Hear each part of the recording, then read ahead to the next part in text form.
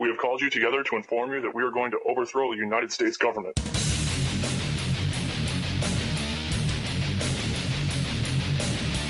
you still think that jet fuel brought down the World Trade Center? Does anybody else see a problem here? If the government has nothing to hide, why are they so afraid to answer a few questions? Thank you, ladies and gentlemen. Well, as you know, my name is David-Wynn Miller, but I punctuate my name. George Washington, Thomas Jefferson, Abraham Lincoln, Benjamin Franklin, all punctuated the name same as I did. They were all 34-degree Master Masons.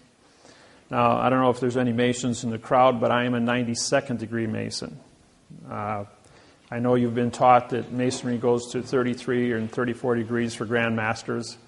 The reason I'm a 92nd degree Mason is because in 1988 I broke the math interface in all 5,000 languages, proving that language is a linear equation in algebra. This hasn't been done in 8,500 years of written language. When I did so, I was able to unlock the 2/3 of all the words missing from all languages in the world, and I can write any sentence in any language, frontwards and backwards, with the same meaning. Once this was discovered, it completely 48 hours after I published on the internet, I had 2 Secret Service agents from Washington at my front door going, "Do you realize what you've done? You've just disqualified every treaty, trust, and contract in 8,500 years on planet Earth." I says, "Well," he says, "who did you tell?" I says, "Everyone." I says, "I sent out 100 videos, 20 hours long, including a 100-page report on the entire studies, to all nations of the United Nations and over 100 TV and news agencies around the United States." By doing that, I protected myself, because when you have a secret that is so profound that it would disqualify planet Earth, it would cause you to get shot. And at every seminar, by the end of the seminar, there's always a dozen people that walk up to you and say, "Why are you still walking around?" Well, as Pandora, destroyer of worlds. Now, you might think that that's a bad thing. The word destroyer, D-E, means no, and stroy is contract. Of is an adverb which connects to a pronoun in front of it. P-R-O means no, N-O means no, and U-N means no. So the word destroyer is a no, no, no word. Of is an adverb, A-D-V. It's a modifier. Modifiers connect the pronouns in front of it and modify the verb after it. Modification is change, change is motion, motion is action, and action is verb. Therefore, the word world becomes a verb. Do you live in a world of verb, or do you live in a world of a fact? As you all know, the word world is a fact. But because it's the destroyer of verb, I destroyed the world of verb in all 5,000 languages worldwide on April 6th, 1988. And so with that said, how did this come about? Well, in 1980, I went through a divorce. And in the divorce, Judge Stanley Miller said, "You cannot be a father to your children." And he took away my children. I'm going, "Why would you do that? I've been a good father for 10 years. And he goes, "Because I'm a judge," he says, "and I can take away people's children just because I can." I says, "Well, that's sex discrimination. Under the 1964 Civil Rights Act for equality, I says, I'm going to prosecute you." And he says, "You can't prosecute judges." I says, "I beg the difference." I says, "I know what the law is. You swore to support the Constitution of the United States and the laws written by the United States Congress, Senate, and Legislature." I says, "That includes equality." I says, "If I don't have equality, that's discrimination." Pretty simple. So I prosecuted Judge Stanley Miller in 1980, and he was disbarred as a judge. 7 years later, Stanley Miller got reappointed again. 2 weeks later, after he was reappointed, I showed up in his courtroom, had him disbarred again 4 days later. Because 7 years later, 1994, got reappointed again.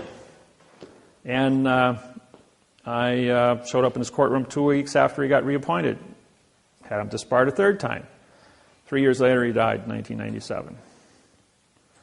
And never served much on the bench. Always was an administrator, but never a judge. As a result of that, when the judge took away my children, that violation that breaking of my heart put me on a path. That path was anger. You don't take away a parent's child. And the pain that caused, pain makes thought, thought makes wisdom, and wisdom grows to maturity. So as a result of that pain, I started studying. Now we go through 3 phases in life. You do not know what you do not know. Well, it's like putting your hand in fire. It looks pretty until you touch it and you get burnt. Well, you know what you don't know about why you got burnt. And I was aware of what I didn't know, so I had to study.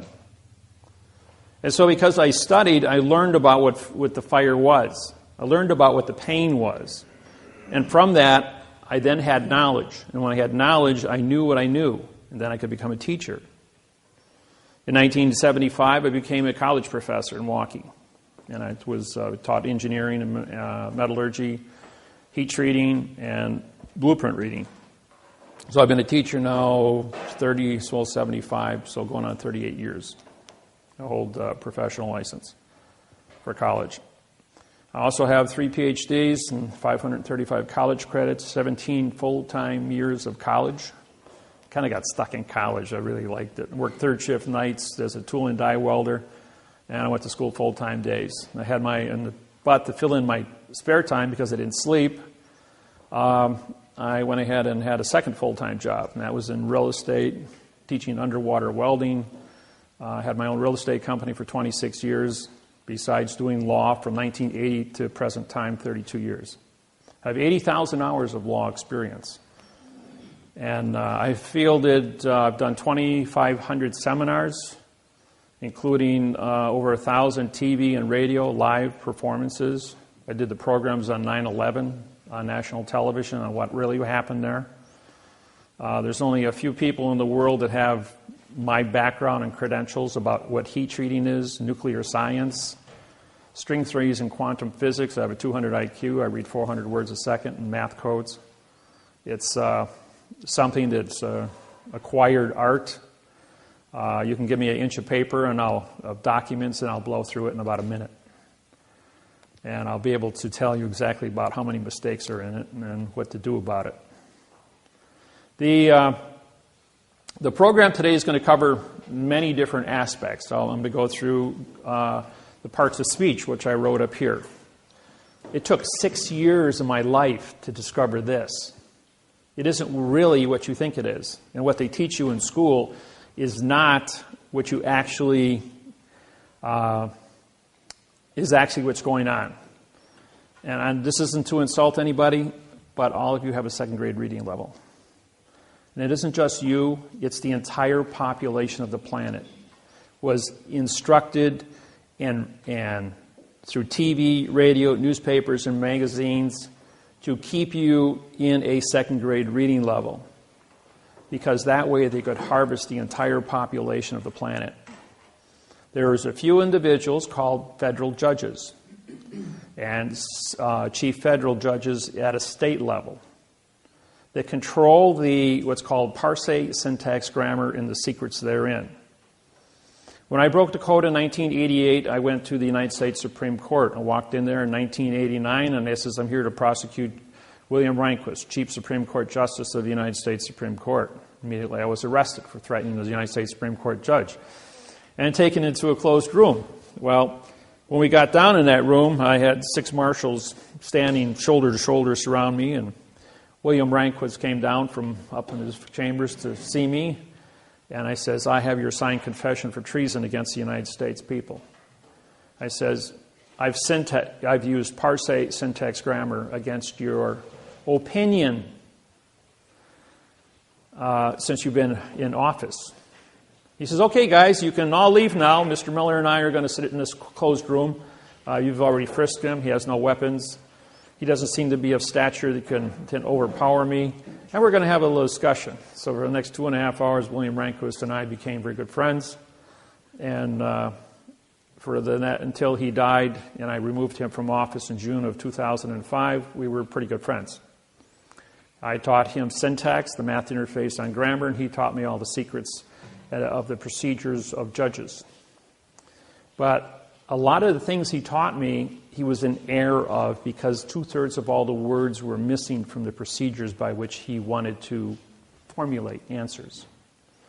Now, believe it or not, we are all actors in a play that have been already written. All of you believe that you have a certain amount of choice to make in life. But the fact is, and I will do this later this afternoon when we get into some history programs, that we are on timetables that run on 7-year international, on domestic bankruptcies and 70-year international bankruptcies. These bankruptcies control the planet for the last 6,500 years in all countries. All countries worldwide are controlled by the post office. Not the courts, not the judges, not the kings and queens, but the postmasters of the world run the entire planet, have for 6,700 years. Going all the way back to Pharaoh, henceforth the Masons. Now, a lot of you we're in this room today. A room is a closed area, so therefore it's a court. I'm going to show you a dollar bill here, which you're all familiar with, and on the back of the dollar bill you have the eagle, right? Notice the eagle's wings are turned up. If you notice the eagle's wings here are turned down, that's because it's a phoenix. This is Vatican rule, banking. And the flag here has yellow fringe on it. And the yellow fringe flag changes the dimension of the flag. This is a maritime braid for commerce. The fringe changes the description of the flag. It's under Army Regulations 840-10, Chapter 2-6. Allows for fringe to be put on military flags for parades. But anything you put on top of the flag cancels the contract of what a flag is. So even though you think you're looking at a United States flag, United, UN means no, and ITE is citizen. A no citizens condition of state flag. Controlled by Vatican banking. You're all under commerce. So who's the Vatican? They're postmasters. They work with Bern, Switzerland through the Universal Postal Union. On the 29th of September 2009, I did a seminar in Auckland, New Zealand. In that seminar, there were 90 Auckland tribal chiefs of the 1,200 tribal chiefs that live in New Zealand. I then made a statement that the post office since 1800 has never had a correct parse, syntax, grammar, law, rule, regulation, or code in any language with any people on planet Earth. As a result of that, 72 hours later, 3 days, the United States Postal Service, which since 2000 has had a quantumized postal treaty with myself and Russell Gould, my business partner, two of us make corporate. On the 27th of August, 1999, I sued the United States of America for the flag of the United States. I filed a new quantumized mathematical patent on the description of the flag of the United States, 1:1.9. And he used the correct grammar, called parse syntax grammar. As a result of that, on August 12, 1999, I owned the patents to the flag of the United States of America. And on August 13th, all flags had yellow fringe put on it because they had to change the dimension of the flag. Now, I don't know if you remember in 1968 when the astronaut, for those of you that are old enough, and I don't think there's a whole lot of you here that are old enough, the astronaut stepped off his spacecraft into his footprints on the moon, turned around, looked at Earth, and says, "Oh, look at Earth is a vessel in a sea of space." With that one single sentence, Earth is a vessel in a sea of space. That's maritime. The entire world put yellow fringe on every flag in all 250 countries, in every courtroom, in church, and office, making everything on planet Earth maritime. Maritime is controlled by the DOT, Department of Transportation, which is controlled by the Postal Service worldwide, Bern, Switzerland. Bern, Switzerland was established on the 22nd of October, 1871 in Hawaii. It was the first city, first country as an independent nation to sign an international bankruptcy with Bern, Switzerland for 2 cents to transport cargo anywhere on planet Earth. And as a result of that, within a period of a year, all 250 countries for a 2-cent postage stamp signed up to give the post office authorization to transport vessels for a 2-cent postage stamp. Well, as you know, people were thinking of mail. Just send a letter. A letter is a vessel. Well, the word vessel includes cars, trains, planes, automobiles, overland stagecoaches, pony expresses, and human beings. And by doing so, they then captured all commerce on planet Earth by contract for a 2-cent postage stamp. A year later, it went up to a buck a letter. But they got their foot in the door, and that was all that was necessary. Somebody left a little tiny article sitting in a newspaper in January 8th, 1872, on a microfiche dish in Honolulu, Hawaii, in the Iolani Palace Museum Archives building. Hightower and I went into that building that day, and we wanted to look for a flag of Hawaii. And they said, we guarantee there is no information in this building from 1869 through 1875. And I'm going, now, why wouldn't there be anything? Hawaii's the center of the Pacific. Anything moving from east to west and west to east has to stop at Hawaii to get coal, C-O-A-L, for fuel, as everything ran on steam back then. So Hawaii then became the center of the entire Pacific Rim, hub to a wheel. Very, very important location. And by doing so, that started a series of events through the Universal Postal Union to capture the entire planet, throw the entire world into a postal zone. And this little tiny article, as it was put into place, was left there. Nobody thought anything of it. Well, we did find a flag on the newspaper. It had 8 stripes instead of 7. But there was also a little square 3 inches by 4 inches with the obituary. The obituary of the Portuguese Masonic eye, the French Masonic eye, the German scale, and the English scale. So now we had ordering all Masons in the Hawaiian Islands to come to Honolulu, Hawaii to pay homage to King Kamehameha V, who died on the 6th of December. I'm telling you the story because it is relevant to the beginning of the takeover of planet Earth. As a result of this, it takes a steamer 3 days to go from Honolulu out to Kona and Hilo and back again. So 3 plus 3 is 6.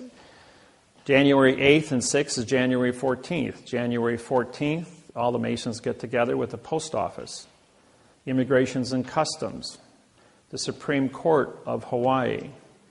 Guess what building they're all in? They're all in the same building directly across from the Queen's Palace in Hawaii. Immigrations, Customs, the Lodge number 1 for the Masons, the Postmaster General of Hawaii, all in the same building. And they cut a treaty. The treaty says that there was, in 1848, a law was passed in Hawaii that if Hawaiians are dead or off the land for 20 years, the land is free for settlement. So they went ahead and the Masons signed this contract to take over the Hawaiian Islands. Now, there's a law called the Rescissions Act. It goes all the way back to the Civil War. The Rescissions Act says that no law becomes legal for 3 days. And this 3-day notice, if you ever look at when contracts are signed, even when you all did your mortgages, either bought property or sold property, you couldn't pick up a check in your closing for 3 days. That's because of the Rescissions Act. That's Title 15, Section 1636 and 1639. Now, the Rescissions Act then went into effect on the 17th of January, 1872.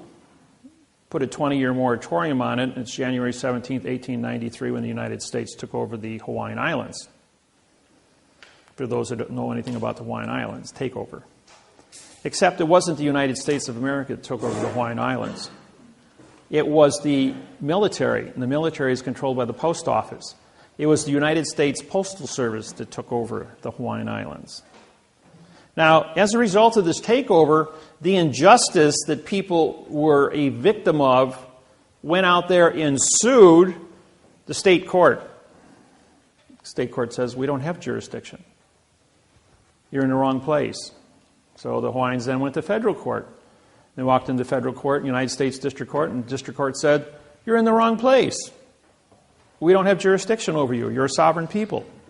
So they went to the United States Supreme Court, Washington, D.C. United States Supreme Court, Washington, D.C. You're in the wrong place. You sued the wrong people. They're going like, all right, we're being victimized. They stole our land. Who's guilty? So from January 17th, 1893, all the way up until January 6, 2009, nobody knew who was guilty.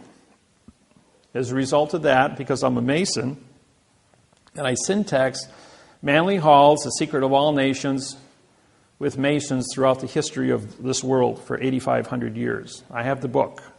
There's only 5 copies on planet Earth, and I own one of them.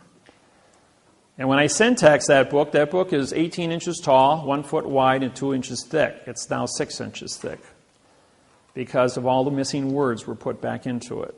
It covers everything on the planet, every religion, the tarot cards, witchcraft, grammar, all the parts of speech, parse, how words come together. It's got all the secrets in it. But the secrets were only written in adverb-verb, not prepositional phrases. So when I rewrote it with the correct parse, syntax, grammar, I then had missing secrets. I did the same thing through the Quran for the Muslims, and I did it through the Bible, King James Bible. I was able to discover the secrets, putting me as the chief federal judge of the United States of America, prosecuting judges for the past 32 years. That's what I do. I prosecute judges. I'm the bad boy. As a result of this, the reason I told you this is because everybody wants you to walk into the state court. Well, state is undefined. You live in the state of Indiana, right? That's not a true statement. You live in the Indiana Territory. The state of Indiana is the name of the vessel in dry dock called your courthouse. All courthouses are foreign vessels in dry dock controlled by the Department of Transportation. In other words, the port authorities control vessels in dry dock. All judges in the United States and all courthouses are paid by the port authorities. That's a very big secret.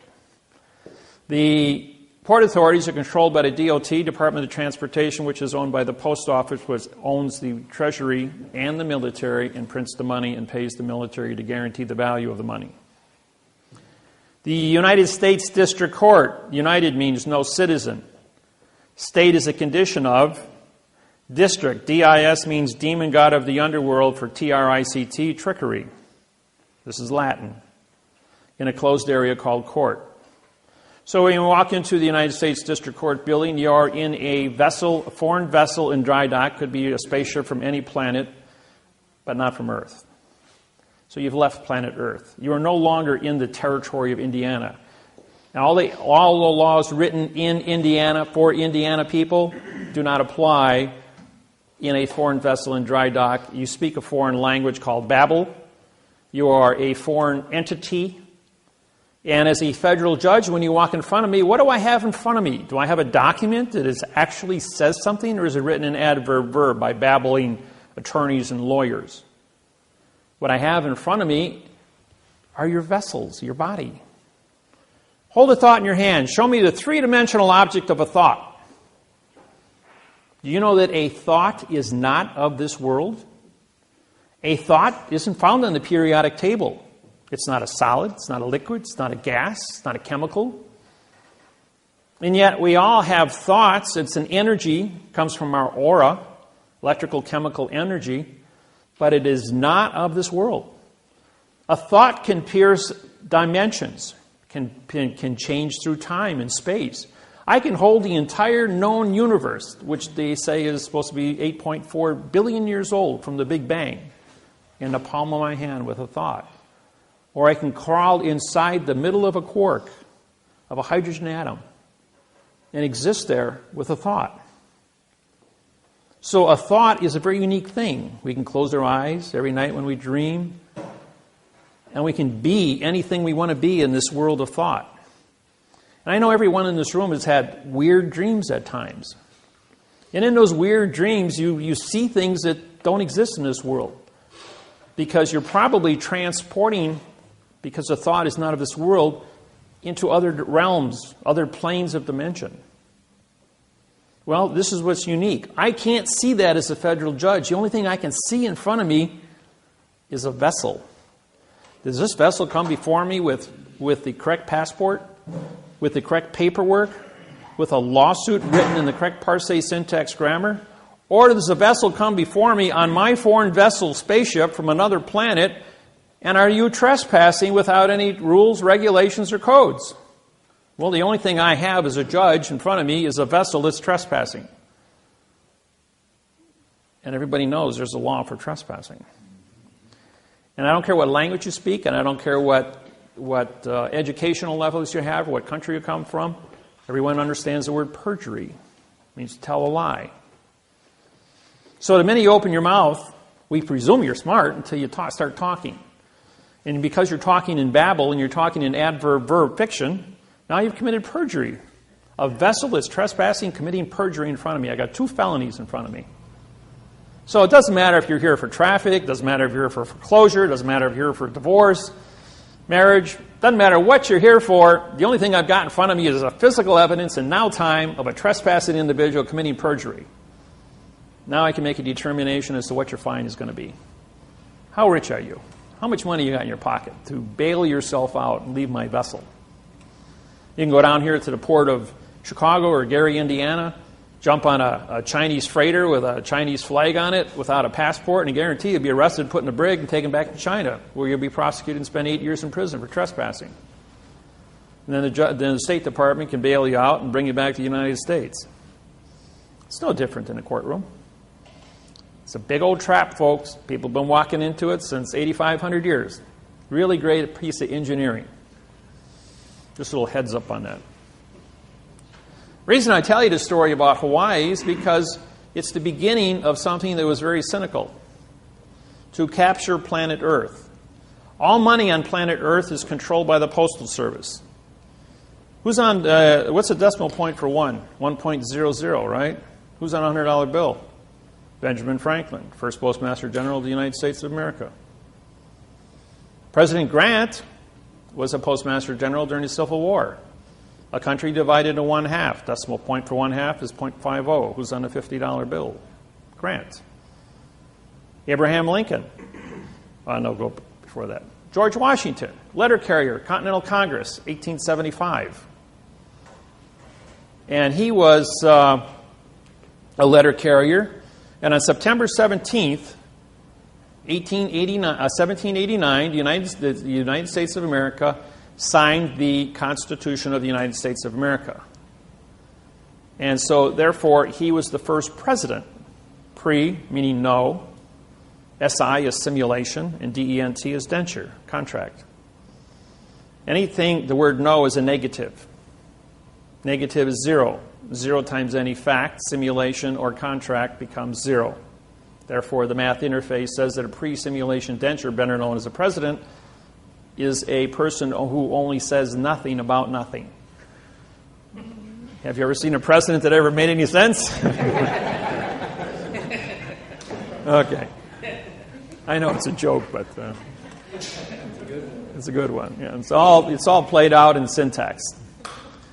So the grammar that's used for modification is what they keep us down with, what they teach you in school. Now, lawyers and attorneys are all licensed to lie. They write everything in adverb, verb, adverb, adjective, pronoun, and pronoun, adverb, verb. They don't use prepositional phrases because they're not allowed to use a fact.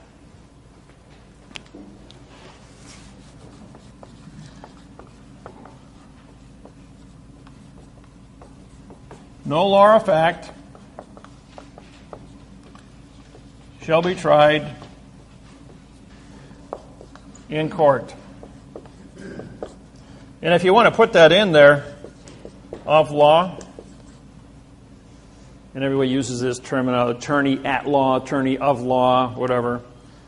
Parts of speech. No is an adverb, it's negative. Law now becomes a verb, negative. Or is a neutral. Negative fact becomes a negative verb also.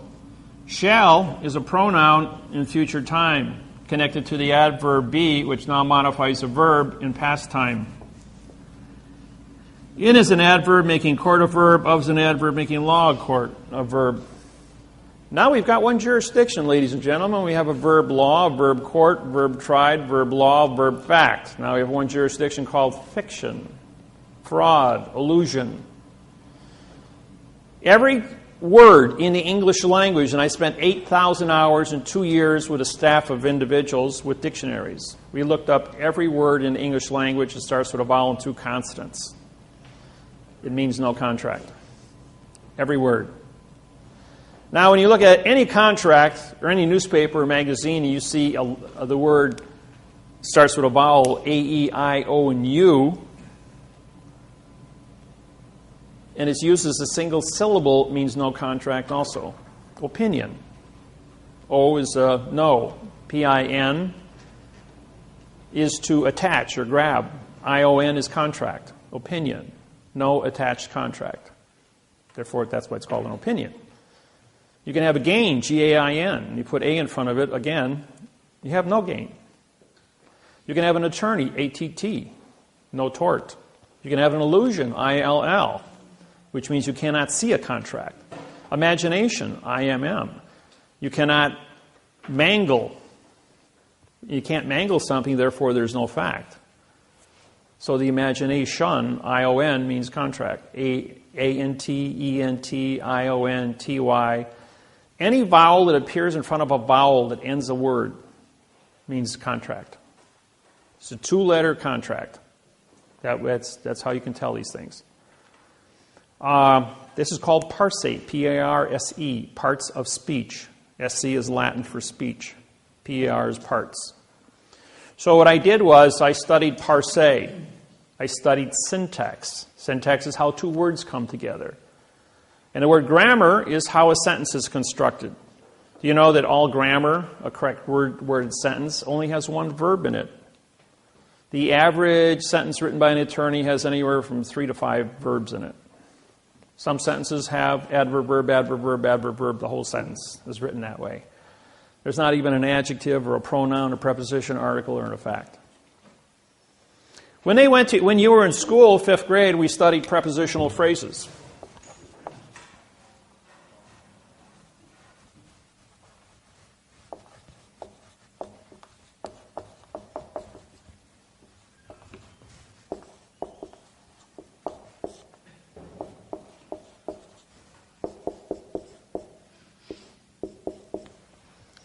That was the preposition, article, and noun made up your prepositional phrase.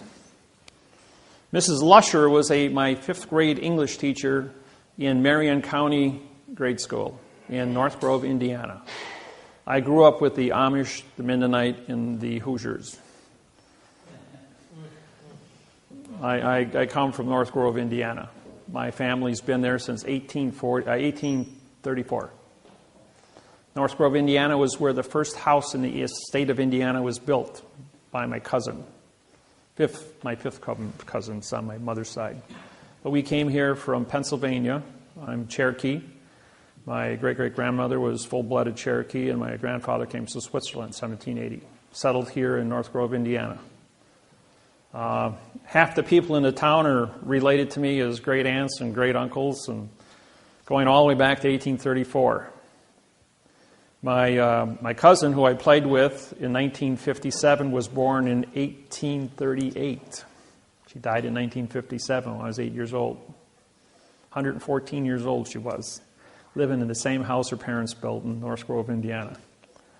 Isn't that something? She's in the Guinness Book of World Records. This is one of the oldest people living. And I think she's probably one of the oldest ones in Indiana. And I used to work on the farms with the Quakers and the Amish here in Indiana, cutting hay and driving tractors. And I had my fun playing in the hay, the harvest time. So I'm fully aware of the politics and everything. And Mrs. Lusher, my English teacher, was my next door neighbor. We had an 80-acre farm with 40 pigs. We had 40 head of cattle, and we were farmers too. My mom and dad gave that a shot. I had six brothers and sisters, so big family. When we studied prepositions, pre meant no, position. An article, anytime you have a vowel and two consonants, ART, we have no ownership. So if you have no position and you have no ownership, you have a no-no. N-O is no and UN is no in Latin. Better known as the noun. So what we did is when we disqualified this in 1999, we had to come up with a brand new answer for a mathematical interface on grammar. So we did this. We had a position, dropping the word pre. And the word lodial is spelled L-O, which is location, D-I is original, A-L is contract.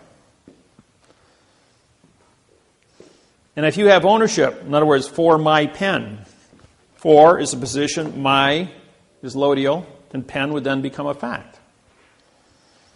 Now, if I just were to drop one of these two positions here and say my pen and drop the word for, or with my pen, and I drop the word with, and just say my pen, my becomes an adverb, and an adverb modifies a verb.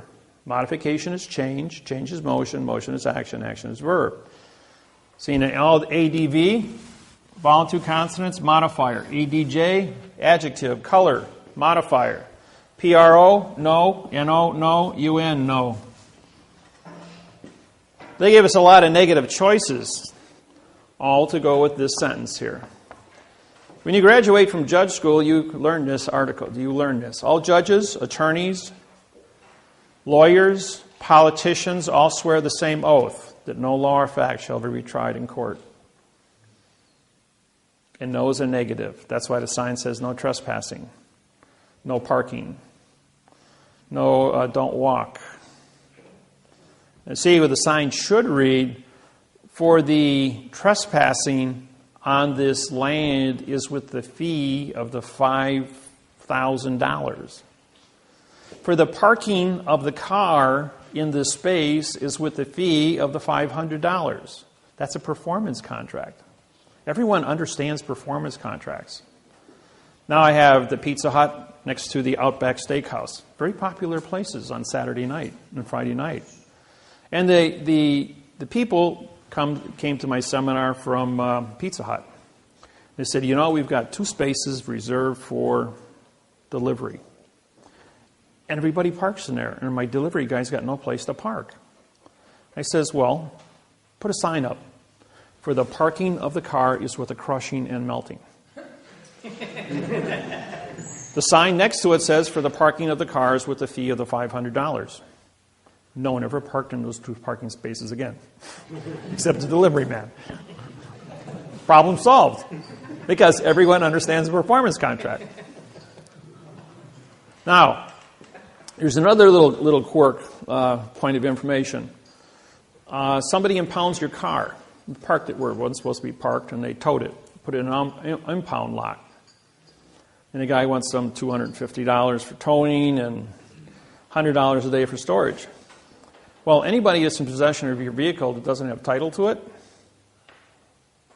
is renting your vehicle. So you send him a true bill for renting your automobile for as long as he's had it. If you want to go down to the local courthouse, you can pull up a lawsuit by Avis Rent-A-Car or Hertz Rent-A-Car, copy it, and sue the tow truck company. Or if a police officer orders a tow truck company to remove your vehicle from the highway and he won't give it back to you, send him a true bill for for rent-a-car. Your car will be back in one day, maybe a couple hours. Works every time. Just a little plug there.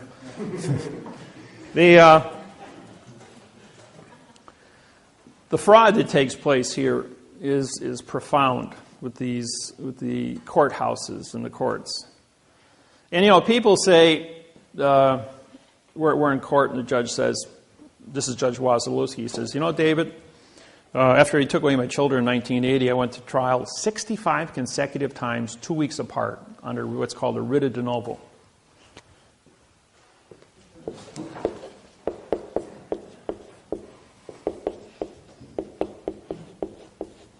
Now, this is a pronoun, adverb, adverb, verb. But if you put for the writ of de novo, then this becomes a 5, a 6, a 7, a 5, a 6, and a 7. This is French, but de means the in novo. It would then become a fact. So I filed for the writ of the de novo. Now, what that means is if you violate equality, that's discrimination. That's a crime. 1964 Civil Rights Act violation. So for the writ of de novo is your ticket to get a free trial for anything. I don't care what it is. They cannot move forward on any topic. If they want to foreclose your house and they use adverb verb, they didn't give you equal protection of the law. That's a prepositional phrase. For the protection of the law using the correct parsé syntax grammar. Therefore, you can sue for a writ of de novo just for the be correct on the grammar. It doesn't matter if you got a mortgage or a deed of trust. Indiana uses the terminology mortgage. California uses the terminology deed of trust. Deed is a pronoun, of is an adverb, making trust a verb. The word mortgage, by it stands alone on top of your document, is called a pronoun. There's no prepositional phrase. If I hold up this object, you see a pen. In Spanish, it's scribola. And if I hold this object about 5,000 languages, I'll get 5,000 different sounding effects to what it is. Does 2 plus 2 equal 4? How many of you think 2 plus 2 equals 4? All right, just all's fair.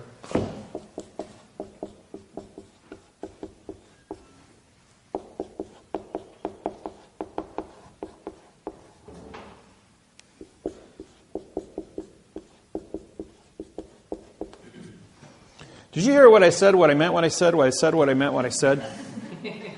I can do this 150 different ways before I'm going to get it right. So don't ever presume what you think I said, because if my lips are moving, I'm lying to you. That's what a judge said to me.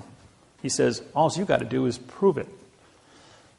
He says, and in 8,500 years, Wasilewski says, no one has ever proved it. And I said to him, I said, I know what you said to me. You said to me, wait a minute. He says, you mean to say if I say yes, you're going to say no? He goes, yep. And if I say no, you're going to say yes? He says, that's right. And he says, all right. Does 3 plus 3 equal 6? He goes, yeah. He says, no one ever went to war over a math problem in the history of mankind. No religion, no political organization, no condition of state, no country ever went to war over a math problem. 2 weeks ago, President Obama and President Bill Clinton sat on the podium at the Republican convention on national TV. And the closing statement by Bill Clinton was, no one ever went to war over a math problem in the history of mankind, and we're doing it correct. That's an exact quote from all 2,500 seminars I've done. And by the way, I was Bill Clinton's counsel for the sex trial. Remember the phrase, for those that are old enough? The question was, what is sex? Bill Clinton goes, depends on what the definition of is. And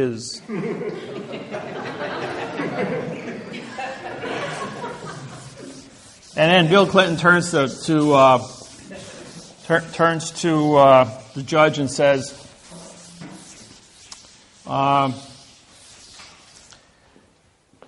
I just showed the American people a verb is and a noun is. Would you like me to show them another verb and another noun? And the judge stands up and says, there will be no further questions, Mr. President. This court stands adjourned. Well, every newspaper, TV, announcer, magazine had a comment about that. It became a very, very, very famous phrase. And that famous phrase was, one question and a demur. The word demur means to answer a question with a question. And the trial was over. And so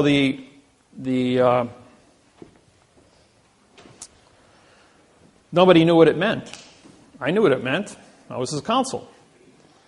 Senator Bill Clinton says to me, Dave, he says, that worked really good. He says, but I got to go in front of Congress, he says, 2 weeks. And I can't take my lawyer with me. I says, well, you're a lawyer, Bill. I says, I'll tell you what you do.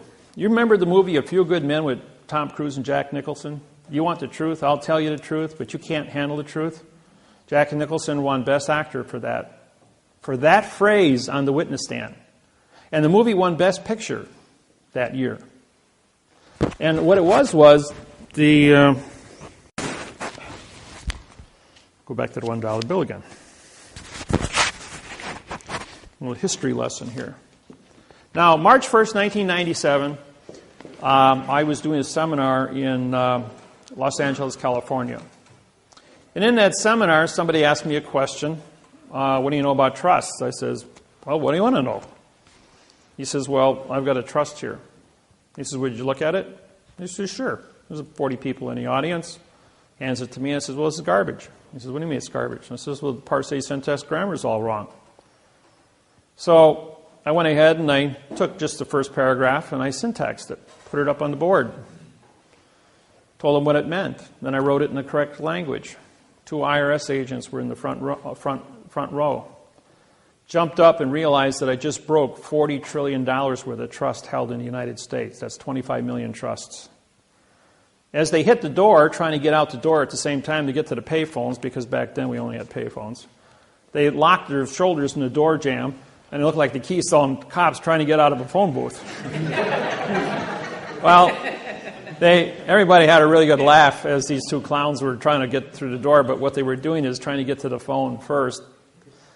And in the next 5 days, they harvested $100 billion in trusts across the United States under false and misleading statements under parse, syntax, grammar. I broke the world of trust. Well, what they did is when they took those $100 billion, they sold that money on Wall Street. The second week, they took another $100 billion and sold it. Third week, they took another $100 billion and sold it. March 1st, 1997, the United States stock market stood at 6,000. On March 21st, it was at 5,300. Dropped 10%, 600 points. So I called up the Postmaster General of the United States and I said, why are you guys selling your money? Why don't you buy .com stock with it? As the electronics is going to be the new phase of planet Earth for communications. The fourth week when they took $100 billion, they also went ahead and they took the other $300 billion they just stole out of the trust industry and they bought stock with it, causing the stock market to jump 700 points in the fourth week. And they continued to harvest the trust industry, which was money that was not in circulation. And the stock market went from 5,300 to 14,200, all the way up to 9/11. And then 9/11 brought everything back down to 6,000 again because of the new terrorist bill and all that stuff. We'll get into that later. But going back to Bill Clinton, he says, how am I going to go in front of Congress here in 2 weeks? I says, well, you're going to hold up a $1 bill. Walk into Congress and say, ladies and gentlemen, before we get started today, I'm going to tell you the truth. He says, but you won't be able to handle the truth. Phrasing Jack Nicholson. He says, we're going to take you back to when you're 10 years old, 5th grade English. He says, first off, we have a line that goes around the money here. March 1st, 1997, I sued the United States Treasury under maritime law boxing. And that's why all your money today doesn't have any boxes on it. If you've... See the 10? It's got a circle around the 10. And the 20 has a circle around the 10. So does the 50s and 100s and the 5s. They're all the same. No more boxes except for the $1 bill. That's because there's so much Masonic information on the back. The pyramid has 72 stones on it. That's for 72, the rule 72 of banking. You take the interest first and you walk down to the principal. The all-seeing eye is Masonic. The capstone has never been completed because the process of discovery is always in motion. But going back to the beginning, it says the United States of America. Now, we all studied that prepositions were of, and the article was the. When you separate the prepositions, they all become adverbs. That means you have 68 prepositions and 38 articles. Together, you have 100 adverbs. So, the as an adverb now modifies united to be a no citizen. UN is no, IT is citizen. ED is in past time, which means you have no now time jurisdiction.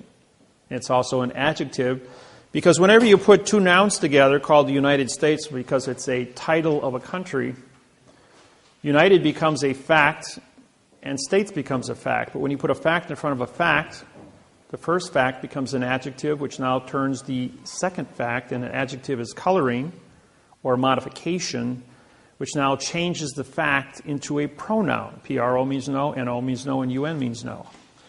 The pronoun is now connected to the adverb, ADV, vowel two consonants, no contract.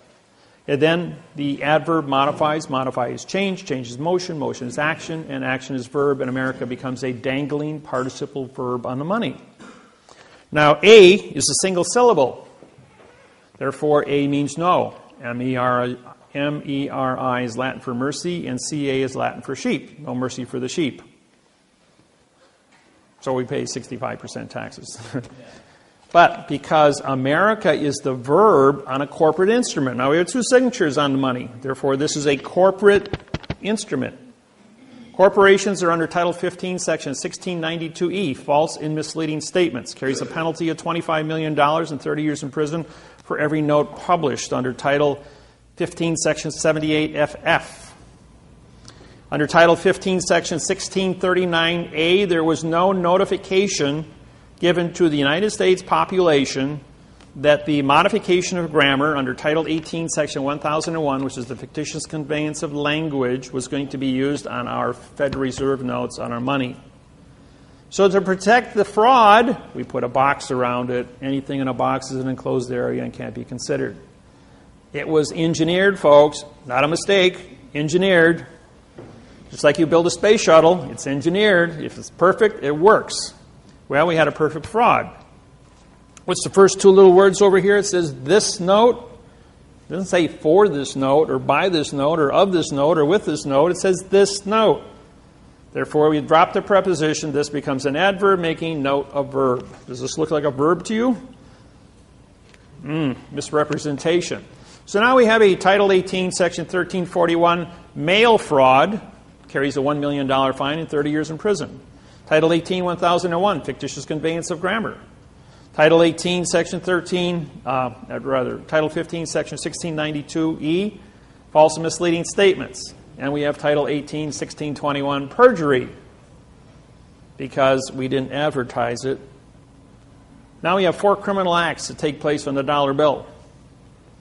Bill Clinton then says to Congress, in 2 weeks I've got to address the union and do my union address. I have to tell the world that America's a verb on the money, and then articulate the criminal activities that's taking place here and disqualify all U.S. currency that 150 countries worldwide depend on for commerce, food, and energy. Or we can seal a case. All those in favor of sealing the case, raise your hand. 102 hands goes up, and he walks out and doesn't say a word. Now, who controls money? Universal Postal Union. Universal Postal Union gets the word, and all 250 countries are told to stand down. Bill Clinton's case is sealed, and nobody talks about Bill Clinton's indiscretion. Shortly thereafter, Hillary Clinton runs for President of the United States against Obama. Does anybody talk about the indiscretion of Bill and Hillary? Not a peep. Not even North Korea, not even Afghanistan, not even the Middle East countries. All the people that hate the United States are all told by the Universal Postal Union, you will keep your mouth shut and don't talk about anything of Bill Clinton, or he's going to spill the beans on the language. Squeaky wheel gets the oil. You think you got freedom of speech? Yeah. It stops with the money. Who controls the money controls the world. Always follow the gold. So therefore, Hillary doesn't make it. Obama's elected as the 47th consecutive left-handed president. Romney is right-handed, by the way. There's never been a right-handed president. What does that tell you? Who's going to win the election? Obama, yes. Or me. I have 5 billion people on my website. I have the 58% of the world's population studying parse syntax grammar. I could very easily be as a written-in candidate come November 5th, 6th. Yeah, November 6th, that's right. Tuesday. Just like Lewinsky did in Poland. Stood up, people found him to be an honest person, and he got 92% of the write-in vote. Became the best president Poland ever had for 10 years until he took a bribe and got thrown in jail. True story. So the money is a key here. Always follow the money. Now, you came here, most of you, or some of you, are involved with mortgages. The mortgage that you are in possession of was written entirely in adverb, verb, adverb, adjective, pronoun, and pronoun, adverb, verb. The mortgage has 6,000 mistakes on it. It is a perfect document that has absolutely 0 facts on it, and it was not signed by your bank. No mortgage in the United States of 64 million mortgages was ever signed by the bank since 1934. Stalin captured Russia, nationalized it in 1917.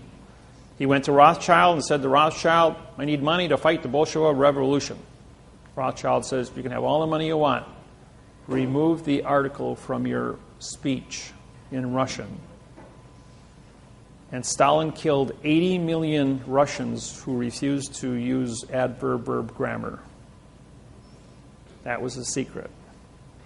Because there was no TV or radio back then, it was very easy to genocide a population and without having anybody know it. They did the same thing in Hawaii from 1800 to 1829. 38,000 Hawaiians had their heads cut off because the Hawaiian language has no vowel into consonant conception, and they use prepositional phrases.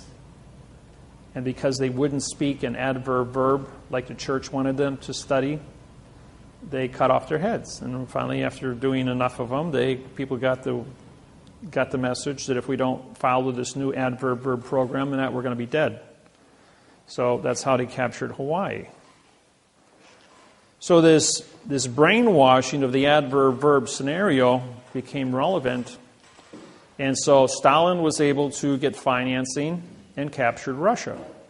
In 1934, Mao Zedong nationalized China, which had 1,200 dialects. Now they only have 4. So we need usually 3. I just came back from 23 days in China. That was quite an eye-opener, going to China. Everything you hear about China, total nonsense. I'm here to tell you, it's total brainwashing. Those people are... If I blindfolded you and dropped you off in China right now in the countryside, you'd think you're in Indiana. It's flat, all farms, people working, growing corn, wheat, barley, everything. Just they don't have any equipment. They're all out there working by hand. And they're pushing carts. They don't have tractors pulling things. Some of the bigger farms will use a tractor. And these tractors are pretty old. They're like 30, 40 years old. I didn't see any modern equipment anywhere, but I saw a lot of labor. They got 1.4 million people, 1 billion people. So they got plenty of people. But most of the country is either mountainous or desert, so there's very small farm areas. I drove probably 600 miles totally around China's countryside. When I got off the plane in China, I was met by a translator, as I have held an ambassadorship with China since 2002 as a result of with the United Nations and my plenipotentiary judgeship. So when I showed up in China, they met me as a returning ambassador to China, and I was put in the presidential suite at the Bird's Nest, which is the Olympic Village in Beijing, for 10 days with a chauffeured limousine at the state's expense. But then what they wanted me to do was syntax, their electronics program. So I took a 1,800-word patent on a new electronics cell phone. The new cell phone is transparent aluminum, 3 by 5 inch screen, 3D holographic. It has a 200 lumen video projector. And then when you set it down, it has pop-up AirTouch keyboard, just like Minority Report. Really state-of-the-art stuff. And it's not a 4 gigabyte, it's 1 terabyte. We're talking 128 gigs on a 20 nano chip to a terabyte for efficiency, memory. The 200 lumen is in high resolution Blu-ray, and it puts out a 4-foot screen. Set it down next to your computer, it talks to your computer, transfers all the information from your computer into the cell phone and puts it up on a 4-foot screen. It also has a 2-inch by 2-inch transducer, it's called a subspace transducer. It's a microphone, it's a speaker, and it's also an antenna. Has a 38-mile range, can operate 100 feet underground, underwater, can read minerals up to 100 feet underground because it works in subspace. Now think of the hydrogen atom. You have an electron and you have a proton. This goes into space between the electron and the proton. As you know, all objects that we touch are held together by atoms. Atoms run on electromagnetics. But this operates in the space between the atoms and the electrons in subspace. Therefore, it can transmit 38 miles between towers and also operates underground. So this is the next stealth technology. That doesn't exist anymore with this new technology.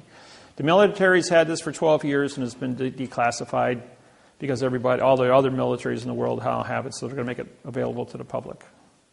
So this is going to be the new cell phones coming out. Even though your Galaxy 3 might be pretty special at the cell phone store, this next generation cell phone is going to be something else. It's going to be Star Trek material. And, well, you've got a really good patent here, right? Written in adverb verb. And I was at this meeting with 5 electronics firms that the Chinese government invited me to be there. We had the guy that developed the subspace technology back in 2000, Michael, and Joseph was a Nikola Tesla electronics genius. He built 4 of these Nikola Tesla coils. So bring these 2 guys together, and they got this great electronics patent. But what's an object, just like this pen, what's an object worth if you don't have a patent for it that's written in quantum language? They can be protected worldwide. So they brought me in because I'm the only guy on the planet that writes quantum. So we went ahead and we showed it. We brought in 2 university professors from Beijing and 1 from Hong Kong on grammar. And they looked at it and said the patents couldn't be rewritten in less than 4 months. I says, well, give me your patents and I'll bring it back tomorrow morning and we'll all get together. So I rewrote it overnight. It took me 8 hours to write 1,860 words in quantum and restructure it. So every sentence was certified mathematically frontwards and backwards.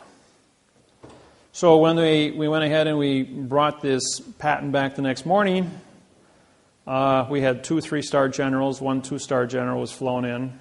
We had 5 electronics firms, 3 translators, and the 5 presidents from the electronics companies.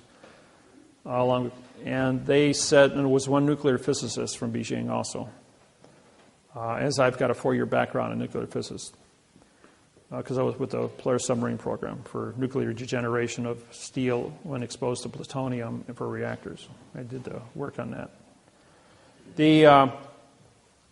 They came back and said it would take 4 months to do a translation. I did it in 8 hours.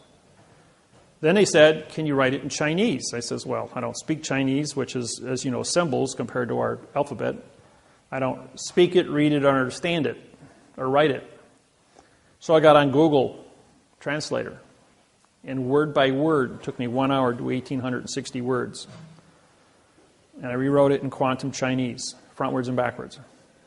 Then he asked me, could you, because I reprogrammed my computer immediately as I worked the math interface on this, I then had interfaced the math program in 150 other languages.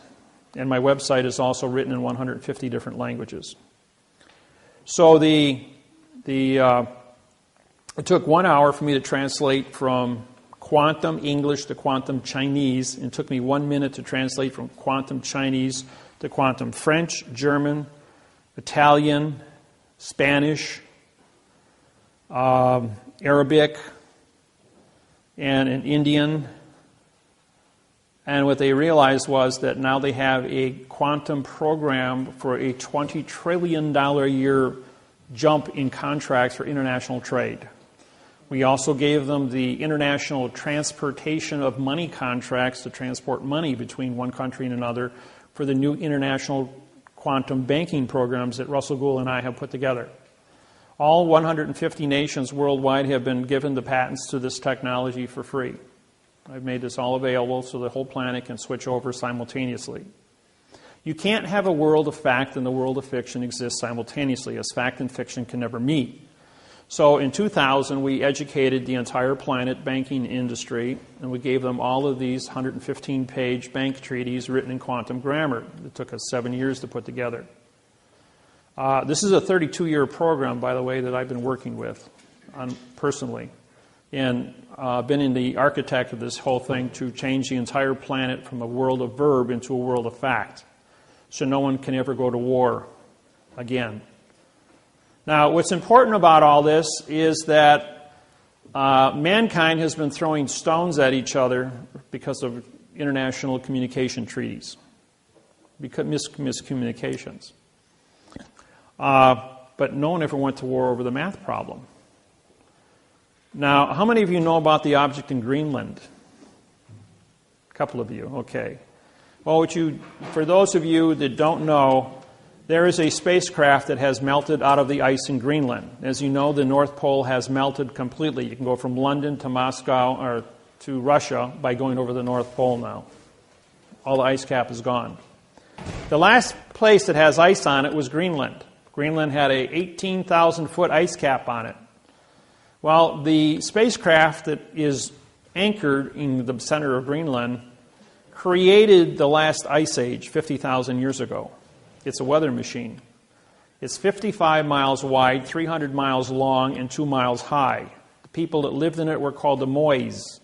If you draw a straight line from the spacecraft to the Washington Monument in Washington, D.C., through the Yucatan Peninsula Great Pyramid at Mitsubishi, it ends up on Easter Island where the Mois have been dug out of this dirt. The heads on Easter Island? Well, 2 years ago, they finally went ahead and they excavated, and they're all 65 to 85-foot people, full-body carvings. And these were the people that lived in the spacecraft that was uncovered that's melting out of the ice in Greenland. So when you think we've been alone, these people have been up there for 50,000 years. The spacecraft is still active after 50,000 years. It has a 200-mile dampening field where no electrons can flow into it. In 1947, a B-52 bomber flew into that pattern, into the dampening field, when trying to fly between Maine and London. As a result of that, they lost power and crashed in Greenland.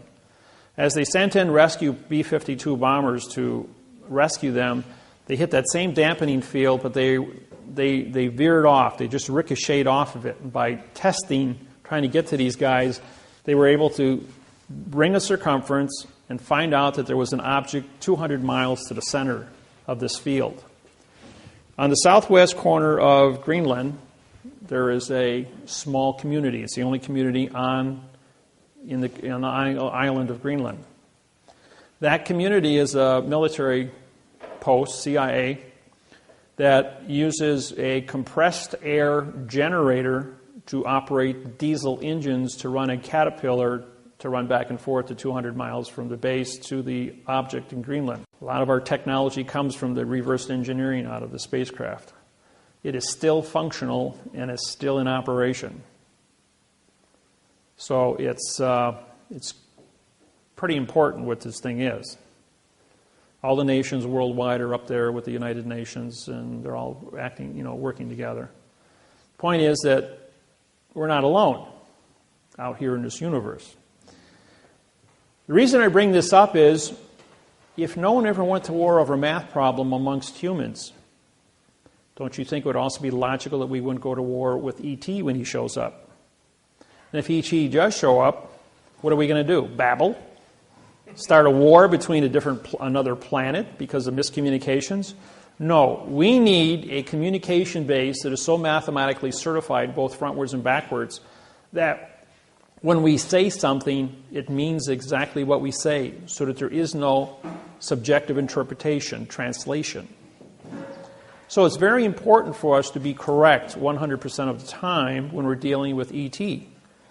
Otherwise, they're going to throw a rock at us like they did 375 million years ago at the Yucatan Peninsula and get rid of the dinosaurs, which you all know about. So we don't want to have rocks thrown at us. So the planet, all the governments of the planet are looking at this math interface as being a correct way to communicate, stop wars on planet Earth, as well as communicate with ET when they show up. And as many of you who do the research and get on the internet know that there's probably a lot of different ETs already influencing this planet with all of our little toys that we have, our cell phones and computers and TVs. So it is relevant. The school systems in China are adapting our quantum program. All the universities and colleges are going to be teaching it this year. As a result of these patents that came out from my 23 days in China, they realized that they were going to order all 150 trade partners to follow suit. Otherwise, they wouldn't be able to do business with China. The biggest new thing that's coming on the market is the word lithium. Lithium makes for the batteries. Now, China currently controls 80% of the lithium on planet Earth. 20%, the other 20% was known to be in Mount Weld in Australia, better known as the Linus mine. It's a 1 cubic mile of lithium that they've uncovered. Colombia, 3 years ago, somebody wanted to find out how big the salt flats were. So they drilled down 15 meters into the salt. And they found a 25 square mile a pure lithium bed of lithium. Enough lithium for the next 200 years to build about 600 billion automobile batteries. Yeah. So now if you add thorium to lithium, you can get 8 times more power out of the same size battery. Think of an ordinary car battery made out of lithium thorium that would have the power to drive a car 400 miles with a 4-minute recharge. That's all. Now, that's technology. I know battery technology. I built my first perpetual motion motor when I was 16 years old, my first laser beam when I was 12. I've been on a cutting edge of weird, futuristic stuff ever since I was a little kid. And if you do enough research on me, you're going to find out that I was taken when I was 8 years old. I went into a UFO for 3.5 hours. They put a machine on top of my head. And whatever they did to me, they put all this information into my head. And why I've been able to build this program without any interruptions from anybody for the last 32 years. And I fielded over 100,000 questions at seminars. And I haven't missed any. So you cook up the best question you can think of, and I'll tell you the facts. I'll tell you the facts going all the way back 8,500 years and how it's going to influence all the cross-referencing with it.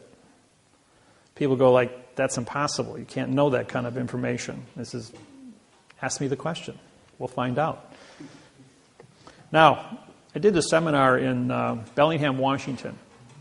I had 86 people in the audience, and I told everyone, I says, I'm going to answer all your questions today. And one gentleman on my right side here, he stands up. He was about 75 years old.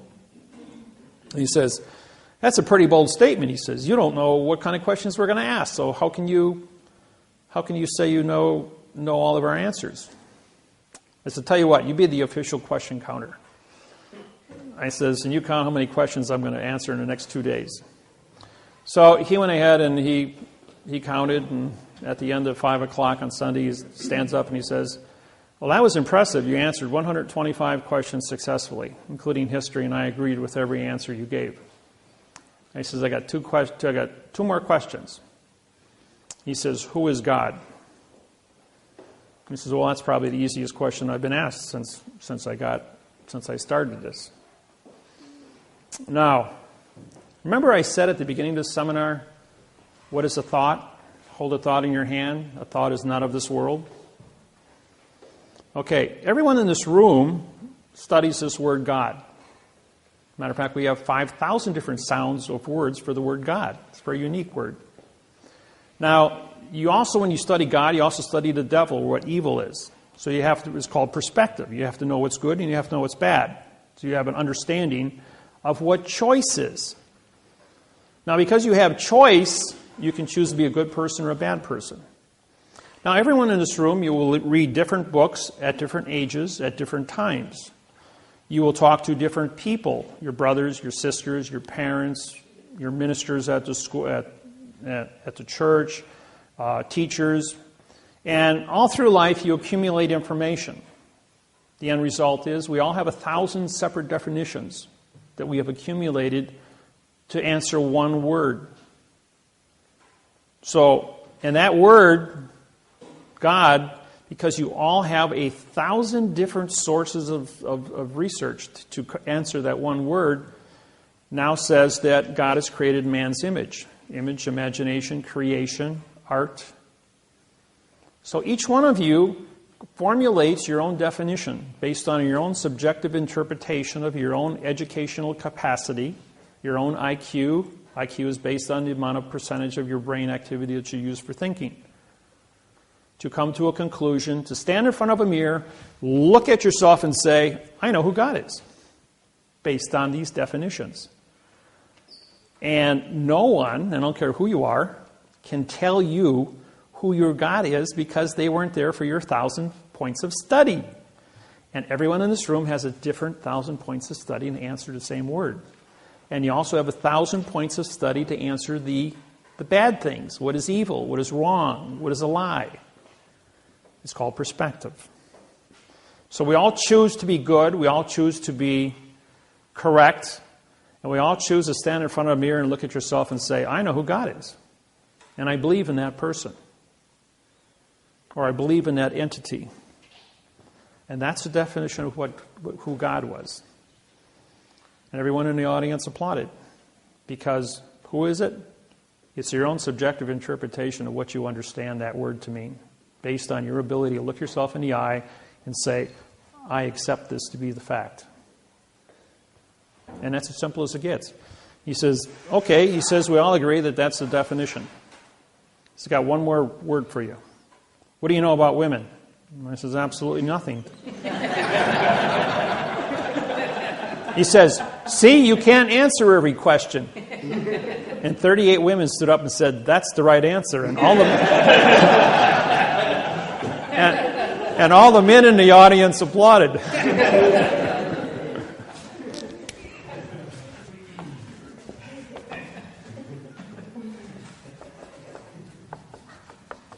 We're going to go through a sentence structure now.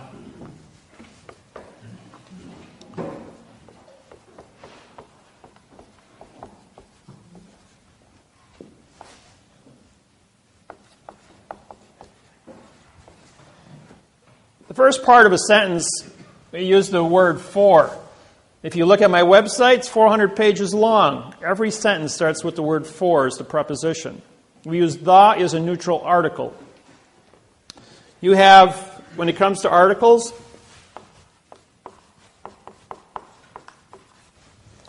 or what we call lodio, we'll put a square bracket because this means no contract. You have a, and, the, this, these. Those are the 5 that I use in my program. Pretty simple. It seems how you have 38 articles and we only use 5. Second part is there's a consequence.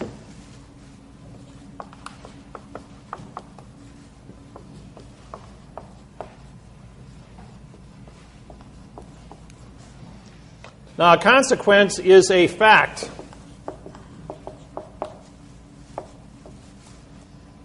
In other words, I stand here and I look at this room, and I have knowledge. My knowledge allows me to understand people, tables, chairs, architectural structures. I specialize in 115 different fields, being an engineer, background, metallurgy, heat treat specialist, chemist, biotech, medical fields.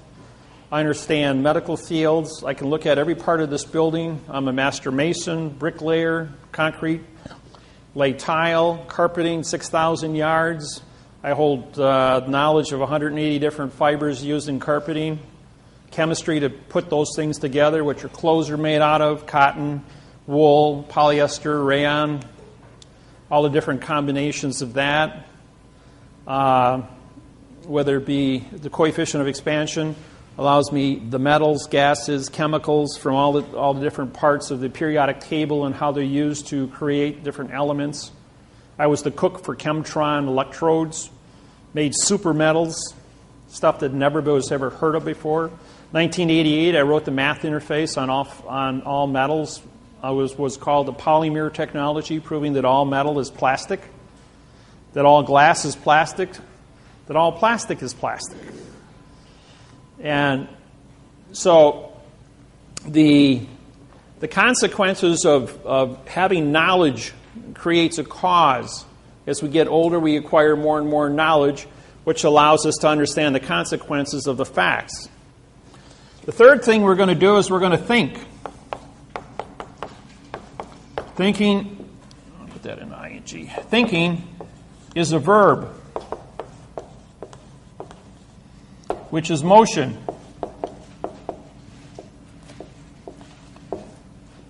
Now, running is not a verb.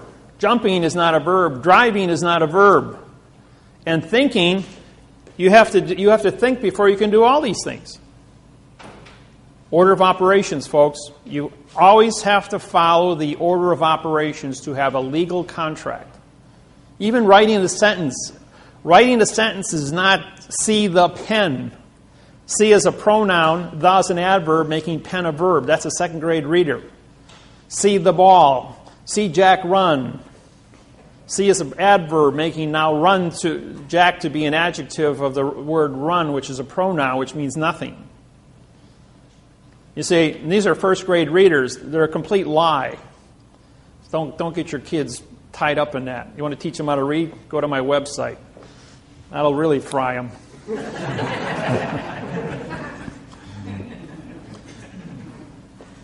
4, when you think, okay, we look. This is we'll put this to be sight, or see. You see stuff, and you need a see. You need a see see treaty. You need a sea pass. Sea pass means that you can move a vessel in a sea of space. So when you have knowledge, you have these positions that you're going to see and absorb points of information. You hear points of information. You're using your 5 senses to absorb information. And with that information, we then store it as a computer. So the consequences is a storage. Just like a computer.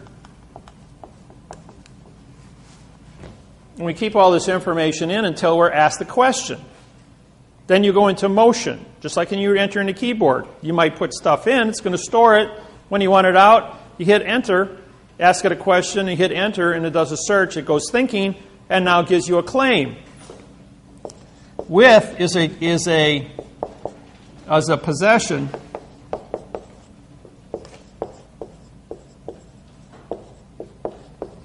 Possessive, which becomes your claim. Now, claims are, you only have 2 different things. You either have a plus or a minus. You're either going to have an award, not award, you're going to have a value. See, the word a means no award, W-A-R-D. Award. Now, the word award is because the contract is written in adverb verb, means you get nothing. You might get a future tense, futuristic Federal Reserve note. Or you might get a promise, pay to, in future time. which is a pronoun adverb scenario. But you don't have any now time facts. So therefore, with the possessive, you possess a claim. The claim has to be defined. So we're going to go here 5 of the contract. Now the contract has to be of the contract terms. Number 6 is with the correct sentence structure, communication, parse, syntax, grammar. Okay, what does that mean? Well, there's a thing, you hear the word right, you hear the word truth. Truth is an opinion, by the way. Everybody believes in God, that's your truth, but that truth is based on your opinion of subjective interpretation, so therefore truth is an opinion. And O means no, and PIN means to attach, and ION is contract. So you have no attached contract because your subjective interpretation of your ability to communicate with any other individual is based on that other person's ability to understand what you're saying in the first place, which is babble. Because it's all adverb-verb scenario. Now, I may be talking to you in adverb-verb because that's the only language you understand. If I stood up here and talked to you and for this knowledge of this individual is with the claim of the correct parse, syntax, grammar, start using prepositional phrases, this would not jar well with your perception. And you'd kind of get lost. So it takes about 200 hours to adapt to this technology. And you will get a migraine headache because you're all brainwashed not to see an article. You might think that's a joke. It's not. Sublimic messaging through TV, radio, newspapers and magazines, school books have been there your whole life, right in front of you. We hide it in plain view, just like we hide a flag in plain view, and we cancel this contract by putting a Coke can on top of the staff, which is a phoenix in this case. If the wingtips are down, it's a phoenix. If they're up, it's an eagle, which is postal. So you can either be under postal guise or you can be under the Vatican guise. Either way, you're under somebody's guise. G-U-I-S-E. It's not a disguise, it's a guise. G-U-I-S-E. Dis meaning no, guys. This means no, by the way. Finally, number 7 is by the author.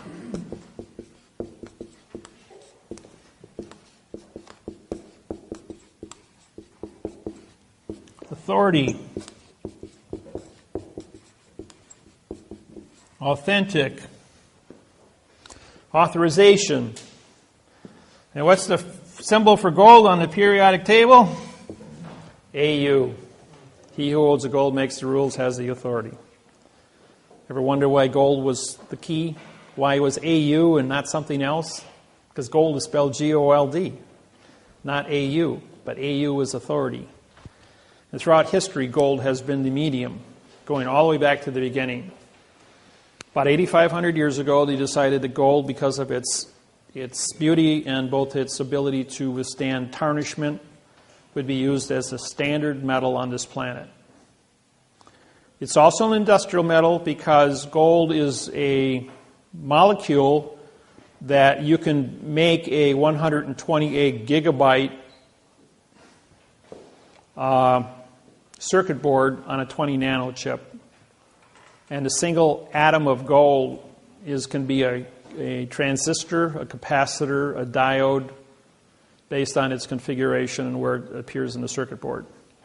They would build a circuit board against that wall with 128 gigabytes of information on it, and then photocopy it onto a 20 nano chip, and then grow that in a cloud chamber of argon. And that's how they would build those chips. So that's how technology, and then he's just stack them together. Everything's done with laser welding, electron beam welding, because the computers are unique. They build themselves now. A 1/4 inch green 1/4 inch quartz crystal run by 2 green holographic lasers are an 800 gigabyte processor with a 64 terabyte memory capacity. The speed of light is 186,000 miles per second. Information is recorded inside a quartz crystal. Our human brain is a 500 terabyte capacitor. That's what you're rated for, 500 terabytes. And these little puppies are only quarter inch, and they have thousands of one full square inch, which are 64 times 64, which would be 3,600 trillion capacity per crystal. And they have thousands of these banks of information run on green holographic lasers. Computers are building computers today. They have advanced. We've had artificial intelligence to make determinations about what a lawsuit is and how it's run at the United States Supreme Court for 12 years now. About 2000s when they implemented the artificial intelligence to make decisions. And when the computer figures out that we're the virus, enough said about that. So, these are the parts of what a sentence is. Now, a sentence has to be written frontwards and backwards. If you notice, we have for of, is, with of, with, by. Now, after the with of, we can have as many of these, like I have one sentence in the book, last page of the book here. This is my book. It's 96 pages long. It's written in 9-point print. It's the only book in the world that's written in quantum language. I have no competition. I have no plagiarizers anywhere on the planet. It's kind of unique to be one source of 8 billion people and nobody's giving me any competition. I have a monopoly on this thing, virtually. And it isn't because I have a monopoly. It's because it's so unique. The condition of math, the condition of a fact in a world of 8 billion fictions is so unique that it stands alone and there's no plagiarizing. All the judges, all the attorneys on planet Earth in all languages have been ordered to search history. Go into the archives of written history going back 8,500 years. Is this an original program? The answer was yes. This whole thing is 100% original. That there's never been anything like it on the planet for communication skills. So the books took me, this is 8,000 hours or 80,000 hours of my work put in 96 pages. This is part of it. All the new stuff is updated on the internet, on my website. But this gives you about an 80% solid base that you can hold in your hand and read. And it takes about 200 hours. I charge $200 for the books because they're the only ones like it on the planet. There's no competition for it. So they're very unique. People that have them guard them. They don't treat them like garbage, like the local newspaper, because when you put value on something, it becomes valuable. If I gave you this marker, you'd use it, put it down, and walk away. If I charge you $200 for this marker, you'd put it in a glass jar, put it up on your fireplace, and say, "That's valuable." Because of what it means to you. Education is the same way. You go to college and you pay for an education, you put value on it, you stay awake in class. If somebody else gives you a scholarship and your schooling is free, you sleep through class. Or you put a tape recorder and say, "I'll study later," but you don't learn anything. Yes? So does it teach you how to write sentences or to read? Yeah, it's got all that. As a matter of fact, the back of the cover page, this is the key to the book.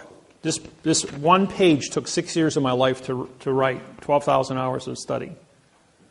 To go and travel all over the United States. I spent a great deal of time in the fifth basement under the Philadelphia Library. It's a top-secret library facility with books that go back 600-700 years.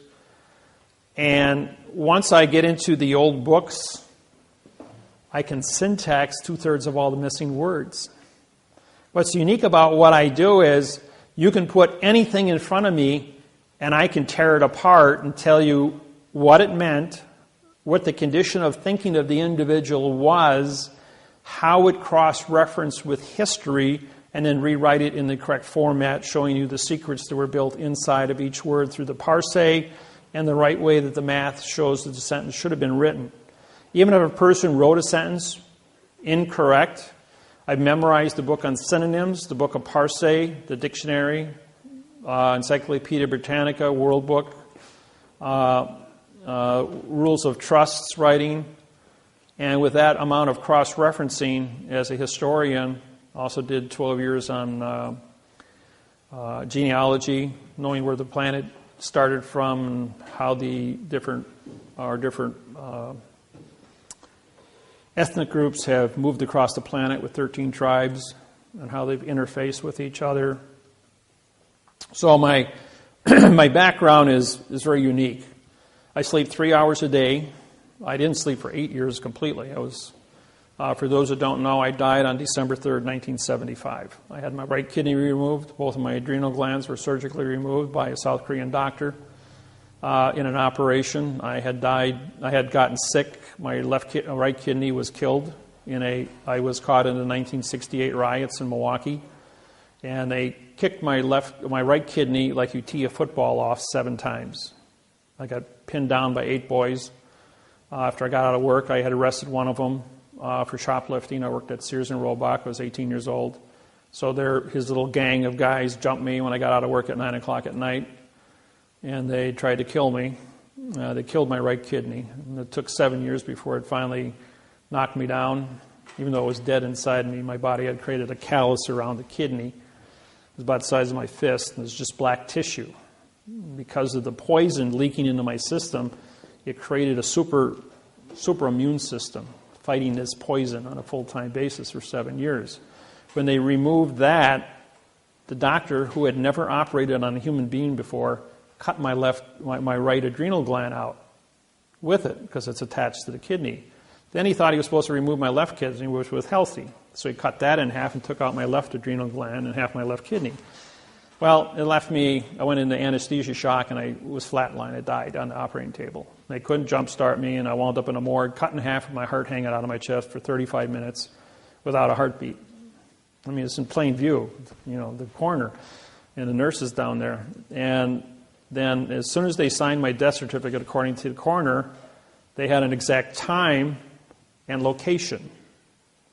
So whatever the future event took place, they had a recording of an individual in a morgue at an exact point in time with an exact match, and I was jump-started. My heart started beating, and they rushed me back upstairs, and they put me back together. I woke up 2 hours out of surgery and stayed awake for 8 consecutive years, going to school full-time and working 2 full-time jobs. I walked out of the hospital in 72 hours. Recovery time is 2 weeks for the loss of a kidney, and I walked out in 72 hours. So I got on this kick of studying. I was going to save my own life because I only had half of one kidney, and he said I'd be dead in 3 years. Well, I'm 63 years old now. I was born on September 17th, 1949, and I haven't aged in 35 years. I stopped aging when my kidney. See, what happens is 2 years ago in London, they discovered the gene that causes aging in the human being. When I died when I was 25, my aging genes and my cells died also, and my DNA, according to what the doctors have been able to surmise. So my aging gene, because it's gone, I stopped aging at the age of 25. I've probably aged 5 years in the last 38 years. So like my cousin who was 114, I probably will live to still be young like this when I'm 100 years old, which would be cool. But it's with this program being as unique as it is, and so important to the existence of this planet and all species on this planet, it's unique that I was chosen with this as a meek person. Now, what does the word meek mean to you? Some people say it means timid or shy or weak. The word meek means I have absolute power over all things on the planet. And I have discretion. In other words, I'm a teacher. That's what the word meek means, that I have absolute power, but I teach people. I don't hurt people with this technology. Even though I am the judge-prosecutor, because the judges are the ones that go out and harvest the people, I sit down with the judges and I say, listen, here's your signed confession. You can choose 30 years in prison, or you're the guy that created, you buried the bodies, now go dig them up. Or retire. That's it. You got 3 choices. Because if you think you're going to continue, ain't going to happen. So, and that's unique. And I have a lot of people all the way across the world at the top of the food chain, ambassadors, presidents. I was elected King of Hawaii in June of 1997. That's not a joke. The 72 Hawaiian families got together, and they elected me the King of Hawaii. But I am a king over one thing: parse, syntax, grammar. Now, grammar controls contract. So all contracts, treaties, and trusts with the United States government and the Postal Service are a result of what is written on paper.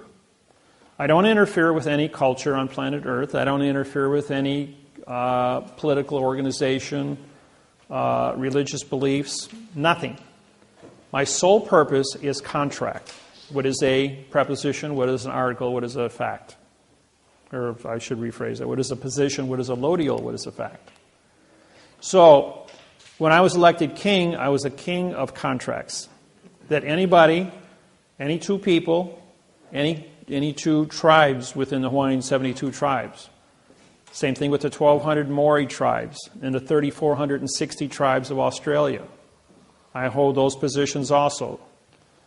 That I was elected into a position and adopted by their tribal councils to be in charge of contracts. And countries all over the world have asked me for help in the suppression that they've suffered from one country taking over their country. Take Ireland, for instance. In July, I did a radio show for the Irish Republic on their by internet radio. It was supposed to be a 20-minute spot, lasted 2 hours and 45 minutes. When I got off the radio, the next day my phone rang, and it was the Irish Parliament called me and said, could you write a constitution for us? And they said, how much time do you need? 3-4 months, they said. I said, how about tomorrow afternoon? He said, you're going to do a constitution for us in one day? He says, yeah. I says, I'll deliver it to you tomorrow. It'll be 59 paragraphs long. And I did. Overnight, I wrote them a constitution, supplied it to the Irish Parliament. They took 2 days to pore over it, voted on it unanimously, took it to the London Parliament, and London Parliament pored over it for 3 days. And in August, I think it was August 2nd of 2011, Ireland received their independence for the first time in 660 years from England. 2 days after that, Queen Elizabeth was on BBC announcing that all United Kingdom constitutions were null and void because I syntaxed them. She pulled my passport for New Zealand and Australia, so I syntaxed their constitution disqualified the United Kingdom worldwide.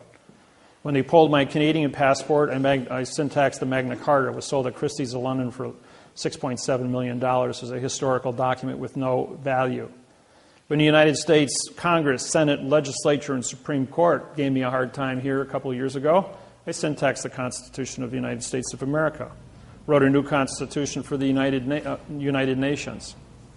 And now the Constitution, the Bill of Rights, and the Declaration of Independence is going to be auctioned this year in Washington, D.C., because it's a historical document and has no value. Benjamin Franklin was a triple agent, French attorney working for the English crown to capture the United States and give it back to England, which he was successful in doing through adverb-verb. When I did a seminar in Atlanta, Georgia, for 72 people, we had the senator from Georgia. He came to the seminar along with several Supreme Court judges from Georgia. I said to him, you guys had a civil war down here. And Grant went ahead and he and Lee got together and you guys signed a surrender treaty here. I said, a syntax that's written in adverb verb doesn't say anything. I says, the southern states are as independent as of a Confederate agency as the North is. I says, you guys were never conquered by war. This is Title 28, Section 1359 is collusion. You had a gun to your head to sign a contract. The contract was written in adverb verb. Both people had a second grade reading level. You don't have a contract. You know what happened the next day? The Confederate flag was raised above the Capitol in Atlanta, Georgia. Made all the newspapers around the world. And all the southern states put up the Confederate flag on top of the Capitol buildings. Florida, South Carolina, Georgia, Alabama, Louisiana. Everybody's going like, what's going on? It says, you can't surrender to a gun in your face. When the Constitution of the United States ended on November 2nd, 1859, the United States of America did not exist. The South was an independent country. They created the Articles of Confederation. Article was a pronoun, of is an adverb, making confederation a verb. That was a lie. So they don't exist either. It's an illusion. So their illusion versus the United States of America, of is an adverb, making America a verb. Illusion. How does two illusions create a fact? They don't. So therefore, everybody's still independent. And I spell independent, I-N-D, a vowel and two consonants, no contract. Because it's an opinion. So you got 8 billion people with an opinion about where you stand and who you are. So when they put up the flags, the United States Supreme Court came back and said, we don't have jurisdiction. And they were right. And they see, all these years, 150 years went by, and nobody knew what they were doing. Until I stood up and said, hey, the king has new clothes. And everybody knows the king has new clothes story. Question? Just want to go back to the book. I think on your website, I saw something referencing to some DVDs to study along with the book. All the DVDs from every seminar I've done since 1999 are on the internet. Free. Just type in David-Wynn Miller videos. Anything you want. Facebook, MySpace, Twitter, Google, AOL, Yahoo. I can't even think of all the rest of them. They're up there. Gmail. And you'll get all the videos you want. There's 200 hours of different videos, seminars. There's the Facebook has got the 17-hour series from Australia. I went down there. That's when they pulled my visa. You see, I'm a federal judge in New South Wales, Australia, Auckland, New Zealand, and also a full barrister with the British United Kingdom. Now, I was awarded that because they couldn't win. They lost 129 cases to me. I've indicted 129 of their judges. And they don't know what to do with me, so they had to make me a barrister and a federal judge, thinking that that would be okay, you know. Well, the very last trial I was at, in the Land Environmental Court, the judge stood up 4 times and bowed to me.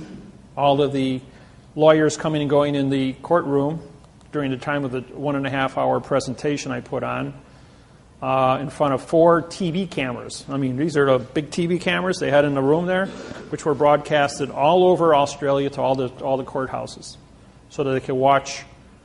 And then I told the judge, I says, you know, Judge, you've been on the bench 28 years, but you're the new kid on the block.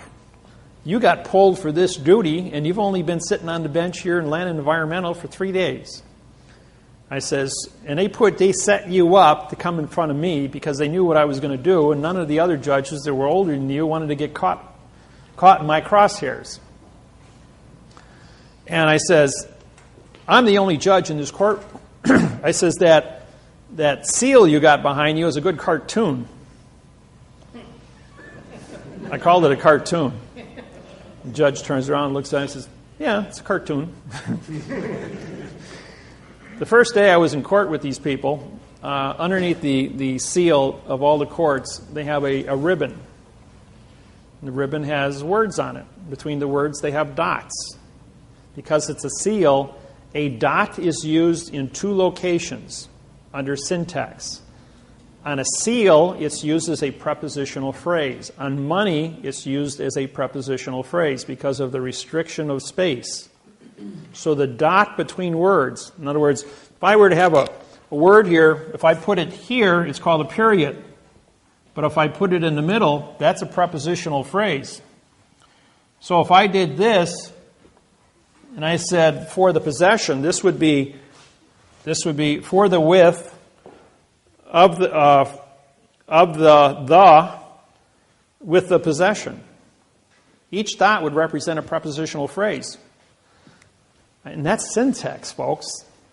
I says, Judge, you're here talking to me in adverb verb. You're here filing paperwork in adverb verb, and yet your seal on the back of the wall says you are advertising syntax, which means you have to be correct. Otherwise, you're guilty of perjury by signed confession. I says, and I handed you a correct parsing syntax grammar lawsuit, and I am the only federal judge, and I held up my oath, in Australia.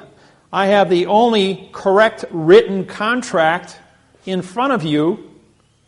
I says, so I have the flag, I have the oath, and I have the paperwork, and the paperwork is the court, and I signed a stamp. Where's your signed stamp?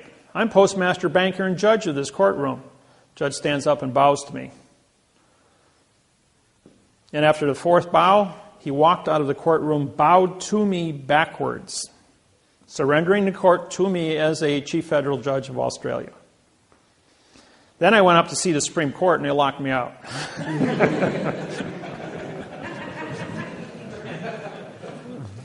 So they wouldn't even. And then 2 weeks ago, I was in Honolulu, Hawaii. I walked in the federal building, and the guard goes, "You're Judge David-Wynn Miller." And I goes, "Yeah." He says, "I got a flyer on you." He says, "You're not allowed in the building." He says, he got on the radio and he called the marshals. He says, "You can only be in the building if the marshals are escorting you." So I had 5 more, the guys that run the metal detectors, 5 more sheriffs come walking over. And they're all standing there in front of me with their arms folded. I must really be a dangerous person in your courthouse here. He says, "Well, you're here to arrest our judges."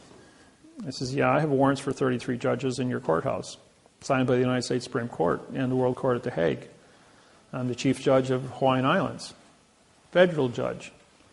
I says, "You guys are only district, which is demon god of the underworld for trickery judges." I says, "So you don't have any standing here." I says, "I've got the only standing." I says, "Not only that, you anchored your vessel, which is your courthouse building, on our island." He says, "I'm the elected king of Hawaii, and you've got your vessel anchored on my island. Do you have a drogue law?" That means to anchor. "In the correct parsing syntax grammar to anchor your vessel on my island?" "I don't think so." "Do you have a sea pass, SEE, to pass through our borders? Do you have a sea treaty, SEA, to move your vessel amongst the sea of space?" "You don't have any of these treaties?" It means you're trespassing. I says, "And I've got warrants for your arrest." So then 3 marshals come down. "Yeah, what are you doing here?" I says, "Well, I'm here to see the U.S. attorney here in the courthouse." I says, "I'm going to indict Judge Kobayashi over in Maui for treason." "All right, we're going to have to escort you upstairs." So I get off the elevator, there's 5 more marshals, 2 City of Honolulu sheriffs, and 2 City of Honolulu police officers, plus 5 rent-a-cops. So we got 14 people standing in front of me. I must be a really dangerous guy. "You're here we're going to have you indicted for harassing our judges." I'm going, well, first off, they're not judges. They don't have an oath of office. Number 2, I have warrants for their arrest. Number 3, all of you gentlemen standing in front of me don't have an oath of office to carry a gun or a badge. I says, I syntaxed it. I says, I have my oath with me. I says, and I was elected as the king in this, so I have diplomatic immunity. I'm a sovereign. I'm the only sovereign in the United States. I have my own country. My own country. And guess what the land of my country is? The land of the courtroom during the time of contract. No one has ever claimed the land of the courtroom during the time of contract. So every courtroom I go into on planet Earth is my country on planet Earth because I was appointed to me through the United Nations, where all 200 countries treated with me, saying, when you come into a courtroom, you are the senior chief judge under land of the contract, and because your contracts are written in quantum grammars, which creates the constitution of the land of the contract. The courtroom. And the courtroom is not a geographical location. It's paper, folks. The land of paper is the contract. Because the contract of the paper is not bonded to the room is just a point of convenience. So, what is a courtroom? A courtroom is a piece of paper. And the words on the paper are the thoughts. Hold a thought in your hand, show me the three-dimensional object of the thought. So therefore, the understanding of the courtroom is the correct parse syntax grammar on paper in a geographical location that is neutral, called the land of the courthouse, or the land of the courtroom. Now, let's say we were in court today, and every person in this room sat here in front of me with a different contract, one for divorce, one for trespassing, one for shoplifting, one for traffic, drunk driving, underage. and as a result of that, does your contract for traffic have anything to do with his divorce or his marriage or his trespassing? The answer is no. So each one of your paper contracts that you have is a vessel in a sea of space. And your name is on that document. Therefore, that is your bill of lading, your passport to be in the closed area called court. And the condition, the contract, the words on that document, if they're written in adverb verb, say nothing. Therefore, they're called art, A-R-T. Vowel two consonants, no contract. How do you spell ink? I-N-K. I-N means no, K is knowledge. You have no knowledge because you put ink on paper in adverb verb. They've been advertising in plain view all of this throughout your entire life. And just like all the pictures on the wall here, they're all in a box, which is called framing. And framing is a box under four corners, which is an enclosed area and can't be considered, so you can't be insulted by any one of the pictures or have any subjective interpretation as to the condition of what the people look like because they're in a box. The lawyers and the attorneys and this whole thing about syntax is in front of you every place you go and everything you do, all the time. The unique thing is that we are here, and I'm talking to you in real time, and we're all on the same plane, P-L-A-N-E. That means you can see me and you can hear me. Now, sheet of paper. I just disappeared. You can't see me anymore. I'm on a stage, even though it's 0.02 of an inch thick, called a piece of paper. I changed my plane. I just disappeared. Now I'm on a stage. On a stage, you can't see me. You can't hear me. You can't be insulted by me in any way, shape, or form. It's only your subjective interpretation as to what you see and hear now. That's why actors, Federal Rules of Civil Procedure 44.1, all judges are actors. And they're on a different plane than you are. Therefore, you can't see them or hear them. That's why they're immune, because they haven't said anything or done anything. Now, who sits in front of the actor on the stage? The clerk of the court with the computer. Now, what do you see her do? The whole time the judge is up there with his computer screen. He's typing here like this. He's telling the judge what to do because she's on your plane and she's the puppet master and he's the actor being told what to do. So the clerk of the court, who takes the paper? Right. Who takes the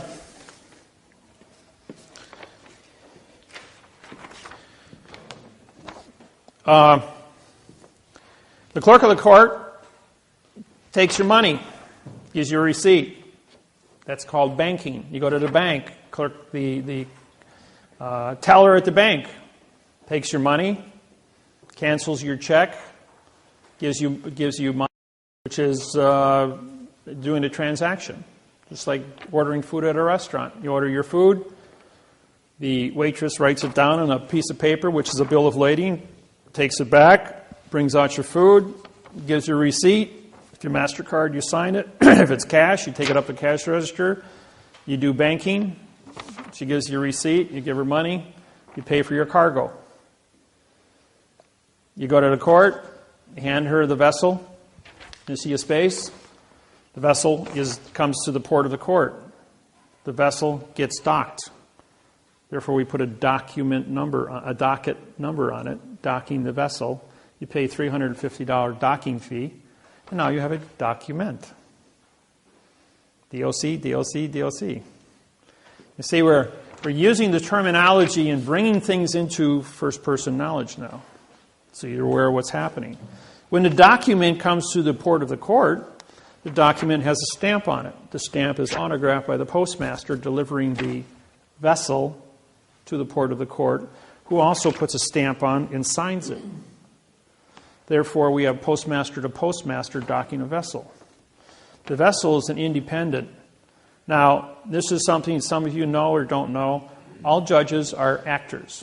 They do not become a judge until they autograph this document. If they autograph the stamp of this document, then they are the judge on the case. A judge who does not sign this document is not a judge. When you walk into the courtroom, the judge is up there and says, "Did you sign the paper?" The judge says, "No." That's not the judge. That's an actor. Who did sign your paper? The clerk of the court did. She's the judge. So you can say, "Judge, you're not on my plane. Get out of my courtroom." Now, when I walk into a courtroom, I walk in there and it says, "Judge, you're excused." I'm going like, this is a state court. I'm in charge. I said, "Bailiff, I deputize you as my tip staff. Arrest the judge for trespassing in my courtroom. I have a federal oath. I have a federal oath of office. I have it in my possession. I've signed the stamp. I'm on a federal plane. That's a federal flag. This is a federal court. We're here for money. This document says there's money on it. This stamp is $1 stamp on it. This is postal money. We're in a postal vessel in dry dock under a postal stamp. This is a federal flag." I says, "This vessel has jurisdiction and I have an oath of office that matches this contract. I am the only standing federal judge in this courtroom. Arrest that man as an imposter." That judge is usually running out the door as fast as he can get before the bailiff can get a hold of him. Then I turn and I says, I've syntaxed the district attorney's paperwork here, and now I'm prosecuting the district attorney for a $25 million fine and 30 years in prison for false and misleading statements to damage a citizen. And about that time, he's running out the door. And if he's standing his ground, then I got the bailiff arresting him.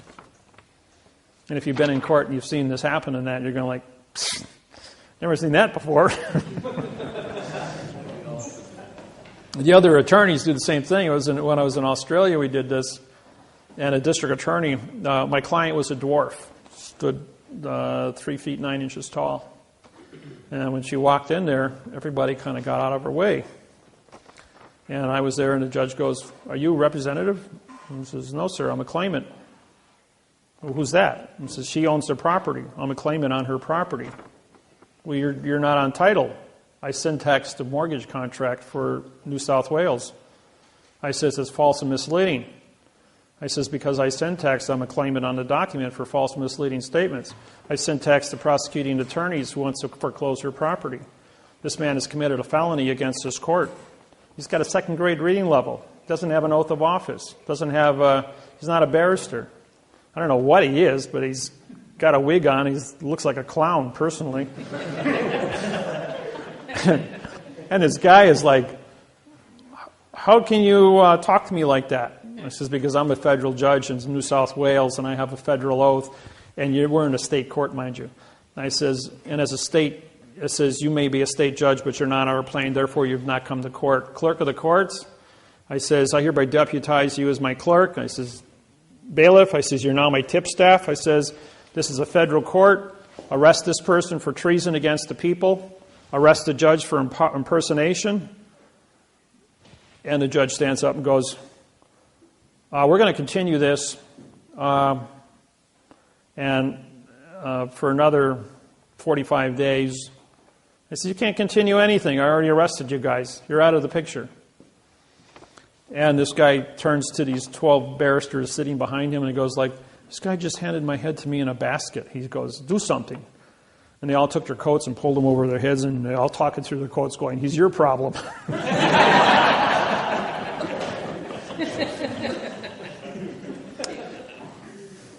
When you file a lawsuit, this is just a copy of one of my oaths.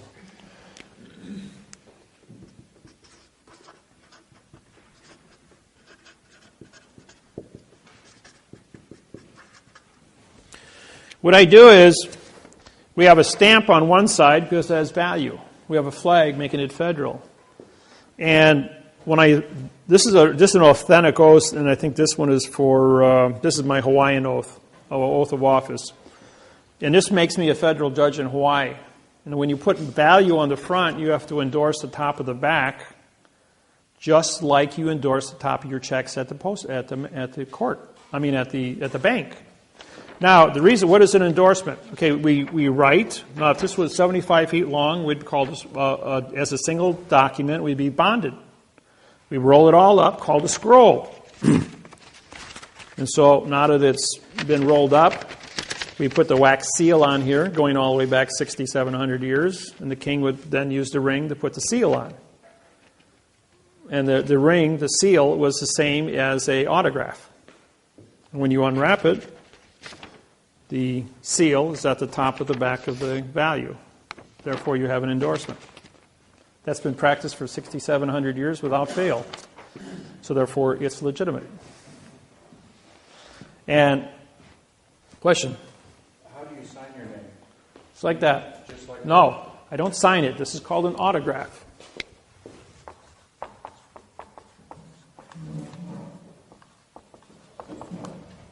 Autograph. The colon is for the David-Wynn of the Miller family. My degree sign is because I'm a 92nd degree Mason. The Masons all over the world have said the Masonry stops at 34 degrees. How can you be a 92nd? Well, the different cities I traveled to, and I've been in over 1,200 of them, have challenged me, have come to meetings, have gone to lodges. And when the Masons and I get together, they bring their books. I have my books. I have the Legenda, 1859, signed by me in 1859. And that's another story you don't know about. Yeah, your question? You mentioned the continuance of 45 days that the judge wanted to do. It reminded me of a question that I have. I just happened to be in the Kosciuszko County Court one day as a just spectator. And it was a different setting. There was a couple of attorneys on this side, or one attorney on this side, and then their high-powered clients. And then there was an attorney on this side, and another guy in a suit and tie. And for some reason, when the judge walked in, they were all prepared to rise. He goes, "No, just stay seated." Did he have his robe on? Yes. Okay. By the way, the robe means I'm mourning justice. What does it mean? He's in mourning for justice, because justice is dead. In this conversation, you could kind of tell they all did just on this inside track. And the one attorney asked for a 90-day continuance. 45 and 45 is 90. And then the judge goes, "Well, if I did as I wanted to, I would continue it for 122 days. And they all laughed. Every one of them. Laughed? Yeah, it was like this big chuckle. They all knew what he meant by it, except for me. I didn't know what was going on. That's my question. This was on September 6th. The 122 days come, if I count all the days, comes out to January 6th, 2013. Okay, you got 45 days, trust law, offer, 45-day answer. The state court? County. State court. Then you've got, that's 90. If you add 45 to that, you get 135. So that doesn't work. So what they're doing is there's a 10-day offer, a 10-day answer, a 20-day answer, and a 10-day response. That gives you 120, and then you've got your 3-day rescission law. That would make it 123 days, which would expire. So he had to make it at 122 days. So he was under the 1-day limit under the rescissions law. Otherwise, he'd be in violation of notice. This is an offer. This is an acceptance. These are two 45-day trusts running. This is a vacated contract on its face. Okay, then It's not legal. later in the conversation, you lightly mentioned it again, and you say because then it would be under the new Judge Reed. Okay. What you have here is this. You have a... everybody okay with this, or do you want to get into more of this? I Huh? have one more question. With the colons in front of the name, Oh, that's a prepositional phrase for the David right? hyphen Wynn, full colon, which means for the David-Wynn of the Miller family. If you don't have the colon in front and you do it like David-Wynn, This is a pronoun in front. If you leave out the colon, this is a pronoun of the Miller, which means this is a nothing of the Miller family. So therefore, it's a mistake. So you got to put it in there. There's 528 symbols in the under Microsoft. If you get in your computer, you can look them all up and pull them up on the screen. It's probably a good 3-year study on symbols if you want to get into it. We use like the address.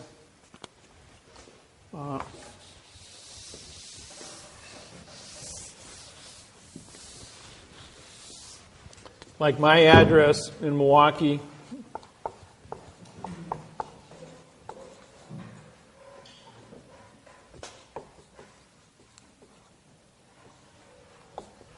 This is a tilde, hyphen, tilde, hyphen, and then Milwaukee. This is a tilde. Milwaukee is not the name, it's a location. Wisconsin, it's a location.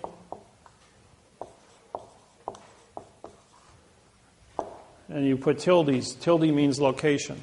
Anybody want to correspond with me and by letter or mail me things? That's where you send it. David-Wynn Miller, 5166 North 63rd Street, Milwaukee, Wisconsin, 53218. That's my address. What would happen if you put a hyphen between the tilde and Milwaukee? Would that be wrong?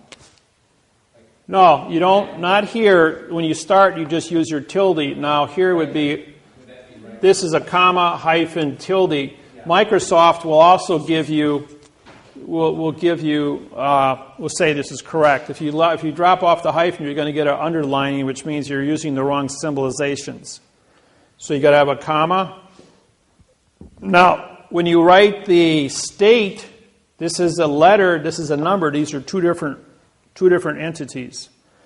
You don't, even though this might be a WIP or WI dot for postal codes, whenever you go from a word to a number, like this here, you don't need the, this actually has have to have a hyphen here too. But from the number to the street, you can use the hyphen.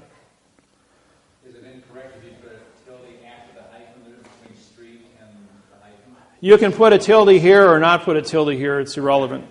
But I've seen that. You'll get a flag on it from the computer if it's wrong. Okay. Yeah, Microsoft took... Bill Gates, back in 1995 when I went public,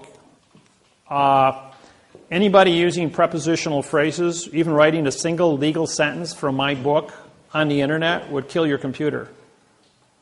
And for about 18 months, they were frying computers left and right. But there was so few people back in 1995. It was only in a few hundred people that were actually involved.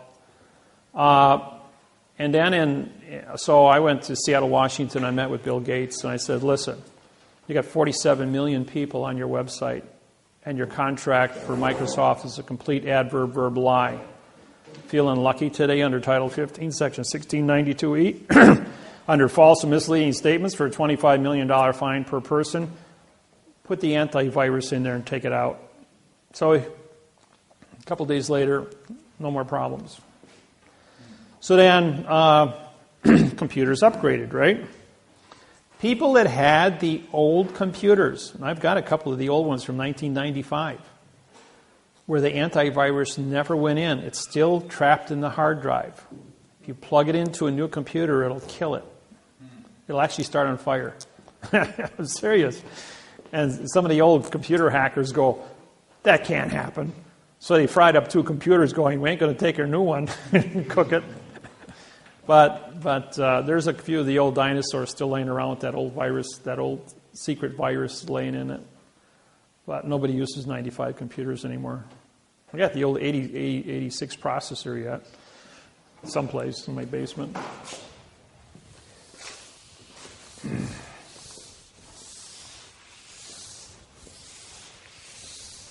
So I got a question. Okay, shoot. What does that do for us if we autograph our name that way? Well, as soon as you autograph your name in that manner, it says that you've been exposed to this technology. All the judges know, all the judges in the United States, 11,000, both state and federal, have been trained in this technology for 17 years. I've been teaching at Scottsdale, Arizona since 1995, and Reno, Nevada at the Judge Institutes, through both video and my program, both on the internet and in the books. They're made aware. Every year we pass out the books to the judges here in New Zealand, Australia, England, United Nations. They get copies of my books so they can stay up to speed on what's happening. Federal government, the FBI's got a huge file on me. My passport has about 40 pages of credentials on it for all the treaties I have worldwide with all the different countries, banking, ambassadorships, lawsuits. And usually when I go through customs, it's going in and out of countries. I got to book like 4 hours between flights because it takes 2 to 3 hours for the immigrations people to go through my files before they allow me to pass through. It's getting more and more difficult to move around. I usually call them ahead of time so they can run my passport and pull stuff up, so when I get there they are fully aware of why I'm there and what I'm doing in the different countries I go to. So, questions? So if I have been using my autograph without the colon in front in my court papers, and I start using it, will the judge start listening to me? Yeah. Yeah. See, if I wrote my name in cursive,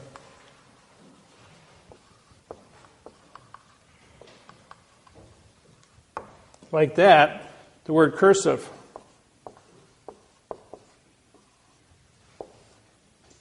the word curse, to talk to dead people.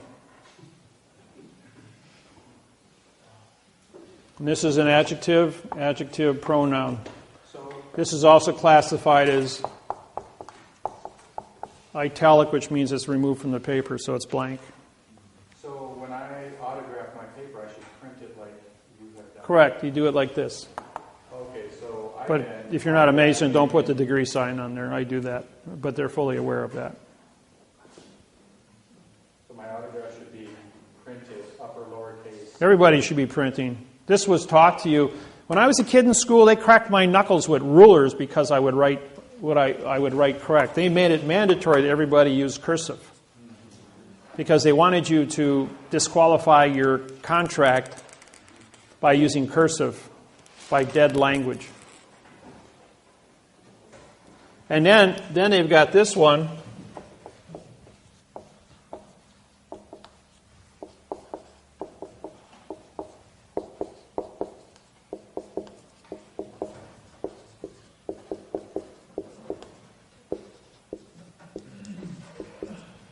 Everybody know that little one? This is an adverb. This is a verb. I swear to talk to dead people in the future tense to make fiction, the being an adverb with no contract of an opinion, so as an adverb to make an illusion, me as a adverb, feel like an adverb today, folks, to modify the verb God, which is incorrect. Now, when, for those, I don't know how many of you know about the 1996 seminar I did in Indianapolis, Indiana for 47 ministers. Broke my own rules. Velma. All right, let's shut my own phone down here. Vibrate only. Okay. In June of 1996, I did a seminar in Indianapolis, Indiana for 47 ministers from 16 different religions. We had Muslims, Jews, Christians, Hindus, Buddhists. I mean, you talk about a room full of people. And I was to do a 12-hour seminar in front of all these ministers on syntaxing all their different Bibles and conduct this thing for 12 hours and keep peace at the same time. And that's somewhat of a... Everybody that looked at that said, "What, are you crazy? That's like walking into a lion's den with steaks hanging all over you." So I went ahead and I walked into the room, and we had a Jew, a Christian, and a Muslim sitting next to each other. And within 5 minutes, the three of them talking back and forth were trying to pull the chairs out of the floor and kill each other with them. I mean, they actually had the chairs up and they were ready to hit each other. Wait a minute, you guys are men of God, right? You're supposed to be compassionate people. I says, let me ask you a question before you kill each other. Does 3 plus 3 equal 6? And I want to show of hands, and all 47 hands went up. It says, "Hey, Mr. Jew, why didn't you kill the Christian and the Muslim because 3 plus 3 equals 6? He goes, "Well, that's a math problem." He says, "No one ever went to war over a math problem." I says, you guys understand that. I says, "Do you know that every single one of you in this room put an adverb in front of the word God?" And everyone all got to think, what does it say? The church of God. Adverb, verb, adverb, verb. The house of God. Church of Christ. Church is a pronoun. It's an adverb making Christ a verb. It says, every condition that you have said here, you've put an adverb in front of your belief. And just like that, everyone in the room goes, well, God's not a verb. He's a fact. Just what'd you all put it down in writing for? I mean, you put your signs up in front of well, that's what the lawyers told us to do when they wrote the signs. I says, yeah, lawyers are liars. So are attorneys. I says, the whole thing is to keep you kept in the world of fiction. Now, where did laws come from? Every law in the world came from the religions. The religion came first in the community, in the ministers, the bishops, the cardinals. Anybody who was a church leader, a religious leader, engineered condition of brainwashing for 8,500 years, going back to the beginning of written history. And I took time to do the studies on this, and that's why I can make the statement to everybody. I'm not here to disqualify anybody's religious beliefs. It's just subjective interpretation of knowing how how you got into the situation in the first place. So it's important that all of us are aware of our heritage. And what we're doing is we're bringing things into a mathematical procedure of knowing where the secrets lie. When you're able to learn syntax and get into the Bibles, any Bible you want to choose, and identify those parts of speech and put the missing words in, you're going to see new definitions. And they can be written both frontwards and backwards. And that's the unique thing. The math interface on grammar was very simple. I spent 3 years with all different kinds of different programs in math trying to break this code. And the code was x plus 1 equals 2, 2 minus 1, yeah.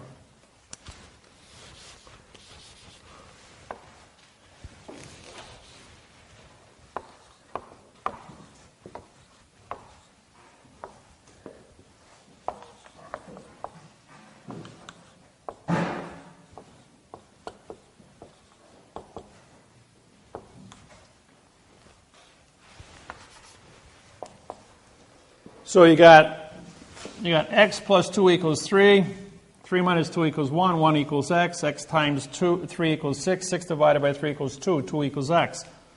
In other words, we add, subtract, multiply, and divide to find out, by doing math backwards, what the secret is to correct the math. And no one ever went to oral math problem because they said we just do it backwards and check your math. That was pretty simple.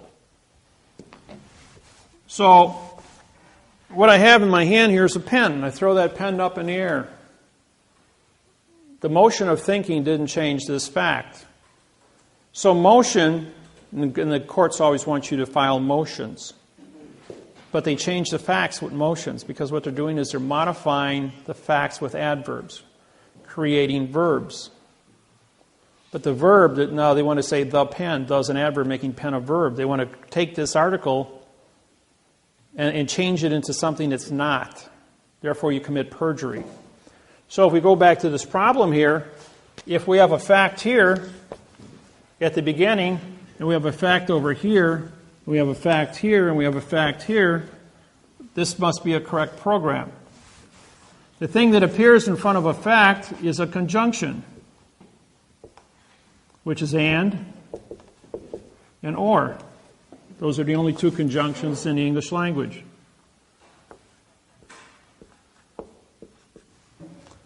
What you have in front of that, when you factor them out, is you got a plus 2 and a minus 2, a multiple 3, and a division 3. Okay, when we were in grafting, here's a negative 2 and here's a positive 2. When we go up and down the scale, it's motion. Therefore, we assign the number to a verb, and we factor that out because a verb doesn't have any modification. That's your thinking of a sentence. What is left is add, subtract, multiply, and divide, which are opposite operations, better known as the preposition or the position. What is a position? A position means we will use we're going to have a contract first before we get started.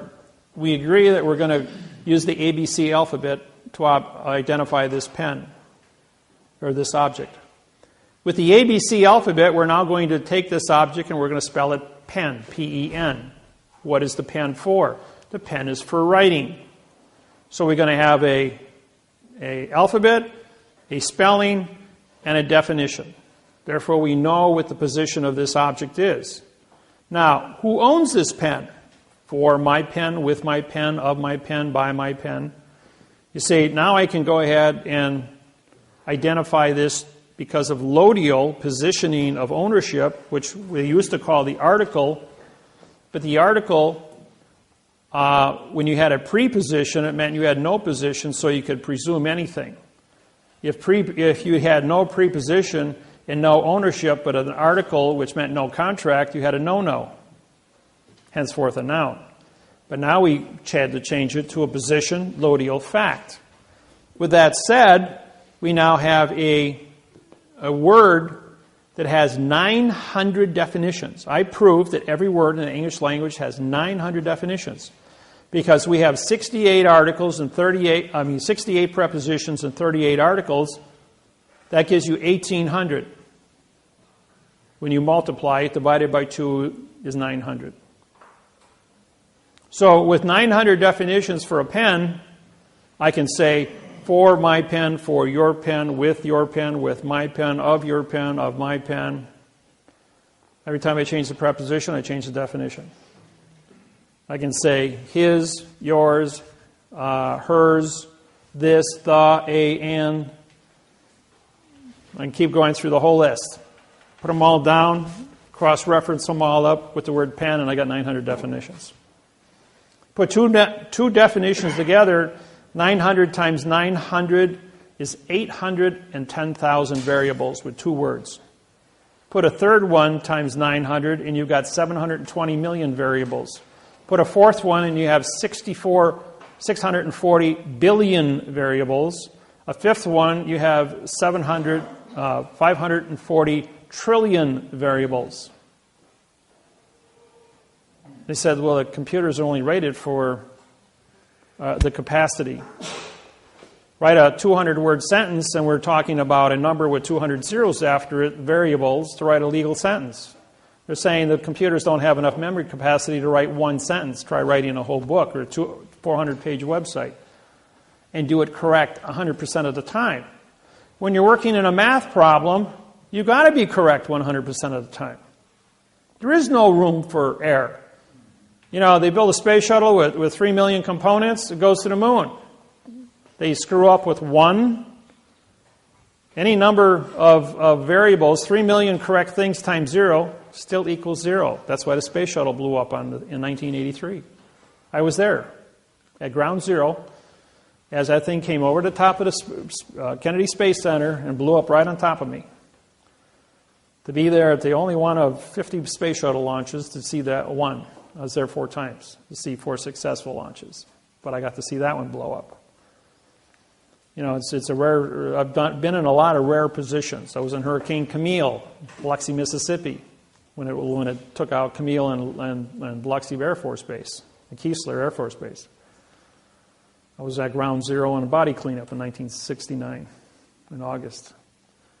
There's a lot of unique things I've been exposed to.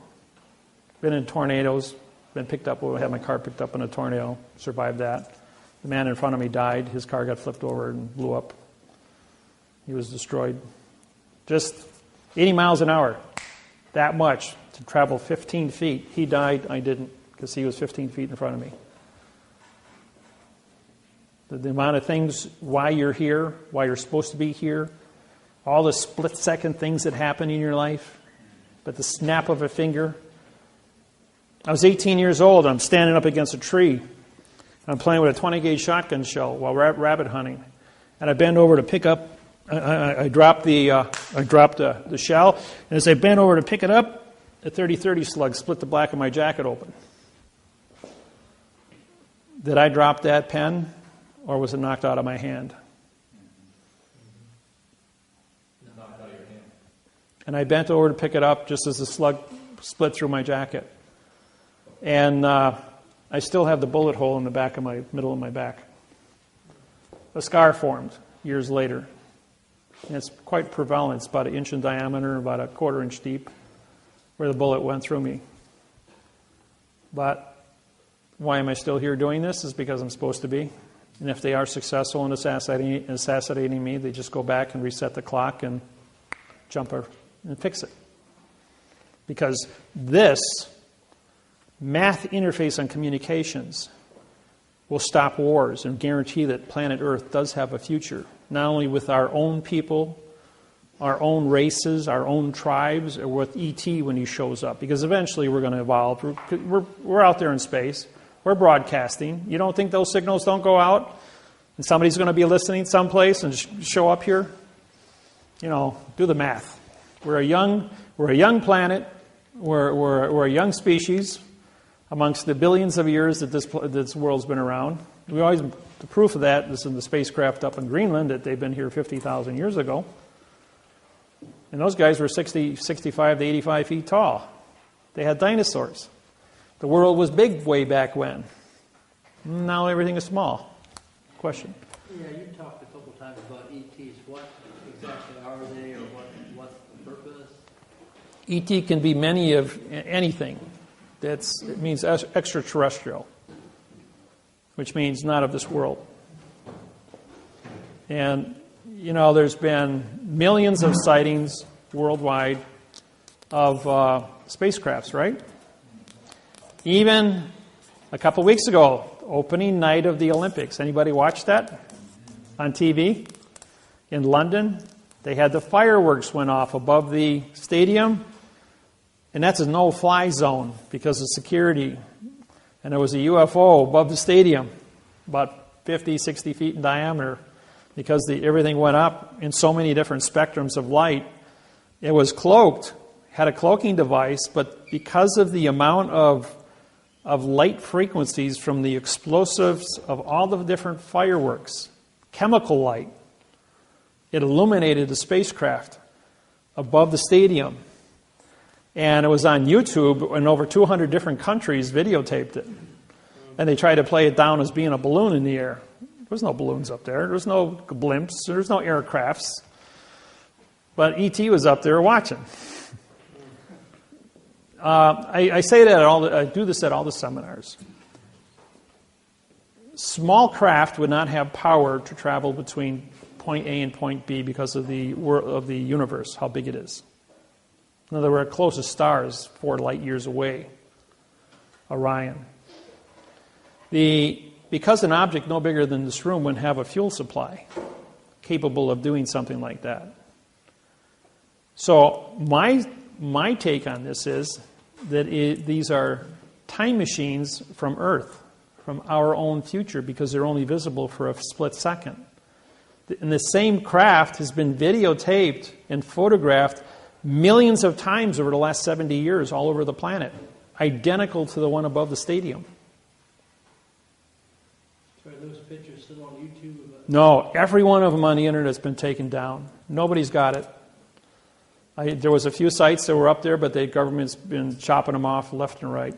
Anything with if you type in, but people do have copies and they're putting them up as fast as they tear them down. So if you type in UFO over Olympics opening day, it'll pull up a whole bunch of different sites and see pictures of it. My surmise is that these are time machines that come back in time to view or stop events that would destroy the planet. Some crazy guy setting off a dirty bomb, for instance. They run the video backwards and find out who's responsible, come back in time to remove this individual. Inasmuch as mom and dad never met. Instead of turning right at the corner, he turned left and never met his mate. Therefore, the individual was never created. The crime never took place. It's something as simple as that. Being able to fix the time-space continuum. Because, in the Cold War, from World War II until present day, they built 88,000 nuclear bombs. They didn't detonate any of them because of what happened. Everybody knows Oppenheimer, the guy who developed the atomic bomb, World War II, in Area 51. His brother died 2 years ago. On his deathbed, he gave the GPS location of 2 B-2 bombers in Germany that had flown through the Philadelphia experiment at the time it took place in 1944. The window was opened, and the 2 B-2 bombers flew through that window in 2007 or 2008 it was, and they flew back in time and landed in Germany in 1945. And they built this hangar, and they had this hangar completely covered over with dirt, 20 feet of dirt, with these 2 B-2 bombers with 4 nuclear bombs in there, but they didn't have fuel for them. Otherwise, they could have flown those bombers into New York City from Germany. And on his deathbed, he gave the GPS the location of those 2, and they were dug up. That was up on YouTube, that they had recovered these 2 bombers that had flown back in time and verified that the window is still open on the Philadelphia experiment. There's events that are taking place that are becoming more and more relevant to the relevancy of what quantum language is and its importance in the timeline of this planet, and why I'm allowed to teach this, and how specific events have taken place that I've uncovered in contract language, like the beginning of the post office, how the fraud took place, and been able to unravel Who do you prosecute in court? When we go to court,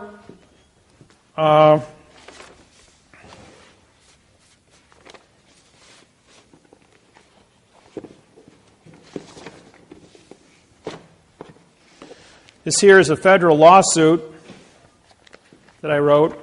This deals with, this one is for, this is the International Maritime Organization.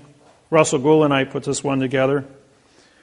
But this is a document contract, federal postal court, federal court venue document. It's postal, folks. We have federal flag and a federal postage stamp. This is a federal court we're suing. When this goes into this commission under maritime law, this is the court. This paper is. And when it's filed at the Maritime Commission, this was filed creating this vessel in a sea of space to be the court. They have to come into the understanding of the syntax within this document and say, all the Maritime Commission officers have to say, show me your correct parse, syntax, grammar, oath of office. Show me the correct parse, syntax, laws, rules, regulations, and codes that allow you to do and capture the things you capture. We have rewritten your lawsuit or rewritten your charter in the correct parse, syntax, grammar. And we are now forming a treaty with you through the Document Contract Postal Vessel Court Corporation. That's myself and Russell Gould. Yes? So if you taught this stuff to them, you mentioned in 2000, why are they still going on in their fiction? They're only advertising the fiction to you as the population. Why? Because if they were to stand up and say, okay, we've got a quantum contract here, and the whole planet is sitting there in fiction, it'd be like the president getting on CNN and explaining the dollar bill to you, disqualifying all money. You can't have... The whole world has been 8,500 years in fiction with all their fiction contracts. So you have to be responsible at all times. That when we want to switch gears, I only have to educate 1% of the population. Those are your political leaders, your judges, your attorneys, your politicians, Congress, Senate, the legislature of all 250 countries, all the bankers, simultaneously, where the United Nations stands up and says, we're going to switch gears today. Everybody changes on the same day. Is that going to happen? Yeah, it's going to happen. Just like they had the new money come out. They went to the euro. These were different exercises in communicating a change, a dynamic change of a large area of international trade, commerce, and contract, and see how the people accepted it. Well, it worked for the euro. It worked for when the new money came out. Nobody got crazy. Stock market didn't go nuts. So any time frame? Well, 12/21/2012 is a couple of weeks away. We'll find out, because that's what all the calendars say is the beginning of the end. Yes? So are we going to have an Amero? Well, okay, the Amero is Canada, Mexico, and the United States, and Central America. In other words, everyone on the North American continent using the same currency. And tear down the borders between Canada and Mexico so that it would be one country under the postal. The Amero is a reality, but it's not in place yet because of the trade, the value of trade between the different countries. The contract that surrounds the Amero is written in adverb verb. That's why it has not been implemented. It may be implemented with the next presidential election, provided the treaties have been reconfigured. When I went to China, we took the new transportation money contracts in quantum grammar. These are the upgrades from 2000 on the international trade agreements we wrote with the different 82 country banking. And those have now been implemented. We spent $2,500 on mailings to mail out the new contracts to all the same countries that we are treated with beforehand. We sued all 50 election boards with the correct parsing, syntax, grammar election forms, which are 7, and 25 government agencies here about 6 weeks ago, before we went over to China. Those were all sent out registered mail, pink card return receipts. We haven't gotten back a single pink card. However, when I walked into the federal building, the marshals surrounded me and said the Justice Department is extremely interested in you. We've got so much flash taking place on the computer on you. You're a real hot box. He says, well, I'm a presidential candidate. I says, I filed my papers. I says, so under the guise of the Secret Service. So they escorted me out of the building, all 6 marshals, and said, you're not allowed to be in our building. You're a presidential candidate. You're under Secret Service, guys. You can't be in a federal building. You're a sovereign person. And you're also an Article 3 judge. Anybody know what an Article 3 judge is? You probably never heard of one before. Well, even the Marshal Service said, we've heard the word Article 3 judge. We've never met one before. You're a genuine sovereign and an Article 3 judge. And an Article 3 judge is a judge on contract, folks. They don't work in a courtroom. Don't sit in a courthouse anywhere in the world. The courthouse is the paper. The paper is the contract. The contract words on the paper is a constitution. The Constitution articulates, under law of the flag and postal codes, the geographical location in terms of a constitution, Title 28, 1331, venue, authorization for a clerk to file the paperwork, a 1361 authorization for a judge, and a Title 28, Section 636 to order the court open. In other words, ordering the piece of paper to be an open court, and whoever signs the stamp endorses it and puts their name on it as a federal judge is the federal judge on the paper. Because it's a federal stamp and a federal flag, there is no such thing as a state court. Any state court touching money, doesn't it say Federal Reserve Note? You can't be federal in a state entity. If there is no money involved in a state court operation, they must get you to sign a bond making your body collateral for the bond. There's no paper. You become of value as a bond. That's why you have to bond out of a state court. They can't create money. They're not federal. They're state. And the courthouse is a foreign vessel in dry dock. So you've left Indiana territory, and now you've entered the condition of an illusion who makes you bond yourself. Once you're bonded to the vessel in dry dock, the sheriff can leave the courthouse, and the sheriff is only there to protect the judge, and go out and capture you as a bounty hunter. And that gives him his authorization to leave the vessel and go out onto the Indiana territory and capture you. If you don't bond out, you'll never leave the foreign vessel in dry dock. Because if they don't own you, they can't leave the courthouse to come and get you. Now, when you file one of my lawsuits in federal district court, once it's contracted with the clerk of the courts, which is responsible to receive vessels and dock the vessel, a district court judge is not a federal judge. They must sign the federal oath and must sign the federal lawsuit to be a federal judge on the lawsuit. The federal judge is going to come back.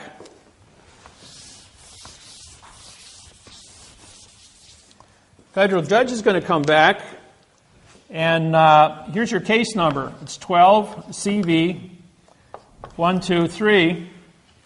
That's what the clerk puts on your paperwork. The judge is going to come back and he's going to answer you 12 CV lowercase 0123. It's a different case number. Or they're going to come back and say C 12123. That's another case number. Then they're going to come back CV 120123. Lowercase CV 1200123, 12 uppercase CV 0123. These are all. Then they're going to say, "Well, this is the case number here." No, all these are different case numbers. Now, if you had taken one of these and put them as the key to get into your computer, you think that any of these are going to open up your computer except the correct one? Same thing is true when you go looking for the case number at the courthouse. They punch that in there, they're not going to find your case number. Then they're going to say, well, you paid $350 for this case number, and they dismissed your case under this one. Or the judge sent, come to court with this number. The lawyer filed this one. The lawyer answered back to this one. The judge dismissed your case with this one, and they want you to come into court to arbitrate this one when this is your original number. Okay, once your original number is filed, we run 45-day trust law and 3-day rescissions. Once those 48 days go by, you have now a document, contract, a fault document contract claim. 4 words. Writ of the fault document contract claim. We filed the lawsuit. We filed the correct parse syntax grammar. We took the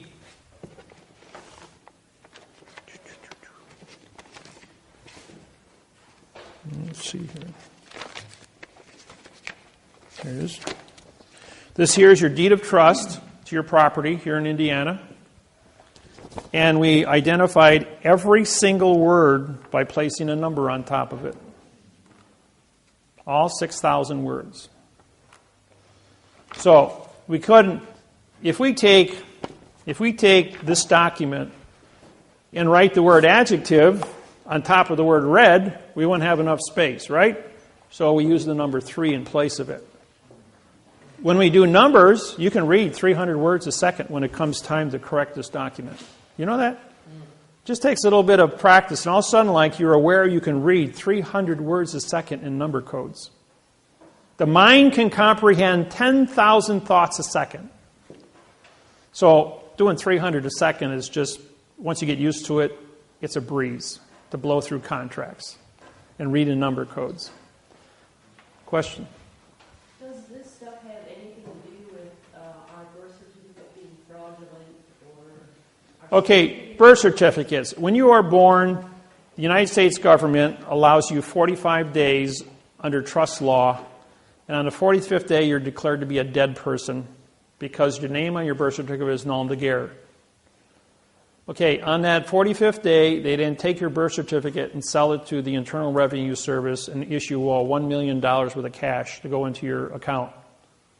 Why do they do that? Because they need money to account for your wages, medical expenses, automobiles, buying houses, and then accumulated interest to pay for your retirement at 65 through 100.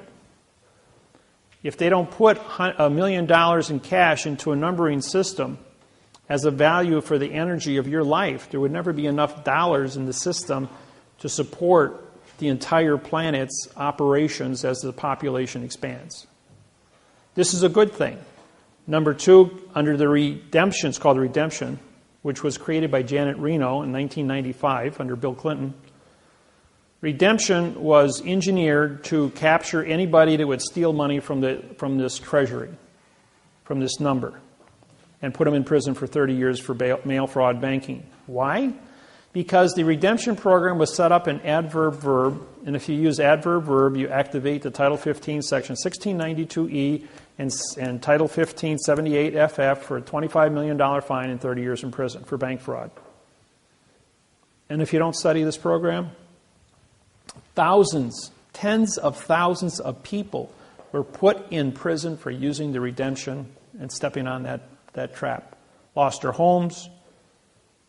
Peterson, Clark, and Schweitzer, Leroy Schweitzer, promoted this thing and went through and harvested over 2,000 families across the South and the West, lost their homes, went to prison. They took their farms, their cars, their homes, their pension, everything, put them in prison, which resulted in, for those that are old enough, the Freeman standoff in Montana, Montana Freeman, 1995. And guess who prosecuted the 100 FBI agents for fraud and misleading statements on that exercise? I did. I'm the judge. And now the same U.S. attorney that was involved, went up against me in 1995, is involved with the Kansas case I'm involved with on a foreclosure. When my name popped up last week, she went ballistic. She says she lost that case in 1995 and it was a burr. You know where burrs go. And as a result of that, she is just livid. She wants my head on a stick. I'm going, well, have fun. I says, well, first off, you got a second grade reading level against my 28th grade reading level, and I'm going to have you for breakfast. So it's just a matter of a couple of weeks before we file the indictments against her. Question. What happened to the Freeman Schweitzer? Well, here's the state of Montana. Here's where the Freemen were held up. Here's Billings, Montana, and I was right here in Cat Creek. Now, when I showed up in Billings, I got off the plane, and a gentleman met me, and he says, "Come on, we're going over to my ranch." Well, I had corresponded with this man several times. When I got to the ranch, there was about 20 guys with shotguns. And he said, "You're going to stay here and write a lawsuit at gunpoint, and you're going to write this lawsuit to get these guys out of trouble up here." Well, it took 5 days to put together the lawsuit to do it. Then I went on the radio to do a radio show in Billings, Montana about parsing, syntax, grammar, and how the fraud works. The FBI, 5 minutes after we started broadcasting, blew up all 4 radio stations in Billings, Montana. So we called another radio station 200 miles away, and we sent out the broadcast and went out on Republican Christian radio worldwide as to what was going on. 38 miles south of the compound, there is a limestone quarry, 125 feet deep.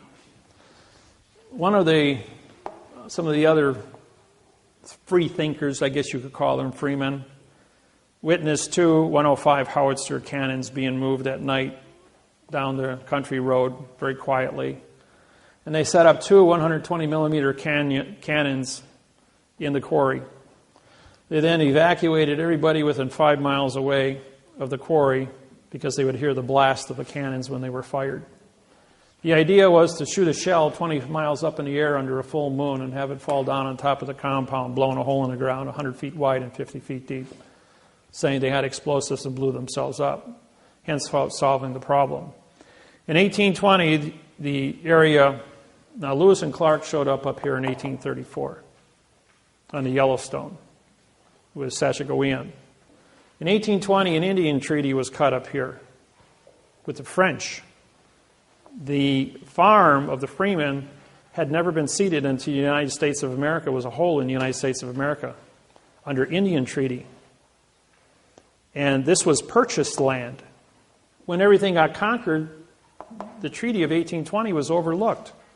So the Freemen were sitting on sovereign territory, not part of the United States of America, outside the jurisdiction. It was a whole in America. That's why the FBI came from Puerto Rico. 100 agents were deputized, not of the United States citizenship, and surrounded the compound, but couldn't go in. They couldn't trespass onto a foreign country because they didn't have a permit to be there. These are some of the secrets that you people don't know about, and as a federal judge, I have classified information about all this because I handle lawsuits for all this stuff. When it was exposed that the cannons were here, it was my job then to get word to the Freemen. The senator from Denver, Colorado shows up, and he took 9 of my cassette tapes in about grammar and gave it to the Freemen. After playing the tapes, they said they realized that their whole entire position and the way they were thinking was a lie. They realized that their treaty, even though they were sovereign within this little hole in the world, was also a lie because the treaty was written in adverb verb and didn't mean anything. And they were also told about the 2 howitzers, that if you don't walk out before dark, you're not going to walk out anywhere. We're going to put a hole in the ground here. So they surrendered. Now the senator, when he went there from Colorado, we had a button microphone on him. Looks just like a regular button on a suit, but it was actually a nickel-sized transmitter with a 300-foot range on it, tied to another mic to a recorder, spy, like a spy camera.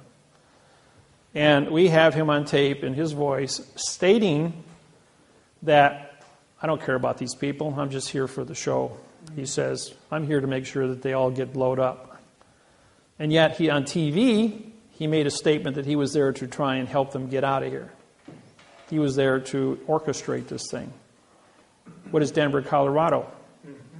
You got Cheyenne Mountain. Cheyenne Mountain is closed. Cheyenne Mountain in 1995 was active, but it was closed right after this. And everything went up to Mount... what's the name of it? They pulled Cheyenne Mountain out and everything went up to... there's another mountain about 30 miles away. NORAD headquarters were moved over there. I forgot the name of it right now. But anyways, the mind control programs by the Air Force are also up in that same location. In each one of the shootings at all the high schools that took place, also these students came out of, including the last one in Arizona, their parents were affiliated with this here, and those kids were all part of the brainwashing program. And the minute the kid goes brainwashing grammar, you type in the word grammar, up pops 20 million websites tied to David-Wynn Miller. And so they tried to hook me up with this whole thing. As far as the Freemen go, they then, when they saw the tapes on grammar, they realized that the FBI had no correct grammar. There was no correct anything. So they threw up their arms and said, okay, take us. And they've charged them with 200 counts on 45-day intervals. And each count was brought to them in adverb verb. The statement is, we are here to participate with the correct sentence structure, communication, parse, syntax, grammar for the avoidance of the perjury. Show us your laws, rules, regulations, and codes with the correct parse, syntax, grammar so we can avoid perjury. Case dismissed. Wait another 45 days and bring one more charge. They've been in jail since 1995. I think Peterson died already, so did Clark, and I heard Schweitzer just recently died. All in prison. Whatever, out being released because they were always waiting for trial. That's how that happened. But the military, as far as these things go... Oh, by the way, the senator from Colorado, I missed my plane. I got bumped to another plane in the emergency road. I sat right next to the same senator. I had the tape recording in my hand of what he said in secret to the FBI about killing the Freemen. And we played it on the radio worldwide. When he landed in Denver, Colorado, he was kicked out of the Senate. And I played it for him on the tape.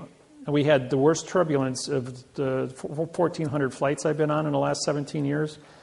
It was the worst turbulence I had ever been exposed to on a plane.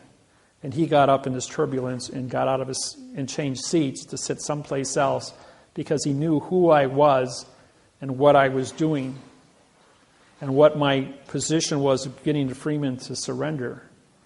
And when I played him his own voice back, committing treason against the people to kill American citizens, he couldn't stand to face me and got up and left. But we also played it for the population on Denver radio, and he was kicked out of office when he got back to Denver.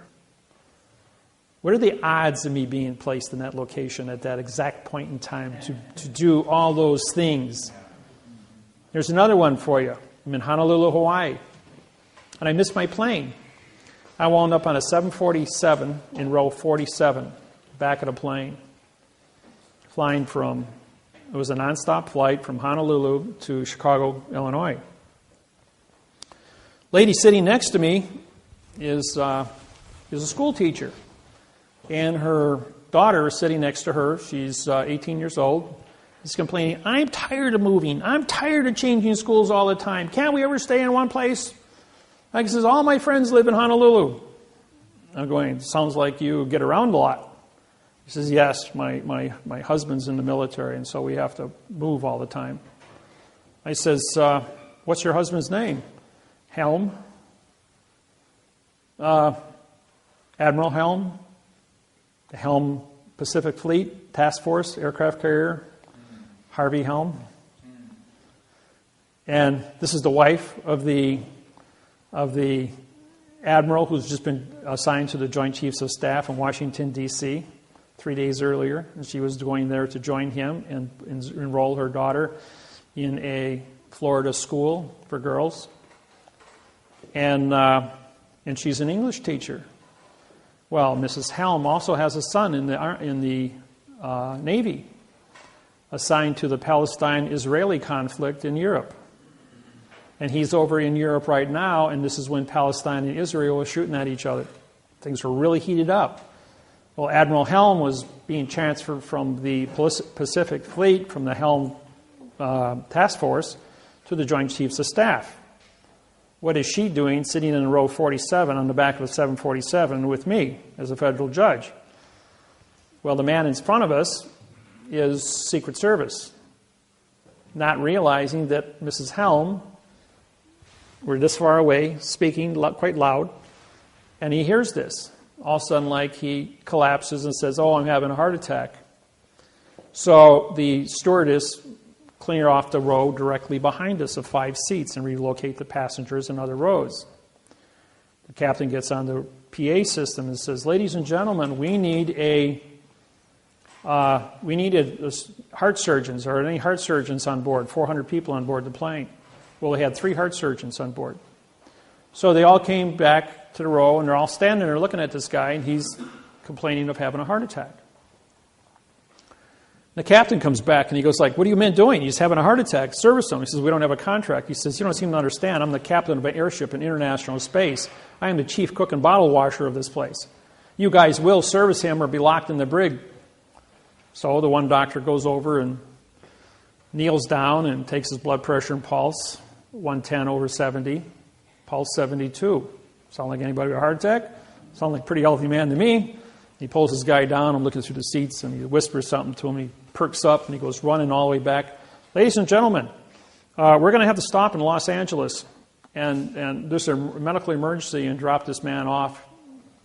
So we land at the end of the runway in Los Angeles. The whole entire plane is surrounded by black SUVs. 7 guys in black uniforms with no markings on come on board. 5 take the immediate seats behind us as the other 2 guys carry this guy off the plane, and we proceed to Chicago. Who were they? They were military Secret Service to guard Harvey Helm's wife, Joint Chiefs of Staff. Somebody screwed up big time. The point is, I had 8 hours to teach her Parsee syntax grammar, to write the Palestine-Israeli treaty, which I worked with her on, using the United Nations treaties that I had written for the international trade agreements, to give to her. And who does Mrs. Helm sleep with? Joint Chiefs of Staff, Harvey Helm. So therefore, she was able to educate him to go to the Joint Chiefs of Staff and settle the Israeli dispute on Parsee syntax grammar fraud, because they were arguing an adverb verb. Now that they had a position of a treaty in quantum language, 72 hours later, you heard that the Palestine-Israeli treaty was signed, and it's been peace ever since. There's a little Syria rattles their shingles every now and then, but basically it's been pretty peaceful since then. The world leaders worldwide are studying this technology because they know it is a vehicle to have world peace. So, question?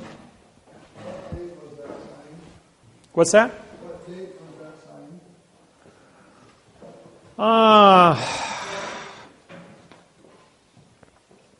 I don't know. I've been doing this for 17 years. I couldn't tell you which day. You can probably pull up Harvey Helm on the internet from the Admiral Helm.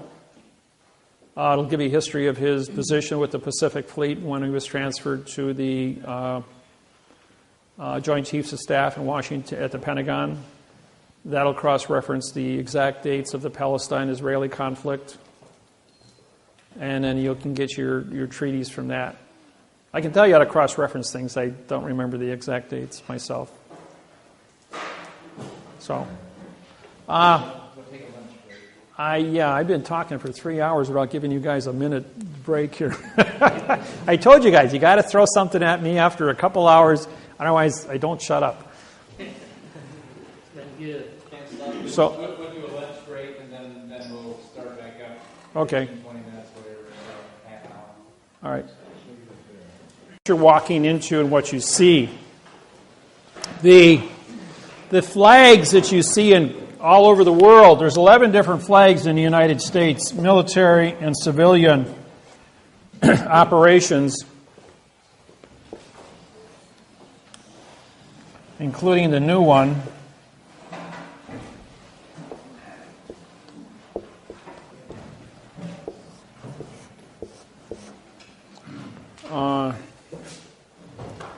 And there's another one.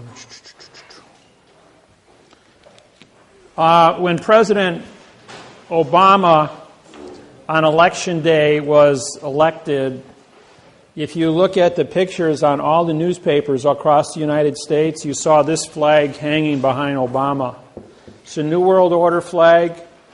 It has a circle of stars, a blue square field, and it's 1 to 2.25. They also had another one with 50 stars, 1 to 2.25. That was the United States Treasury flag. The flag that's 3 by 4 with a blue square field is a military boat flag. All vessels in dry dock on planet Earth, like your own personal house, the school building, these are all vessels in dry dock. They should be flying a 3 by 4 boat flag. The flag over here with yellow fringe on it, see if I can. This is a 1 to 1.9. I recognize this is old. This is a very old flag, by the way. When you take the flag and you fold it like this, corner to corner, and then you take it, you put it up here to the corner, it should only have one stripe showing, which does. So this is a 1 to 1.9 flag. By putting a fringe on it, you say that the contract for the United States of America, or the better known as the Constitution, has been captured by the yellow fringe, which is the court flags, maritime law. It says your contract is null and void because they put a phoenix on top. So the wingtips pointed down is a Vatican banking phoenix. Wingtips up is a your postal eagle. I call it the postal chicken. The acorn, as you see, the acorn is for military parades. It's a military symbol, ACC meaning no contract. The spear is for military court-martials. And the ball is for military advertising and military recruiting. Henceforth, you have it in front of the post office with the ball on top. And inside the post office, you have the eagle on top because the post office is postal. Henceforth, you're in the postal building, but outside, it's where you sign up for the draft. Everyone you turn 18, you got to sign up for the draft. You've got 90 days after your 18th birthday to do so. The 3 by 5 flag is a military flag with a blue square field. It's used for parades. The reason that they have this flag, not the 1 to 1.9 flag, is because of the weight of the flag would hang down, whereas in a marching at 3 miles an hour, the wind would catch it and it would be aloft because of its weight. The 1 to 1.9 flag I now hold copyrights to as the correct sentence structure, communication, parse, syntax, grammar flag, recognized worldwide, both in black and white and in color, red, white, and blue. The 3 by 5 base flag has a 3 by 4 field, and this is for military bases. The ones they sell at Walmart are 3 by 5 with a blue square field. That is a military flag. And when the the sentence runs like this. When they come looking for your jurisdiction, what flag are you flying? If you've got a military base flag outside your door, don't be surprised if the military can go ahead and set up camp in yours, because you've given it military jurisdiction to start with.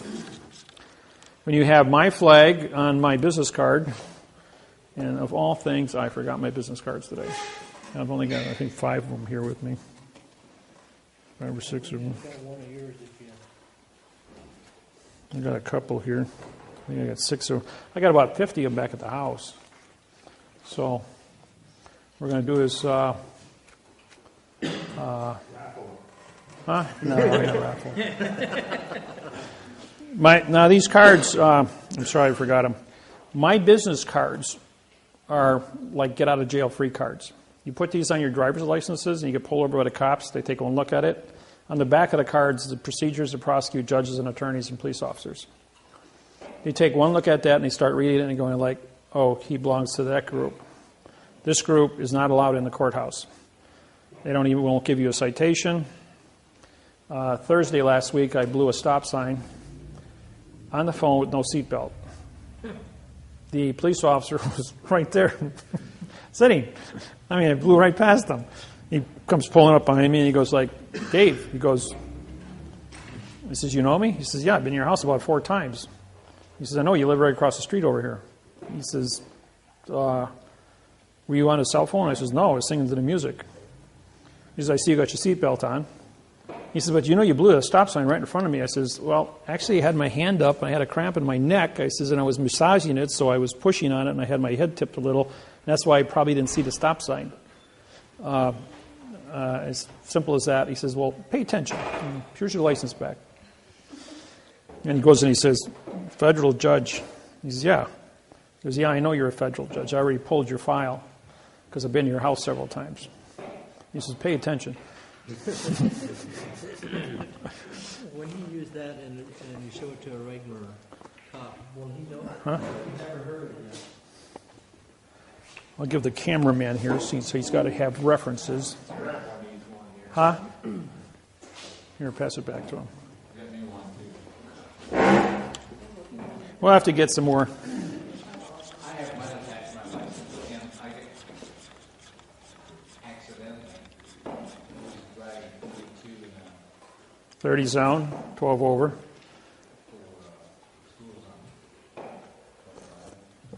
Oh, 25 school zone, yeah. That's public safety violation. Yeah, so he looked at it, and I said, are you sure you want to do this? After he brought the ticket back, he ordered me out of the car now. I mean, he yelled at me.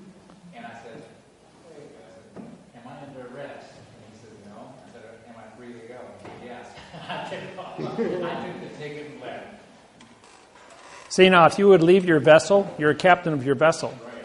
If you leave your vessel and stand on the street, then you're a vagrant. I was not going to get out. And therefore, you were under arrest. I was not about to get out of my car. One of my students called me up the other night, and he says, I got a ticket, Dave. Can you make it go away? I'm going, how much was it? 87 and a 55. That's 32 over. That's public safety violation. He says, all the cars were driving that fast in L.A. on the expressway. And I says, he singled me out. It's still public safety. You blow a tire at 87 miles an hour, and you're going to be so much scrap metal rolling down the highway, taking everybody else out with you. I says, no, I ain't going to stand by that. I just said, I'll see 150 guys. Yeah, when it comes to school zones, you won't get...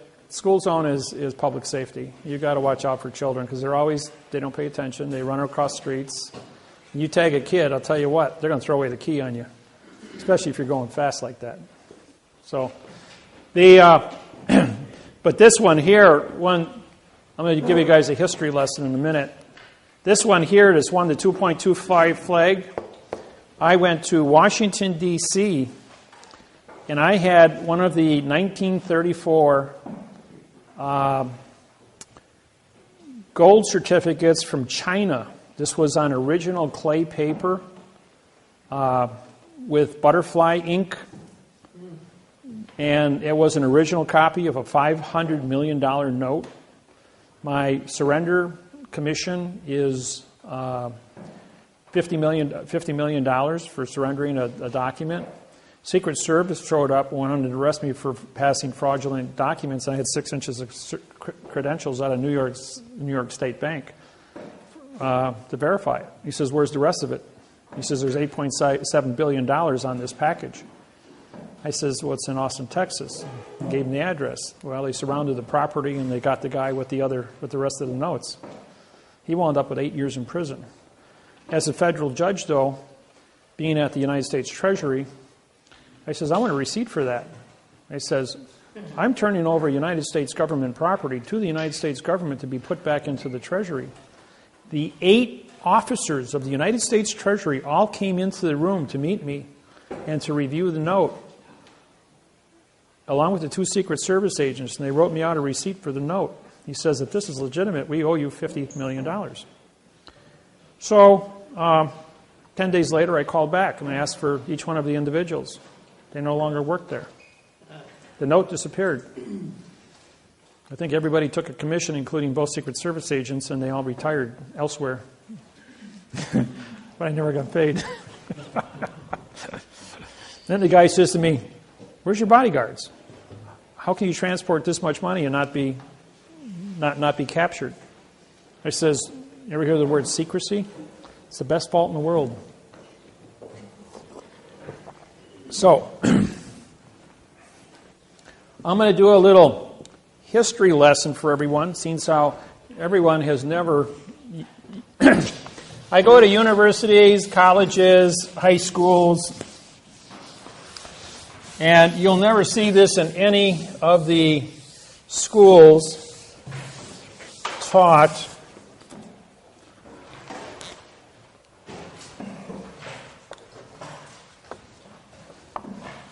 (1775), the United States of America goes to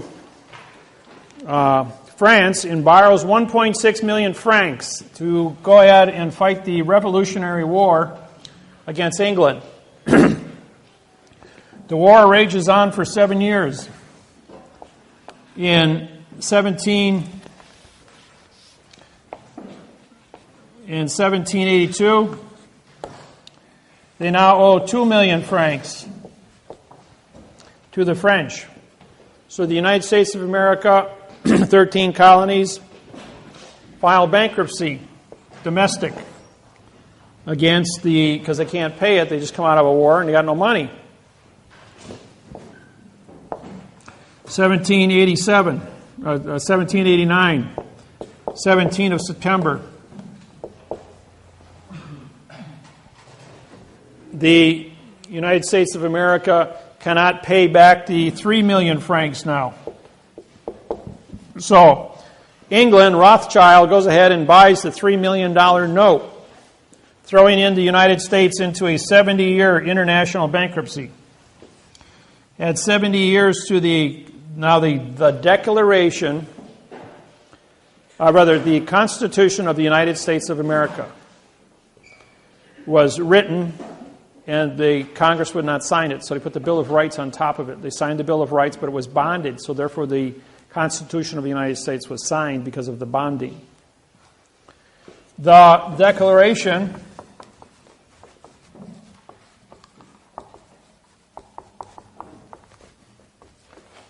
of Independence.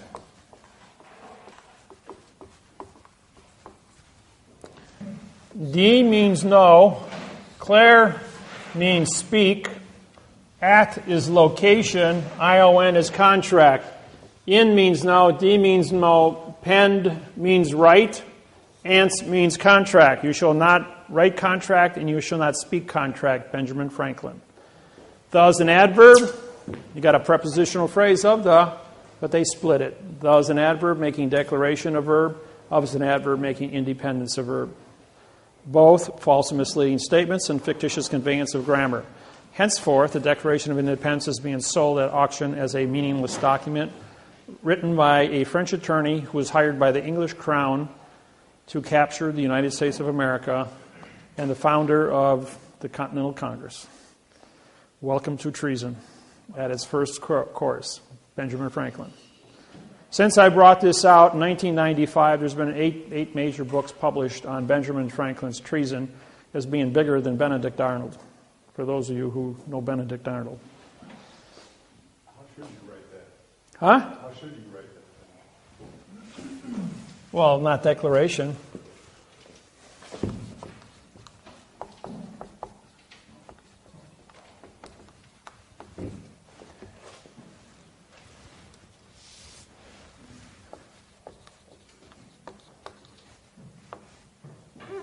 S apostrophe.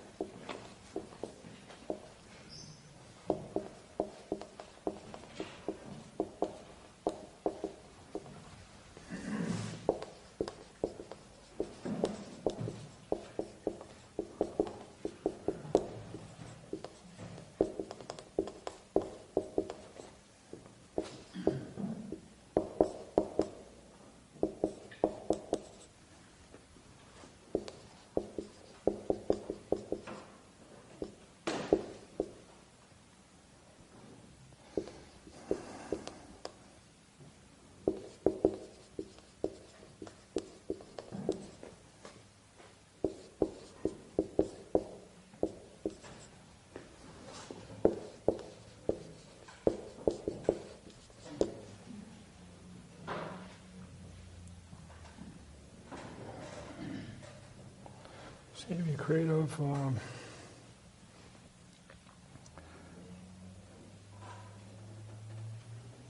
What's another word for improvement? Quality.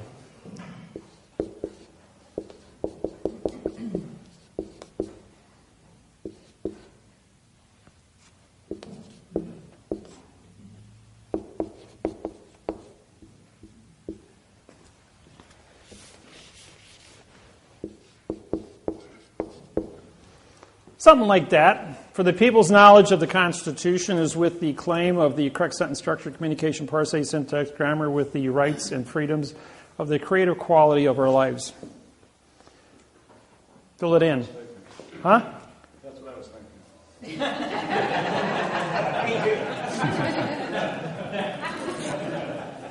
See, you throw me a question and I just cuff it off, how to be correct. I wrote the Constitution for the United Nations. I used the Constitution of the United States, Constitution of England, France, Fiji, Australia, and Hawaii. Took the best of all of it, quantumized it, and the Constitution of the United Nations. And I wrote a new 59-paragraph Constitution for the United Nations and was endorsed by all 200 countries. It was then customized for Ireland, which got them their new independence from England after 660 years of war with England. It only took 72 hours for me to do that. So, if you got a question, I got an answer to an impossible question, and syntax will give you that information. 70 years. 1859, September 17th. Now, if we add no law becomes legal for 90 days from September 17th, plus 45-day trust law, you got the bombing of Fort Sumter in 1860. And the South breaks away from the North. Oh yeah, there's also a 3-day rescission act. So you had to follow timelines. These timelines were set up 4700 BC, giving a rough estimate.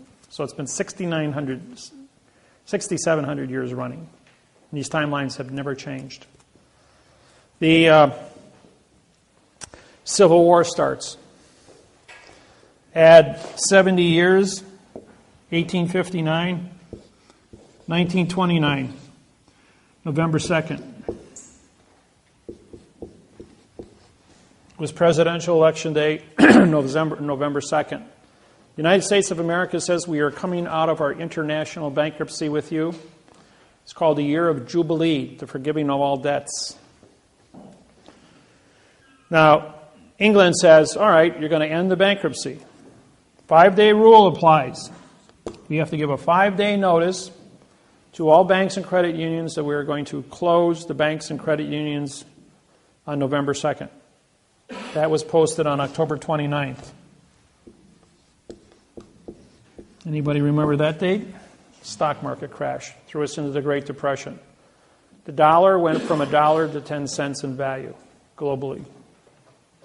Same thing happened when Russia came out of bankruptcy with Rothschild. It went from $1 Russian to 10 cents Russian. So they had to cut down half the Black Forest in Russia for fuel, pull out all their gold, silver, oil, and timber. It took them 10 years to get everything up and running. When they turned off the money, they turned off the power, and everything ran on steam in 1989 when Russia came out of bankruptcy.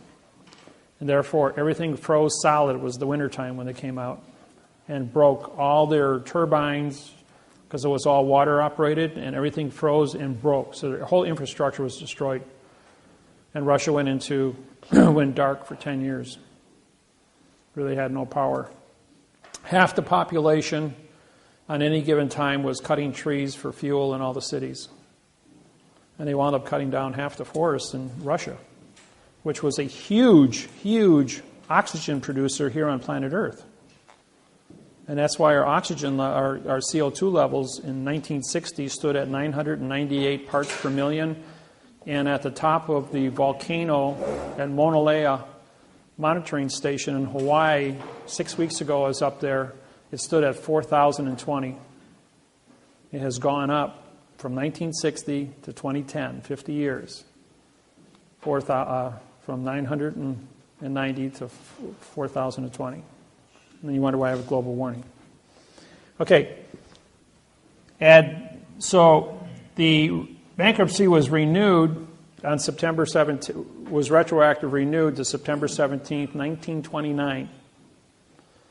Because you have to add 45-day trust law to September 17th, and you get November 2nd. You ever wonder why we have the first Tuesday in November 2nd? Because it's 45 days after the Constitution of the United States international bankruptcy was signed on September 17th, 1789. Add another 70 years, and you get 1999, November 2nd. Just happens to fall on that date. The president on November 2nd, 1999. Those of you that are old enough and remember, we counted ballots, as no law becomes legal for 90 days. Because there was no law in the United States, the bankruptcy, the IRS does not exist for 90 days. The United States government does not exist for 90 days. The United States military, under the Universal Postal Union, was ordered at DEFCON 2 with their finger on the nuke button. We were at 1 minute to midnight for the end of the world. If China or Russia launched an attack against the United States when we didn't exist, they were going to go to nuclear World War III. That's how close we were to the end of the world. So for 90 days, they had everyone count ballots. Watch the left hand while the right hand took care of business. And on February 2nd, 2000, Bush, with 47% of the vote, was the 45th consecutive left-handed president in the United States. No president has ever been right-handed in the United States since 1775. What's the significance of that? Left hand develops the right side of your brain, which is logic. The right-handed people use their left side of their brain, which is emotions. Anytime two of you were to get into an argument, no matter what you are saying to each other, and you are heightened emotionally, I can throw a math problem at you, like 3 times 3 times 3 equals 27. In a time it would take you to analyze the answer of that, you would take all your energy from your left brain, transfer it to your right brain, your blood pressure would drop 60 points, your emotional would become stabilized in 3 seconds, and you'd be using the logic side of your brain and stop fighting. So anytime you get upset, do a math problem, completely cancel your emotional upset. How's that for a fix-it? Didn't know that about your human brain, did you? Yes. Aren't the elections in the even years, though? 1999, November 2nd. President doesn't take office until the even year. They're elected on the odd year.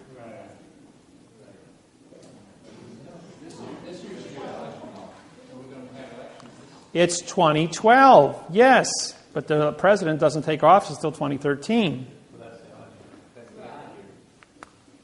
No, 1999, November 2nd, was the end of the Third International Bankruptcy. There was no election take place that year. I mean, the election took place, but the president wasn't appointed until the 2nd of February 2000. And Bush was reinstated. This was Bill Clinton. Bill Clinton said on November 2nd he would be the last president of the United States of America. On the 2nd of February 2000, the United States of America Corporation took over. The democracy was dead. The Constitution expired. So what's the law of the land now? You're a postal employee. You carry postage stamps in your pocket. So where does the UCC fall in? UCC is copyrighted by England, has no effect on the United States. If you use copyrighted material from a foreign country on a foreign vessel in dry dock, you're babbling because you don't have a copyright release. Only attorneys and lawyers and judges have a copyright release from England. That's why they joined the bar. If you're not a bar member, you can't practice in a foreign vessel in dry dock. So how do you capture a foreign vessel in dry dock? You don't. You create a court within a court. In other words, when you file a lawsuit with a stamp on it, it's a postage vessel. The postage vessel, when the sentence structure says, this is the document because it came to the dock, received the docket number, and is now a document. Document contract. 2 or more people make contract. There is 2 people, your claimant and a vassalete. Document contract, postal vessel. Postage stamp on a piece of paper is vessel. It's federal, so it's a federal court venue. The word jurisdiction, people, means opinion. Don't use the word jurisdiction. Why do you think you have a jury? A jury, J-U, means no law, and R-Y is contract. It's a no-law contract. The word judge sits on a plane different than yours.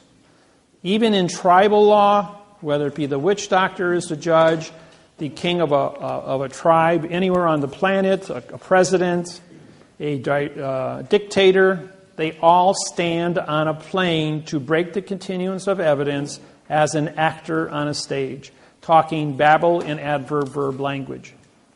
Therefore, you go into an auditorium, you see a person on a stage, they are under contract to perform, you buy a ticket, which is a contract of your opinion.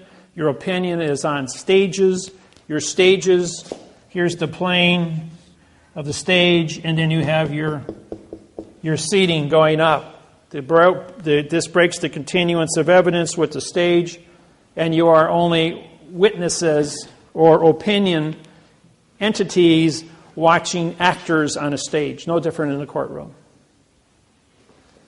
So the only way to engage and have your rights or whatever you're trying to do... Engage means no contract, ING. To gauge when you go in there. And that's a correct word. You do gauge a situation. Gauging means to analyze, to look at the knowledge of your environment. You're gauging the difference between right and wrong, good and evil.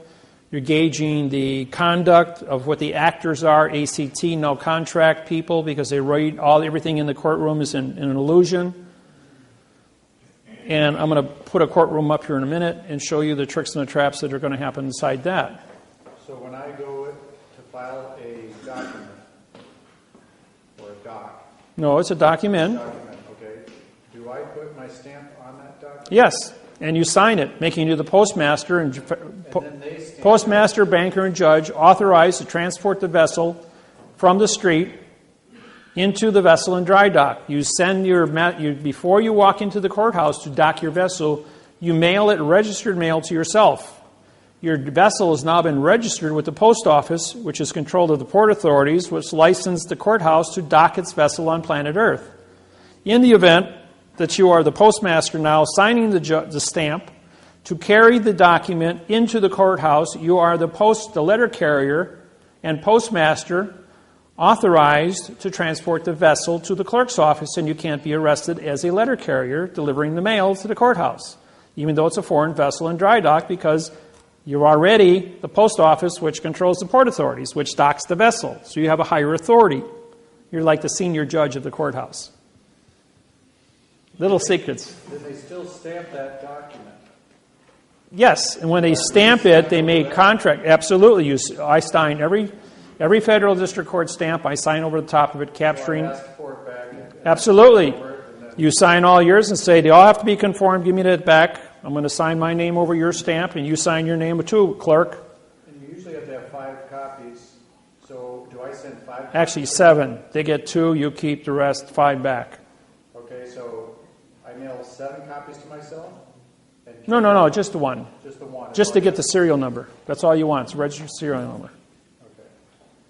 But then how do I have a copy or You keep the registered serial number. You're going to mail it to yourself. You keep the envelope. Okay, got it. Okay? If you have one copy that's sealed inside there, it's always sealed inside there. If it ever comes to I'm not jumping the gun, but are you going to just go through all of these? Yes, I'm going to go through all the procedures on it. Yes. She told me that she can't let me have the document back once she stamped it. All of them are stamped, and if you sign the others in front of her, they all have to be conformed. If her copy is not conformed, then she has an illegal copy. She doesn't have an original. If you sign across their stamp, you have the original. She has to take possession of that. But she said, I cannot give you this document once I've stamped it. No, that's because they don't want you to be legal and become the chief judge of the courthouse so that you're in charge. You become the chief judge of the courthouse when you do that. So if they don't give it back, how do you respond? Oh, I always get it back. I says, I'm the federal judge in this courthouse. I have my oath on file. You better give me that court back. This is under Title 15. Which one is that? That's Title 46, Section 9. I just tell them I'm the judge? 946. Well, I have a 17-year running position. Everybody knows me already. So how do I do that? Oh, if you sign, as she hands you back the documents, you sign all of them. And if she knows what she's doing, she'll give you back their copies so they're all conformed. Right. So Because when you say to her, and she doesn't give me hers, then she is illegal. illegal. Right. You're saying, you know what? I have originals here signed. I says, now how are you going to explain to your boss that you don't have a signed original copy and you only have a half the position done? You didn't follow your duties. And that's what I'm wondering is the enforcement. Now, under Title 18, Section 641, folks, misappropriations. Title 18, 641, misappropriations. That means you took a paycheck and you didn't do your job. That's misappropriation for not doing your job. That's a 10-year, $10,000 fine, a $9,000 fine, and 12 years in prison under another title site of the same. It comes under 946 instead of 941. What was the title number? Title 18, 641 through 665 is the misappropriations rules. You can pull it up on the internet and go through the whole thing. Yes. So does that mean when we took for the mortgage fraud,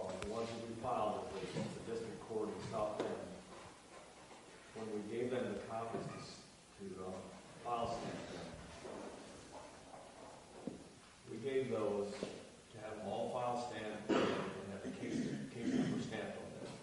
Correct. And then we took ours back and they kept theirs. Correct. So, was that correct, or did you? No, they have their 2 copies, you have your 5. But in front of them, you sign or autograph your name across their stamp. And when you autograph your name across their stamp, they have to give you back those 2 to autograph also. Otherwise, they're not in conformity. And that makes you in contract with that building, with that vessel being docked. And when she gives you a receipt for your money filing, you also sign that receipt. You sign your name across the registered mail sticker. You sign your name across the money sticker that's put on your registered mail. You sign your name across the stamp. Anything the post office gives you, you sign your name, autograph your name across it. Not sign, but autograph across that stamp. And if it ever comes to push and shove where you got to walk into court going, I'm a federal judge, I'm federal postmaster, I've signed my documents. I have the physical evidence in my possession that goes with this. This was docked at the post office before it was ported with the port authorities. The post office has jurisdiction over the port authorities. And so therefore you haven't filed protocols. In my lawsuits that I file with you as your mortgages, identify the clerk of the court on the 48th day as the federal judge of that lawsuit, because she's required or he's required, the clerk of the court is required to autograph her name or his name on that stamp as the postmaster receiving a vessel in dry dock. That's protocol. If they skip over that procedure, they're guilty of misappropriations. They can go to jail for 12 years. And you can have, when you download the laws on this, you take it in with them under misappropriations, and you present that to them saying, here, read this. See what this says? Now do exactly as I tell you. If you got a problem, you get your supervisor. You got a problem with that, you get the chief judge. You got a problem with that, call John Roberts at the United States Supreme Court. You got a federal judge here, chief federal judge can call the United States Supreme Court John Roberts. You can call Hillary Clinton, Secretary of State. I was Bill's counsel. So I'm killing flies in windows, glass windows with 20-pound sledgehammers, and I'm not breaking the glass. And so they come to me and they're going like, we're not going to obey this. We're not going to do this. I'm going like, you want to go to jail for 12 years? Feel lucky today? And he says, I'm the last man you want to go ahead and play games with. Right, but you can do it. But Why? If you follow the procedures, you can do it too. It's all about conviction. It's all about being cool and collective. Of course, I have an advantage of you guys because I don't have adrenal glands, so I don't have the jack high, jack low. Me, I'm just data. I'm a Spock. Since Star Trek came out, everyone's called me Data and Spock. Yes.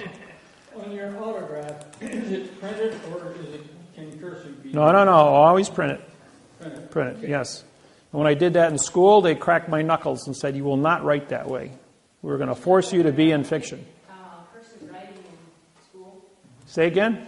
They're taking cursive writing out of the public schools. Did you know that? They're taking it out because of this program. Yes, I've been suing, and the teachers are going, "This is correct. We're wrong." And they're changing. This program is changing all languages on the planet.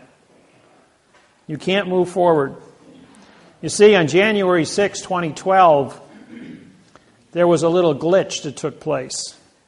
The Hubble's telescope took a picture. And the picture showed 3 more of these spacecrafts in Greenland headed this way, which will be here on 12/21/2012. For those of you that watch TV, there's a new TV show with no electricity. You know why? Because when you put up here's Earth, and you put a quadrihedron with Earth in the middle, you've got line of sight 4 spacecrafts the size of Lake Michigan to have put a dampening field over the planet and shut down electricity. What do you think is going to happen in a world that runs on computers and electricity without electricity? They go back to 1880 overnight. How do you get the food to the populated areas? You don't.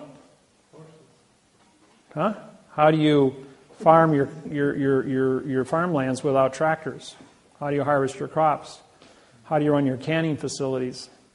How does 8 billion people get food when there's no way to get it, move it from point A to point B outside of whatever you're capable of growing in your own garden or being able to can because you have a stove, a wood-burning stove that you can can with because you know the principles of canning. I do. I know the survival issues. I know how to make water out of thin air with nothing but a sheet of plastic.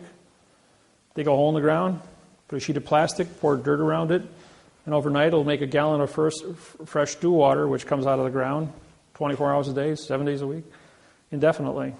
And you just run a little hose out, and you can pump it out of there all day long, fresh water, and have all the fresh water you need. As pure it can get, evaporating out of the earth from underwater, from the cistine. How to make fresh water, how to do food, how to do canning, how to live without electricity. I've been there. I know how to do it.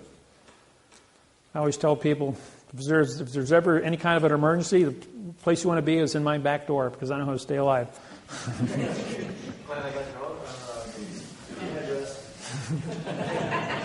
Well, it's nice is I got Lake Michigan only walking distance from my house, and that's a big lake. I got my own boat. Had my own boat building business for 8 years until the oil embargo took place in '73.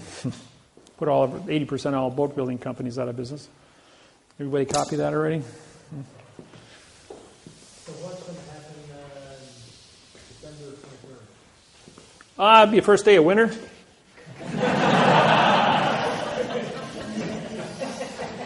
And remember, if the world doesn't end on December 21st, make sure your 401k is paid up on December 22nd. Okay, we're going to go next to the courtroom. I missed that. What was that about the 401k? I said, if the world doesn't end on December 21st, 2012, make sure your 401k is paid up on December 22nd.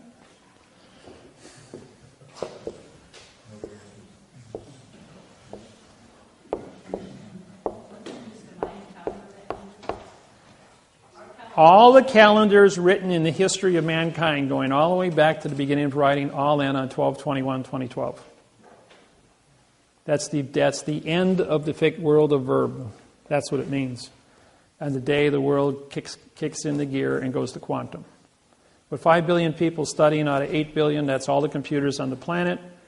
Obama wants to push this through. The Chinese are pushing it with 150 trade partners. I believe that there's going to be some kind of an announcement maybe on that day. That you're going to turn on the TV, get on the internet, and there's only going to be one thing you're going to see. My program, study, you got so many days before we're going to switch gears, and the world's going to change into quantum. Simple as that. So, that's just my opinion. What's that? Oh, by the way, if they put the dampening field up, batteries don't work, electricity doesn't work, solar doesn't work, wind doesn't work. The electron does not move. Where's the dampening effect coming from? Dampening field is an EM field. Just like an EM pulse will take out electrical circuitry, closed circuit information. Okay. The program on what a dampening field does, it stops electricity for electrons from moving. What would that? Who would be executing that dampening field? What's that coming from? The four UFO spaceships in a quadrahedron, which is a four-sided triangle with Earth in the middle of it, line of sight. What source is them? Why are they doing that? Where's that coming from? Well, they were here 50,000 years ago, so they created the last ice age. Now, the people that leave that spacecraft, like if you go from Greenland, Washington Monument, Yucatan Peninsula, and Easter Island, it's a straight line. They're on straight lines in nature.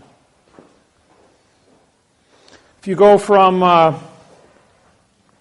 Lexer Pyramid through Memphis, Tennessee Pyramid, it intersects as a straight line with the Lexer Hotel in Las Vegas, Nevada. A sphinx, a pyramid, an obelisk. A sphinx, a pyramid, an obelisk. A sphinx, a pyramid, an obelisk. If you have time,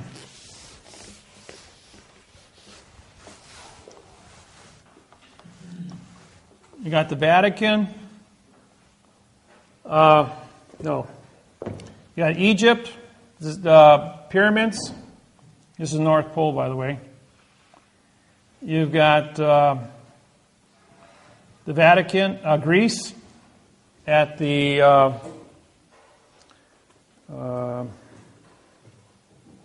Acropolis, where there's a obelisk. Obelisk at the Acropolis. Vatican Square. Vatican is a clock, a seasonal clock with the obelisk in the middle of it at St. Peter's. You go to Paris, which is the church built in 300 AD. Paris was the center of the church, Catholic Church, in 300 AD.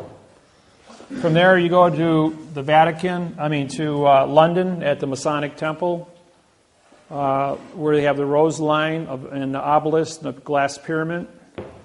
You go from there to Washington, D.C., where you have an obelisk, and you end up in Las Vegas, Nevada.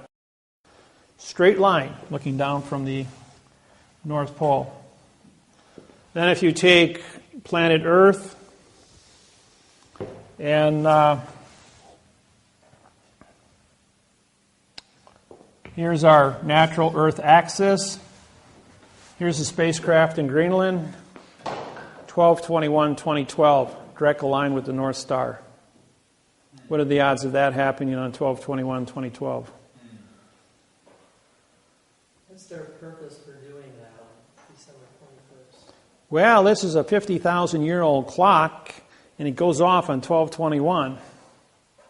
You put 3 more objects here, and you got line of sight, dampening field.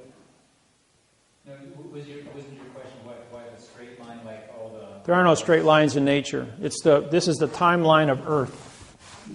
From the 4700 BC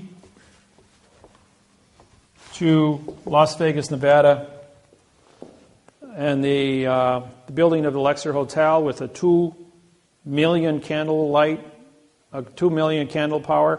The Lexer Hotel is a radio transmitter. It's especially designed, and it went off with all the pyramids on planet Earth simultaneously. When they turned it on, they all set up a harmonic resonance that sent a radio signal out into space 1,000 times more powerful than they thought would happen when they turned the one on. It activated all the pyramids that were built to resonate at frequency within the triangle of what it is. The pyramid in Giza is built like this, which is a diamond.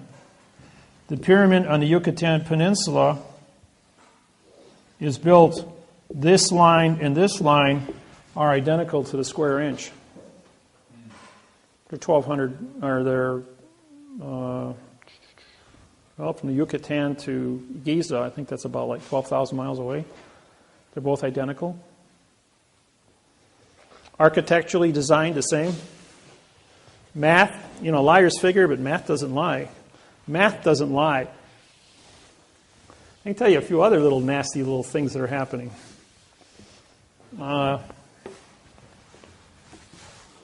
Here's planet Earth. Here's North Korea. 2 years ago, they detonated 2 atomic bombs, right? Those that did their homework. Okay, these things went off. It was 5 days apart. 140 miles off of Chile. They had a 9.5, biggest earthquake recorded in the history of keeping earthquakes.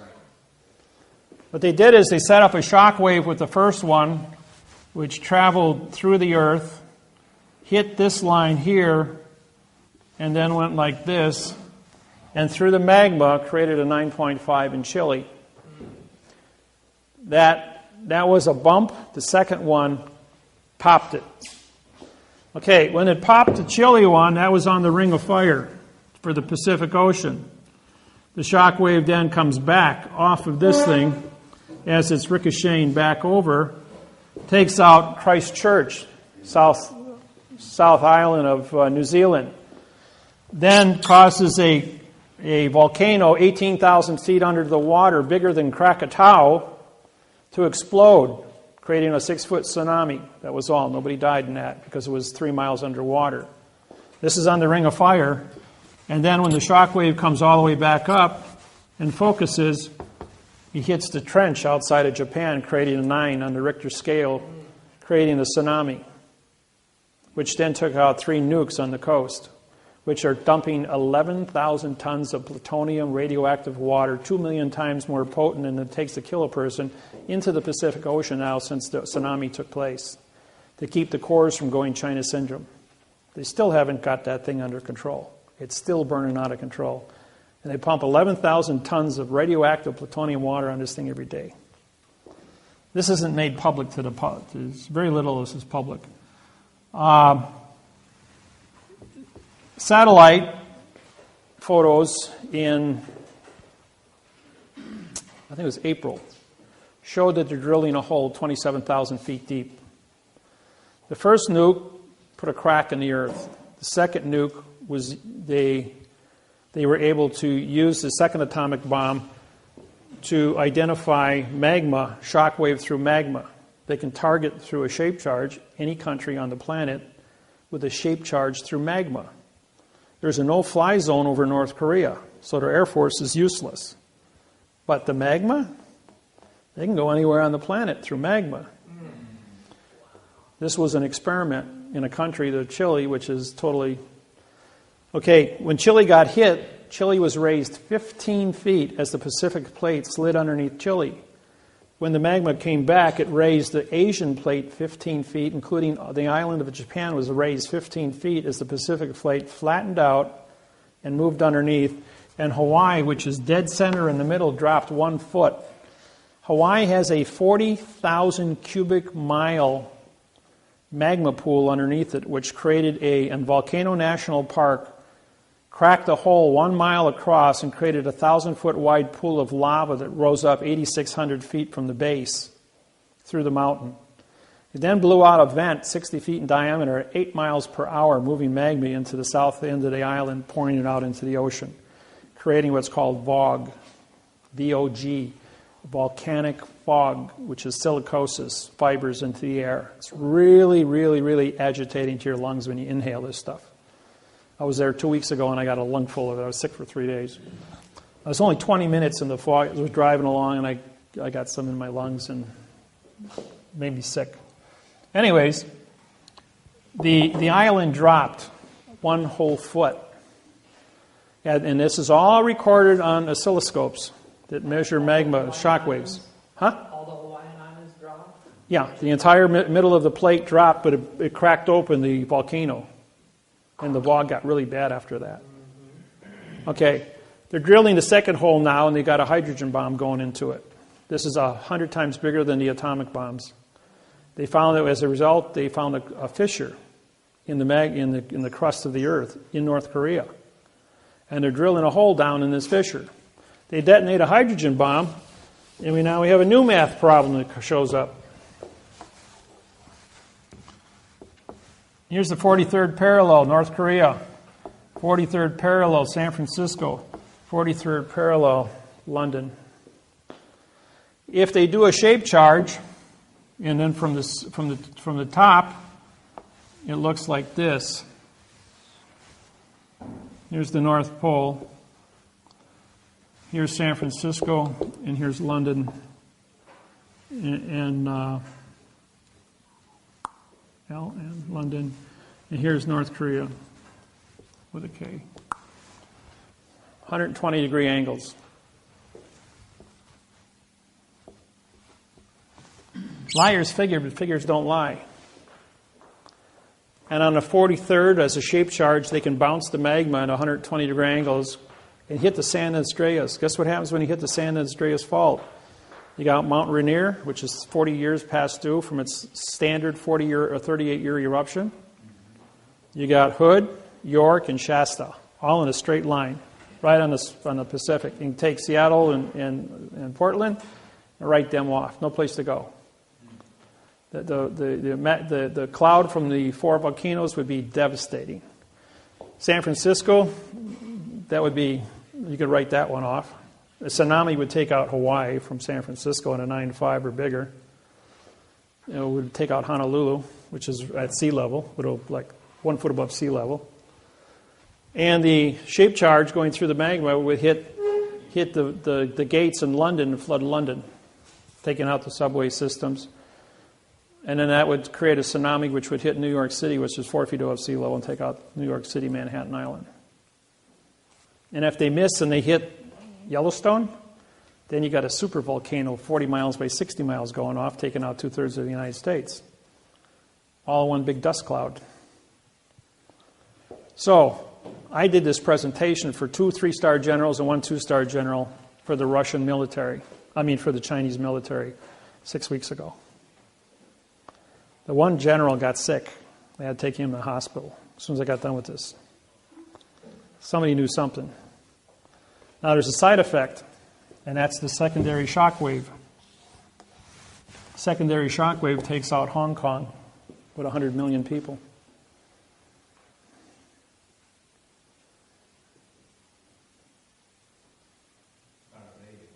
Huh?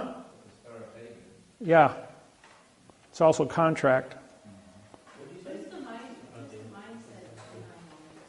What's the mindset? Who is the mindset behind all this? Well, I'm a guy that does a lot of big thinking. I deal in math, as you know. And when I start doing math, and I start drawing pictures, I start tracking all the history of mankind, the whole thing turns out to be a big math problem of straight lines all over the planet called ley lines. Turns out that ET going back 100,000 years, and all these ley lines where cities are built on this planet, the 8,500 years of masonry, the book that I own, and all the secrets in 8,500 years of masonry that are written down, now syntax, and all the mathematical procedures are brought out through that syntax, all the truths that are hidden inside that book. And in knowing how to cipher all this stuff and bring out all the timelines and the facts. And the facts that I say are coming in the future versus the facts that are already been certified through the book in the last 8,500 years. If it's been true for 8,500 years, then why wouldn't it be true for the next 6 weeks? And a lot of this stuff came to me on emails in just glitches, like somebody working at the NASA Center that runs the Hubble telescope sends me a picture of 3 spacecrafts coming this way, and then it's deleted a few seconds later. And then I run the math problems on it and all the rest of the information. You know, anybody remember when Obama took the podium the first day he went to the Joint Chiefs of Staff? He walked up and says, "I didn't make this mess. There's only one president at a time, and I'm not it yet," and walked away. And that was it. Everybody's expecting some great speech. Fact is, he got a bloody nose. He got told about all kinds of things that are not included in the presidential election. What they say and what's going to happen behind closed doors about what's happening with this math interface and how it's affecting the planet. What ET is doing and how it's affecting the planet. All the different terrorist threats and how it's affecting the planet. All the UFO sightings, as well as the time travelers keeping order. Why we're still all here. Why this is allowed to move forward with no interference on a global basis. And I'm not talking a global basis, I mean 150 language translations from my website to be as big as it is, uncontrolled, and with the order that is being conducted from it has been very architecturally designed so it doesn't scare people. And those that need to know, need to know. Those who don't know have no power to make an influence on it. It's only the world leaders that are in a position of needing to know things that are going to be told what is correct.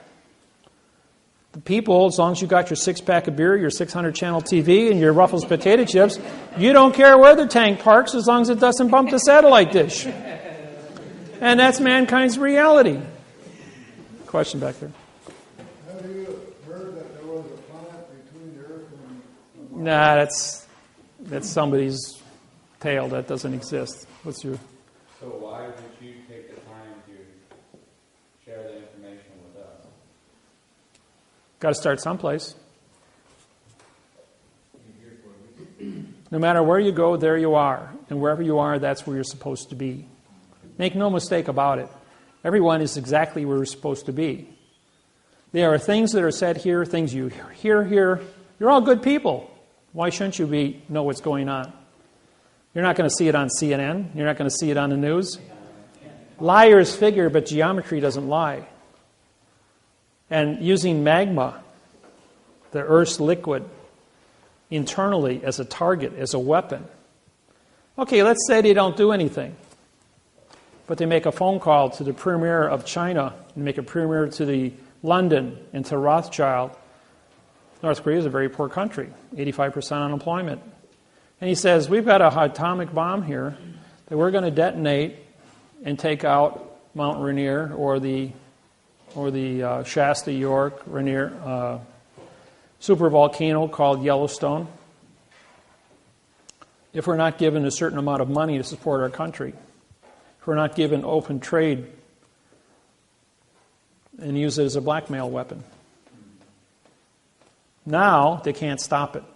It's in place. It's 25 miles. It's 5 miles underground. And all they got to do is push a button. And what happens if you take out if let's say the super volcano goes out and 2/3 of the United States are under a cloud for 4 years. You got a black winter, no food. Population after the end of 4 years is a few 100,000 people. Northern Hemisphere is completely devastated just because somebody pushed the button. Or the people from the future know who the button's going to be pushed, and those people are removed. There's always a point of control. There is a future. What kind of future is going to be is going to determine. It's relevant that mathematics become relevant because of ET, as well as Earth's own ability to communicate peacefully. So I go around and I teach seminars every few weeks, but these are recorded. Once this goes up on YouTube, there isn't going to be 40 people here watching. There's going to be 40 million people, 400 million people watching the same presentation on YouTube in a couple of weeks. And there's nothing like a math problem which can't be disputed, because if there's one thing everyone in this room does agree on, it's a math problem. And liars may figure, but figures don't lie. And there's no such thing as a straight line in nature. So therefore, somebody has engineered something that it's not supposed to be. And if you engineer something, then you better be pretty responsible for, if you screwed it up when you engineered it, you're going to be fingered at. If you engineer it and you do it correct, you're going to be honored for it. You see? So yeah, I'm being responsible. And yes, this will go up on YouTube. And it will be viewed. And how long did it take for Michael Jackson to know, for the world, for every single person who owns a computer on planet Earth to know that Michael Jackson died? 15 minutes. 15 minutes. Every single person on the planet that owned a TV, radio, newspaper, magazine, iPod, handheld cell phone was called and said the king of pop died. So don't think things can't happen in a moment, that the world can't wake up in a moment, that on November 5th, 2012, I'm in front of the U.S. Court of Federal Claims in Washington, D.C., about 12 hours before election time. And there's going to be newspapers. As quantum grammar was put on trial in a Kansas case. And Monty Miller and Russell Gould and myself are all going to be there as 3 federal judges holding the United States Court of Federal Claims responsible for false and misleading information, failure to have an oath of office, and are going to hold the United States government accountable for the election. the next day under false and misleading statements. What is that date? Huh? What is that date? November 5th. In 5 weeks. So the world watching this on CNN on Monday night could very easily walk into the polls Tuesday and write director party David-Wynn Miller that they want correct grammar. I don't care what they say and what they think's going on. It ain't going on because it's in fiction. And the world's going to change from fiction to fact overnight. And by December 21st, the world of fiction will be made announcement on the world in all languages that this stops today, that we fix it. No more wars. You can't bring an argument to another human being if you're going to talk in verb. Get your contracts right or go home.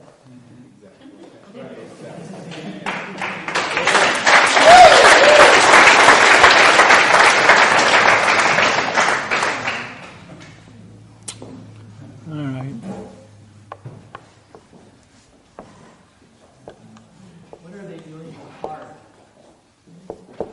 What's that? What are they doing with the HARP program up in Alaska? High amplification array radiation pulse. HARP is a alpha-beta transmitter. There are 12 units around the planet. They can reach down as far as the equator. They are used to control the frequency of your brain through radio wave influence. It's used to take you from an alpha, which is aggressive, to a beta wave, which is docile. It gets 98 degrees Fahrenheit in a populated city like Los Angeles, and people tend to get crazy at 98 degrees. So you change your mind to a beta wave and make you all nice and comfortable at 98 degrees, not irritated. Mob control, that's all it is. Now, if you want to talk about angels don't play this harp, of the satellite 38,000 miles out over the Pacific Ocean, which can't be seen by any earthbound station that controls a microwave to increase the temperature of the surface a half a degree and create weather patterns 3,800 miles across to move El Niños and weather patterns. That was started in 1988. It ran until 1997 when I had it shut off. But they fooled around with it long enough to almost cause a 9.9 earthquake on the San Andreas when they heated up the North American plate 22 degrees and the Pacific plate 25 degrees. I did a seminar in Sacramento and told them, you will turn the temperature down of the United States from 85 in Milwaukee to 25 below zero, and from 85 in Houston, Texas to below freezing. You will hold it there for 22 days. You would take the air, which is blowing from the west to the east over the Yucatan Peninsula, and move it at 50 miles an hour for 22 days from the east to the west and push El Nino offshore. 24 hours later, the wind blew at 50 miles an hour from the east to the west, and the entire United States of America was put into a deep freeze. And it lasted for exactly 22 days where it was below freezing, bringing the North American plate down enough that it pulled the pressure off of the San Andreas. We didn't have an earthquake, and El Nino was pushed offshore. Remember when all the seals and the marine life were dying because the water was up in the high 70s? Went back down to 55 degrees where it's supposed to be. Because when you move hot water this way, cold water replaces it from the bottom, 3 miles down. Sometimes I got to interfere with the world to save the world, even though I'm not supposed to. Okay. Courtroom. Courtroom's divided into planes. P-L-A-N-S. E-S. Sometimes I get ahead of myself. All right. Plane number one is the level playing field, such as this room. Plane number two is where the clerk of the court sits, on a 4-inch high podium above your plane. Plane number three is the witness box, or the jury box. Anything in a box is an enclosed area and cannot be considered. As you well know, since the Constitution of the United States was created, you must have a 12-man jury. What you don't know is that the jury box is built like this with chairs on the X's. So what do you have looking from the top?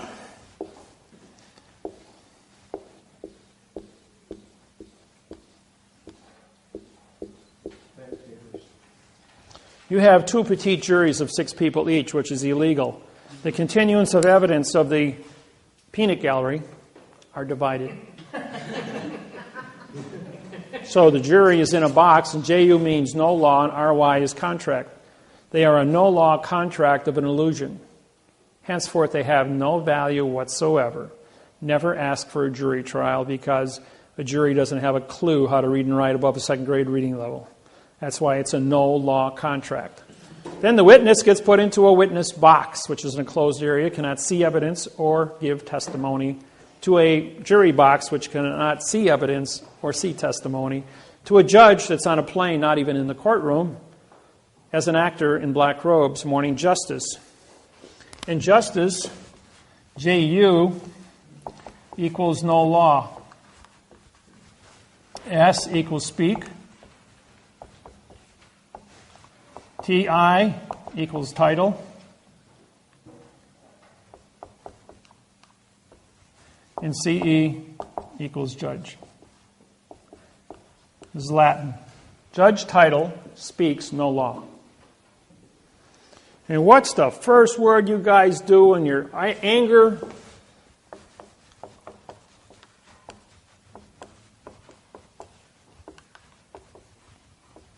There's a location. That's a positive word.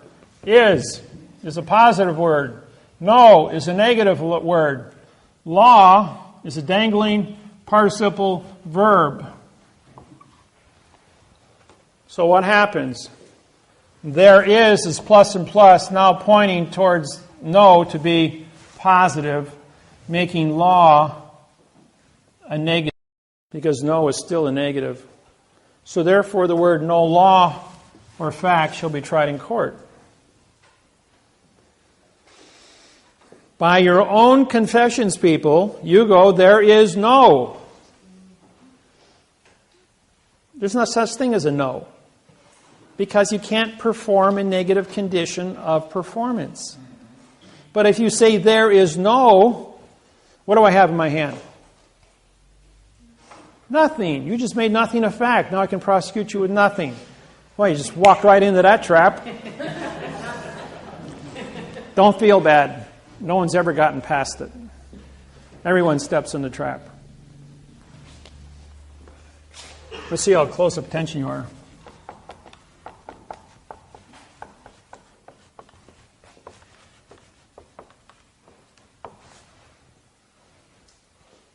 What is your name? No. I'm a judge. I said, what is your name?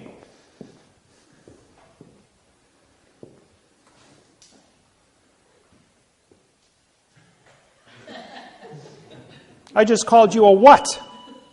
Would it be easier? Would it be easier if I did this? Would it be easier if I did that? Now does that make sense? You see, this here is a period, folks. This isn't a question mark. That means, what is your name? Do you see a question mark hanging above me? Yeah.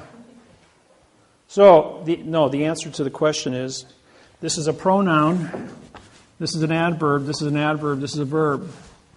Even if you were to identify the word what to be your name, why am I calling you a verb? You don't exist as a dangling participle verb. The answer is, this is the answer to the question, what is your name? You identify syntax. You say, well, what is a pronoun? This is an adverb, yours an adverb, and name is a verb. Can I see the correct sentence structure, communication, parse, syntax, grammar for the avoidance of the perjury? The judge is going to go, okay, case dismissed. Please leave the courtroom. Bang, just like that. Don't care what you're there for. Because the traffic citation, anything he's got to say to you is a lie. You can always tell I'm lying to you. My lips are moving.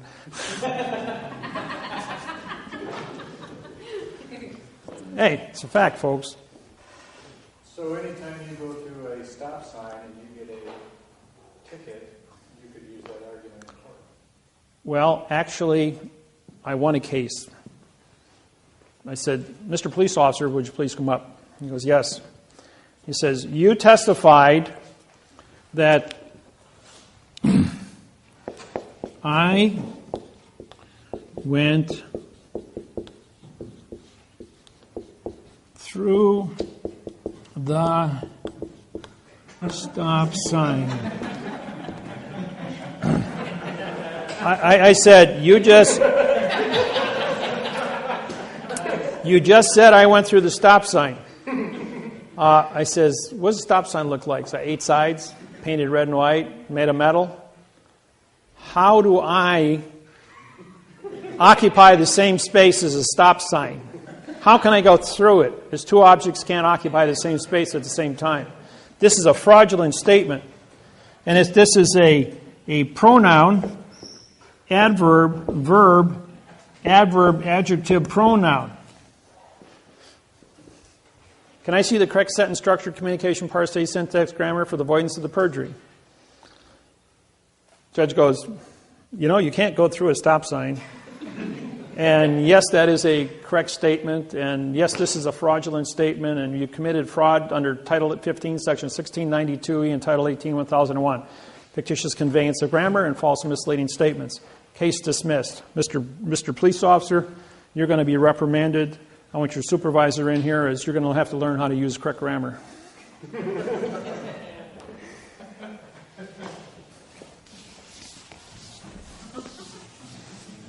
You see, these are all tricks and traps, little things that are hidden in plain view right in front of you.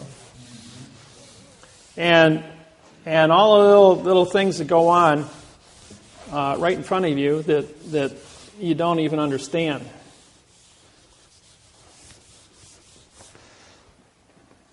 Now I'll show you another little trick that the Universal Postal Union burned Switzerland. Do you know that all wars on planet Earth are orchestrated by the post office?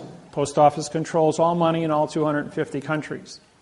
World War II was not an exercise in a world war as per se. It was an exercise in population reduction of 200 million people. And that's all it was. The planet was not ready to support 8 billion people in 2012. If World War II didn't take place, we would have hit 8 billion people in probably 1970, where there wasn't technology or production capabilities of feeding. So people would have been dying globally in mass units. Millions of people would have been dying at a time from starvation rather than having a controlled issue. If the plague of 1525 or 1535, something like that, which wiped out half the population of the planet, didn't take place, we would have hit saturation way back in 1800. And then there would have been a mass destruction. When I was in, it was in high school. I think it was 11th grade. About 17 years old. We did an experiment. Took a 4-ounce potato, put it in a 2-gallon fruit jar with 2 fruit flies. In 30 days, we had 50,000 fruit flies and no potato. On the 31st day, we had no fruit flies and no potato. The point is, you can expand out of existence all at the same time. You can go out and go fishing, which, if anybody's ever done this, and you put like 30 bluegills in a 5-gallon pail. In 1 minute, all 30 bluegills die of suffocation. At the same time, they're all gone. When the oxygen runs out, they all go perish. Well, the same thing is true with the things that are happening on this planet about what orchestrates. So we're going to take you back into history, to Hawaii, which is a cause and effect. 1848, King Kamehameha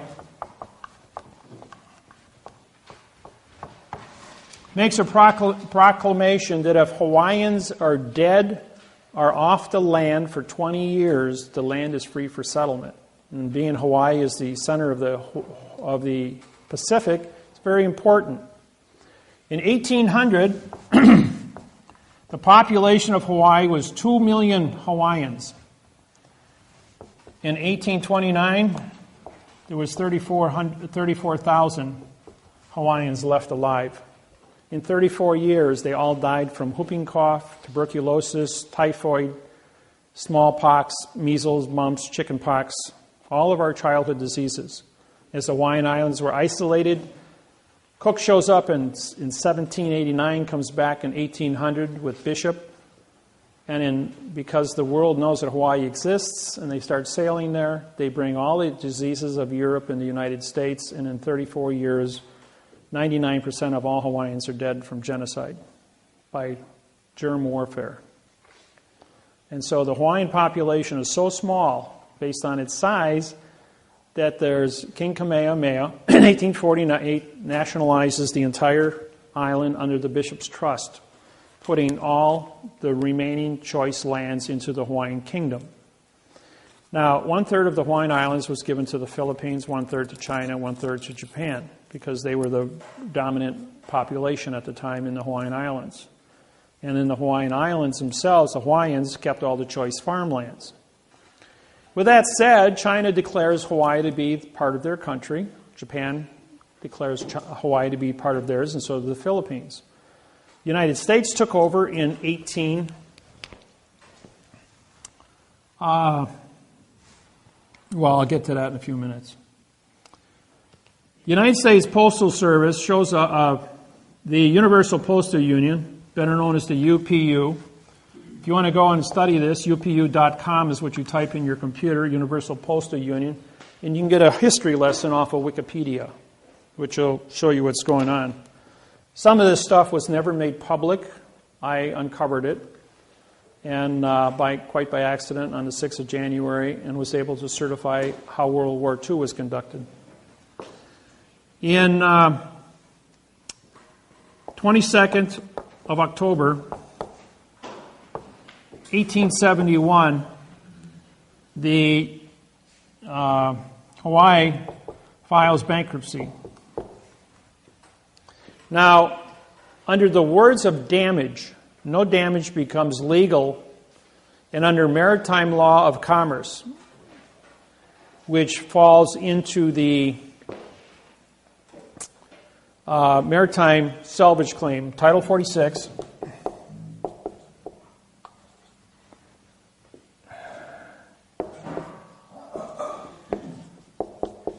Chapter 16, Section 781. That's your salvage. That's maritime salvage. All right, the Bern Switzerland shows up in Hawaii on this date and gets Hawaii, King Kamehameha V, to file bankruptcy. Under damages, no damages complained. So this is the 22nd of October, 1872, plus 45-day trust law and 3-day grace period is the 6th of December, 1872. Guess what happens on that date? King Kamehameha V, the last reigning monarch of the Hawaiian Islands, is assassinated by poison and dies. The Hawaiian Masons, because he is a 34-degree Mason, being that he is the reigning king and monarch, activates the 20-year moratorium that if you are dead or off the land, because he's responsible for all the land in Hawaii. Add 45 days to December 6th, and you get, plus the 3-day Rescissions Act, and you get the 17th of January, 1873, plus 20 years is 1893.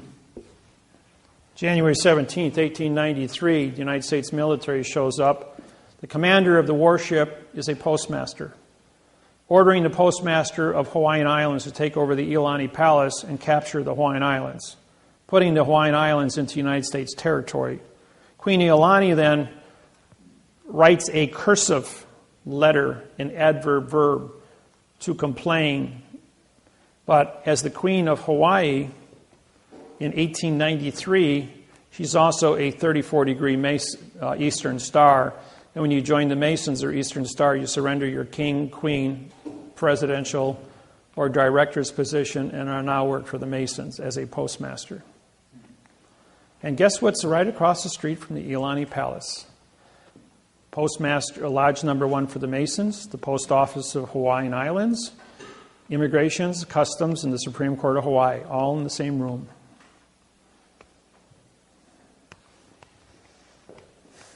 All the heads of government. So, I looked at this and I'm going like, all right, here we have 45-day trust law. 1 year damages was vacated. 45 trust law and 3-day grace period allows them to assassinate him. Plus 45 days and 3-day grace period allows them to take over, plus the 20-year moratorium, capture the Hawaiian Islands. All done by timetables. Now let's work backwards from this. As we know, that bankruptcy is a 70-year international condition, plus a 45-day trust law. If you add 45 years and 3-day lemon law, you get 7 December 1941, bombing of Pearl Harbor. The Japanese post office declared war on the United States Postal Service in Honolulu, Hawaii. It was a postmaster-to-postmaster war. Only post office vessels, which are all military planes and military ships, carried the mail between the United States and the Hawaiian Islands. The Hawaiian Islands was under military control from 1893 under the United States Postal Service, folks, not the United States government. The government is the post office. The President of the United States, pre-simulation indenture, appoints a Postmaster General who controls all branches of government, CIA, FBI, police, fire, every branch of government, Homeland Security, Department of Interior, Department of Forestry, everything on planet in the United States is controlled by the post office. The post office in all other countries is also controlled by, controls all branches of governments. The directors, the presidents, the kings, the queens are no more than puppets working for the postmaster. Because the postmaster controls the treasury, who prints the money, controls the military, and that's how the world runs. You want a new world order? It was established on the 22nd of October, on the 22nd of October, 1871 was a new world order. It was set in motion by the post office. New world order has been here for 140 years. So everyone talking about the new world order to take over, it's been in place for 140 years until I showed up and there's a new sheriff on this planet and he's taking care of it with syntax. And that's how it works. And the whole world has to change. Now, what is my position? My position is a teacher, as a plenipotentiary, which means I'm an ambassador judge working for the United Nations to teach planet Earth how to be correct mathematically. Who's in charge of the planet? Well, I'm in charge of grammar. I'm not here to arrest the politicians, the criminals, the bankers, the judges. I'm here to make sure that the infrastructure of this planet is mathematically certified to be correct. We have machines in place. We have buildings in place. We have computers in place. But the people who operate the machine, the people who think about the machine and how it is run, is corrupt in their thinking. So we're going to fix the contracts, and then with the new thinking in a correct mathematical procedure, people will not go to war. And if you want to go to war, you have to create a math problem, and an argument, a contract is mathematically certified to give you justification to do this. Otherwise, you're just babbling about your opinions, about what angers you, and it doesn't have, your opinion has no foundation in law, or in the law, or in the control of people. So, the people that created the nightmare know where the bodies are buried. Let's educate them, let's get them up to speed, declare amnesty, fix the wrongs, and get the world functioning on a correct format. And that's what it's all about. I'm not here to hurt anybody, just to educate everyone so we're on the same page of music. So when you look at a politician who stands up and he talks to you in quantum grammar, you understand what he's saying. He's not lying to you. And he can actually write a treaty, write a trust, write a contract, write a constitution, so that you absolutely know what it means, that 3 plus 3 equals 6. Not that we're going to play games that 2 plus 2 equals 4 with 100 different definitions. And it's only up to the subjective interpretation of an individual's ability to hoodwink you, or trick you, or make you think one thing and do something else to you. Or pass it so we know what's in it. Yeah. So you got a question? Well, I was just going to say, to finish the bomb, the atomic bomb on World War Oh, Postmaster. The world, the United States, was allowing Nazism to take place and would not get into World War II. So the post office allowed the President of the United States, Roosevelt, knew this timetable. He knew that the Japanese were going to bomb Pearl Harbor on December 7th. 1 minute after the international treaty, which was signed, but he was 90 minutes early.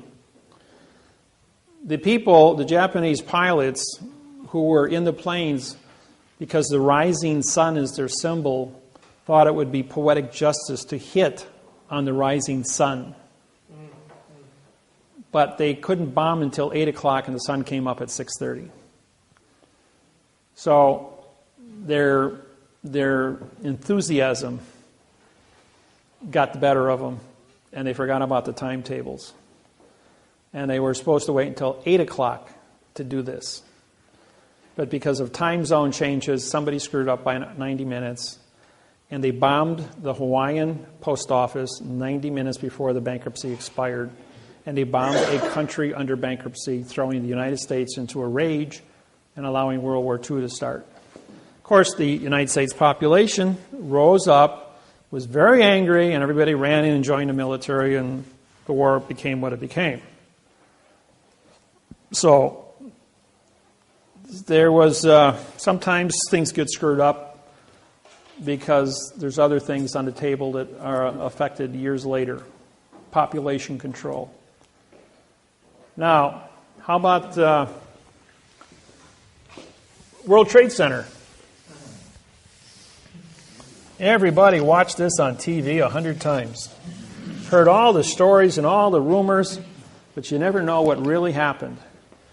Because have a nuclear physicist background, along with a heat treat specialist, coefficient of expansion, and metallurgy, we have a building that's 1,300 feet tall. Now let's throw an anvil that weighs 500 pounds off the top of the building. How long do you think it's going to take to hit the ground, hit the sidewalk? 12.8 seconds. 12.8 seconds. How long did it take for the World Trade Center to fall down? Anybody know that? 4.8 seconds. And that's compressing all that concrete and steel. What does that say? That says somebody changed gravity, didn't they? Even if the thing was burning out of control, floor by floor by floor, it'd probably take 2 weeks to melt down to the basement. But to accelerate gravity at 3 times its normal speed? Now, I put this presentation on national television in 11 states for an hour with the blessings from physics professors and demolition experts from mining all over the United States. When they saw the presentation privately, they then said, put this on national television because this is the rest of the story that people don't know about. Now, when you core detonate the World Trade Center with C4. Now, in 1988, I told you I wrote the mathematical procedures to prove that all steel is plastic. Okay, there's a little thing called an iron molecule. And being that I'm a metallurgist, here is a cube. In the center of a cube, below 1650 degrees, you have one nuclei. It's called an iron molecule. When you heat that above 1650 degrees, it becomes what's known as a face center cube molecule, and now you have 6 nuclei. Iron is the only substance in nature that can change its identity. Once it becomes a 6 face-centered cube nuclei, this is now plastic. Red steel. Cherry red steel. Just like plastic. Tie it in knots, beat it with a hammer, make swords out of it. Anything you want. Heat glass at 2200 degrees and it's liquid. Pour it in anything you want, cool it off, you got glass. Take plastic, at room temperature, tie it in knots, you got your plastic bottles, nice and flexible, doesn't break. Cool. Concrete. Pour that concrete block, it's liquid with lime, heated to 1780 degrees. As it cures, 22 minutes later, it turns into plastic. And the chemical reaction becomes epoxy resin. And then in a little less than probably 20 minutes, it turns from epoxy into concrete, and it goes into a center cube, making hard brick. So concrete, steel, and glass are all plastic. They all have a coefficient of expansion of 6.3. Anybody want to guess what the coefficient of your plastic soda water bottle is there? 6.3. That means that anything that's plastic will be affected by C4, plastic explosives. So you core detonate the building with C4 plastic, or thermite, which is a 6.3 also. When it detonates, it creates a bubble, 1,300 feet in diameter. When C4 detonates, it creates a shock wave of 85,000, roughly 85,000 pounds per square inch pressure. All of you that watch the video, this is a 400-foot wide building. The debris field is 850 feet wide above the building when it's still in a static position. Watch the video. The building is standing there, and you've got a debris field 550 feet beyond the 400-foot center line. So it's 850 feet in a half second. That's 1,600 feet per second. That's a good acceleration equal to a bullet, or equivalent to a C4 detonation. Every building within a half a mile of the World Trade Center had its windows exploded out at that exact second. And what's the one thing you saw in the air? Instantly, when the building was still, when this was going on, what was completely surrounding the building? Paper. Paper was airborne instantly all over the building. How did all that paper get 1,000 feet away from the building in 1 second? Where did it come from? Well, at the exact second of the core detonation of the World Trade Center, what you were looking at was not a concrete, steel, and glass building. What you were looking at was smoke. Not molecules of concrete, steel, and glass, but atoms of concrete, steel, and glass. Paper is not affected by a 6.3 detonation. Only concrete, steel, and glass turn into smoke. And so you've got a static pile here of smoke. Now, has anyone ever seen the hydrogen bomb explosion on Discovery or National Geographic's pictures? And you see little balls. Those balls are called plasma. Plasma is the same thing that causes sunspots on the sun. When a C4 detonation takes place, you have plasma balls that are formed throughout the building. These are electromagnetic eddies that are created. Anything within a plasma ball will not be affected by the 6.3 coefficient of expansion of a C4 detonation, which only affects concrete, steel, and glass. So at this exact second, when this building is exposed to this, you have all these heavy chunks of steel in here, but they're also subject to the change in the gravity well. The gravity well collapses in 4.8 seconds, pulling the entire debris field right into a real nice pile in the basement. One thing that they didn't tell you was there was 8 buildings, 40 stories tall, that surround the World Trade Center. It all fell down. That were caught inside the electromagnetic bubble. They weren't on fire, but they all collapsed just the same with the World Trade Center because they were inside the electromagnetic pulse of the C4 detonation. So plastic affected plastic and pulled this whole thing down into a nice, neat pile. Now, if you look at the video, you'll see that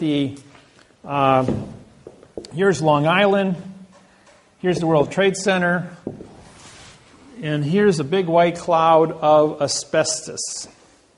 The entire World Trade Center is insulated with asbestos. 50,000 people a day work in the World Trade Center. 50,000 people for 30 years exposed to asbestos insulation. Anybody want to guess at what the lawsuits would be worth over a 30-year period? In the trillions of dollars against the United States government. Who owns the World Trade Center? New York City Port Authorities. Who owns the New York City Port Authorities? United States Department of Transportation. Who is owned by the United States Postal Service? Who owns the Treasury? Who owns the Pentagon? Who owns the military? Jeez, it's all kind of coming back to roast on the post office, isn't it? So now you've got this big cloud of asbestos, and 3 million New Yorkers are exposed to raw asbestos that's just been blasted away into real nice fine particles by 85,000 pound per square inch blast wave. Coefficient of expansion of asbestos is not 6.3. It's only blown into a free atmosphere, not into an atom format. So therefore, this here becomes a death trap for everyone exposed. Now, 50,000 people a day work, but only 3,850 people were in the building because everybody was told to stay home.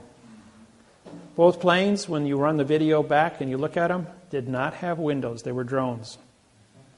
Where did all the people go that supposedly left Boston? Never heard from again. Out into the Atlantic and ditched. And this was a controlled issue by drones. And we have drone technology. There's over 12,000 drones in Iraq right now. So these things, liars figure. But this little number here, figures don't lie. And being a heat treat specialist with a nuclear background can tell you that this was created by 186 men of special forces who deal with demolition. The basement of the World Trade Center was blasted out. What do you think's below the World Trade Center? Heavy rails, called the subway system. They blew the basement floors out and dumped all the gold onto the subway rails, and they disappeared. Not to be found yet. Somewhere. That was the World Bank of the United States, controlled by the United States Postal Service.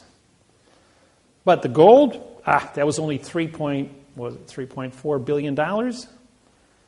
At the exact point of detonation, $12 trillion was transferred through Honolulu, Hawaii substation into Singapore Bank in Singapore, world's largest bank, which can accept a deposit. How much money does it cost to conduct a war in Afghanistan and Iraq? $500 billion a year. There's a 22-year supply of money to keep the war going in the Middle East and keep us in Asia. How much oil do they have left in the Middle East? 20 years. Keep the oil running for 20 years and the money to play for it. Cover up the asbestos under active war. Dress a bunch of guys up in rags and call them terrorists. Give us a patriot bill. Take away our freedoms. Put us through all the nonsense at the airport. Even take away your clippers out of your luggage so you can't get on a plane, but they give you a steel knife and fork in first class. Now go figure that one. I kid you not, folks. I'm a 1,400 flight flyer. So, the plasma balls protect the steel and concrete, which are then analyzed to be 100% metallurgically correct. Except both buildings are missing 50,000 tons of matter, which floated away in the cloud as atoms of smoke on the wind. And everybody caught in the cloud is now dying of lung cancer. But because this is an act of war, they can't sue for medical help from the United States Social Security Service. And what did the United States do? They sued to give up your freedoms, to join the United States of America Corporation and go into a guise, G-O-I-S-E, of protection and give up all your civil rights. Now, mandamus has been canceled because it's written in adverb verb. Your freedoms, as far as having a warrant to enter search warrants, have been nullified because the laws are written in adverb verb. They're using my technology to disqualify all the protections you had, and PRO means no of Texas contract, all the no contracts you had. And they're only selectively choosing the ones that they want to use that benefit them in their ability to control. And Big Brother is watching. At every traffic intersection, you have a camera. Videos. How many people got tickets already from video cameras at stoplights? I got a few of them myself. So who's Big Brother? Who's Big Brother? DOT, Department of Transportation, working for the post office. Is that where the U.S. Department of Agriculture comes in? Under the post office. Under the post office. Yep, and you guys are all farmers, so you're under... In other words, to own a farm today, you have to have a 4-year college degree in horticulture. You have to understand pesticides, groundwater, public safety, pollution, gasoline, if your tractor's leaking. Anything you put on the ground goes into the water table. Therefore, it affects public safety underwater. I used to own a 40-acre plot of land, and I bought it because I was going to harvest the topsoil, which was worth $7.5 million on my 40 acres, until I took a course at the DNR in Wisconsin and found out that this was the first line of defense to supply water to over 10,000 homes within 100 square miles of my land, as that was the headwaters of the Mud River. And I got an education as to how important my land was and that it could never be touched because it filtered water and created pure water in the underground water system. And I respected that because I'm a green person. So, now you know what happened here. This was a condition. Oklahoma was number 1. Waco was number 2. Waco was first, then Oklahoma, then this one. Just like World War II was allowed to take place, bombing of Pearl Harbor, you need a crime big enough so that people yell rape. This was a crime big enough to suspend your rights and make everybody a victim of terror. Question? Hiroshima and Nagasaki, was that control too? What? Population control in World War II? For what? For Hiroshima and Nagasaki when the A-bomb was dropped? Okay. In World War II, all the bombs dropped in Pearl Harbor had $1 airmail stamps put on them just to make it legal to deliver the postage to the Postmaster General of Honolulu, Hawaii on December 7, 1941. In 1945, a $1 airmail stamp was placed on Little Boy and Fat Boy and delivered to Hiroshima and Nagasaki airmail just to make it legal. And I have the video at home that shows the Postmaster General of Honolulu, Hawaii on signing his name across the $1 postage stamp, just like I sign my name across the $1 postage stamp on my lawsuits, just to make it legal to deliver the mail. All the bombs that were unexploded, and I talked with one of the survivors in Honolulu, Hawaii, who had a 500-pound bomb dropped and split a tree in front of his house. And the bomb had a $1 postage stamp on it when I asked him about it. He goes like, yeah, it was a $1 Japanese postage stamp signed right on there. He says, thought it was kind of peculiar. He says, the Army Corps of Engineering came out and defused the bomb, took it away. But it did have the $1 postage stamp on it, he said. And he was an eyewitness. So, yes? What is the significance of the $1 versus, let's say... There are no fractions in federal law. Everything is a whole number. That's your answer. So That's you can't what. use a 2-cent stamp. No, you must use a $1 stamp or above. It must always be a whole number. Now, that's a good question. I'm going to switch gears here a little bit.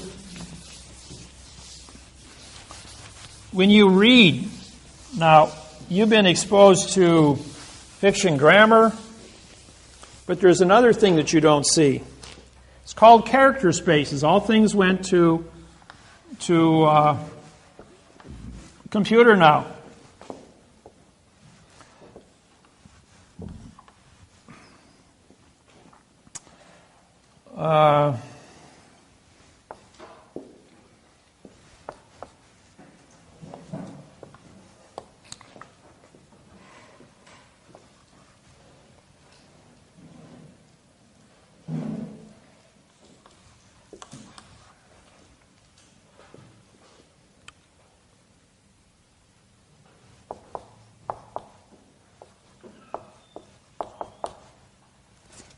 No, wait, that's, yeah. My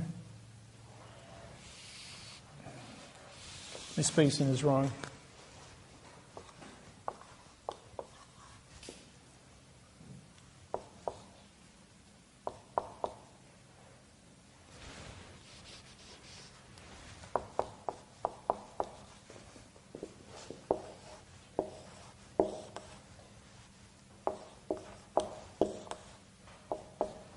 Okay, you're looking at a computer, and each one of these represent a character space, okay? Now there's a rule in syntax, it's called the double space rule. If you were two spaces between words, you break the continuance of evidence. Okay? Now here you're going along, you got space, space, space, space, 1/10, full space. This is actually two spaces now.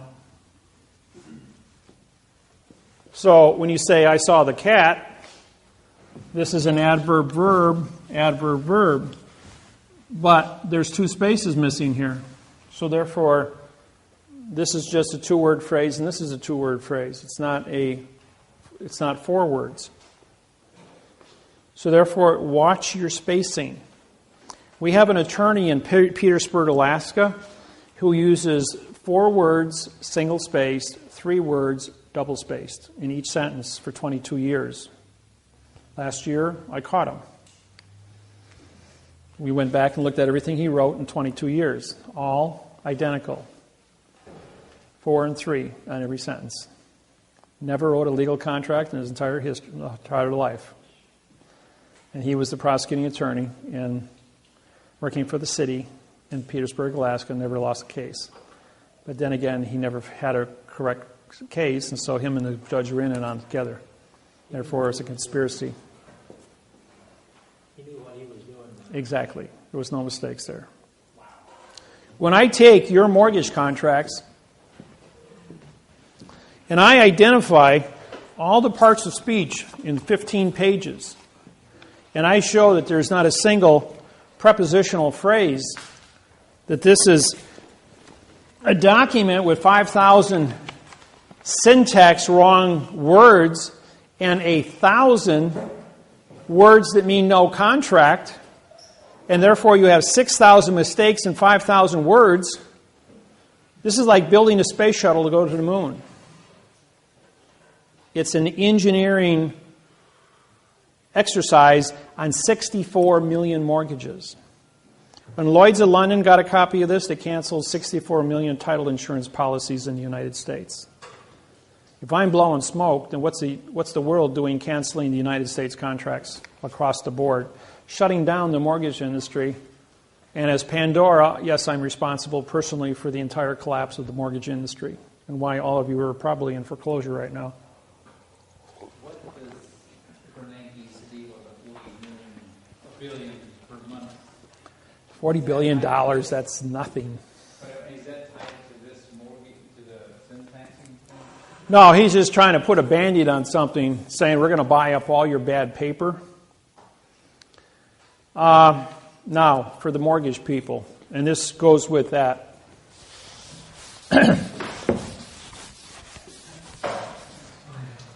Here's how the plan works. We have a document that's a fraud. And this is an autograph, this is a confession. As you know, the bank did not sign any of your mortgages. So therefore, you have what's called a unilateral contract, meaning one signer, which means it's not a contract. You are classified as a borrower or a trustor, ending the word in OR, making you responsible for what? A contract that's written in adverb verb and says nothing. You are responsible to pay back money to a contract that doesn't exist. All the money listed on the document is in a parentheses. So if we have quotation marks,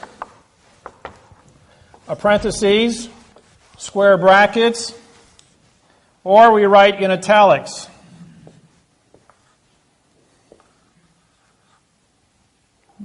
Kind of bad.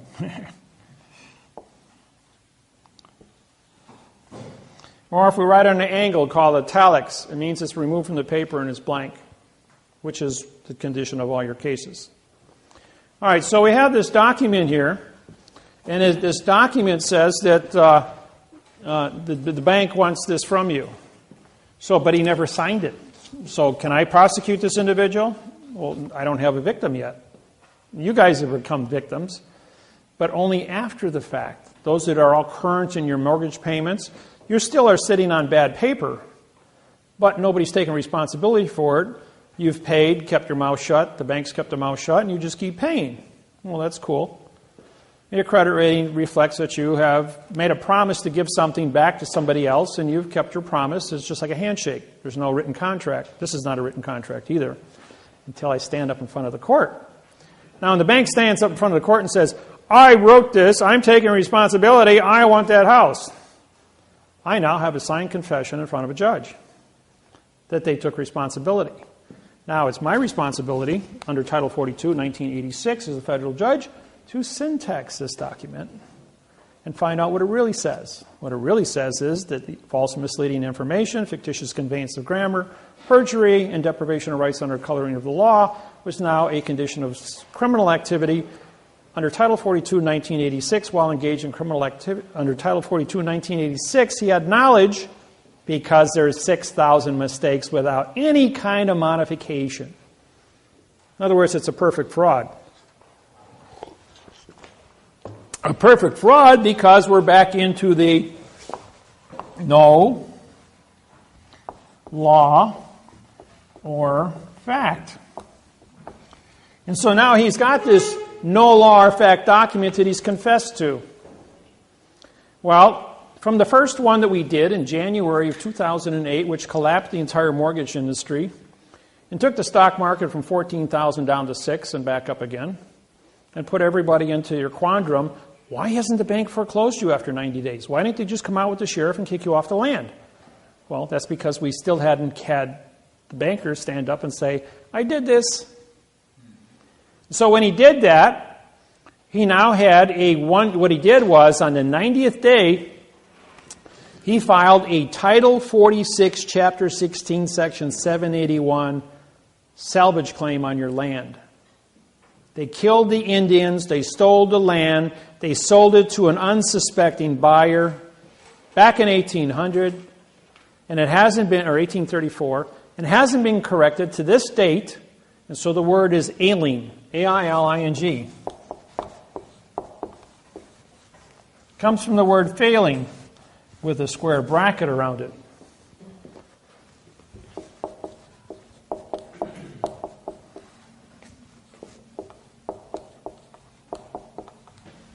Better known as the Federal Rules of Civil Procedure 12b-6. Now, every one of you that have ever worked with me, the first thing that the lawyer does is he failed to state a claim. Okay, what that says is pronoun, adverb, future time, verb, adverb, verb, which means you didn't use a verb in your document. You actually sued them with correct facts, using forensic evidence with a signed confession from the bank who stood up and said, I wrote this. Now I have permission as a federal judge under Title 42, 1986 to prosecute this individual for false and misleading information. So, all the people that have filed these lawsuits since January 2008, they're stonewalled. We want more information. We want interrogatories. We want affidavits. We want a smoking gun. We want. The point is, the word interrogatory, INT, means no contract. Affidavit, AFF, vowel two consonants, means no contract. We want no contract. We want you to participate in nonsense for 3.5 years of no contract to keep you into a verb fiction. Which means as long as you say nothing about nothing, you can't prosecute nothing with nothing. Which part of no don't you understand, the N or the O? Okay. Now that this fraud has been perpetrated, we go ahead and say, well, I have the signed confession here, and the bank won't settle, and the court won't settle. They're going like, well, the lawyers both sides want more and more information. Well, in the U.S. Attorney's Office in California, they said, well, we've got to find out who wrote this. I says, well, first off, this is owned by a corporation. A corporation is a dead entity, just like this piece of paper is a dead entity, is a vessel in dry dock. Even though you have a president and a vice president, a director of a corporation, who is this individual? He is not a living, thinking entity. He is a corporate trustee Trustees are created by paper documents. There is no living person to look at. You only have a machine run by a set of rules and regulations. That machine creates the trustee and tells the trustee what to do. But all the language is written in fiction. So what is the subjective interpretation of nothing? Well, at some point here, we have to come to a settlement. So how do we get these people how do we get the machine, the corporation, to sit down and confess to a U.S. Attorney's office that, yeah, we're responsible, yeah, this was engineered as a lie, yeah, somebody's got to pay. Well, the fine is $25 million times 64 million homes. That's $400 trillion. That's pretty big check to write. The United States Treasury is $17 trillion in debt. United States Treasury might be $17 trillion in debt, but the United States banking industry has stolen $700 trillion from the United States Treasury in the last 84 years. So what do they do with all that money? Where's it sitting? Well, it's sitting offshore. It's sitting in trusts. It's accumulating interest. And the bank owes the United States government $400 trillion. That's according to just for the mortgages. That's only for 64 million mortgages. That's not counting all the industry, corporations, licensing bureaus, Department of Transportation, and everything else. So this is a really big number, probably $1,000 trillion. Point is, we're only going to deal with the mortgages right now. So I said to the bank, I says, well, the U.S. Attorney says we can't get past, we've been in court 3.5 years now and we can't move forward.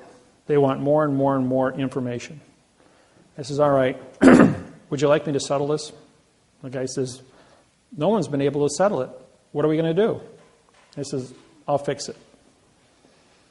So I made a deal with Chase, Bank of America, Wells Fargo, and Citibank. Brought all the boys in. Sat down and said, hey, you know, guys, you wrote this. I syntexed it. I have a signed confession in my hand. He says, well, we didn't sign it. There's no signature under. I says, yeah, but you stood up in court and you held it up and said, I want your house. When you did that, you confessed. And I've got all of your confessions. Because, after all, I have a lawsuit that says here you want their house for not paying the bill. So therefore, you held this up and confessed to it. Now I have a signature signed in front of a judge. And now you're liable. We can't pay that. You'll bankrupt all the courts. All the banks will go bankrupt. Not true. Okay, in this hand here, you've got a $25 million check. Now you're going to confess that you wrote this. You're going to pay $25 million to the Justice Department. The Justice Department is going to get $17.5 million of the penalty, and the whistleblower is going to get $7.5 million for every one of these confessions. Then the whistleblower is going to sign a contract. He's going to get $500,000 in cash. Well, that'll be negotiated anywhere from $500,000 to, say, $2.5 million, depending on what you need, how big your family is, what your liabilities are. That's negotiable. But the initial thing was $500,000. Okay? Now we've got $7 million left over.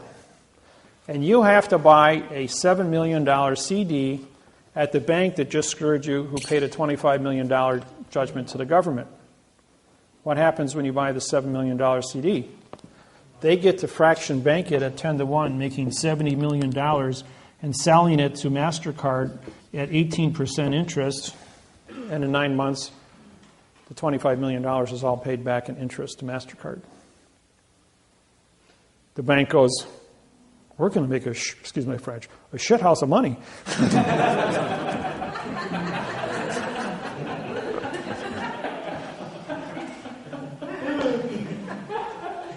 And the bank, 10 days later, walked into Kamala Harris's office and said, we got a check here for $26 billion. We'd like to settle this lawsuit. And all the homeowners get paid. March 6, 2012. 10 days after I met with the banks in Oceanside, California. Now that they had a remedy, the banks, Kamala Harris got $19 billion. The United States government immediately took $7 billion, stuck it into the Treasury in the state of California. Kamala Harris then had to hire a staff of individuals, screen out the applications, get all the forms worked, the paperwork done. I have those with me, by the way, for those that need the forms. That are involved with lawsuits with me right now. And the bank is waiting for their redeposit of the $70 million for every $25 million they paid out on.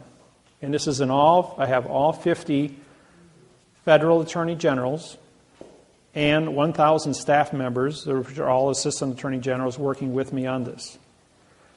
Now, they are hiring 3,000 more attorneys to work with the U.S. Attorney's Office to process 22 million foreclosures in the United States. When you divide 22 million by 4,000 attorneys, that's going to take a while, especially with all the paperwork involved.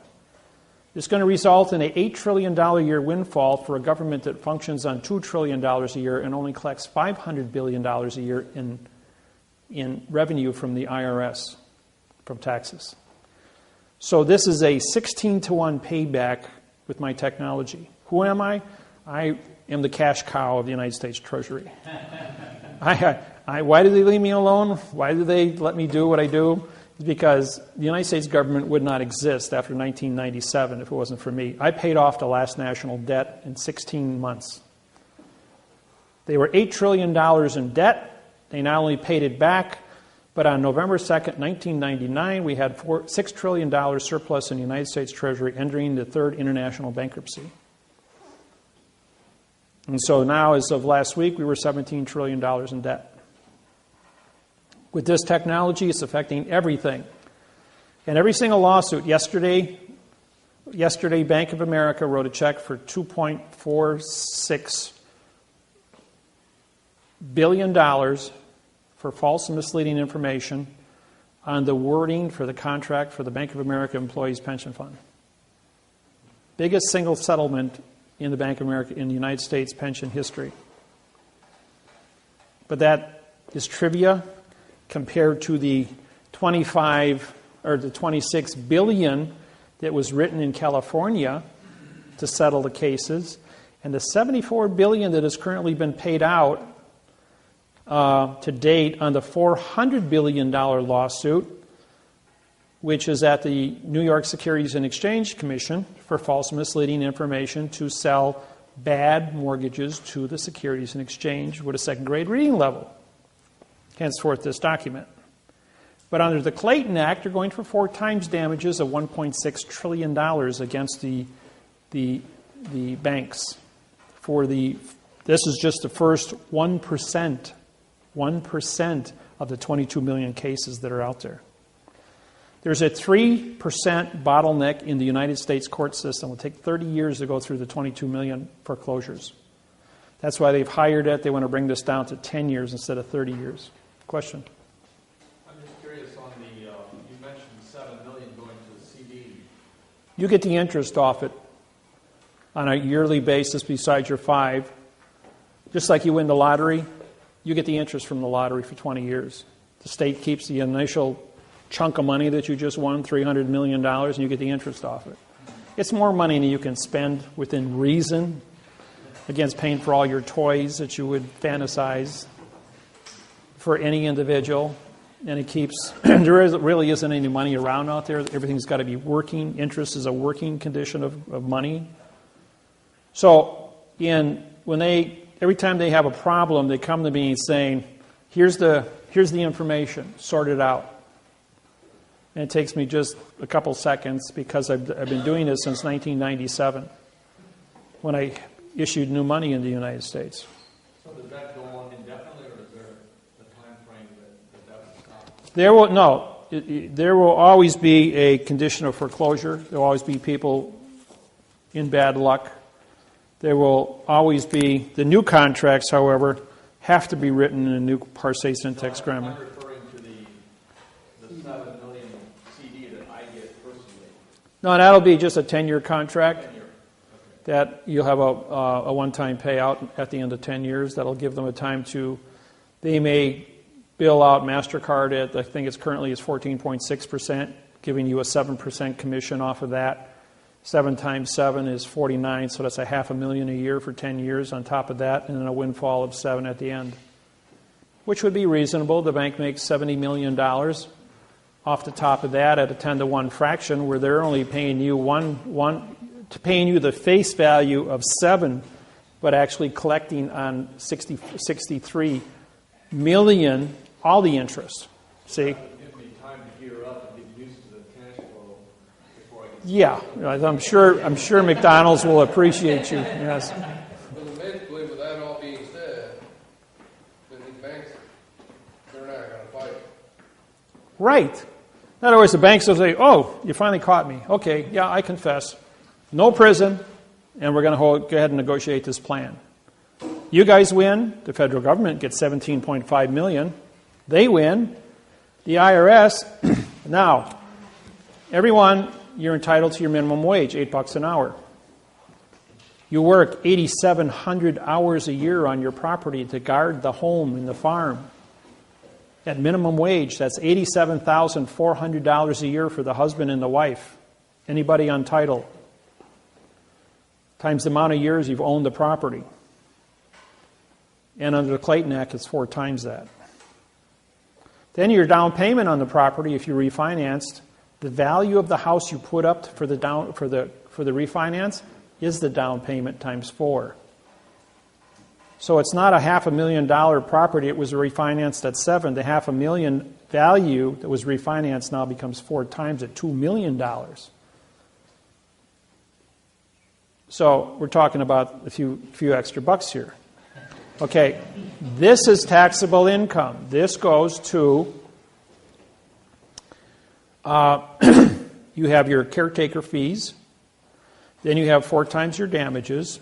Now the Rescissions Act stipulates under Title 15, Section 1636A, that you must give a 3-day notice that you're going to engage in a false and misleading mortgage contract with only one person signing. That didn't happen in all 22 million or 64 million foreclosures.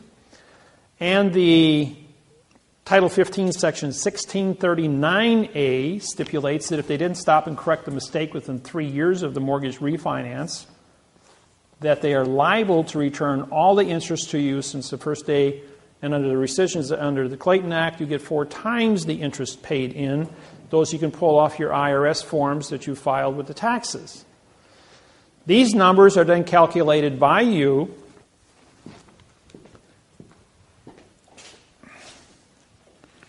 Let's see here.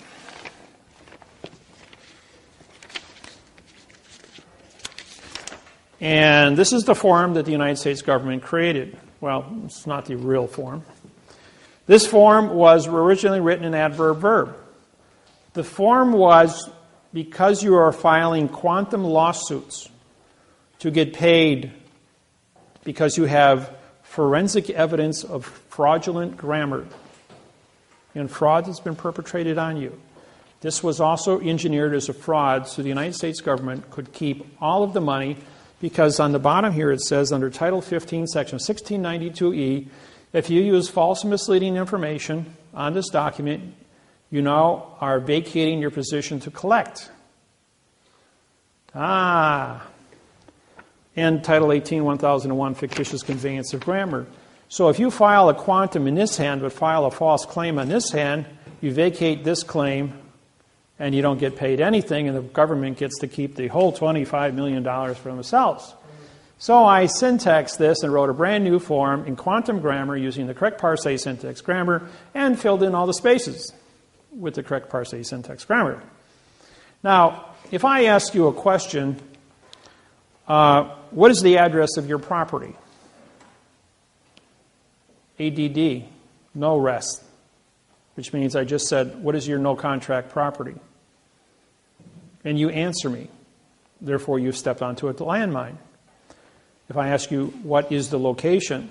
If I made the statement, for the location of the property is with the claim of the claimant.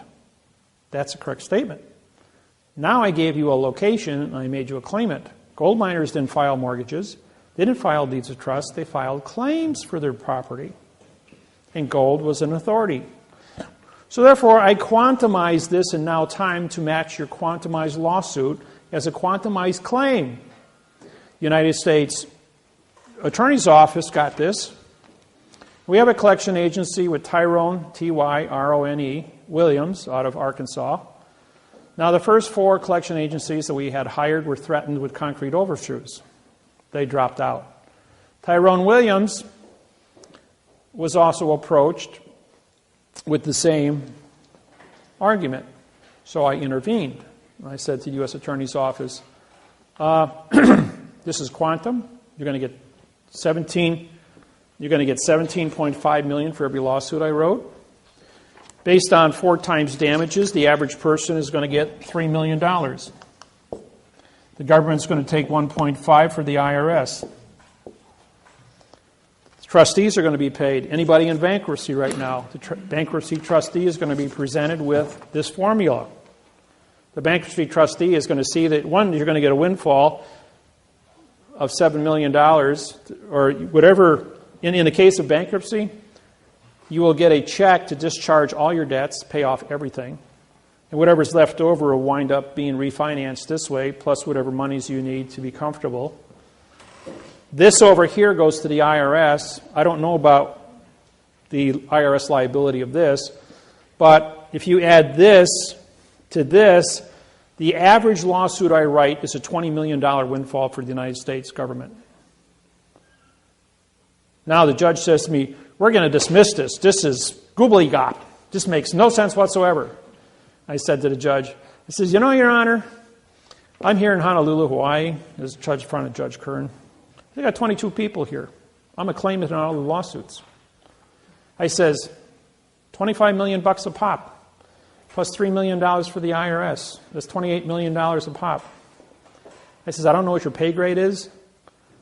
I says, but you start costing the government $28 million for every person sitting here, times 22, that's $1.4 billion. You're not going to have a job very long. I recuse myself. Well, before I get kind of getting ahead there. After I said that to him, he says, who are you? How dare you talk to me like that? I held up my oath of office and says, I'm the Chief Federal Judge of the Hawaiian Islands, and I believe I have a warrant for your arrest over here. And right then and there, he recuses himself and he walks out of the courtroom. Well, in comes another judge, Kobayashi. I want appearances. So I gave my name, and first thing out of my mouth was, I says, I saw you standing in the door, so I heard you. I know you heard what what Judge Kern just heard. I says, and I looked at my list and says, I believe I have a warrant for your arrest. And he ran out of the courtroom too. Then Judge Mulloway, she's the chief federal judge of district court in Hawaii. She comes walking in. I know you don't have an arrest warrant for me, she says. She says, because I was appointed by President Obama just last year. I says, oh, fair enough. I'm still the chief federal judge here, and you're a district court judge. I says, oh, by the way, I have your oath of office here. It's written in adverb verb, so therefore you're not a chief federal judge. You're not any kind of a judge. You're just an actor in black robes. I don't care who you are. I don't care what person's name is in this courtroom. If David Miller's name is on there, I want you in this courtroom on April 12th, 2012, at 9 o'clock in the morning. So all 22 of us showed up on April 12th, 9 o'clock, and I walked in the courthouse and got 6 marshals standing in front of me.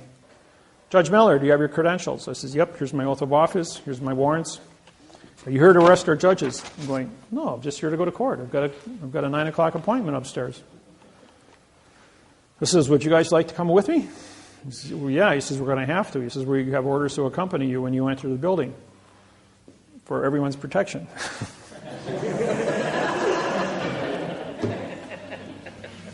It says, who are all these other people? It says, oh, they all were ordered to be here, along with all the attorneys and all the mortgage companies.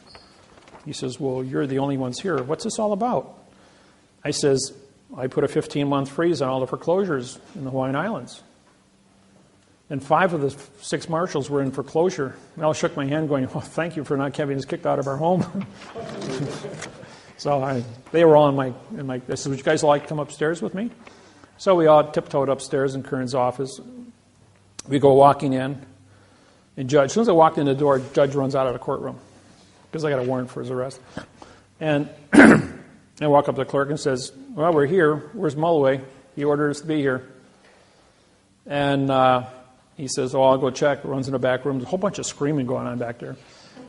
The clerk comes out all red in the face, and he goes like, the judge has ordered the courthouse closed and ordered his courtroom closed, and everyone is ordered to vacate the building. I says, well, where's Judge Mulloway? You got to go down to the clerk's office and find out. I says, well, the judge just ordered the courthouse closed.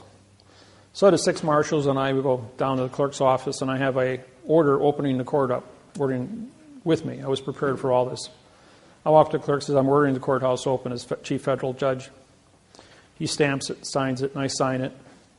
I said, by the way, where is everybody?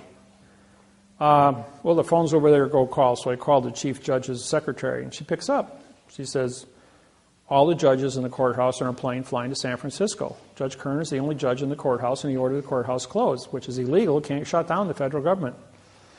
So right then and there, I says, all the judges committed treason, vacated their posts, and left the country because they're in international space.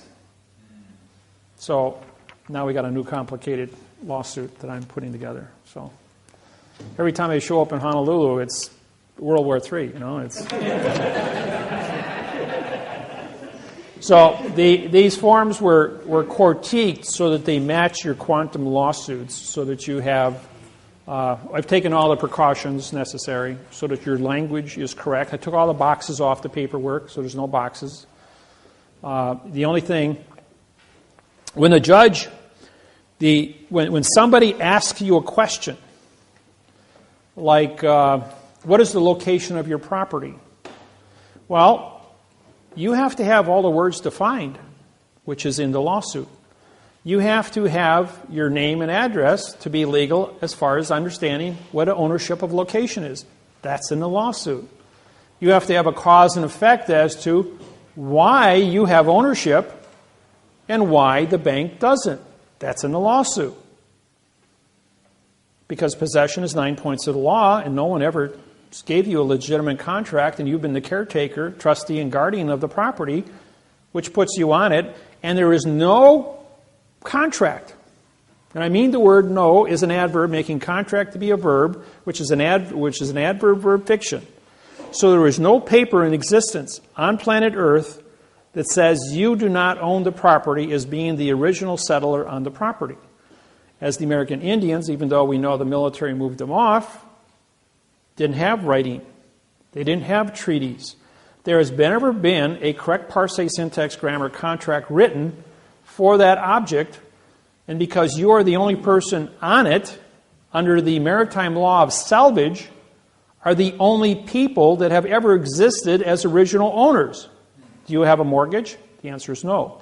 Do you have a debt? The answer is no. Do you own the land? The answer is yes, because possession is 9 points until somebody can show you a correct parse, syntax, grammar contract that says otherwise.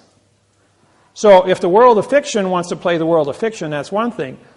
But when Iceland got a hold of this, Iceland forgave all the mortgages in Iceland back in March this year, rather than pay $25 million a pop to Wall Street. So everyone's title clear in Iceland now, even though it's a very small country. Yes? Now, if you're a good old boy and you just bought a place and everything's current, how would you go about knowing the documents fraud? How would you go about, would you have to get in contact with you? Or You can bring a lawsuit against the bank with the existing contract that you have right now and follow the procedures of suing for false and misleading information. Excuse me. On the contract and showing where the bank had Lodial, L-O-D-I-A-L, title to the property. If you're the only person standing and nobody has claim to it and you're on the property, under 1 year moratorium, technically you own the property. If you, Are you saying we have to live there 1 year? yeah, you'd have to be there 1 year under 1 year damage claim. That no one's ever filed a damage claim against you for false and misleading information. Okay? No. Now, there's a numbering. This is a numbering system. There's only 5 patterns of numbers in the entire world of fiction. And once you memorize these numbers, there's an old rule maybe most of you are familiar with, Sherlock Holmes. Everyone know the name? Okay. Sherlock Holmes says, when you remove all the things that cannot be possible, what are left, however irrelevant you believe them to be, are the facts. The point is, when we apply the same philosophy to the world of fiction, we actually come up with the facts. So, what is an adverb? An adverb is a modifier. It modifies the condition of the speed of thinking. It's primarily designed to modify the verb in speech. The verb is the word thinking, or the word motion. And motion comes from thinking.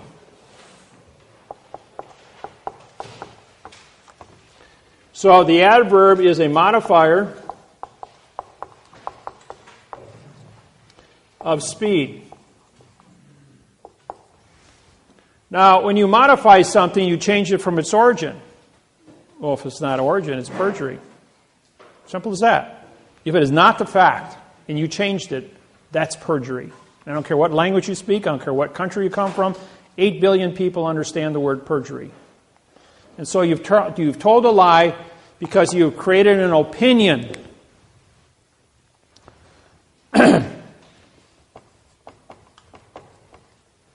This one here, motion, or rather the adjective, we're going to deal this with color. Anybody want to define color? Explain to Helen Keller, who was born blind, what the color blue is, or color red, or yellow. You can't explain color to a blind person. Turn off all the lights. You see, black is the absence of energy. There is no such thing as a negative.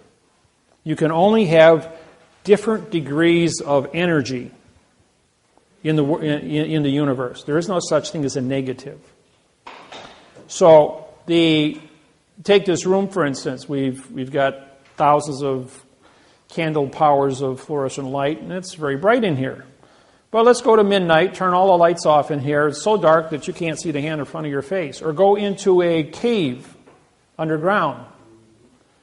And I was in a cave. I have my little tiny LCD flashlight on my keychain. And they turned off the lights for about a minute, so everybody's eyes were fully dilated.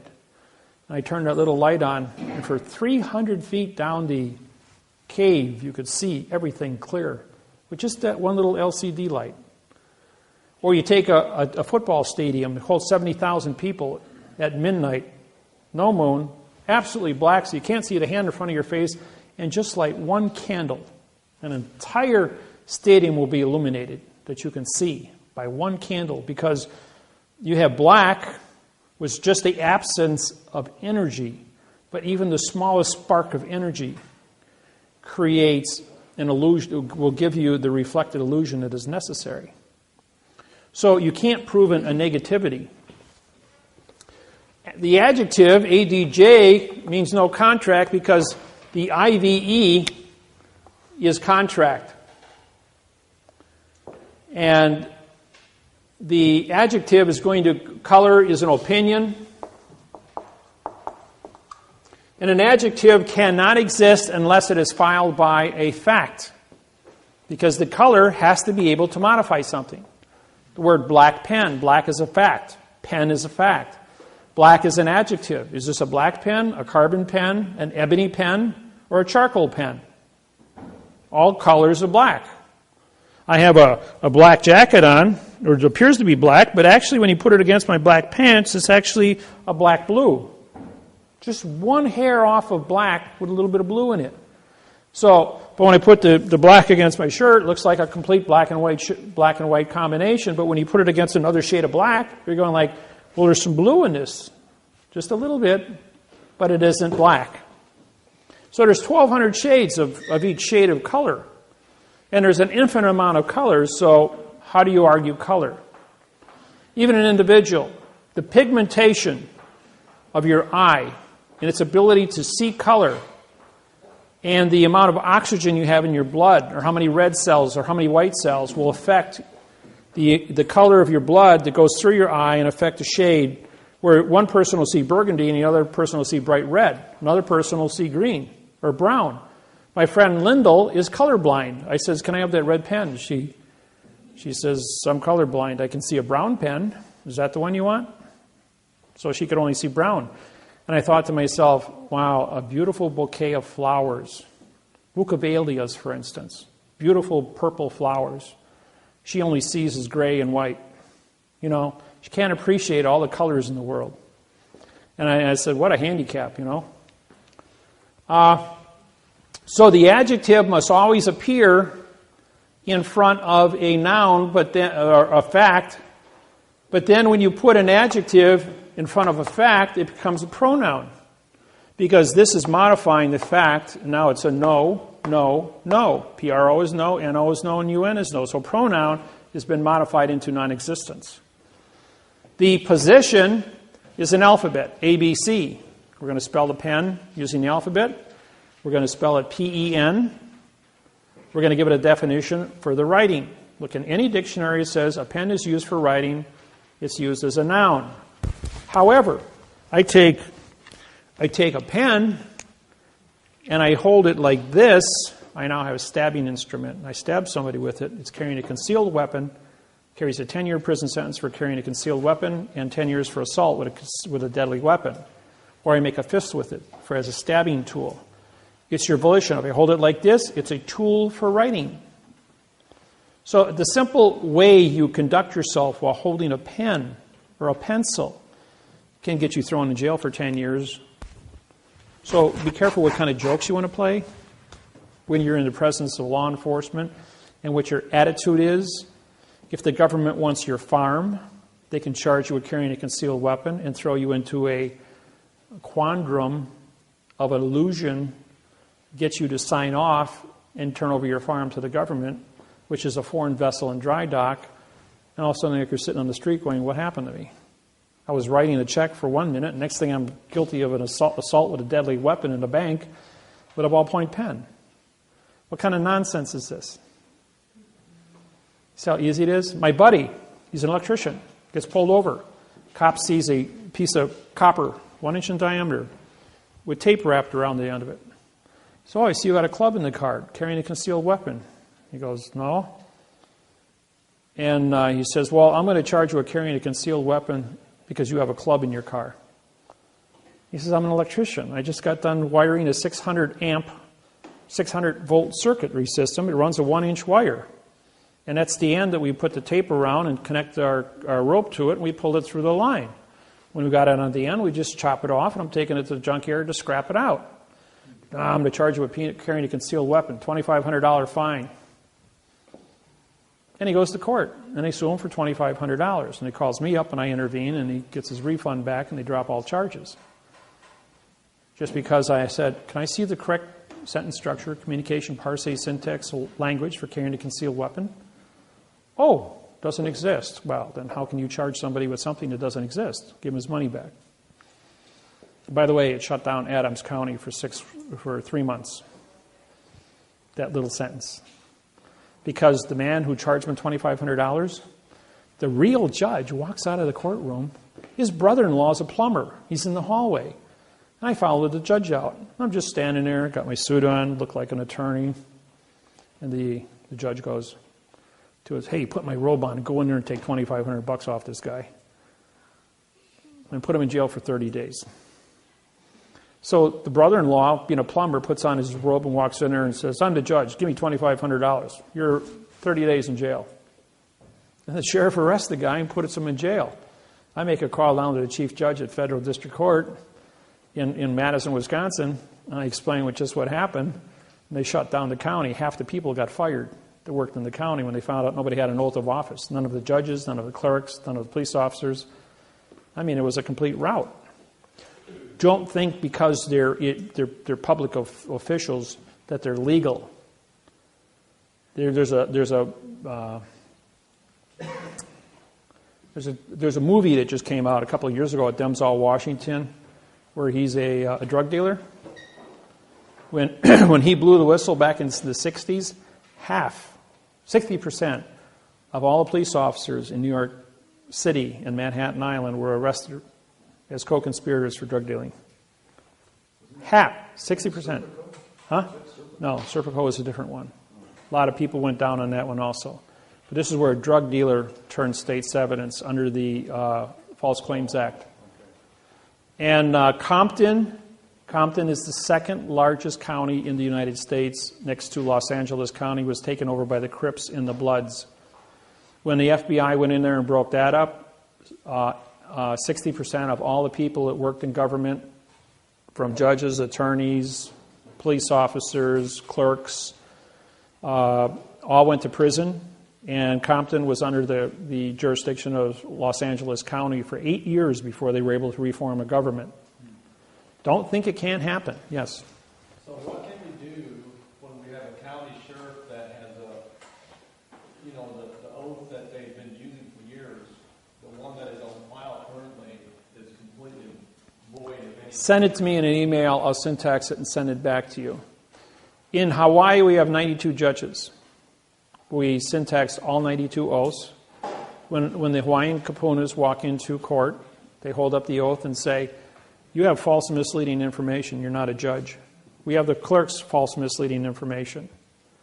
And then what they do next is they prick their finger and put blood on whatever document was brought them into court, saying it's called koko. Hawaiian word for blood is koko. Well, the paper is fraud. The language is fraud. The blood is human. Therefore, it's real. How does fraud and fact come together? Can't. Vacates the contract. Therefore, they don't have authorization, they don't have an oath, and the cases are vacated and the Hawaiians go home. That easy. So can we do that in court here? You can try it. You're not in a sovereign position like the Hawaiian people are, because you are a postal employee, but you did walk into a foreign vessel in dry dock under false pretenses. So it's easier to take the paperwork that's generated by the state in fraud.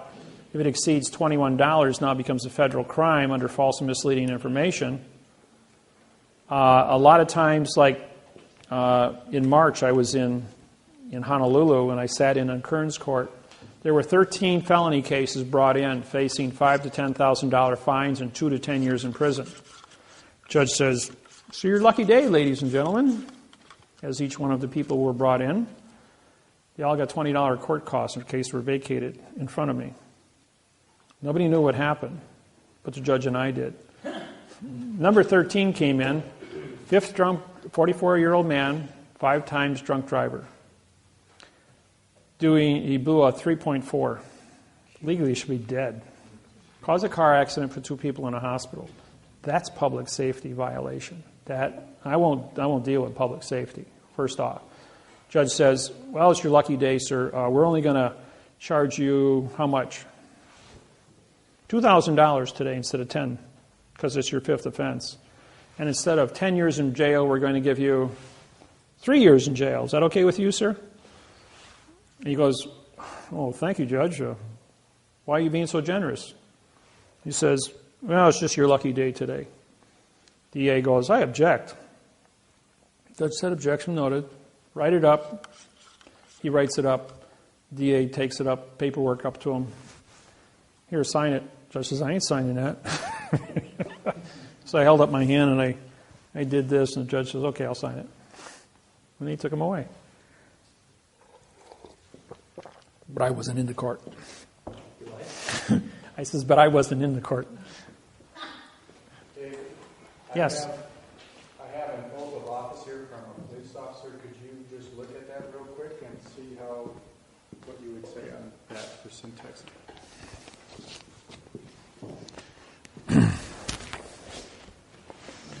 I'll even put it up here on the board. It'll be a good lesson for everyone here. Meantime, you can ask me a few questions. How's that sound? I got a question. What Paul was referring to on the oath of office for that sheriff, Yeah? the oath of office like that is filed, but every line is completely blank, nothing written in. And that's a certified copy. We're just going to use this as the person's name. Okay, if it's more than double spaces, what you have is a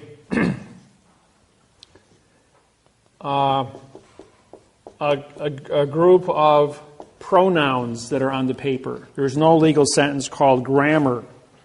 Now this is we're going to use these dashes to represent character spaces.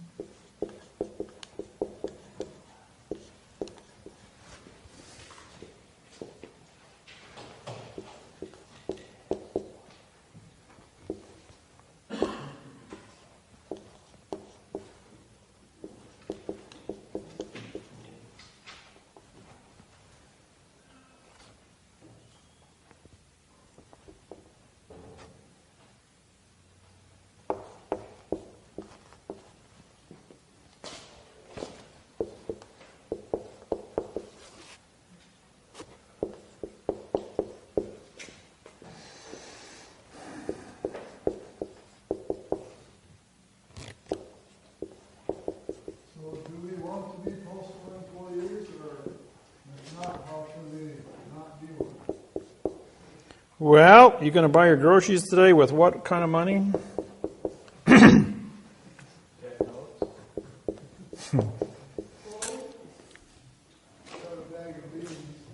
Well, if you want to go, you go ahead and barter.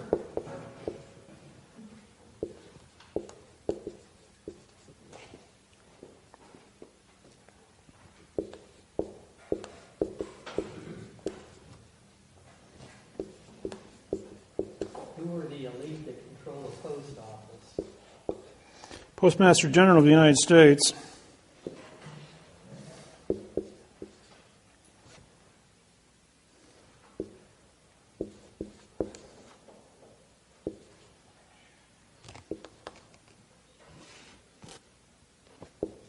Wouldn't it be better for you to run for Postmaster General than President?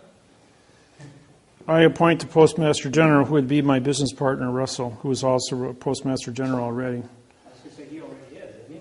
Yeah.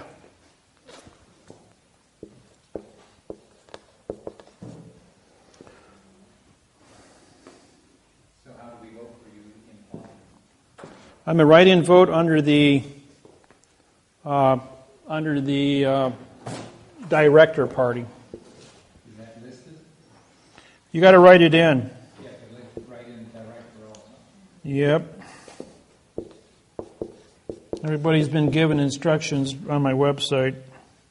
Is it possible to do that on an electronic voting machine? Yep. Do you have to be registered in order to go in and vote? Yep.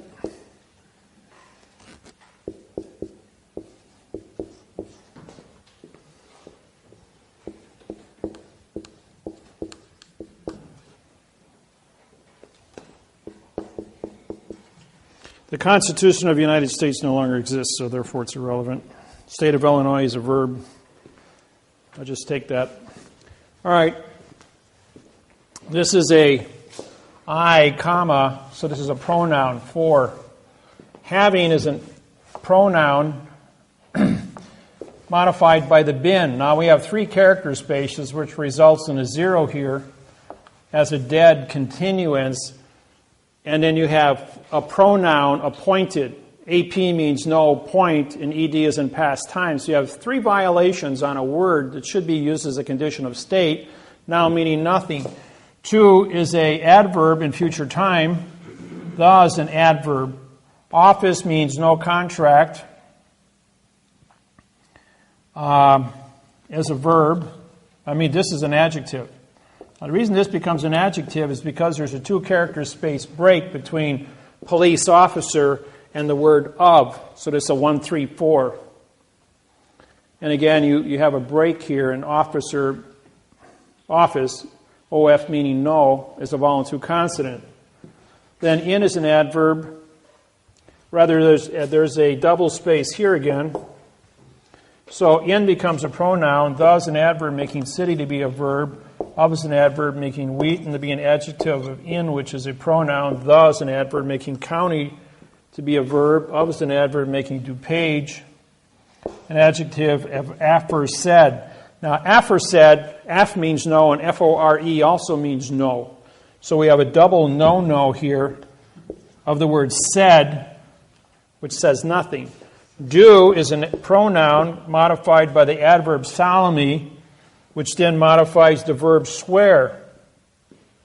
Or, in the word affirm, which means no contract, as a pronoun, comma. That I will, that is an adverb. That is a pronoun. I is an adverb. Will is an adverb. Support is a verb. The is an adverb. And then it was the Constitution of the U.S.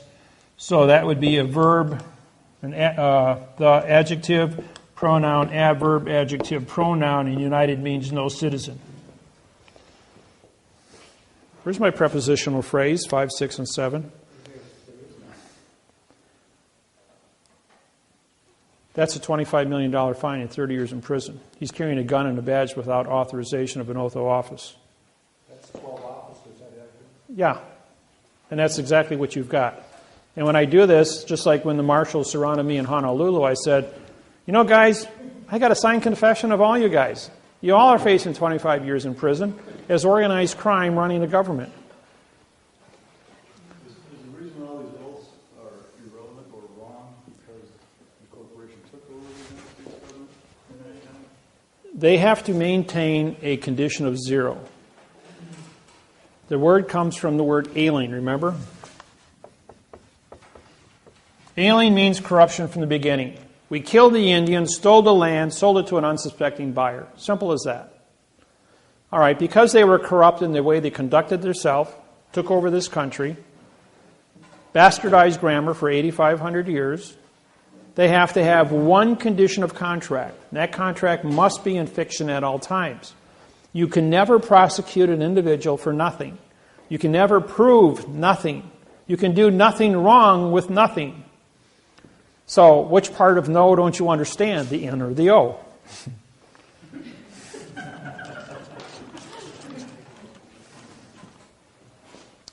And, you know, when you look at this, for you to go ahead and say, all right, anybody feel like a pronoun today? I. Where's your condition of contract? For the I? Why isn't there a name here? What it should say is for the person's first name and second name with the punctuated words. With the knowledge of a contract, not appointed. He has to sign a contract. I mean, why would he do the oath? He believes the oath is a contract. But here he's taken a position that he was appointed. Today it's mandatory that anybody that's a county sheriff has a 4-year college degree in criminology. 30, 40 years ago, it was anybody could say, okay, you're the sheriff, put on a uniform, put a badge on, carry a gun, hold up your hand, and that was it. Everybody heard of Judge Roy Bean, the hanging judge of New Mexico. He was played by, they made a movie of him, and he was a drunken outlaw with 7 guys in his gang. And one day he went to a bar and he found a law book in New Mexico. And he read it and he says, you know what? I'm going to get hung here pretty soon if I don't become a judge. And he made all of his outlaw buddies deputy sheriffs. And they went out and cleaned up New Mexico and hung all the rest of the crooks. And he says, well, as a judge, you know, I could steal their loot. I don't have to rob a bank. I can just find their loot under the laws of booty, B-O-O-T-Y, and I can keep it all. so I can let them steal it, catch them, keep the money, and hang them. He hung 88 men, never had an oath of office, never went to a law school, and never a judge. He was only a presumption of a judge. Because nobody could read and write, there was nobody to challenge. But because he had his deputies and he had the law book there, and he knew a few tricks as a result of that, he became what he became. What constitutes the fact of a judge, or anybody that's an officer of the court? It's only your presumption. Don't forget, you've left Indiana, you've entered a foreign vessel in dry dock, and you speak babble. Everyone has a second-grade reading, an attorney or a lawyer. And just put a 1 on top of every the on the paper, and the letter A and the letter an. Now, if there's only one word that follows that word, the, and there's a comma, that word is going to be a verb, 2. If there are 2 words that follow that word, it's going to be a 3 and a 4. Like here. 1, 3, 4, and there'll probably be a 4th word, which would then become a pronoun. If there's only 2 words, it'll be a 4, 1, 2. If there's 4 words, it'll be a 4, 1, 3, 4. And then they have another comma. Throughout the entire mortgage of your own property, if you look at it, you will see there are 3, 4, and 5 word combinations set off by commas to break the continuance of evidence.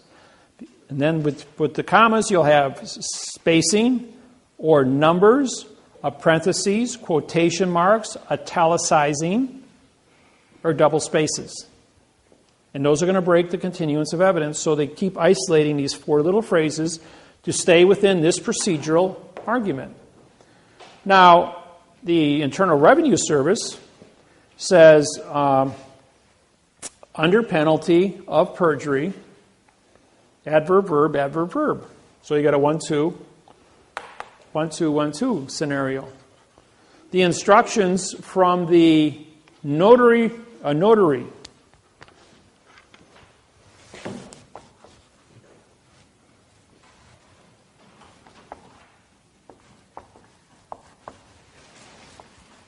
no contract.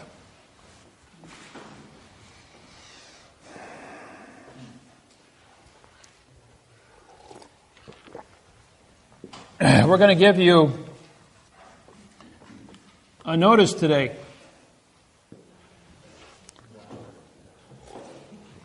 Which is not ice. We're going to give you a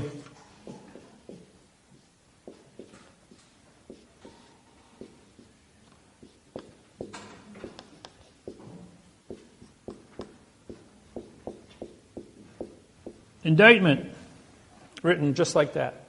What does that say? Does that say indictment? Actually, what it says is adverb, adjective, pronoun. Adverb, adjective, adjective, pronoun. Adverb, adjective, pronoun. Because it's an underlined space, underlined space, underlined space. That's what it really says in syntax. It's called parse. Your vowels are used as adverbs. The consonants, if you look at all the letters in the alphabet, all 26 are nouns because they are the letter that identifies that section of the alphabet. Therefore, they are a fact. But when the fact is used, followed by, put in front of another fact, it's an adjective pronoun. But if it's a letter, and it's a single vowel, A, E, I, O, and U, it becomes an adverb. The adverb modifies the adjective, which modifies the pronoun. 1, 3, 4. 1, 3, 3, 4. Henceforth, you go back up here. 4, 1, 3, 4. Or 1, 3, 4. 1, 3, 4. The patterns are always used. They have never changed from the Constitution of 1775 to present day. The Magna Carta, when I syntaxed it, 1215, written in adverb, verb. The foundation of the English Empire. In World War II, Nazi Germany sent 250 stormtroopers into London, into the Historical Archive Center to destroy the Magna Carta, thinking if we do that, London would lose all credibility on the planet. They were met with 350 British crack stormtroopers. 250 people died in the battle. The Nazis were captured. The Magna Carta was protected. And when I syntaxed it, it destroyed it and was sold at Christie's of London for $6.7 million. And London lost all their hold including their constitution, on all countries worldwide, and therefore became a little island with no resources, except the North Sea's oil drilling right now, and that's about it. So in London, for the last... Well, they were claiming all these assets, just like the Kennecott copper mine in Salt Lake City, Utah. Queen Elizabeth was reported to own that until I syntaxed the mortgage contract and showed it was fraudulently conveyed. How does a adverb verb statement say you own anything from a foreign land? That got kicked out. Deutsche Bank, Germany, been buying up all the stuff all over the United States. Syntax their mortgage contract. Now they're facing every contract they have in the United States with false and misleading information at a $25 million a pop fine, collapsing the Germany's banking hold on the United States. Claims and all their assets are being seized by the U.S. Department of Justice under the program I put down. Yes? Going back to oaths, there's 3 specific Indiana State Police troopers that I've been trying to get oaths from, which I haven't gotten anything on paper yet. I asked them in person when they showed up at my house, which they totally ignored. Later, I sent by certified mail the oath request form with the code, the Indiana code that specifically pertains to that, and got nothing. I called Indianapolis, talked to the director or somebody at the state police headquarters, who told me on the phone that they never get anything on paper. They do an oral oath after the academy, and that's all that exists. Send the complaint to the Attorney General, who directed me to, I can't remember the name of the office, Corporation Counsel are responsible to the police officers to protect them against any lawsuits of civilian. Okay, they sent me a complaint, an official complaint form, which I filled out for each individual one and sent it back to them, which generated a response from the state police again.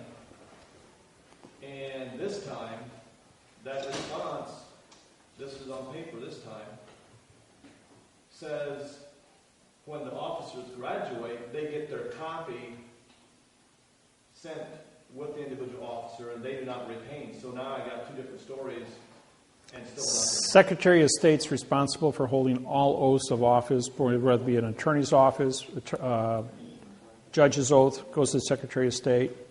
If the population exceeds 500,000 people, they keep it in the house, like Indianapolis. Otherwise, every, I think South Bend is also, Gary's over 500,000 people, and so is South Bend in Indiana here. They would keep the judge's oaths in-house. Otherwise, all the smaller counties would be forwarded to Indianapolis Capital with Secretary of State. Secretary of State, and that includes the state police? Yes. Yeah. Anything that's smaller than 500,000 goes there. And your federal courts are set up in 500,000 population sectors within a state. Was the state of Indiana about 8, 9 million people? 6 million? Yeah, so you'd have 12 federal jurisdictions here in the state of Indiana as a result of that. Thank you. Like you look at Los Angeles, 40 million people, you got 80 federal courts in Los Angeles County alone. I mean, every couple of blocks you got a federal courthouse. And but Judge Pregeson, Dean Pregeson, is the chief federal judge for Los Angeles, and I had him fired for 2 years along with Douglas, his clerk. And his father, Dean Pregeson Sr., I haven't checked in the last few years, but I think he's still alive. He should be about 92 now. He is the senior master mason for the state of California and the senior federal district court judge for all the judges in California. And I'm the chief federal judge over all the district court judges in California. Because I'm the only judge in California that has a quantumized oath of office. Everybody else has got stuff that looks like this, an adverb verb. And yet the judge says to me, Dave, he says, We know you're a judge, and we know we have your senior position. He says, but we got guns and clubs. What do you got? You got a ballpoint pen.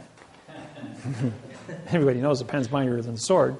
I says, yeah, you know what? I says, you can lie all you want.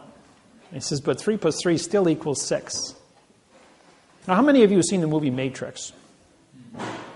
1, 2, and 3? Okay. You know what happened in that movie? The movie Matrix is this program. It was written completely about this program. This program's been around since 1988.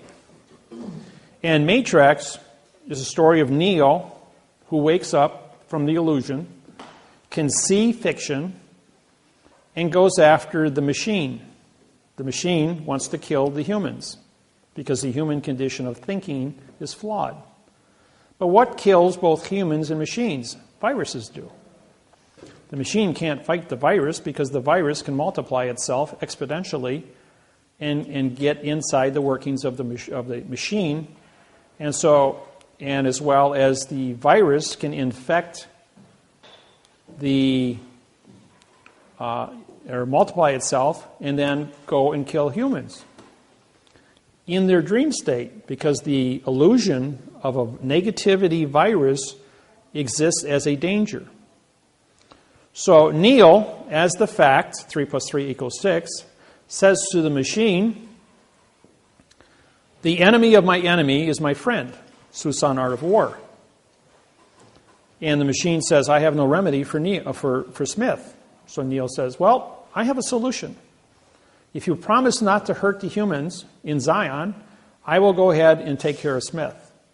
The machine says, all right, we got a contract. If you destroy Smith, then I'll leave you live. I'll call off all my drones, and anybody that wants to go free can go free. Henceforth, the architect. Now that little scene of the architect and Neil's ability to communicate with the architect, saying, we've been here 6 times before. And Neil says, choice. It's all about choice. Remember about who God is and what the devil is, what good and evil is, what choice is? Making decisions in life. Understanding the fact in the fiction. So Neil says, well, I understand the fact. When I can see the fact, and I know that in a dream I can do anything, I can be Superman in the dream. Says, okay, I can go out there and play the Superman routine. I can fight Smith. I can fight the machines. And I can win all the time. So finally it comes down to the confrontation where he makes a contract with the machine. And then the next thing, bang, he's right back in the Matrix with Smith. But Smith says, we've been here before. And Neil says, yeah, that's right. He says, if you know, and he says, I brought a few friends with me, which is the infinity of fiction. 3 plus 3 equals 6. How many ways can you do it wrong? 3 plus 3 equals 7. 3 plus 3 equals 8, equals 9, 10. Infinity. So the power of negativity in infinity can be wrong indefinitely, which is what our world's been for 8,500 years, and I'm Neil. And I says, no, king's got new clothes. 3 plus 3 equals 6. And the world says, you must be mad. You must be crazy if you're going to use correctness of mathematical certification to identify our illusion and disqualify the entire 8 billion population of this planet and wake them up. You must be crazy to do that. You realize the damage this is going to cause? I'm going, 3 plus 3 still equals 6. You can't live a lie forever. And this planet is humans are relatively young on this planet in their ability to reason things out. So, Neil says to Smith, hey, we got work to do here. Let's get to it. So they'd have the big battle scene. And Smith, which is the fiction, representing all the things that aren't supposed to be, against Neil, who just represents 3 plus 3 equals 6, which is correct. And bang, bang, bang, bang, bang. And he fights and fights and fights. And finally, Neil says, all right, you win. You defeated me. And Smith says, well, even if you did defeat me, you'd have to fight number 2 just as hard as number 1. And we have an infinity amount of fights for you to do to prove that 3 plus 3 equals 6. So Smith goes, wait a minute, I've seen this before. This is wrong. But I fought so hard to get this. And now we go back to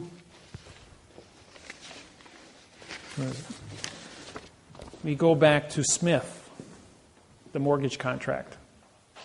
Sometimes you have to learn through stories, okay? We have a mortgage contract here, which is Smith, and I represent Neil. And the mortgage of fiction says, I'm going to conquer you. So what does Smith do? He absorbs, he touches Neil, and he turns him into Smith. He says, there, I've conquered you. 3 plus 3 equals 7.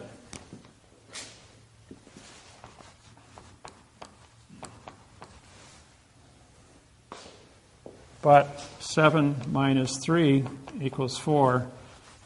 And 4 doesn't equal 3, so therefore, wrong. Boom. Smith number 1 blows up. Smith number 2 jumps in. I got a better answer. 3 plus 3 equals 8. But 8 minus 3 equals 5, and 5 and 3 don't add up. Boom, number 2. And at the speed of thought, the billions of Smiths that existed, infinity of wrong is destroyed. And like Sherlock Holmes says, when you remove all the things that can't be, what is left are the facts.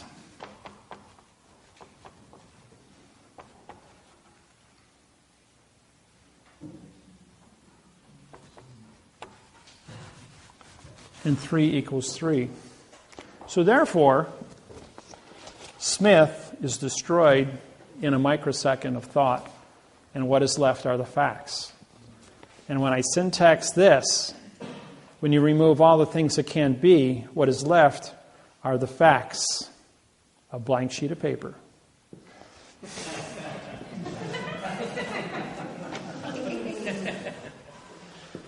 And who stands with lodial title at 9 points of the law of possession with no contract written in the correct parse syntax grammar to say you don't own your property?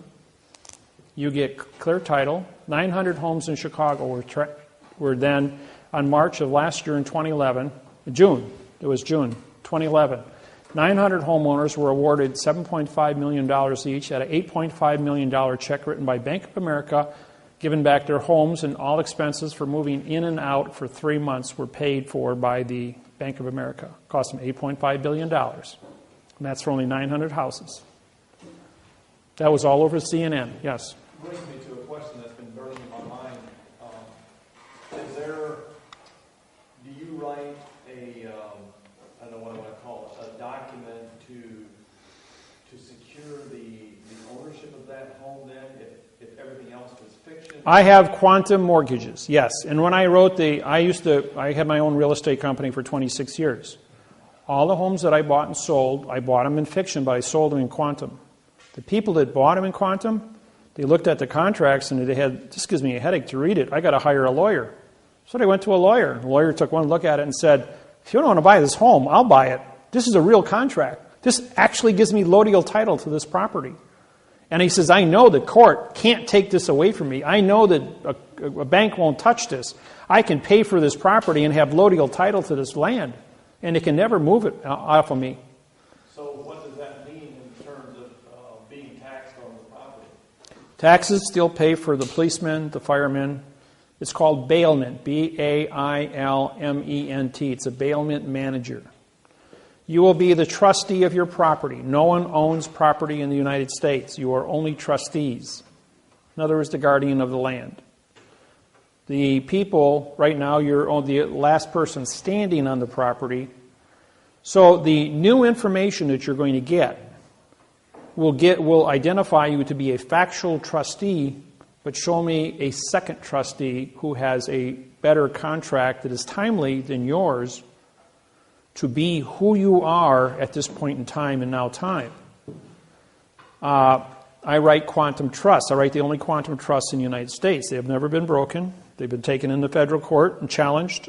The federal court throws them out, saying you can't bring those documents here. We're a fiction. These are factual documents. You don't have copyright infringement capabilities of entering into these trusts.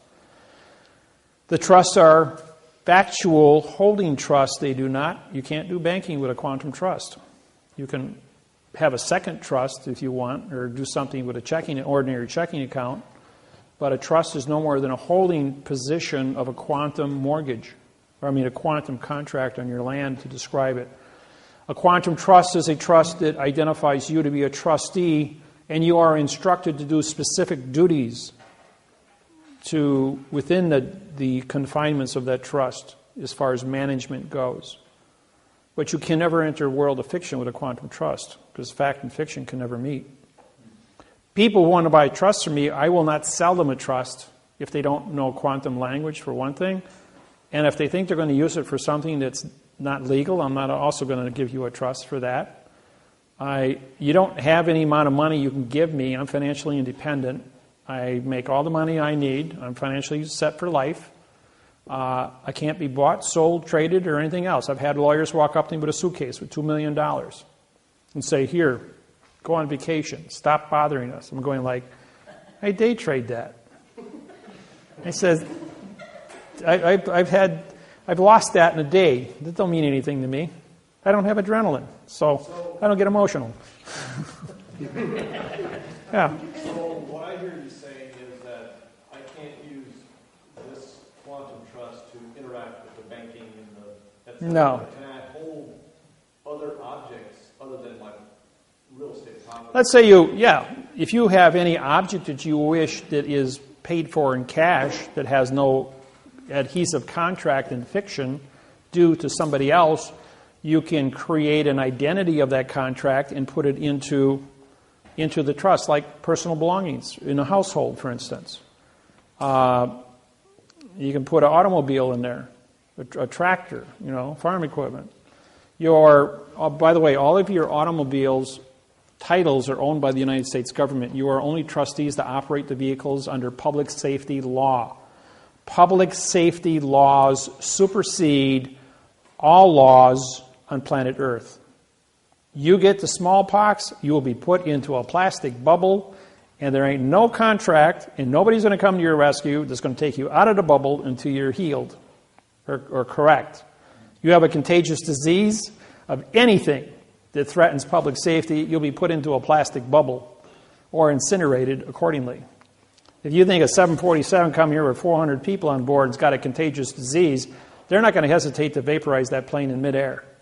It's never going to land in the country to expose it, because once it lands, it would get out of control, so they would vaporize it. Public safety has number one billing. 1.5 million people die every day of starvation. The world knows it. Can't do a thing about it at this point in time. Now, if they implement a Nikola Tesla coils, a 6-foot coil produces 200,000 watts of electricity, can be placed on top of every wood telephone pole in America, giving us about 100 times more electricity than this country is capable of using. 6-foot coil can be transported by semi, set up on top of 40-foot telephone poles, and hooked up with very little cost, has no moving parts, runs on a superconductor, which is 200 times more efficient than a copper wire, generates no heat, produces all the electricity we need. The surplus would be 1 cent per kilowatt. All surplus would be used for purification of water as well as purification of air. 24-hour-a-day sunlight. Globally, the guys could grow crops 24 hours a day, 7 days a week, year-round, with 24-hour-a-day of plant light above your fields. The electricity can be used to create nitrogen, which would be your natural fertilizer through electrical circuitry, and stimulate your crop growth. Instead of waiting 9 months to harvest a corn crop, you could do it in 4 weeks. Well, we have the technology. It's just that the oil companies, the hydrocarbons, don't want this released at this point in time. However, if I'm president, this will be mainstream. I'll get up and I'll announce it to the world. I've already completely mapped out a complete program on the construction of the contracts, communication skills, making Nikola Tesla coils mandatory globally. Ships at sea could be powered by coils run on electricity, Oil would never have to be transported again. Oil is relevant because we can have tar for roads, but then concrete is safer because you don't have all the off poisons leaking out of the asphalt. Cars could be run on lithium thoride batteries, which have a 400-mile cruise range for every car battery size technology. Now with the new discovery in Colombia of the new lithium pool, there's more than enough for the next 300 years for all the cars on the planet. And there will be more advanced technologies coming out. You can go with silver mercury with thoride, which is even 10 times more powerful than that. It's highly pollutionary because of the mercury, though. But there's other molecules that we can, utilize. Yeah. Will you need an ambassador to the Cayman Islands? For what? Well, I'm just volunteering. What, you like the sunny weather? Hey, Indiana's great. I lived here for 20 years. Yes. You were talking about the technology. I was listening to Russell Gould the other day. He was talking about if somebody has technology like that, to come to you guys, if you guys can help bring that out to mass market. So yeah, we have people that have developed, like Bill Martz up in Canada. Miller is his name, Bill Miller, in Canada, Edmonton, Canada, developed a perpetual motion motor. And this goes back about 10 years ago. And I walked into his shop along with 20 of my other students from the seminar. He invited us over to his house and he showed us this motor. The thing was 3 feet in diameter, had a 180-pound armature, 0 to 1,860 RPMs in 2 seconds. That's some serious torque. And then after it come up to speed, he disconnected it. It's hanging by nylon ropes in air with a dozen 100-watt light bulbs that he turns on and then accelerates the speed of it. And this thing's putting out 60% more electricity than it's generating. Because what he had done was the series of magnets, along with the coils, were set up in a harmonic frequency to follow the sine wave.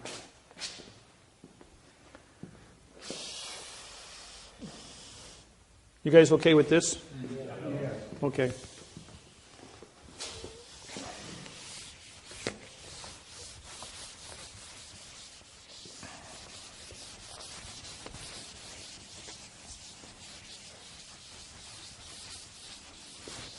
See, when you can syntax is the most powerful tool in the world, just so you know. Okay, use your standard sine wave.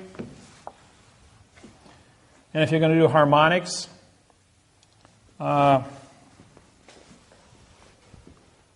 you're going to go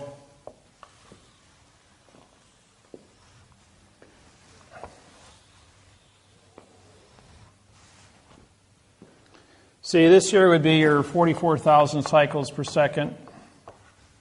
This is the electromagnetic pulse from the sun, based on the nuclear explosions from the sun. And we're showered at 44,000 cycles per second. And this one here would be 22,000. This hump here would then be 22,000, and this here would be 110,000. The point is that you take your sine wave and you step it down from your coils into 60 hertz. And then as you step down your cycles, you increase your amperage and bring it down into a usable voltage. So you have a primary, secondary, and a harness power, which you cut off in substations. The initial voltage would be running out at probably 25,000 on your big lines, which are your big, high, 100-foot tall power lines, and it also be subbed off into 660 volts, 440, 220, three-phase, down to single-phase, 110s for your houses, stuff like that. It's all basic electronics. I've been in electronics my whole life. I was building TVs when I was 18, my first laser at 12, and I even built my own perpetual motion motor at 16. So when Mark showed me his, I said, what you've done is you've hit 1,860 RPMs. You have a harmonic resonance within your electromagnetic fields. As your motor turns, you got your series of magnets, primary offset by your secondary fields, which are then looping in that manner all the way through, going all the way back to the beginning. And then what you're doing is taking this electromagnetic pulse from the sun and you're matching it up to your power source here. These are permanent magnets and coils. And these were only ceramic magnets. If you go to rare earth magnets, which are 5 times more powerful, I've got one at home that's about the size of this little middle of the pen here, and it picks up 3 pounds. Just to give you an idea how powerful some of these little tiny magnets are in rare earth. And so he's using rare earth magnets set off by these high, these are superconductor coils. This isn't copper, it isn't silver, it isn't gold. These superconductor coils are what's called a eutectic metal that is 60 times more efficient than a gold winding. If silver is 60, I mean, if copper is a 60 on 100 factor, and silver is a 90 and gold is 100, then a superconductor would be 3,000. Generates no heat, and it's really efficient using this technology as the loop, matching this up and harnessing the 44,000 cycles per second. This is in a motor scenario. The other one in coil is just taking the coil, capturing it. So you take electricity flows at 95,000 miles per second. Speed of light is 180,000 miles per second, exactly twice that. Here's the Milky Way galaxy. We're out here. Here's the center. This is a black hole. So the further you get away from, this number changes. Right now we're at a constant where we're located in the Milky Way galaxy. This is all understanding astrophysics. But you take 95,000 miles per second divided by 44,000. So 44 goes in 2. So each winding of the coil has to be 2,000. This is in miles, and this is in frequency. So you got 22,000 miles has to be divided into whatever hertz you're going to be running. So this would be, if you're going to run a 60 hertz, which is above frequency, but you probably want to be in the 660 range hertz, divided in there. So you'd have about a 30-foot length of wire for each coil. And then you link those together to create the main coil to produce the frequency. A 12-inch diameter coil, about 8 feet tall, would put out about an 18-foot spark at 25,000 volts per inch. And you could stand in the middle of it like you see Nikola Tesla. And I got Joseph, he's my buddy, he's built 3 of these, and he's standing there with 18 feet of sparks coming out of his body. Pretty cool. But they're all high-frequency sparks. But still, this is the science that goes behind it and how you work out the math on it to build a coil. Once the coils are installed with no moving parts, you guys could heat, cool, run your cars for 1 cent per kilowatt, which would be free electricity. No more hydrocarbons, no more pollution. 24-hour-a-day lighting. The population is at 8 billion. For every one born, one has to die of starvation based on our current ability to create food. With this technology, you will have 24-hour-a-day of plant light to grow unlimited amount of plants, up to 100 million people on the planet, to feed them, using airborne horticulture towers, which run on mineral sprays into the roots. All the roots are just exposed to mineral spray atmospheres with 24-hour-a-day ultraviolet lighting, which would produce, in a room like this here, you could make as much food as you would in 40 acres of land using this technology with 24-hour-a-day of sunlight energy. With this technology, be basically free food. They do it at Disney World, at Epcot. They've got a whole center that's dedicated to these sciences. If you've been down to see it, that's really, really cool. The Chinese are doing it all over the place in China because of their food population density. So technology exists. We just got to apply it. Question? Also, could you raise more food if you would use genetically modified seed? Yeah, Monsanto's got all that stuff going on in their chemtrails out there, which is made out of aluminum oxide, which creates a special condition in the soil which only their seeds will grow. And that's to control the food, because you control the food, you control the people. And every time you look up and you see all those chemtrails, all your commercial airlines have 5 to 7 little tubes that stick out at the end of the wing. 2 of them are sprayers that keep the chemicals in the toilet area of the plane, because nobody wants to go digging around in the toilet. And that's where they do the change out. When a plane lands, they take out the old pollution, they put in the Monsanto chemicals, and then they spray it out from the wings when you see a plane going over. When a plane goes over and leaves a little trail behind it about 1,000 feet long, that's just vapor because of the temperature change at 65 below zero with jet fuel, and that's gone in a second. If it's a chemtrail, it's there permanently because it's a hard chemical of aluminum oxide. Yeah, there's about a week ago, I've never seen so many, what was it, about a week ago? In the morning. I mean, they were, as long as you could see, they were. Now there's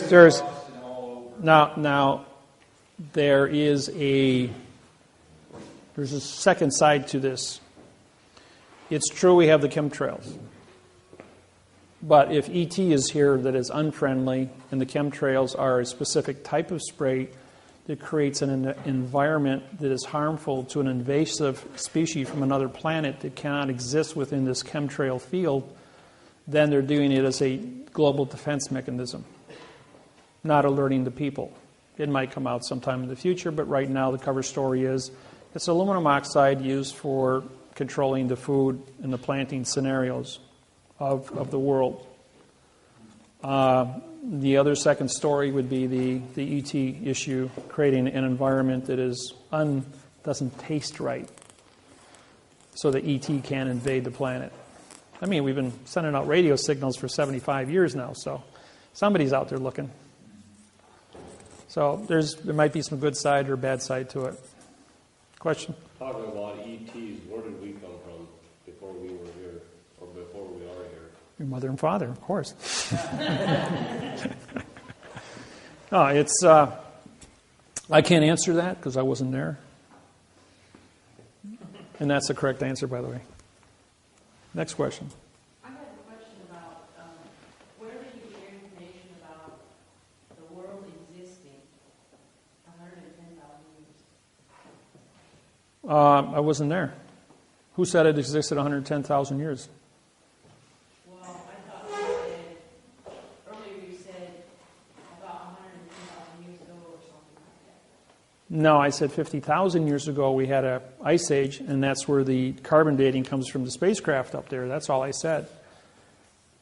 As far as we had dinosaurs, and we know 385 was it 385 million years ago when the asteroid hit the Yucatan, took out the dinosaurs, created a fireball that went around the world because it ignited the hydrogen and oxygen atmosphere. There was a lot of methane back then too. Dinosaurs make a lot of methane. Well, are those dating methods accurate, and how do they know that? Oh, it's in layers. It's in layers of the Earth. I have one of the largest megalodon shark's teeth in the world in my collection. The biggest one I know is at the Smithsonian Institute, which is 6 1/4-inch shark's tooth. I have a 5 3/4-inch shark's tooth from a 330-foot long megalodon shark with a bite radius of 18 feet. The ceiling is only 12 feet, so we're talking about a mouth that could take. It would be from this wall, from this divider to that wall, big around, and the teeth are all just shy of 6 inches apiece, and they're all razor sharp, and this is a 99% pristine tooth. It's got a little tiny chip about the size of a head of a pin on one side of it. And the tooth was found at 11,600 feet in Denver, Colorado, or actually Central City, Colorado, at a gold mine. And it came to me through the Denver International Airport, through a collector. And because I knew what it was, I knew where it came from, and I knew the history and all that kind of stuff, I bought it. I paid $500 for it. It's worth probably around $1,200 right now to any collector. Good investment if you ever find some big ones like that. They were digging. Here's another one about this specific topic. Tarpon Springs, Florida. 20 miles north of Clearwater, Florida.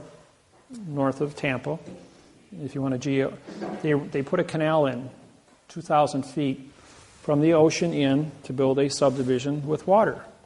When they got back about 600 feet into the canal, they hit a cache of over 900 teeth that were 4.5 to 5 inches.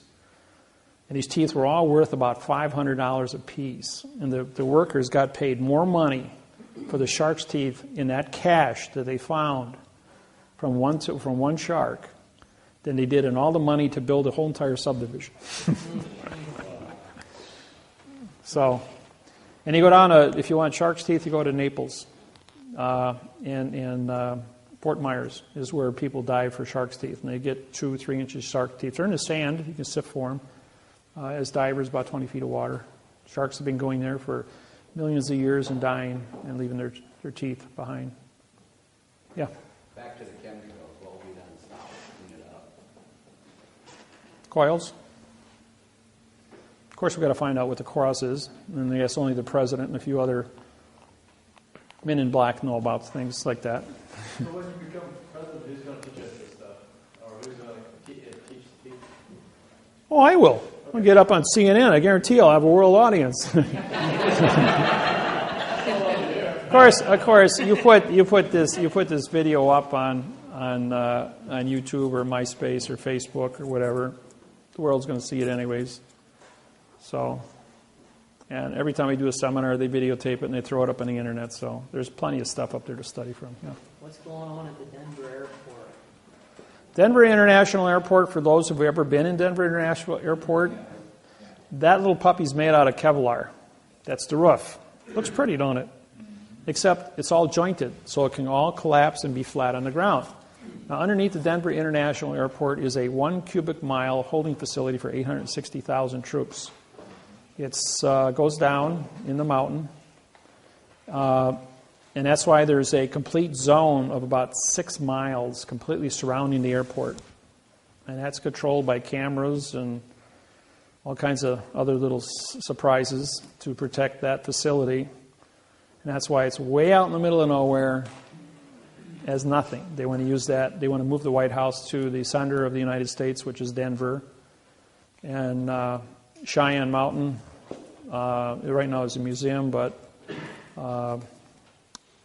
Falcon, that's it. Fort Falcon Mountain is where the new Cheyenne Mountain Enter of SAC is existing. And they want to move our government into that location because of the safety. Right now, you can bring a submarine in under stealth right into the Potomac, and it's like 1 minute, you know. Everybody remembers the 4.5 or 4.7 earthquake in South Carolina? That was a 20 megaton nuke that went off underground about, I want to say 1,500 feet underground. That was and when they detonated those 2 nukes up in North Korea, same seismograph. Look at all the seismographic history of every nuke that was ever detonated underground. It's all the same number. They were moving one underground, and it went off. And it was just an earthquake, and it shook Washington. Yeah. Back to you about running for president. You said the last 47 were left-handed. Yep. It seemed you writing right-handed. Oh, boy.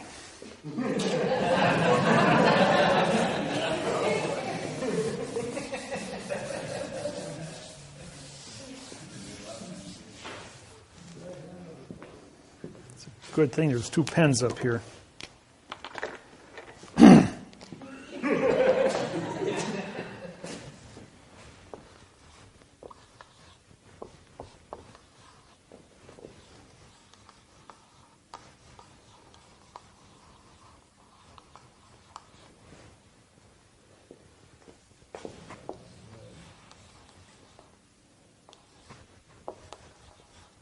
I got a little trouble with those bees yet.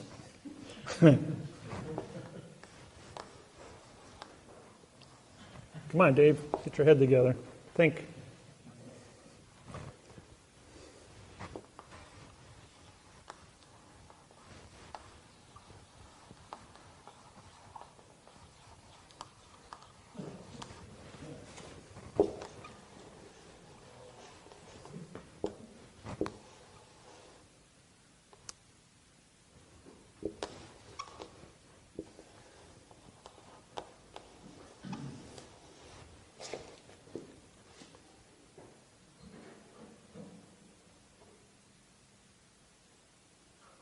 I did that wrong.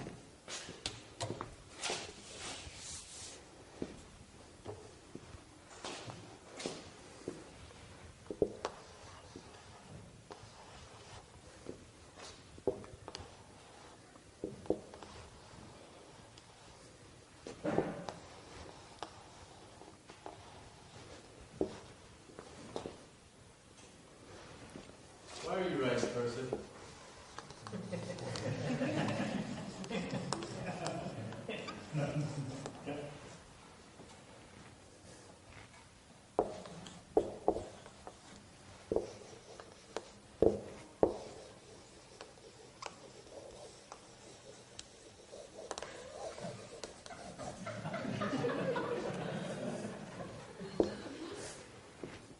It says, we the unknown, led by the unknowing, are doing the impossible for the ungrateful. We've been doing so much for so long with so little, we're not qualified to do anything with nothing.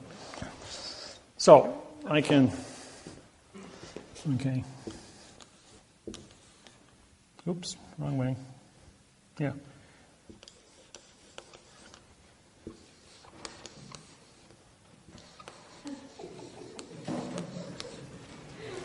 Okay? I can do it frontwards, backwards, both hands, both directions. I just run out of words there, that's all. I got to do it in cursive, though. I can't do it upside down yet. I'm working on that. That was. I had a guy in Salt Lake City who came to me and says, "That's good, Dave." He says, "But I can do it upside down too." And he did it frontwards, backwards, both hands, both directions, and he did it. Then he started doing it all upside down. I'm going like, I got to stand on my head to do it upside down. Can't do it that way. Okay, why did all this happen? Okay, why am I ambidextrous like this? Well, it's because, like I told you, I died when I was 25 years old. They took out my adrenal glands.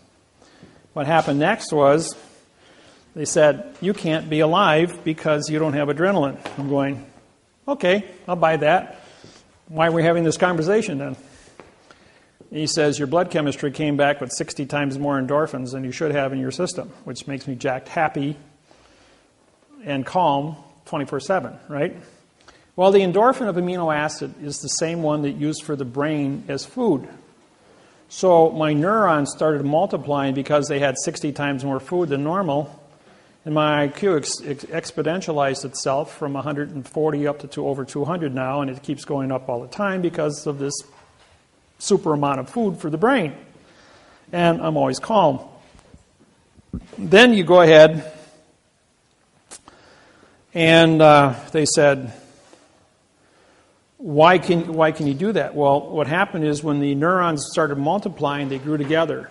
The movie Phenomena with John Travolta, where he has brain cancer of a fibristic cell, fibristic cancer. Well, my brain started growing neurons to a point where my two hemispheres grew together, so I have one brain. I see left and right simultaneously. I read 400 words a second, math codes from right to left, and I read words from left to right, and I syntax at the same time. I can't see, talk, or do anything without completely syntaxing it and writing it in the correct format in my brain as fast as I do it in fiction, both ways. It just happens. And I've been doing it for so long, for 12 years now, efficiently. And so anybody gets in my face about anything, I will give you a complete history lesson going back to the beginning of time and showing you things that are supposed to be. The book, Legenda. Legenda, in 1890, Masonic temple was built in Austin, Texas. It had a footing poured 8 feet by 8 feet by 8 feet to support a 44-foot chimney. Well, back in 1860 they built that Masonic temple. And it was a 3-story building. And what the man did is he took legenda, dogma, and the Masonic codes from 1851 and 1859, all written on original cotton paper. And he wrapped them in paper and dipped them in beeswax, sealing them in beeswax. Then he put a 2-inch plaster Paris case around it in a wood box. Then he dipped that in beeswax and repeated the process 3 times. Henceforth, producing a time capsule that was sealed. That sealed time capsule was then put into an 8 by 8 by 8 foot concrete footing at the base of this Masonic lodge to support the chimney. The chief of the Apache Nation in Arizona was working under contract in Texas, West Texas, or rather in Austin. But he was from West Texas, but he was working in Austin. I was doing a seminar in Dallas that weekend on Sunday. And his job was to take a 4-foot wrecking ball, and they had dug out this footing and break this hunk of concrete up because it was too big to move. And when he hit it with the ball, out pops this chest, and he figures, treasure, but it was a time capsule. Well, when he opened it up, chopped it open, he found all these books inside. And the books were in pristine condition after 140 years. And he opened them up, and it said, property of David-Wynn Miller, punctuated. So he throws them in a paper bag, drives 260 miles to where I was, and he walks into my seminar at 2 o'clock on a Sunday afternoon with a grocery bag, and he walks up to me, and I knew the man. I was a chief in his own Indian nation because I broke the treaties with the United States Department of Interior and got the Apache Nation to put in casinos back between 1995 and 1999. In 1995, there were 92% of all American Indians were on welfare. In 1999, all American Indians were off of welfare. And there's 190 casinos in the United States now in Indian territories. And all treaties have been broken with the Department of Interior because of my syntaxing. So they made me a chief in 14 of the major Indian tribes in the United States. With that said, he calls me a white lighter, for those who understand what that means, and brought me this bag, and he comes in there and he says, Dave, I have these books. Do you know where they came from? I says, yeah, and I told him. And he says, they have your name in them. And he says, yeah, I know, they're mine. And he gives them to me and he leaves. Simple as that. And no, I'm not going to answer any more questions on that topic. Okay. So,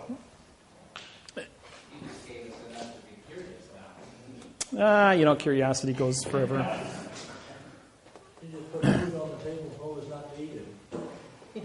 Yeah, well, ask me your questions. We'll go back over here again. When we disqualified the preposition as being no position, the article being a word of no contract, which gave you a no-no, we now realize that they had mistaught all of us what prepositional phrases were. And so we had in 2000, 2nd of January 2000, we came out with the position loadial fact phrase.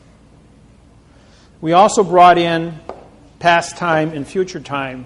A 1922 book, maybe reader. It was a 1922 reader from the Depression. I was in Las Vegas, Nevada. And a lady by the name of Joy brought me this book and says, read page 9. I read page 9. It says, to, future time, from, past time. I'm going like, oh my God. All my technology from 1995 published to 2000 was written with the word to and from. As you know, a sentence can only exist with one idea. I'm going to the store from the house. 2 different time zones. The sentence is wrong because there's 2 different times. The future doesn't exist. and the past has no damage. So therefore, we dropped all future and past, and it took me 3 months to rewrite my program, removing all the prepositional facts, bringing everything into now time. Present time, PRE, means no, sent, which is contract. So you had 3 choices, the past, the present, and the future, all meaning no contract. So we had to go to now time. So we created the now time, and then the conjunction, and is a command, and or is an option. Do you know that lesson cost me $1,600 to learn what and or meant? I had a real estate company, I told you, for 26 years, and I evicted one of my tenants. It was December, before Christmas. It said, quit and pay rent. And the judge was ready to sign it, and the clerk goes, you can't sign that. He says, why not? He says, because he gave you a command. He commanded the people to quit and get out. He says, you only have jurisdiction if there's an option, judge. This is the clerk telling the judge. It must say quit or pay rent. Now, if the or doesn't act within a given amount of time, which is 10-day notice, then the judge can sign an order for the sheriff's department to go out and evict the individual. He says, that's right. This is wrong because you used and instead of or. Start over. 45 days later, get a court date. 45 days after that for eviction. That's 90 days. Got to stay in my house for 3 more months, not paying rent.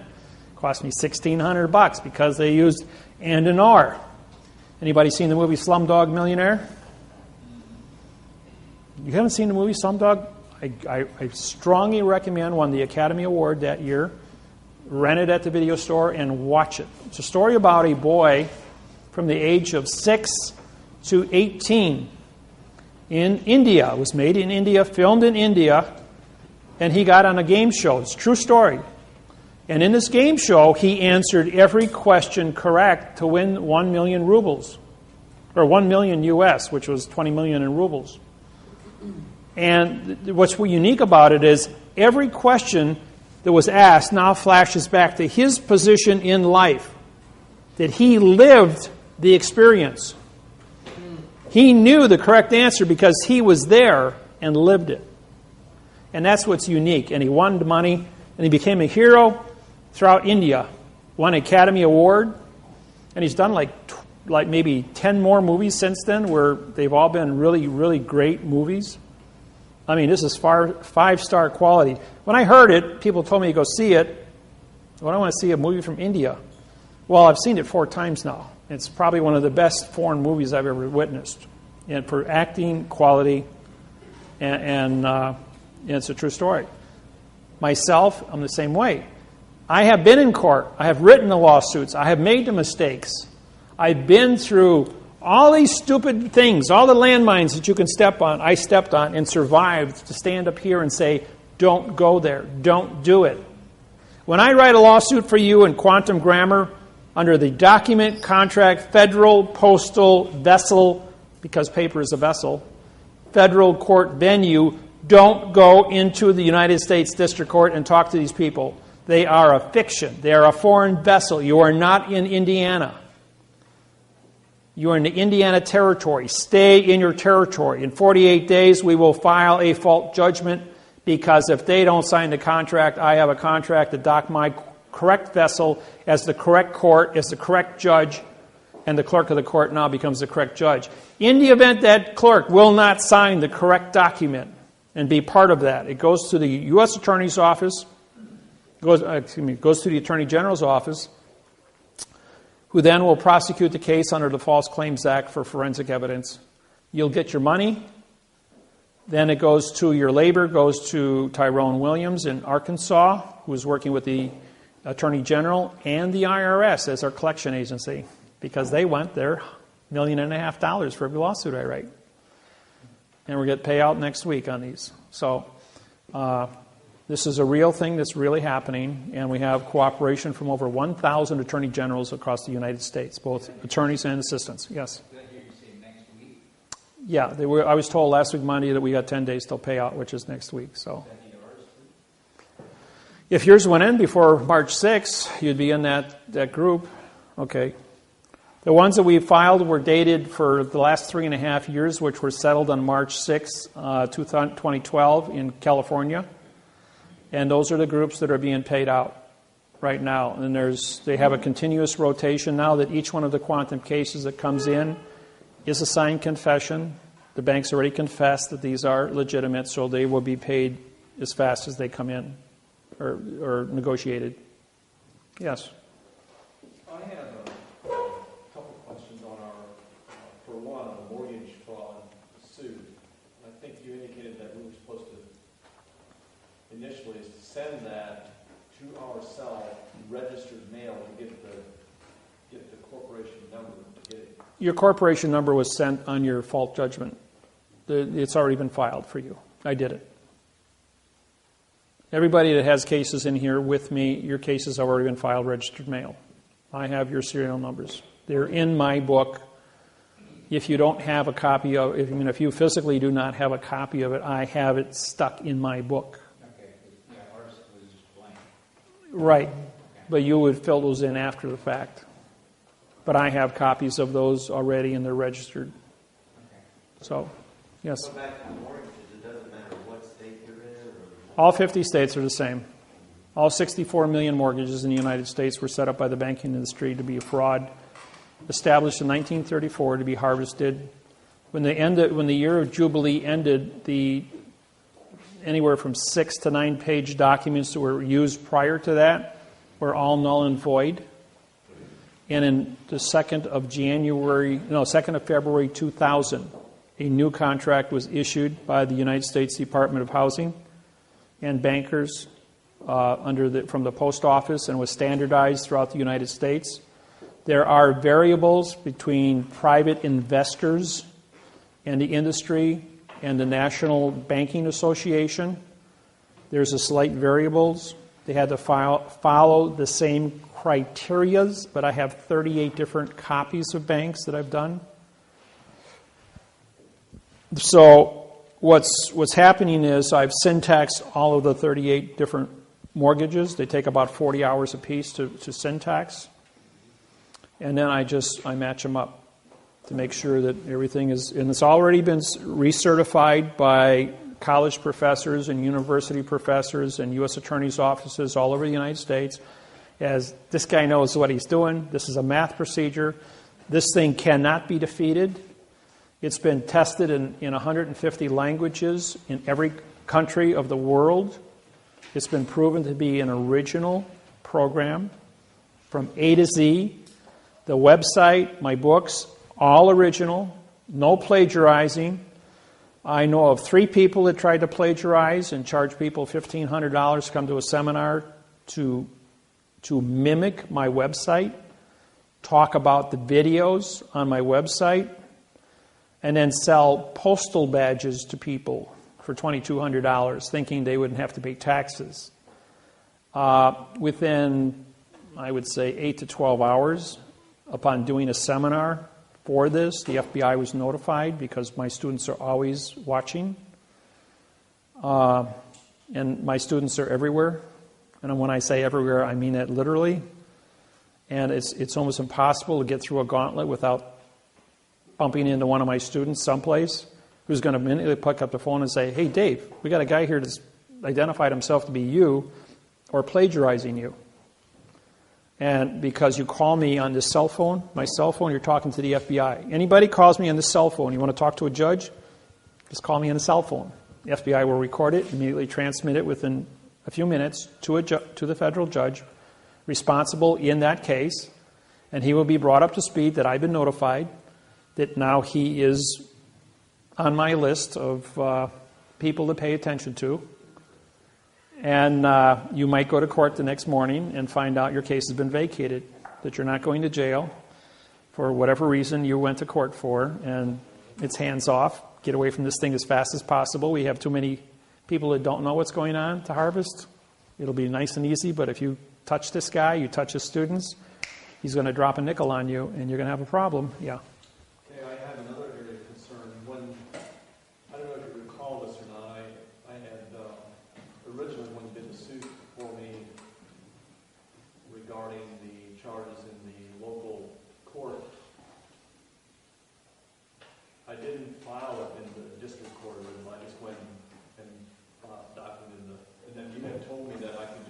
copy that. Yeah, you can file that. That case is clean. It's a federal case. Okay, here's my question. Do I literally just copy everything, or do I have to apply a new stamp and Oh, no, that you have to do. You have to put a new stamp on any new thing. Do not photocopy postage stamps. Postage stamps are legal money. You get caught photocopying postage stamps. That's counterfeiting. That's serious. So don't do that, please. Just for your own public, for your safety, because then you're going to be. The government makes photocopies and they keep it electronically held in the computer, but that's Title 18, Section 1343, mail fraud, wire fraud, to copy a lawsuit and put it into a computer. They have to maintain my lawsuits bonded together as a hard copy paper in the chief judge's vault. It's not even allowed to be filed in the record room. You can go file and come back tomorrow and say, we don't know who you are. You weren't here. That's because the chief judge has it, and they assign a new case number. They take and they put another United States District Court paper over our heading, and they photocopy it into the computer, so if anybody comes looking, which would be an attorney or a judge or a lawyer, that they're only going to see United States District Court bringing you into their fiction under a brand new case number. Don't touch it. It's not your name. It's not your case number. It's not your venue. It's not your grammar. You've got 48 days. They don't do it right, we sue them for fault. Done deal. Attorney General takes it because they're getting $20 million a pop off of these pocket money. So they're not playing games. They're going after the people after the fact. And all of a sudden, like that judge, all of a sudden, you don't work here anymore. Where'd he go? They don't want to advertise that judges can be prosecuted or are going to disappear into the woodwork because of false and misleading statements, because they don't want the criminals, the real criminals, the drug dealers, the bank robbers, the murderers, to know how to get out of trouble. Okay? I don't do those. Yes, go ahead. You had made a comment earlier. When we get these stamps, when we file the claim, yeah, we're supposed to sign it right over the stamp? We'll use your autograph, yes. What happens if we didn't do that? Well, I did it. I'm the federal judge on your case, so I have the authority on there. But as far as personally, you should autograph that stamp, making you a postmaster, banker, and judge of your own claim to bring it to the attention. So whatever documents you still are in possession of at home, autograph those. Fingerprint is a notary. Do not go to a notary. That's a fiction. Use your index finger or your thumb. And that is your notary on your autograph, like what you've got there. He was talking about right here, signing right here. Is that what we should sign? Oh, across their stamp? Yeah. Oh, whether you do or don't, that isn't going to change your authority. Okay, Yeah, no, as long as you signed your postage stamp there, that's the legal one. Okay. Because that's not an imitation. I thought you was applying it to their stamp. I signed that stamp because I'm a federal judge, Okay. and I'll walk in there and say, hey, I signed your stamp. I'm a federal judge here, same as I am on my vessel. So I can trump their ability to move paper from one jurisdiction to another. Question?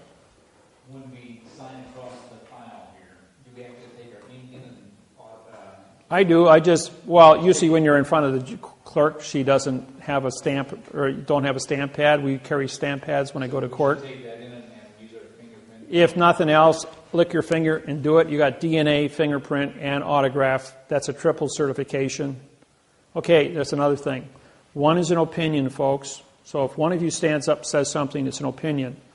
2 is a certification. Now you got to be certified. That's legal.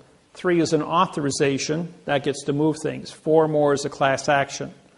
You need 16 or more to bring attention to the Attorney General, which we have, I think we've got over 16 cases now in Indiana. So the Indiana State Attorney General can get involved.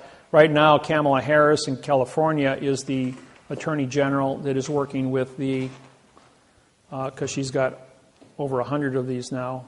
And so they were able to use a class action and go to the different banks and say, here's all the lawsuits The syntaxing on every one of them is identical. They may be 38 different banks, and the sentences may be A, B, C, D, E, F, G, and they may have moved the sentences around, but all the same sentences appear someplace with that exact phraseology. And when you do an overlay of the whole thing, we account for 99% of every one to be identical, but the modification of the grammar with the math codes, you can flip these things and read 300 words a second, and in 15 seconds go through a 15-page document and say, this has got 5,000 mistakes on it, and that isn't a mistake. That's not a misspelled word. That's engineered. And in 2 places of the document it says, false and misleading statements is a criminal penalty, and a misspelled word doesn't change the document. There are no misspelled words. The syntax is wrong in all 5,000 words. It's engineered. It's not a mistake. Now, there's a thing called the McNulton rule. That's M apostrophe N. McNulton. N-A-G. I think that's how it's spelled. It's the very first word under the letter M in Black's Law Dictionary, 4th, 5th, and 6th, 7th, and 8th editions. It doesn't appear before that because the McNulton rule came out in 1966, and Black's 4th edition was published in 1968. That's why it's in the 4th. If you've got anything earlier, it won't show up. Okay, what is the McNulton rule? It's called the right-wrong rule. The right-wrong rule means that if you have knowledge of a lie, perjury, false and misleading statements, or fictitious conveyance of grammar, and you do it, that means you're guilty. If you don't know you've done it, then you can't be held liable for it. Like a police officer standing up and saying, I saw you go through a stop sign. But the way he said it, the grammar was wrong. So he doesn't understand syntax because he was never trained in it. But the fact that you went through a stop sign, if you can make an argument of physics, 2 objects can't occupy the same space, it'll get thrown out. But if you said you failed to stop for a sign, and then you rolled past the sign, or you rode through the intersection without stopping, using the correct grammar, then you'd be found guilty, okay? Because he's a professional witness. And after all, you would be in a fiction court, and 99.99% of the people wouldn't even know they're being hoodwinked by syntax in the first place, if you didn't know how to speak in the correct format. So the McNulton rule, the judge stands up and says, and Banks stood up and said, for 3.5 years, I don't know anything about this. The lawyers wrote this for us. The lawyers work for the corporate. The corporate is a machine. The machine says, we're looking for a person. A person is a corporation. We're looking for a human being. We're looking for a thinking person. The thinking person doesn't exist. So what do we have? We have a corporation with a signed confession, because this corporation stood up and said, I'm responsible for this, give me the house. And then I have a signed confession for false misleading statements, and I can do my job and you can get paid. Pretty simple. And when they, under the McNulton rule, they did this a few times and they got away with it. And then I said to them, doing something 6,000 times to perfection is not a misspelled word. That's a perfection of engineering. And you can't stand up and say you did something 6,000 times and didn't understand what you were doing. That ain't going to wash with any jury. And I got my conviction. They confessed, and we've already picked up $140 billion in damages since March 6th, just to show you how effective I am. The judgments on my technology are the biggest in recorded history anywhere on the planet. And I'm the cash cow for the bank, for the government, for the post office, and for the people. Everybody likes me. Even the criminals love me, because they're going like, if I get into trouble, I'm going to call Dave. So nobody bothers me. I'll tell you a cute story once. This goes back about 10 years ago. I got out of a local watering hole about 6 blocks from my house, and I walked in there.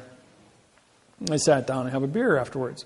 About 2 o'clock in the afternoon. And there was a large rumbling outside, and in comes, it was 38 Milwaukee Outlaws, motorcycle gang. But all their chains and their leather and their knives and all their attitude. And I'm sitting there, and a guy walks up to me. He goes, "You're sitting in my chair." There's 200 chairs in here. Go pick a different one. He says, "You're outnumbered 38-1. I said, "No, I'm not." I says, "This is my chair. You go find a different one."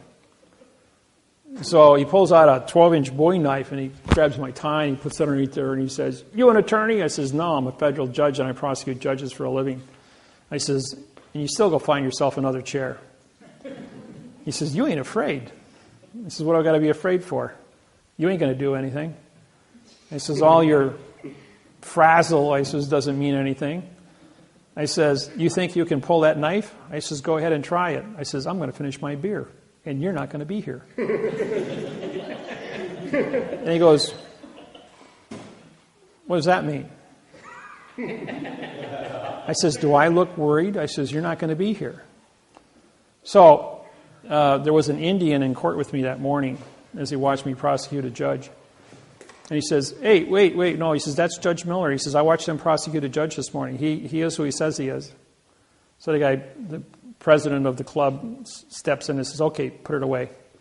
He says, "Well," I says, "It's still my chair." He says, "I ain't moving." He says, "Well, let me buy you a beer." He says, "There's an apology for that." He says, "Well, as long as you're buying me a beer and I'm going to be here for a few minutes drinking my beer, how'd you like to know how to get out of your traffic tickets?" So I said, "You just go to court. You sue for the correct parsé, syntax, grammar, for the avoidance of perjury."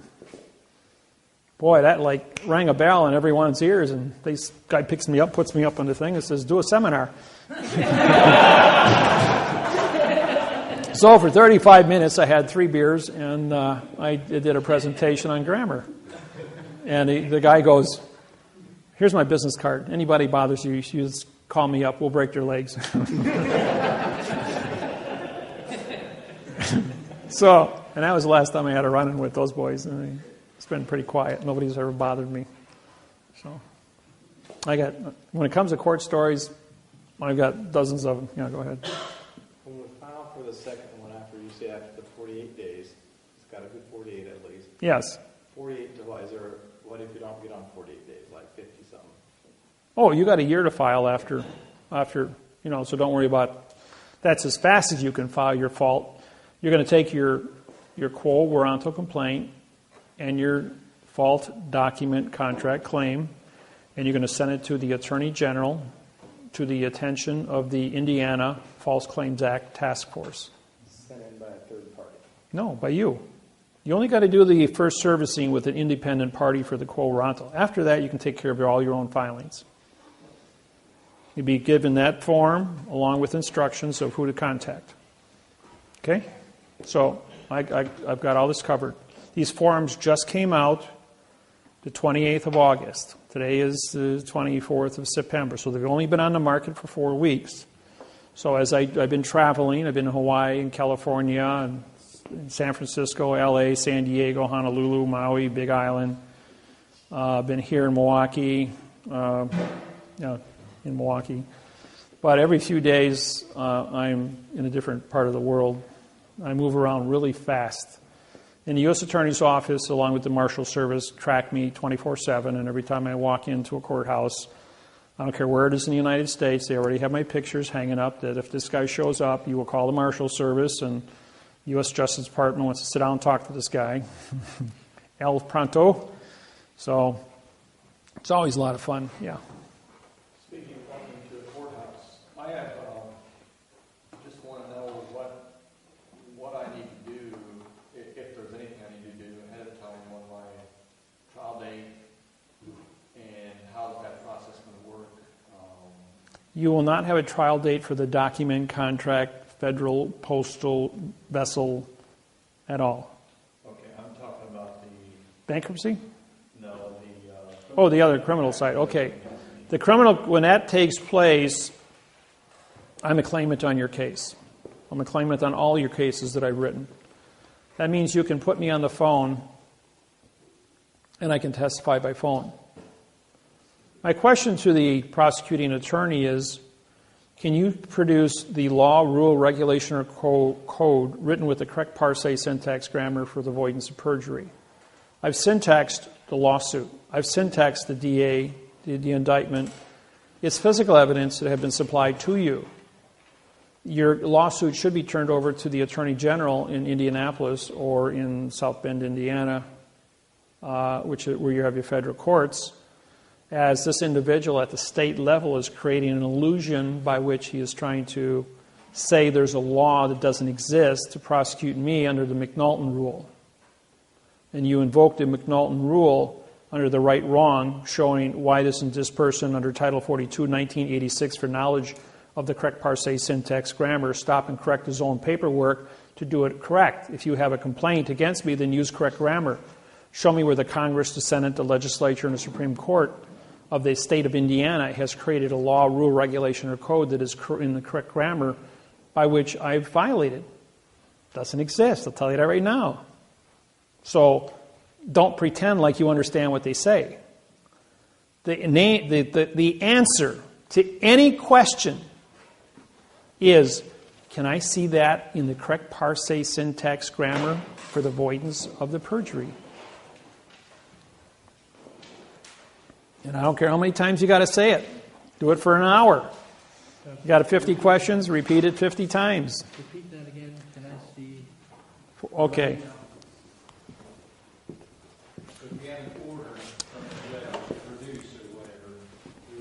The word order is spelled how? O-R-D, a vowel, two consonants? No contract?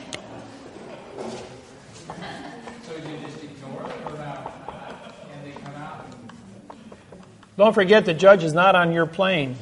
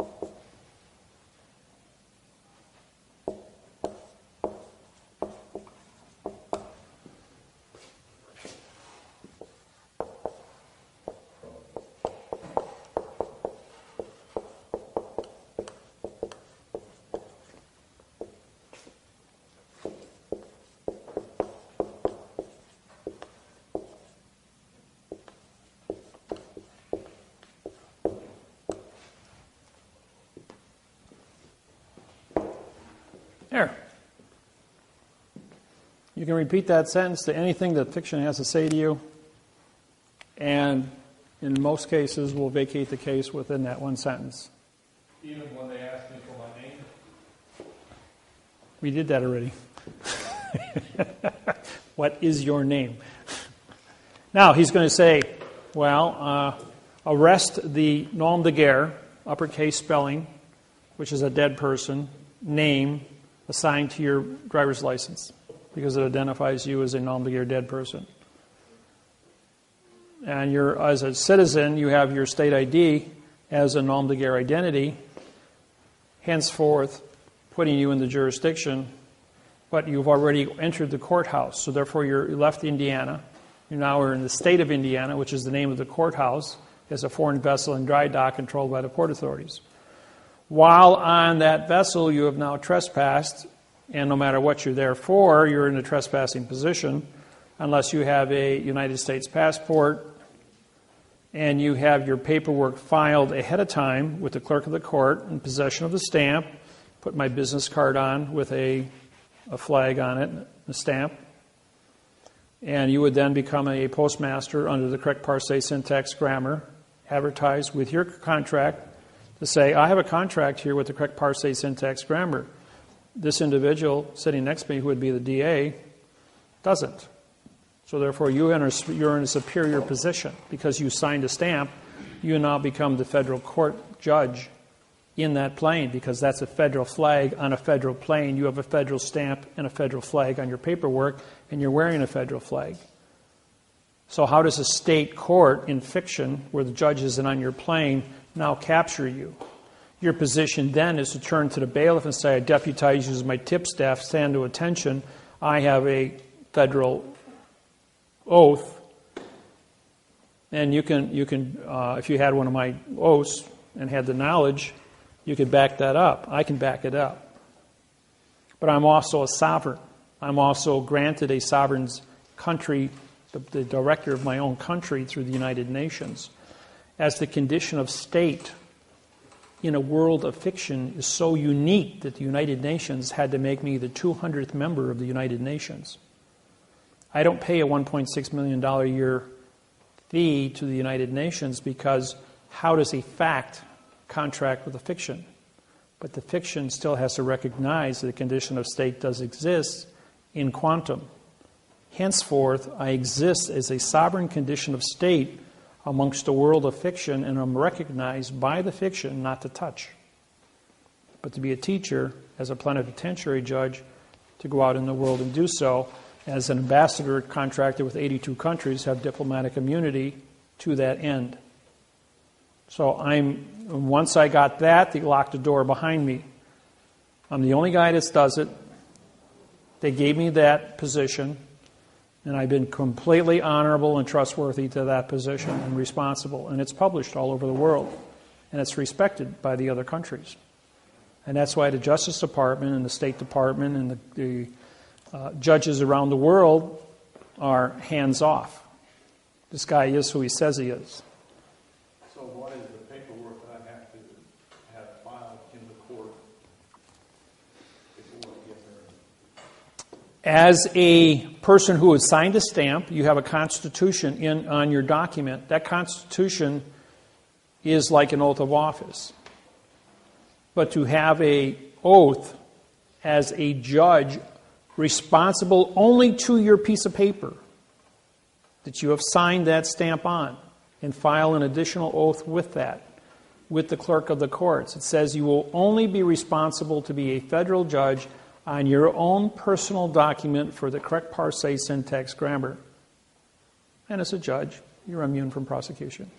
But you have to be correct at all times. If you don't know what to say, don't talk an adverb verb. Say nothing. You've got your paperwork, speaks for you. 2 plus 2 doesn't equal 4. If you write it on paper, I can see what it equals up to. But if you're going to get me into an oral argument with 150 variables, you ain't going to win. It's nonsense. So don't even go there. Or 4 plus 4 equals 8. FOR plus FOUR equals ATE. Or ATE and EAGHT equals ATE. I mean, we can do this all day long. Did you hear what I said, what I meant, what I said, what I said, what I meant, what I said? Yes? So he would ask, so do I send the mail? Like if the judge would ask you, so what's your mailing address? Or is this your mailing address? This is conversation. This is conversation. So you say, for the claimant's knowledge of the facts is would you say that? Yes, exactly. That you're asking him, ask me a sentence that's in written quantum language. All the information is in the paperwork. And you can say, for the witness's knowledge of the fact is with the document, with the docked document in front of you.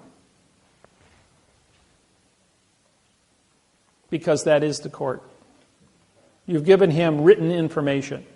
He's trying to get you into an oral argument. This is a case with a man by the name of George. This is in Los Angeles, California. George was having his home repossessed. And the district attorney had him in court 12 times in a year. Well, they brought me in on the 12th hearing. 47 people piled into the courtroom because I was there. And my contract with George was to vacate the case and give him clear title to his house. So George comes in, he gets before the judge, he says, I have counsel. And the judge says, okay, counsel, come up. I says, the prosecuting attorney over here has 110 pages. I've syntexed all 110 pages. It says absolutely nothing. He's used false and misleading information, fictitious conveyance of grammar, and has committed mail fraud because he's taken a paycheck for committing this fraud in the first place under misappropriations. Judge says, you're correct. That document does say nothing. I hereby vacate the case. George, you have your house clear title. The court will not take it from you. And then the judge stood up, took off his robe, laid it on the bench, got off the robe thing, came down, walked over to the side door, a room about this size, opened the door up, turned around and says, hey, George, congratulations on your win. George is just still standing there. He says, let's do something different. He says, why don't we say that the paperwork that the district attorney did here, after a whole year now, is actually a fact. And he did everything correct. Will you agree to that? Is that okay with you? And George says, okay. He says, take his house. And walked out the door. And he stood there after he said the word okay in front of 44 people. And he goes, and you, meaning me, he goes, are you Judge David-Wynn Miller from Honolulu, Hawaii? The one that prosecutes judges? I says, yes. He says, you got 10 seconds to hit the door and get out of here. He says, because I'm going to have you arrested for trespassing on my vessel in dry dock. And I was out the door because I was in the peanut gallery and I had 3 marshals chasing me. I got out the door in time. But George lost his house. He stood there and he just glowed like a light bulb. My contract was to get his house back. I won the house, I got kicked out of court, and he lost the house.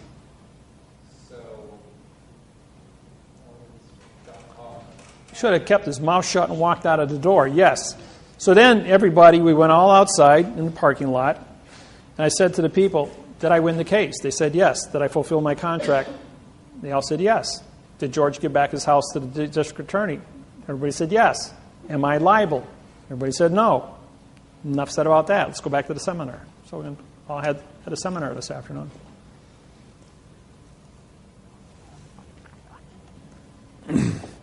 Another case, George. This is a different George in San Francisco. We go into court. This is a state court. George is he's there for illegal detainer, trespassing for the 3rd time on the property he was evicted from. He paid a $10,000 fine and was sentenced to 2 years in prison. This was the morning he was to report at 9 o'clock to surrender to the marshals. So he said, Dave, will you come to court with me? He says, I'm going to go to jail for 2 years. Is there anything you can do for me? I says, well, let's go to court and see what happens. So he presented me with a 6-page document for his illegal detainer and trespassing. I syntaxed it from the prosecuting attorney and wrote a Title 42 lawsuit, similar to the same ones that you that have mortgages are similar to, or like your own for criminal. That was the basis for this lawsuit. The judge, George, goes into court and says, Your Honor, I have counsel. When he was asked, anything do you have to say? So I walked up and I says, I have bailiff. I says, give these papers to the judge. And bailiff came over, took them, handed them to the judge. Judge immediately stands up, looks at him and goes, this is a federal case. This is a state court. He says, you can't file these here. Take them back. I says, that's a federal flag. That's a federal stamp. I hold a federal judge's oath on this plane in correct grammar. You don't have a correct grammar. I syntaxed your oath, and I syntaxed the district attorney, and if you look at that, I'm prosecuting your district attorney for false and misleading information. And that individual is facing a $25 million fine and 30 years in prison for trying to cheat this individual and put him in jail for 2 years at $75,000 an hour. Under Sanders versus Inglis 950 Fed Second, I have grounds under Title 42, 1986 for knowledge of the fraud that's been perpetrated, and I am here as a federal judge to stop and correct it. Well, this is a federal court. I says, you're not even in court. You're on a different plane than the rest of us. Bailiff, I hereby deputize me as my tip staff. Arrest that individual for impersonation of a judge. And arrest this individual over here as I have a warrant for a federal crime that he has committed, and here's his warrant. Judge goes, wait, stop. We're going to do something different. I'm hereby vacating all charges against George. Bailiff, I want you to go downstairs and erase him from the system. Give him back his $10,000 plus interest for 2 years, which is $3,000. Cut him a check for $13,000. George, all charges have been dropped against you. You are free to go out. Now, Mr. Miller, I have vacated all charges against George. I've given back all of his money. Therefore, there is no contract between the state of California and George. So therefore, you have no complaint because everything's been vacated. Prosecuting attorney is a Chinese man. Stands up and says, I object, Your Honor. He says, I just saved you $25 million. So shut up and sit down. So he shuts up. And then she goes, wait a minute. What's your name again? This is David, David-Wynn, Miller. Are you that judge from Hawaii? He goes, the very same. She goes, oh, okay. I says, bailiff, arrest the judge. She took off and ran out of the courtroom. Meantime, the bailiff took George and went down. And then after she vacated the room, the district attorney just sat there like a bum. The bailiff took George and went downstairs and checked him out. So we're outside. About 20 minutes later, he comes out with his check for $13,000. Free man, didn't have to go to prison for 2 years. And he goes, I didn't get my house. I says, my contract was so that you didn't want to go to jail. My contract was to vacate all charges. My contract was to get your money back. Didn't I fulfill all my contracts with you? And I got 22 people there from my seminar that came with me and they wanted to watch me in court do this. There it was. He said, well, you fulfilled all your terms of the contract, made the case go away. George is free. He bought me a cup of coffee. Third case scenario, IRS, Miami, Florida. Lady comes to my seminar. She goes, can you do IRS? And she says, yeah, real simple. I've won over $10 million in IRS cases, about 12 of them to date. She says, well, I got to be in court tomorrow morning, 9 o'clock, in IRS court down at the federal building. Will you come with me? I said, sure, it'd be fun. So, being in Miami, I was on vacation, and I put on my surfer shorts, my surfer shirt, and my flip-flops, because I was on vacation. I go with her. And we walk into the IRS office, and the IRS agent comes in. He's 33 years old, by the way. And she says, she asked me, she says, what do I do? I says, well, give them all of your paperwork. Cooperate 100%. And the IRS agent says, are you an attorney? I'm going, no, I'm not an attorney. He says, do I look like an attorney? I said, I'm on vacation. So she says, oh, well, I want David to come in here with me. I just need some moral support. I'm kind of nervous about all this stuff. And he goes, well, okay, Dave, you can come in and sit next to her. So I sat there quiet for about an hour. Every time he asks for something, she says to me, should I give him the paperwork? I says, yes, fully cooperate. Well, the IRS was real pleased, the fact that I was giving her moral support, helping the IRS get all the paperwork filed. He wrote out all the forms from 2004, 5, and 6, 3 years. After the paperwork was all filled out, 8 pages, she owed $38,000 in back taxes. So she then signs the forms, slides them across the table, and I says to the IRS agent, I says, mind if I ask a question? Are you an attorney? I says, I thought we discussed that already. He says, that's a question.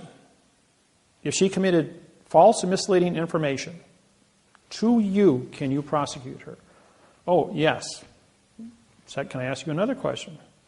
If she committed perjury in this interview, as you have a recorder here and you recorded it for the IRS, can you prosecute her for perjury? He says, yes, we can. He says, you want her to sign right here, is that correct? Under penalty of perjury? You know that under is an adverb, means no contract.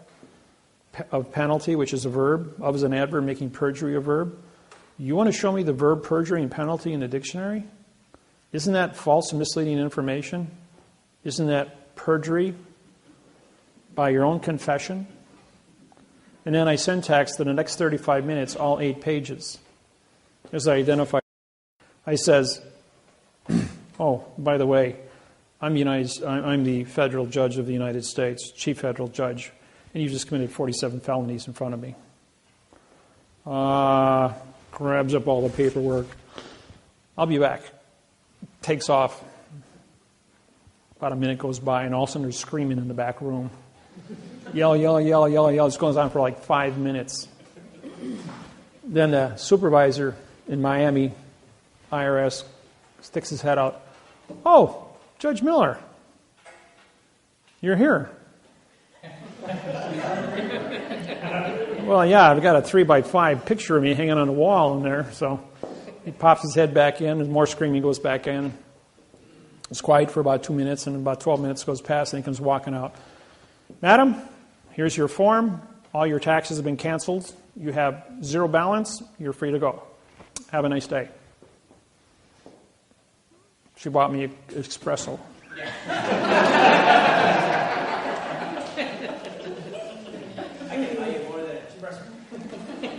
Tastes like mud. So, you say, I do a lot of stuff for fun. And anybody, I don't care. I haven't seen anybody that had a problem from any form of anything in the books of law that qualify, that I can't handle. I do not do murder. I do not do bank robbery. I do not do drug dealers. I do not do rape cases. I do not do public safety violations. You drive 40 miles over the speed limit, have fun in court, because I'm not going to defend you. I'm not going to say anything to assist you. That's reckless and endangerment of public safety. I don't touch any of those cases. I have an agreement with the government not to publish lawsuits on the internet because criminals would use them for the wrong purpose. And then, for that fact, we'll go anywhere. If you do have a case with me, I respect that you will treat it with respect.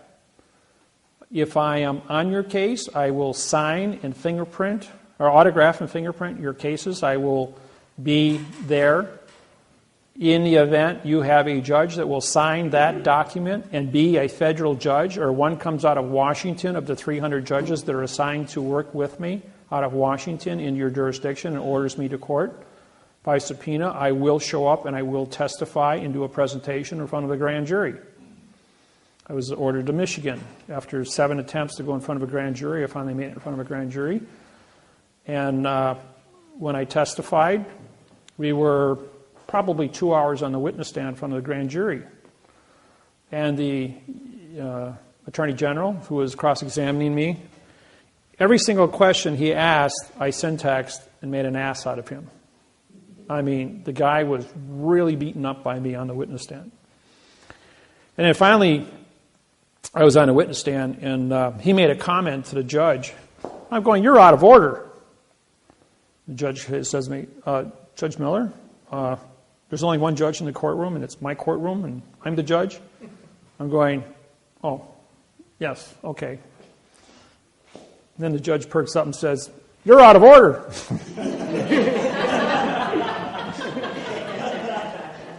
And then the judge says to me, "Do you have a passport?" I said, "Sure, I got a passport, driver's license, insurance cards, MasterCard, Visa, bank cards, a checking account." I says, "I got a mortgage, carry insurance." He goes, "I thought you were sovereign." "Well, I am sovereign. I'm allowed 2 identities." He goes, "Yeah, that's true. You are allowed 2 identities." I just tell you what, Judge, why don't we cut to the chase here? In front of the grand jury, it says, "Here's my passport. You're a federal judge. Why don't you go in the back room and contact the U.S. Department of Immigration and Customs and run my passport. I said, it's going to take you about a half an hour to go through it. It's about 38 pages long. He goes, there's only a couple pages here. I says, run my passport. I says, then you're going to find out who's sitting in your courtroom. So he's gone for 35 minutes. He comes back and he says, Judge Miller, he says, I apologize. He says, here's your documents back. Very impressive. He goes, never seen anything like that before.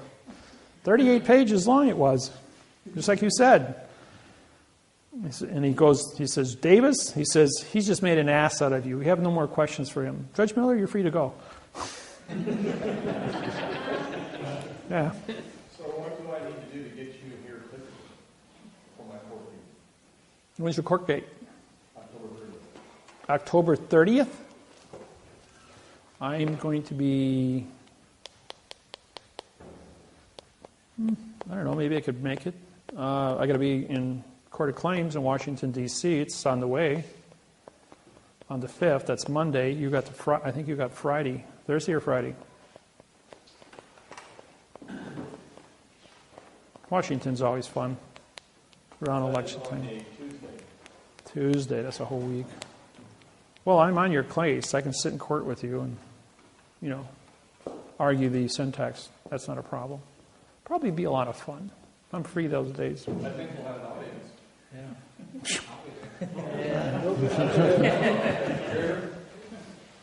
Yeah, I think we'll have an audience. There usually is standing room only when I show up. In Wisconsin, when I go to court, people come from 500 miles around to just watch a traffic case. You can't even get in the courtroom. Judge walks out in the court in the hallway and he says, Miller, come on outside here with the DA. We're going to do it outside in front of here where there's no witnesses. And the DA's running down the hall. He won't talk to me. He won't talk to me. Except in quantum grammar. He won't. So is there a process for that? Or are you just going to show up and... Well, let me know what your dates are and times. Okay. It's only about a 3-hour drive from walking. Is this okay for my badge? Yeah. Except that's the wrong flag. The wrong flag. Yeah. That's a 1x2 flag for one thing. Your blue field is 40-60, and from here I can see it's a 50-50. Okay. You can download one off my internet site. No, you didn't. Your computer shrunk it or did something, but that's not a print. It changed the size of it. It's 1 to 1.9. The one on my business card is correct. I need one of the business cards. Oh, okay. Well, They're in Milwaukee. no, they're in my. I had them in my bag at the room. So. Just a couple of miscellaneous questions. If somebody, how about like with the credit bureaus or liens on your property or anything like that? Well, when you guys deal with MasterCard, every time you sign your MasterCard, you're making a promise to pay. I mean, you took the money. Now, here's a little trick that you don't know about. When you guys use MasterCard, it's earned income. If you discharge it in bankruptcy, the government will wait 3 years and come back and sue you for failure to pay your state, federal, and Social Security taxes on the earned income you discharged in bankruptcy. And sue you for 125% from the IRS, which you can't discharge. And you think you were in trouble before you couldn't pay your bills? Now you're in trouble with the IRS. Will sell your home, cars, and anything else you own, and they'll come after you from that location. And you can't file bankruptcy against the IRS claims, especially with that position. Okay, so the syntax wouldn't work in those areas. The syntax works except when you file bankruptcy, you are saying, what's in my hand? Nothing. You filed bankruptcy against nothing. Why do you file bankruptcy? You filed bankruptcy because you want to discharge a fact. Bankruptcy takes the nothing and makes it into a fact. Therefore, the fact is taxable. How do you think England captured New Zealand, Australia, India? Is because England figured out way back in the 13th century that if you file bankruptcy against an invasive people, take the Aborigines. They don't speak or read English. They only have picture writing. So in their pictures, articulate their land, their treaties, their boundaries, and there's 3,450 Aborigine tribes in Australia.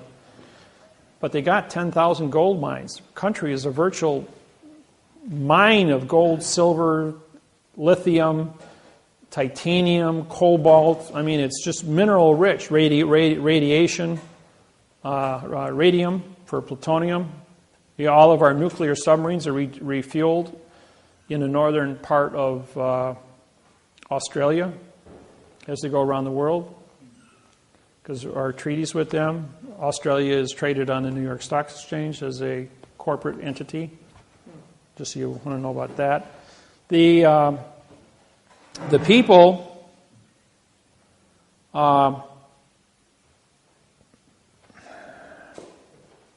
just lost my thought.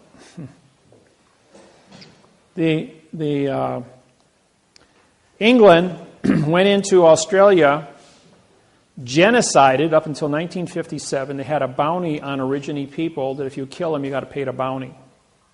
Imagine that. England was actually hunting human beings like they do deer and putting a bounty on them. Just like the movie with Tom Selleck.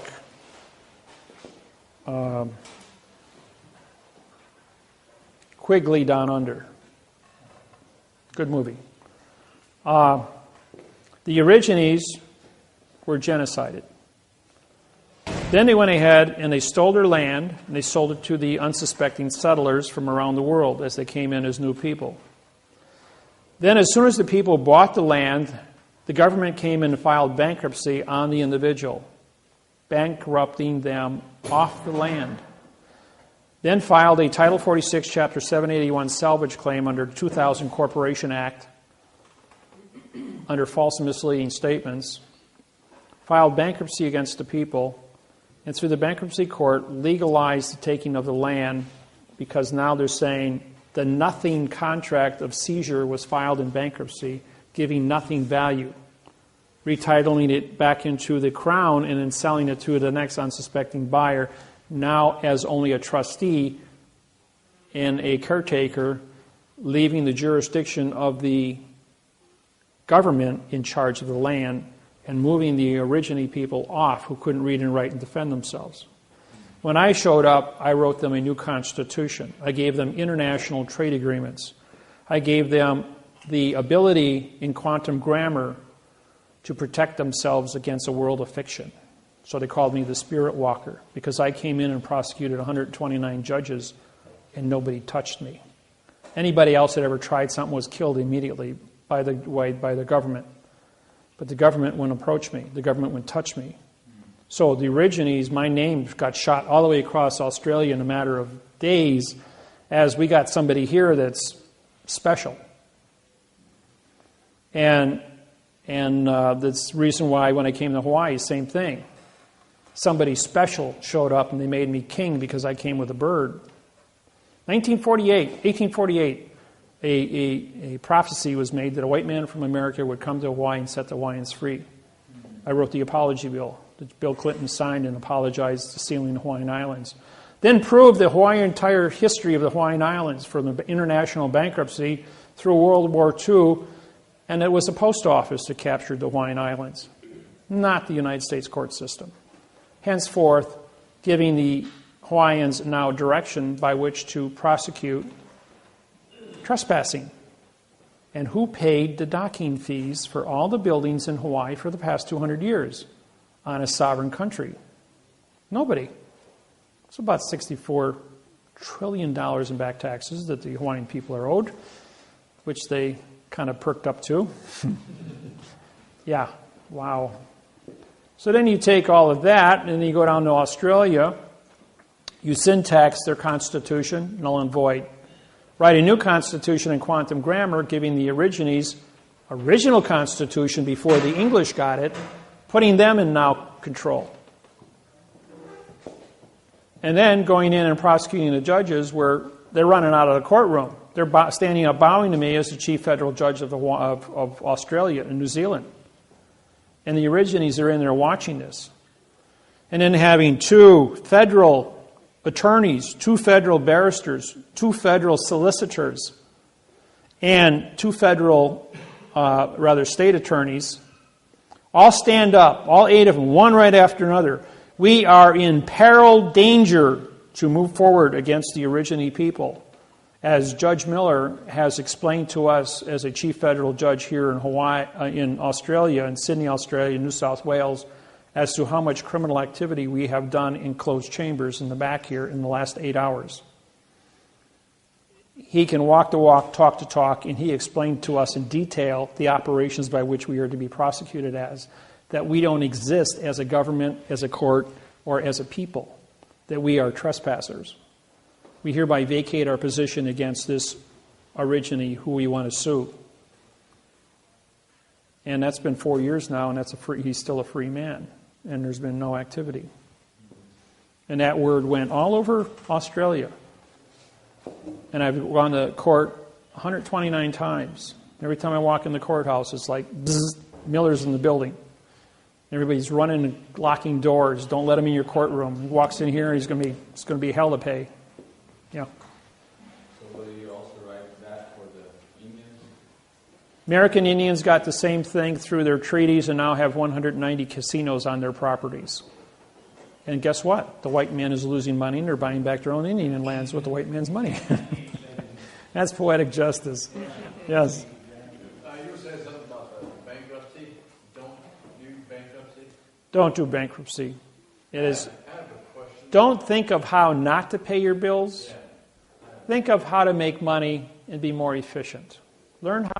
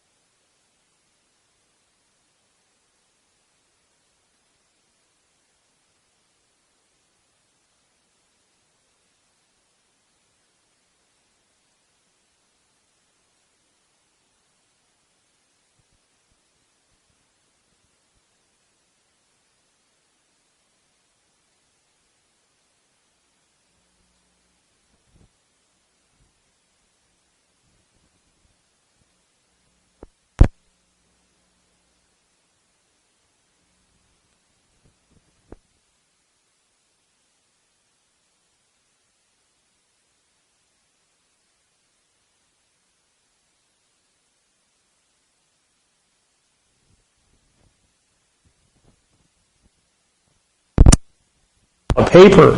I says, we agreed on 8%. He says, well, I'm giving you 10%. I says, I didn't ask anybody for any money. I did my work. That was my contract. That's all I'm contracted for is work. If you guys pick up $1.5 million down the road or $7 million from the federal government and you want to do a gift to me after the fact because you have surplus or you feel you want to give me a gift, that's your business, but I'm not asking you for anything. We had a contract. I fulfilled my contract to you, and that's it. When you got a gift, what is a gift? Okay. Most of you are too young to understand this, but some of you are old enough. Remember the movie I Dream of Jeannie? Huh? You're laughing. You must have watched it. All right. What is a genie? Everybody knows it deals with magic, right? Okay, you have a genie and you have a djinn. A djinn is the grandmaster of genies. He's got all the power.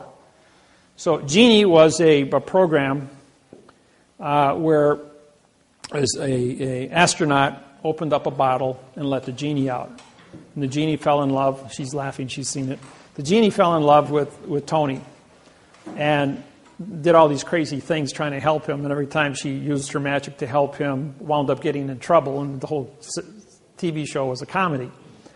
Well, along the way, Jeannie goes ahead and she's going to use magic to go ahead and make Tony fall in love with her. There's one thing about the word love. It has to be free will. And if a genie violates violates the free will of love, loses her powers.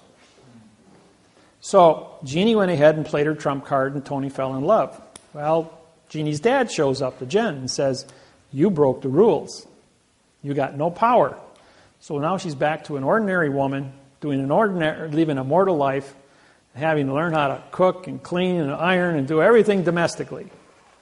Well, at the end of the show, the Jen goes ahead and gives Jeannie back her power because she learned her lesson. So then I got to thinking about that. What would any of you do if somebody gave you power to snap your fingers and create things out of thin air?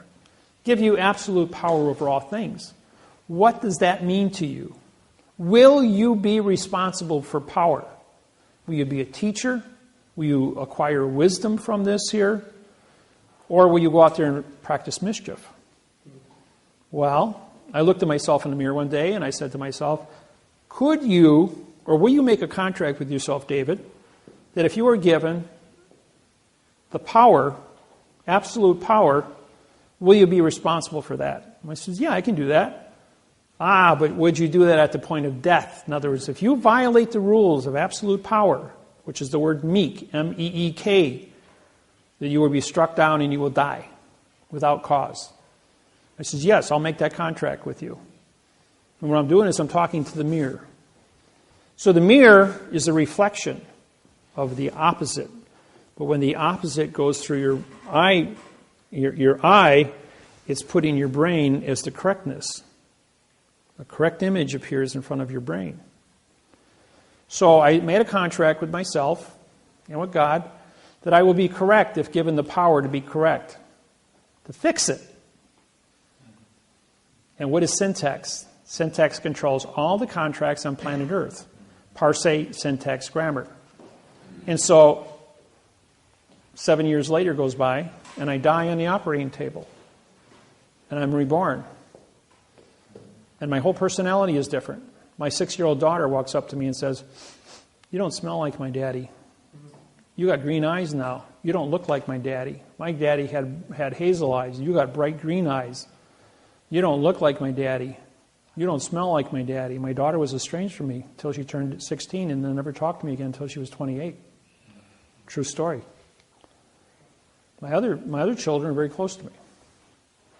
But the point is, I did acquire the math interface on grammar, giving me power on grammar. Grammar controls all contract, and contract controls all topics on planet Earth, all money, everything. So what happened was I acquired the power over all things in all languages on planet Earth through the math interface of communications. So I made a contract, and I've always been honorable to that contract, and I was reborn again. So what did I get with the power? I get to have clothes, food, shelter, and travel, and have immunity, which I acquired through my diplomatic position of the United Nations as a sovereign, as a federal judge. But I'm always correct. And everybody walks up to me or goes on the internet and say, you're not a federal judge. You're not part of the United States District Court. Well, a district court judge is not a federal judge. He's a district, demon god of the underworld for trickery in a closed area. That's what it means. I don't do demon stuff, anything. I am 100% mathematically correct in everything I do and everything I say on paper. And I am a federal judge on every document I sign, and that document is the court. And when we go into a scenario, we are correct in that court, and that judge is going to come off the bench, and he's going to sign that document, or he's not the judge in the case, and I will be that federal judge in that court in front of that individual, and I will tell him so. And if he thinks he's going to touch me, he's going to have a whole world of hurt come down from all over the world. And he already knows that. That's why they run out of the courtroom. Or they lock the doors. Or I show up in Honolulu, Hawaii last year. And everybody talks about this. I was ordered to go to court and testify. I went to court, and it was announced that all the courts in Hawaii and all the schools were closed because of the high wind alert. They were afraid the school buses were going to be blown over. That court-appointed lawyers, attorneys, judges were going to be blown off the road because of the high wind alert. On that day, you couldn't knock a candle out with the wind.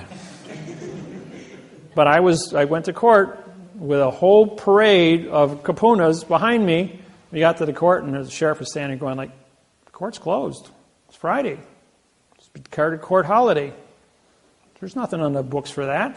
All the schools are closed, too. The whole state of Hawaii is declared a holiday today because of the high wind alert. It's all over the news, broadcasted all over the world. When you mentioned what is a gift, a number of years ago there was some deal going around called gifting. You pay so much. It's called Pay It Forward. They made a movie. And I decided, because they use scriptures to kind of smooth it over, and some people almost went to jail for it. I'm not sure. It kind of quieted down all of a sudden. I looked up the word gift in the dictionary. Mm-hmm. And it had a number of different definitions, but the one I remember is, it said, your request is not my gift. No contract is a gift, is what it means. In other words, you don't have a contract to give anybody anything, but you look at the value of the situation. It's your own personal judgment to either participate or not participate. Okay. In order for evil to flourish, good people must do nothing. If you see a wrong and you intervene and you correct the situation, maybe it requires a financial gift to stop and correct a wrong, to give a person food, money, or hope, to educate an individual with certain points of information. That then becomes a gift. Knowledge is the most important thing on planet Earth. If I take a little slip of paper a half-inch long, a half-inch wide, and 2 inches long, what's it worth to you? It's a little piece of paper. You just throw it in the garbage. And then I write the 6 winning numbers to the lottery tonight at 8 o'clock, which is worth $300 million. Now what's that little slip of paper worth? It's called points of information. Aflac. Paycheck. He knew that if he went back and changed time, the company wouldn't exist to pay him his paycheck. So what did he do? He knew what the 6 winning lottery ticket numbers were going to be when he came back. So he wrote them down and put them away 6 days earlier. So when he got there, he'd have a paycheck of $15 million. Kind of a cute ending to a great story. Point is, information is the most powerful thing in the world. If you study and you become proficient and you acquire the gift of syntax, you will know how to answer the questions and save people's lives and make a difference. I do it all the time. I do it as a parlor trick. Maybe 1 out of every 20 people actually pay me to do my job. The rest of them, you ask me a question, I just pop it off to you, have a tape recorder, and I'll give you all the answers you want as fast as you can. That recorder can record. Because if you try to write stuff down, I'm not going to repeat myself. If you want to get into conversation with me, you better have a tape recorder running, because you're not going to believe what you hear in the next 5 minutes, because it'll take you a month of research just to pull it out of the dictionary. Those that know me, those that have done business with me, know that once you get into bed with me, I take care of you. I answer your questions. I'm on the phone, available from 3 a.m. in the morning, all the way from 7 a.m. in the morning till 3 a.m. in the morning. 20 hours a day I'm there available, 7 days a week, 365 days a year.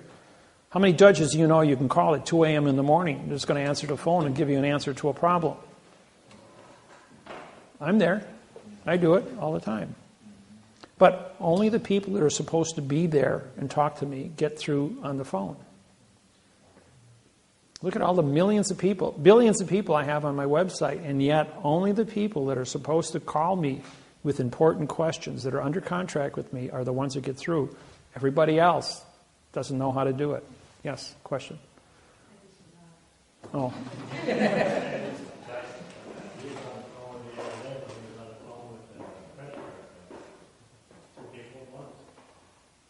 Oh yeah, I'll be on Skype and 2 phones at the same time while I'm day trading and syntaxing a lawsuit. It's called multitasking. I can use my right brain, mathematics, doing numbers and syntaxing papers at doing 300 words, about 30 minutes, so about 600 words an hour. I'll do syntaxing while watching a movie. Did you say you fast forward the movie? Well, yeah, other movies, if I've seen a movie once, like Gone with the Wind, I'll just put it on high speed and watch a 3.5-hour movie in 6 minutes.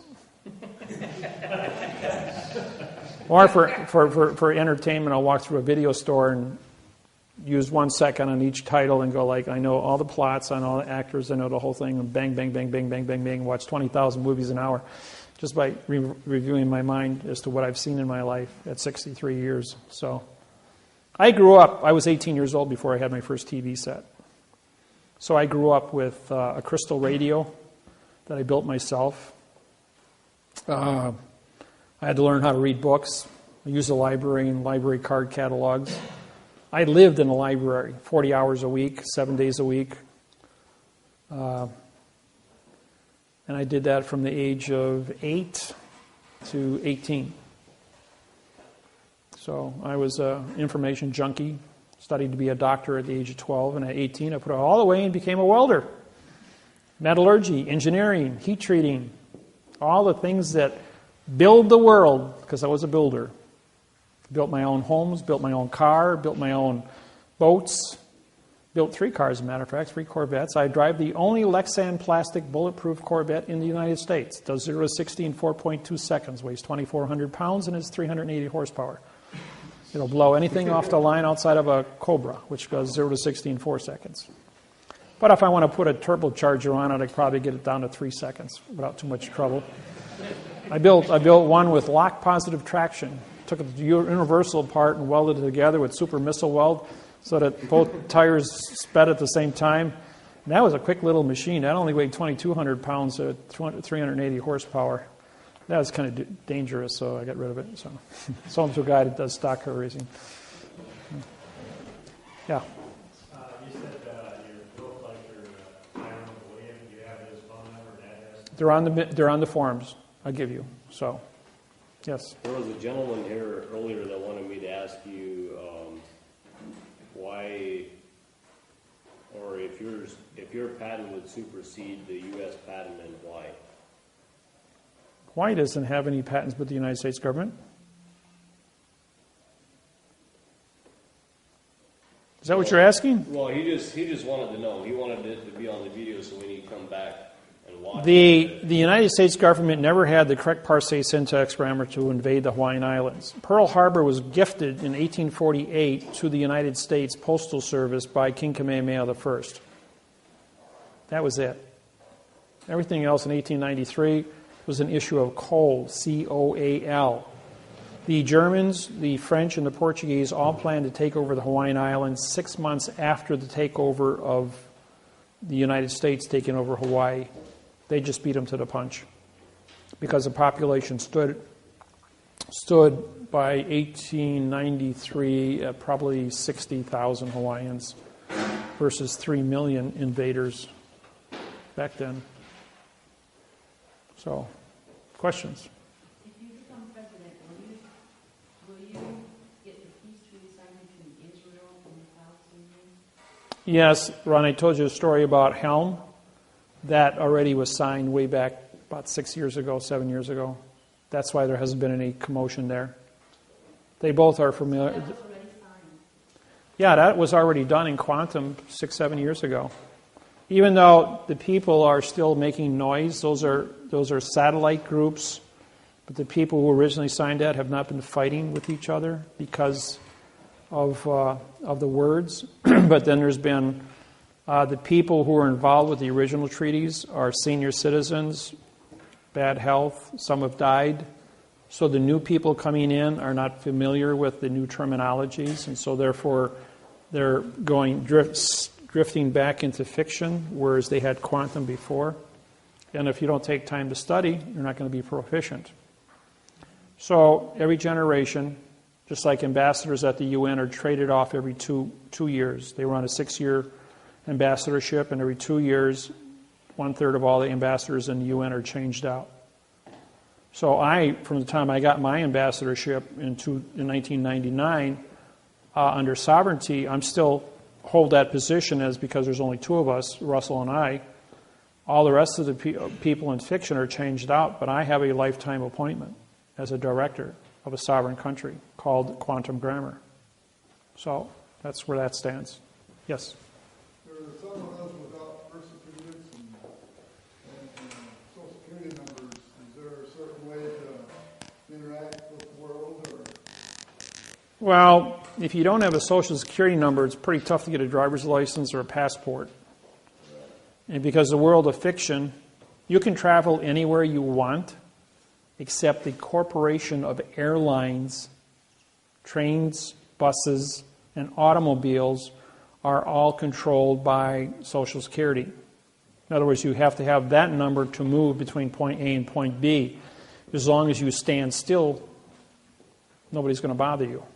It's when you want to go across state lines or federal, international lines, they want to have those points of information.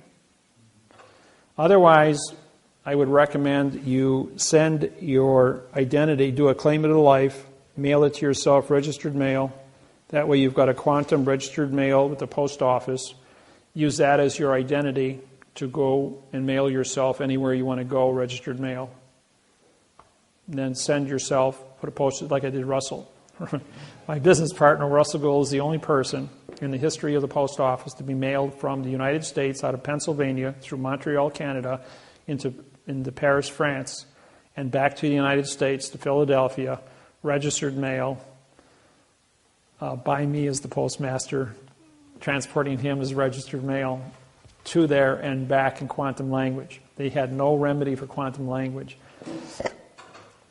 Once we completed that task, all the post offices worldwide passed a law that said you must have 3 forms of identity: a ticket, 2 forms of state ID, which is a passport and driver's license, and a birth certificate certifying your location. Changed all the laws on the planet. He tried to do it a second time, it was not successful.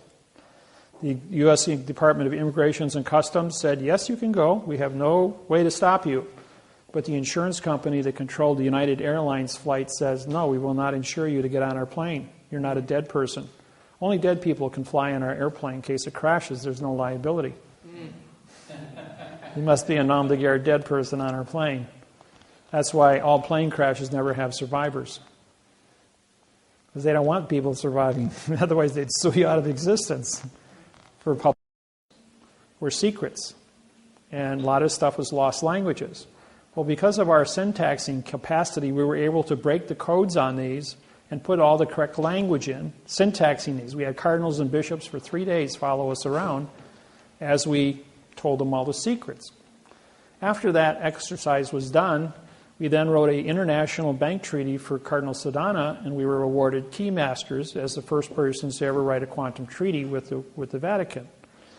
When we came back, we drove 2,000 miles through Europe. We then went from there to Bern, Switzerland, and met with the Universal Postal Union. From there, we went to Zurich and met with the German Bank of Germany. And from there, we went back to Paris. I have a passport, so I was allowed to fly out. But Russell was mailed there, registered mail. So the Postmaster General of the Universal Postal Union in Bern, Switzerland, and the Postmaster General for the United States in Europe both had to vouch for Russell. But that still wasn't enough to get him through security. They wanted a passport. When the head of the Charles de Gaulle Airport heard that we were there as key masters, he came down to interview us.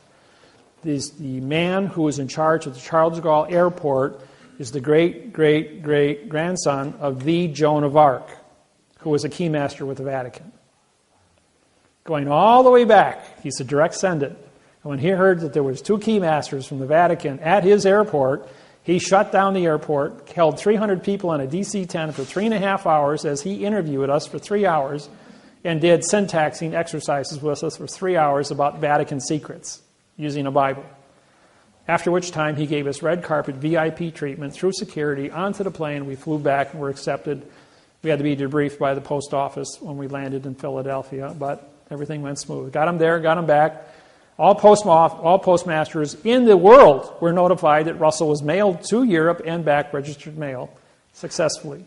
As we're the only person to ever do that. And to this day, the post office still tells tales of the stunts that we have pulled and the treaties we have. I am also a muster master for the Pentagon with the Secretary of, and so is Russell, with the Secretary of Defense. Yes?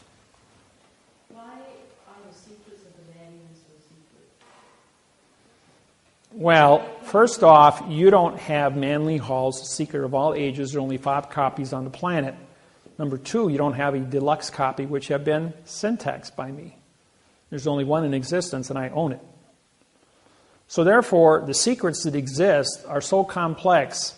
If you started reading right now on a 6-page book that's 6,000 pages long, this wide and this tall and this thick, it would take you several years to get through that.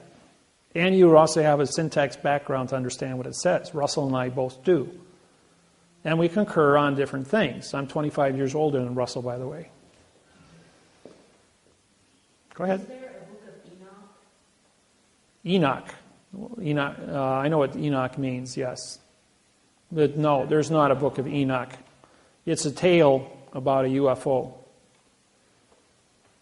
That's what Enoch means. It's a UFO tale. They made a movie called Enoch, if you want to watch it. Yes? Do you have with you kind of the life, like a kind of the life, birth, whatever? Yeah, it's on page 2. I would like to see one that's done. Right there, page 3 in the book. There's also the same ones on the internet. Just fill it out, put your picture on it, have your people autograph and fingerprint it, and you're done. It's called the claim of the life. Claim of the live life. What it means is that you have knowledge of what a prepositional phrase is, how to certify what a fact is. You've identified yourself, your mother, your father, and 2 other people with claims of the life have identified you to be a fact. That's all it means. You don't file a claim of life written with the correct parsé syntax grammar with the recorder's office or with the fiction government. Why would you file a fact with a fiction? It's an oxymoron.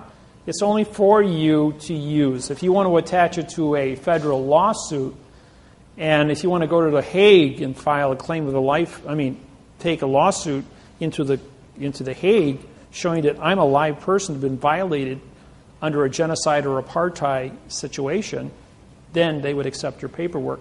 They will not accept any paperwork from an individual who does not have a claim of the life.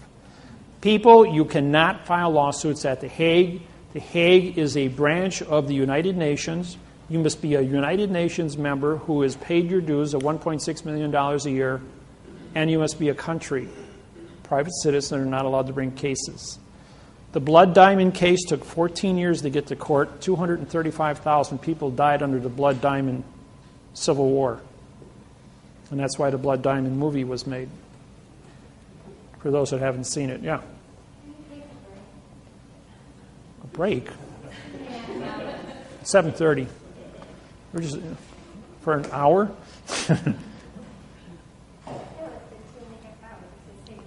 Oh. We're almost done. That's all. We're just answering some questions, and you guys can get out of here. Because I'm the guy standing up here for 8 hours. Yes? There's a Republic, they claim they filed with the Hague. Tim Turner's under arrest. He was arrested a couple days ago, by the way. He's in jail right now. Really? Yes, really.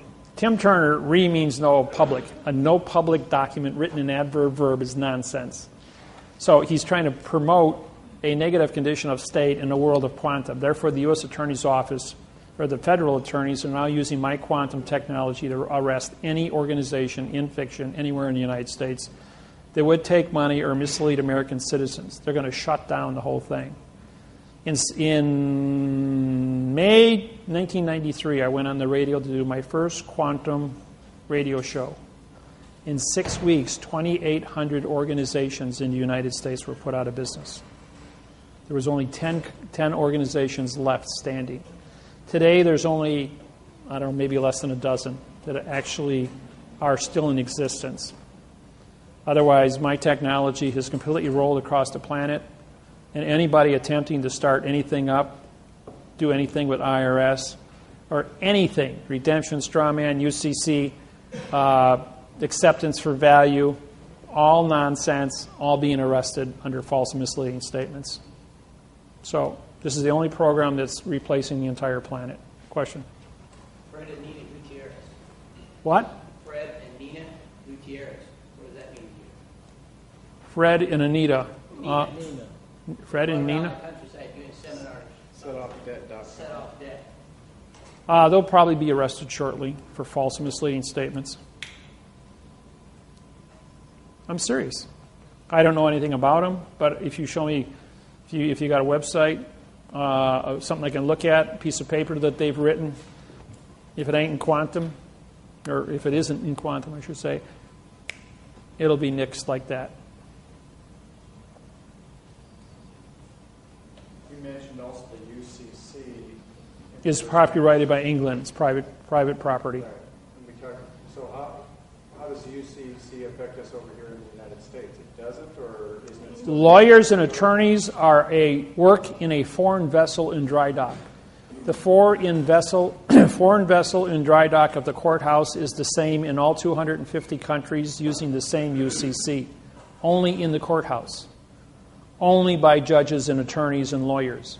It does not apply to the civilian population anywhere on the planet. So using UCC 1-308? No, it's nonsense. It's all written in adverb. Verb means nothing. Right. Anytime you look up all the words that have a prefix or a suffix, they are in void, a violation of now time. If you're not in now time and you're not correct mathematically, you're not correct, period. Yes? I was just going to ask, as we go along and this technology gets revealed, we'll probably be told these secrets that have been held back for thousands and thousands of years. Well, I have 50 stars on my flag dealing with the 50 tricks and traps and procedures of correct grammar. They don't represent conditions of the states. They represent the conditions of operations. And so it's the operations that I've been bringing out and teaching to the people. And every time the government goes out and they cook up a brand new plan to think they're going to trump me, I just go ahead and pull another trump card out of my thing and I trump them. I've shut the United States federal government down 23 times, the entire government, courthouses, legislation, the Senate, everybody. So I'm a world icon. The whole world knows my name. I'm probably bigger than, when I went to Australia, the Immigration and Customs says, you're bigger than the president of Australia. You've got like 4 times more people on your website than he does. He says, "Who are you and what are you doing in our country?" And so I pulled out all my gambling cards and I says, "I'm here to gamble. I'm in your Texas Hold'em tournaments." And I pulled out my cash and I says, "I have the cash to buy into the tournament. And I like to gamble." Just part of my entertainment. I know adrenaline, I mean, it's got to have something to give me a little kind of buzz. Doing it to judges isn't buzzing me. Yeah. On one set of videos, I remember you mentioning hanging on a cliff. Yes, that was at Devil's Lake, Wisconsin. In other words, I'm a rock climber. I've climbed Devil's Tower already in Wyoming. That's a 1,200-foot face. It's as smooth as this wall here, with little tiny cracks going all the way up to the top. And get up before sun up, and you start climbing up that thing, and you get up to the top, sign your name, and you come back down on the backside, which is kind of easy. Or you rappel down the face. But I was climbing on Devil's Lake. It was 95 degrees out. I was on a cliff about 102 feet tall at Red Rock. And it's a smooth face. It's an inverted climb. It means you hang a rope off the top, it hangs 6 feet off the bottom, so you're actually negative climbing all the way up. You slip, you fall, you got your rope. Well, I was 10 feet from the top.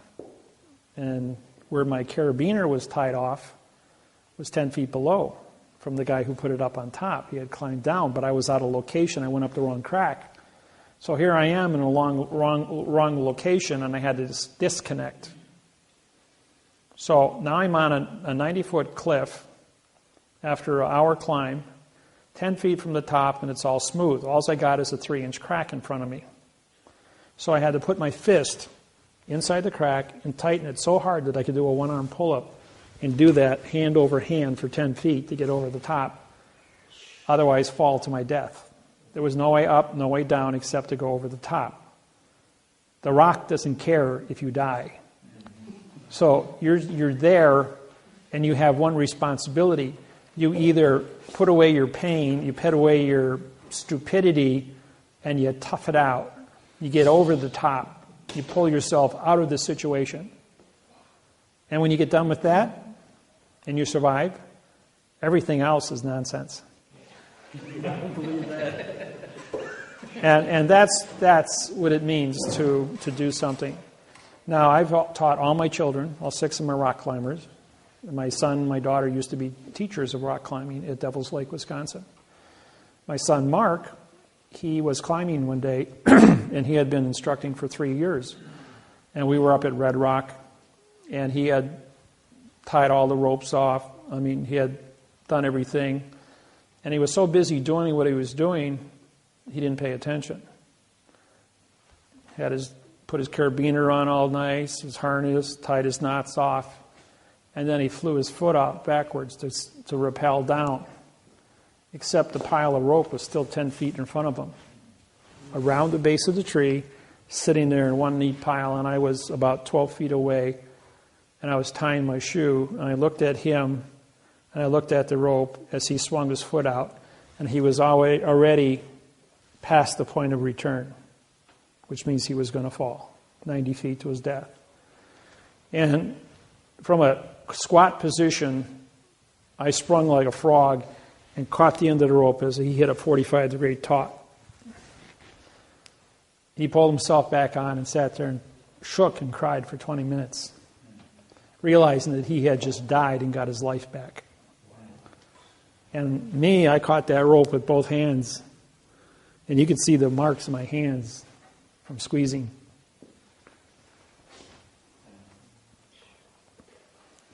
There are relevance in time, just like me dropping the bullet and avoiding things. There are some things that aren't supposed to happen. There are some things that have to happen. And after that, he was the safest climber, does a triple everything. Nobody touches a rope that he touches. He doesn't trust anybody or anything, but he is triple secure at everything he does now. At 18, he's now 38 years old, 20 years later. 8 years ago, he caught the edge of his foot on a roofing nail and fell 12 feet onto concrete off a roof. Crushed his left foot, which is now titanium, and crushed his left wrist, which has pins in it. And so he still roofs, but he wears a harness when he's up on the roof. And he's super, super careful. That was the second time he was careless. So he pays very close attention now, but he's in a lot of pain. The bones change, titanium doesn't. So, any questions? Yes?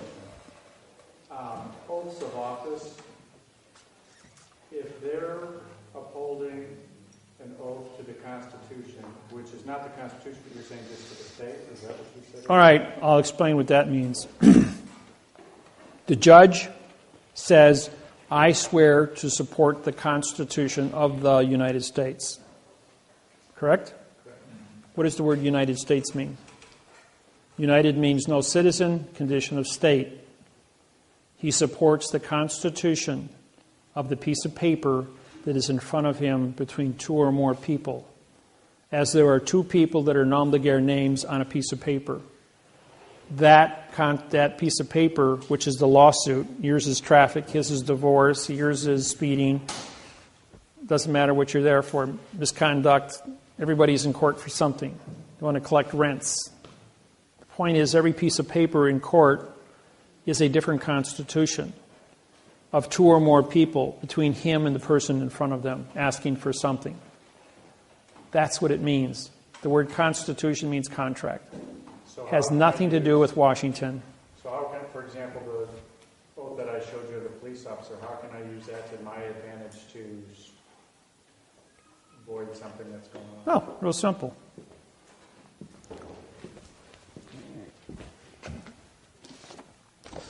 Mr. Police Officer, will you please take the witness stand? And he takes the witness stand. You take the oath of office and you hold it up. Is this your oath of office? Yes, it is. Did you write that? And he's going to say, no, that was presented to me. Do you know what the word syntax means? He's going to go, well, no, I don't. I says, you signed a document, but you don't know what grammar means. You know what the word grammar means? Do you know what the word parse means? Do you know what the word syntax means? If the answer is yes to all three of those, then you're saying then you understand how to syntax this document, correct? He's going to say, no, I don't. So you don't know what you're signing, which means you don't have an oath of office with knowledge. It says you're saying one thing here, but you're just testified because you don't know what you're doing. Your Honor, this man has just identified the fact that he doesn't have an oath of office. Now let's say it says, did you go to college? And yes, I did. I went 4 years of criminology, took college in criminology. Did you study English in college? Yes, I did. Did you study English in high school? Yes, I did. All right, do you know what the word syntax means? Yes, I do. You understand what the word grammar means? Yes, I do.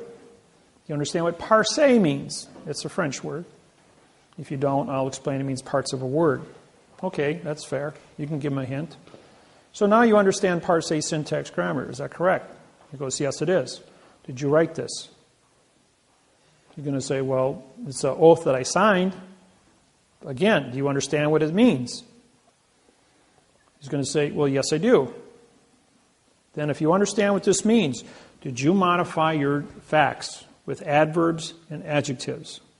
Did you change the meaning of the syntax on this document by putting adverbs and adjectives in front of the facts? What's he going to say? Is that your autograph? Yes. He's going to have to say yes. He's going to have to say yes. He understands that he modified. Under false and misleading statements and fictitious conveyance of language and deprivation of rights under coloring of law, you just confessed to 3 felonies, and you signed it. Now, while engaged in criminal activity under Title 42, 1988, states responsible for all fees in this case. Your Honor, this man asked me for $525 fine here. The district attorney is a co-conspiracy with this here, as the two of them work together to ask me for a $525 fine. I'm invoking the Clayton Act for a 4 times damages. I want to check for $2,200 right now. This man just committed treason in front of me.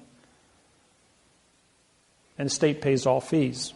Now you cut me a check because I have a criminal confession by a police officer. Can you take that a step further? If the DA wants to prosecute, yes, but then the DA was party to it, so therefore it's a co-conspiracy. So he's guilty of 22 and he's guilty of 22. And the state's going to go, I'm going to vacate this case right now because I ain't paying no bills. So we can do the same thing with the attorneys, though. Exactly, which says nothing. Once you, and judges. Well, not the judges, on the other hand, are not in the courtroom. They're on a different plane. You know, when I went through a divorce, the lawyer asked me for $1,700 worth of attorney fees for fighting for my children. He says, hey, Mr. Attorney, take the witness stand. Oh, I don't have to take the witness stand. Client-attorney privileges. So I didn't care about your client. I didn't ask you a question for that. I said, take the witness stand. You asked me for money. That's maritime law of commerce. You have to testify under maritime law of commerce. Judge Wasilewski goes, he's right. It's maritime law of commerce. You asked him for money. You've got to take the witness stand and testify. Well, his 8 business partners that belonged to his law firm all were sitting in the courtroom, all in a nice row next to each other to watch him take down David Miller and make him pay a fine, make him pay attorney fees. I asked him the same questions. Did you go to law school? How long have you been a lawyer? And his answer to each one of them, do I have to answer that, Judge? And the judge says, of course you do. If you're not a member of the bar, you're going to get kicked out of here. If you didn't go to law school, you're an imposter. Do you understand syntax? He goes, yes. Do you understand grammar? Yes. Is this your autograph? Yes. Did you write this document? Yes. Did you ask me for money? Yes. Did you modify your facts? Not your nouns, because they're no-nos. Did you modify your facts with adverbs and adjectives? Well, yes, I did. And what did they do? They modified. Therefore, you changed. And because you intentionally changed, is there any closure on this document for false, misleading information, for modification of the facts into verbs? Well, no. Well, by your own confession, you modified grammar under false, misleading statements, fictitious conveyance of grammar, and deprivation of rights under color of law. And you tried to extort money from me under mail fraud, Title 18, Section 1341. That's $1 million fine and 30 years in prison. You feel lucky today? Judge goes, can he do that to me? Wasilewski is laughing. He had to stop himself from laughing. He was laughing so hard when I downloaded it on him. He says, he's already done it to you. You just confessed the 4 felonies. You will write him a check right now for $6,400 or I'm going to put you in prison. And he did. Pulled out his checkbook and his boss stands up and yells across the courtroom, you're fired. I'm not paying that bill. And ever since that day, there has never been an attorney take the witness stand in my presence. They won't even let me in the courtroom. You said maritime law. Isn't maritime law connected with the UCC at all? No. Aren't you a vessel in a sea of space called Earth? That's maritime. Earth is a vessel in the sea of space, outer space. All things are maritime. And isn't that contract? All contract law, right. The contract better be correct or you're going to get nailed for false, misleading information. But UCC is contract also. UCC is copyrighted. It's not allowed to be used unless you're under contract in a foreign venue. Foreign venue would be a spaceship landed on planet Earth from another planet. Declared the fact that they are a foreign spaceship in dry dock under law of the flag, which is fiction, in advertising fiction. Therefore, when you walk in there with no paperwork, you've trespassed on a foreign vessel and nothing you say matters. Because you're not going to talk to them in correct parse, syntax, grammar. And they don't have to listen to you because all 8 billion people are foreign to each other, speak babble, and that's the truth of it all, folks.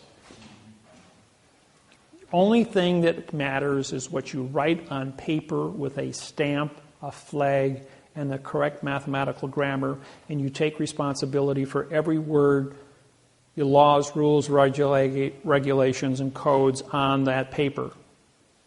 That your punctuation is in the correct place. Even if you put something, claimant's knowledge, I just took away the hyphen. Now I just wrote 413412134. This is a 3. No.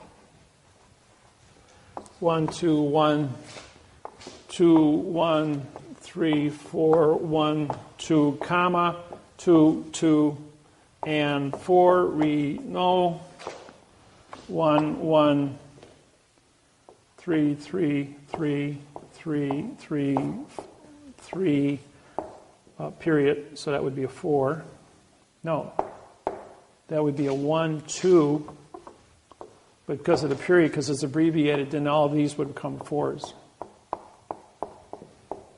And then that would become a 4 also. 1, 3, 4, 1, 3, 4, 1, 2. Just have all the answers. Judge says, no, all the facts. The judge says, he has all the facts. Judge says, oh, you do? He says, well, how is that you have all the facts? He says, you can ask me anything you want. He says, I'm prepared for traffic court today. Judge says, well, actually, I don't have time for this today. He says, so we're going to continue this for 30 days. He says, in 30 days, you will come back into this courtroom with all the facts, and you will present your argument, as I'll give you a half a day before this court. So the man walks out and he realizes that, and then the judge, before he walks out of the courtroom, says, I want all the facts from all over the world about what you know about your traffic citation. He goes, well, that's a really big order, Your Honor. He says, you said the word all. So you said you have all the facts. I want all the facts, or I'm going to arrest you for perjury, and you're going to spend 30 days in my jail. So he calls me and says, Dave, he says, I really stuck my foot in my mouth. What do I do? He says, practice the handstanding. He says, what do you mean practice handstanding? I says, the judge told me to bring all the facts in the court. I says, yeah, practice your handstanding capacity. So he got to be really good. Go run around the house all day long on his hands, doing handstands. Got his balance all tricked up. So he calls him back the day before court and he says, all right, David. He says, I practiced my handstanding. I can do a handstand for 20 minutes, walk all over the place. He says, I'm really good at it. Now you're going to tell me the rest of the story as to why I had to do handstands for 30 days? I says, of course. So then he goes into court, walks up in front of the judge. The judge says, I'm here with all the facts, Your Honor. The judge goes, well, I don't see any paperwork. He says, you better show me all the facts right now. So he pops a handstand. He says, my feet are dangling in a sea of space and I brought Earth to the courtroom today. I brought all the facts on planet Earth. As my feet are now in a sea of space. After the courtroom got done laughing, the judge says, that was a trick question, and yes, that's a correct answer. You're free to go.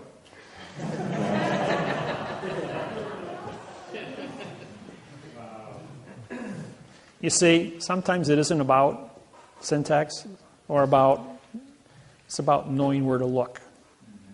So everyone in this room has a really unique gift right now. I'll tell you another little story that is relevant to the gift before I answer the question. Man walks up, Ford, president of Ford Motors, Mr. Ford himself, 1952, holds his annual shareholders meeting. And people come from all over the United States for all the Ford dealers. And Mr. Ford is amongst all of his executives, and he's having a conversation. And finally, this young executive walks up, 31 years old, graduate, cocky little guy, and he walks up to Mr. Ford and says, Mr. Ford, I understand you can answer all questions. He says, yes, I can. He says, okay, I got a question for you. So he asked the question in front of all the people there. Give me a phone. I want the answer to this question. You got 15 seconds. Calls his think tank. 15 seconds later comes back and he says, here's the answer to your question. And answers it. He says, is that the correct answer? He says, yes, it is. He says, you can't answer all the questions. He says, you had to call somebody else. He says, is that the right answer? And the man says, yeah, that's the right answer. He says, I know where to look. And that's why I know I can answer your question. By the way, you're fired. For being a wise guy. Okay, what did I say that for? I said that because all of you here have a now have access to me.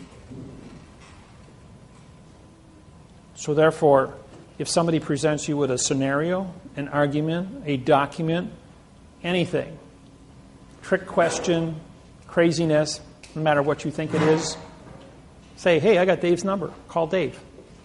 Ask me the question. Make sure you got a tape recorder. I will give you the answer.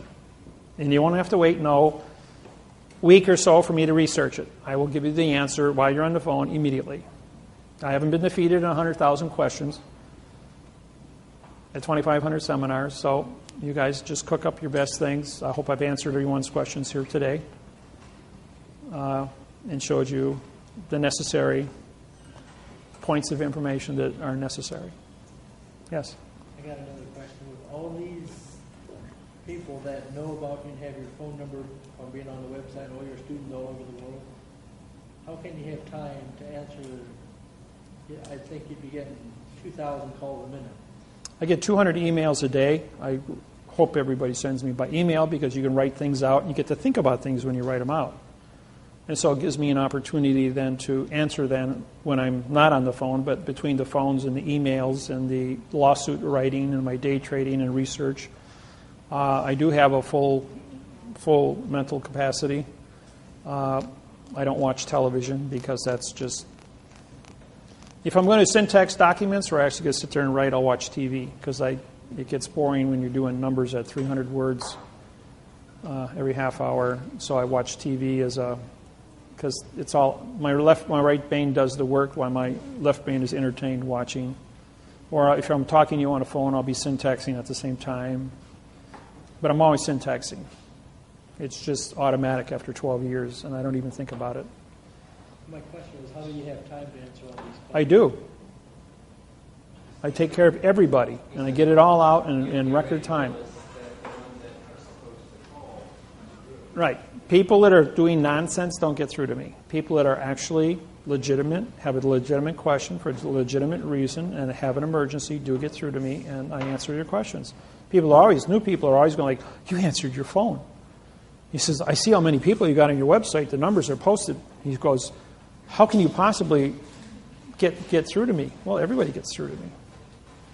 Since I've been standing here, I've had only 8 phone calls. Kind of disappointed. No emergencies. I know everybody's phone number and what they want to call me about. Where's my form? How do I fill it out? Did I do it right? Same thing, yes. You got that passion up there, but you didn't show us how that changed it. You showed us how it changed too, but not from what. Oh, this was a compound noun. All my writings have underline on compound nouns. But when you drop this becomes, anytime you have 2 facts, a claimant is a fact, knowledge is a fact. When you put a fact in front of a fact, this becomes an adjective, making this into a pronoun. Except the is an adverb. The only word that the adverb can attach to would be another adverb, but knowledge of becomes a pronoun because it's been modified by 2 adjectives. The first word in a sentence, the authority always runs backwards. And the word and here is a conjunction. If I put a full colon after this, I would break it, and this would become a real fact now. But without it, this becomes a pronoun. The pronoun has to be connected by an adverb. The adverb has to connect, and all it does are adverbs. Now making this into a verb, but because there's punctuation here, this automatically becomes an independent pronoun. And these are all pronouns, pronoun, and this then becomes an adverb, making court to be an adjective of the word with, which now becomes a pronoun again. It's not a fact, so it's a nothing, because it's been modified. Here's another one for you. We're at the University of Atlanta, Georgia.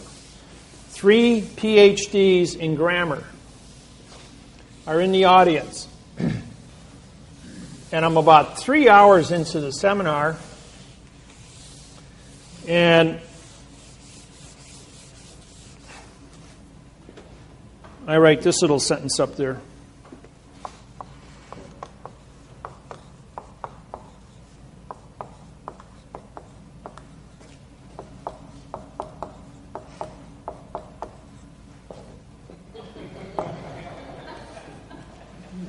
The is for the da. And they're going like, lady stands up and goes, well, that makes a lot of sense. He says, yeah, but what does it say? Doesn't mean anything to anybody in this room. Why don't we syntax it? Here's a prepositional phrase.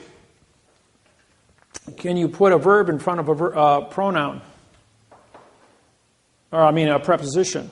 Yes, you can put a verb in front of a preposition. Can you put an adverb in front of a verb? Well, the answer is yes. Can you put an article in front of an adverb? The answer is no. So the only solution here is the adverb modifies the verb, which is connected to the adverb, which modifies the verb, which connected to the adverb, which modifies the verb. So I use the as an adverb and a verb. Or it's a 4-1-3-4-1-2. That's also correct. Because there's no prepositional phrase in front of for the. And as the word for becomes a pronoun, the is now an adverb, connects and then modifies the adjective is, which modifies the pronoun for, which is connected to the adverb the, which modifies the verb the. Depends on what the volition of the writing is. I'm going to read this out loud. Now, everyone in this room thinks in music. You have music in your brains. You've been brainwashed to understand music. Lawyers write in music. 3-4,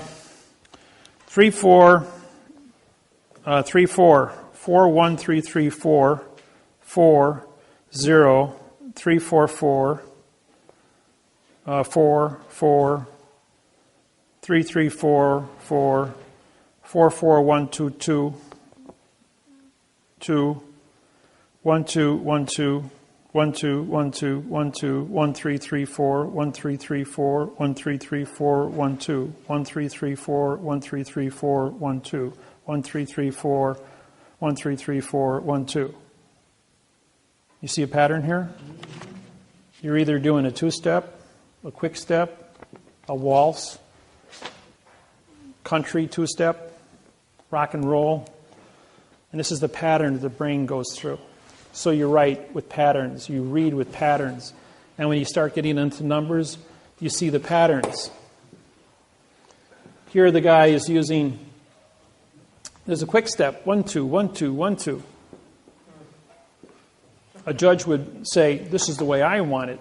An attorney who doesn't know what a judge knows is going to go 4-1-3-4, 4-1-2. What is my exercise? I use the as a verb. I use the as an adverb. I use the as a pronoun. Three different syntax identities. You don't believe me? Pull the dictionary out and look up the word the.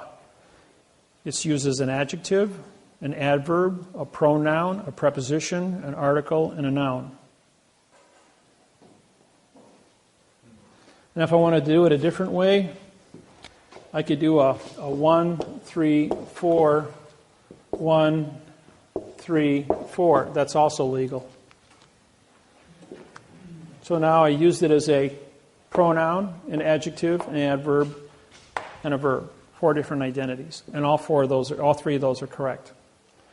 Now, how would I make a determination as to why this is correct? I would look at all the rest of the thinking of the person, the other paragraph around it, and see which one of these patterns have been duplicated before. And that would tell me what his volition was when he wrote this part. If one attorney writes continuously in a 1-2, 1-2, 1-2 and hits this pattern, I'm going to say this is his volition. If the next attorney writes this pattern and it's unbroken throughout the document, I'm going to say this belongs to his pattern. This might be Harvard, this might be Yale, this might be Princeton. Each law school teaches different patterns.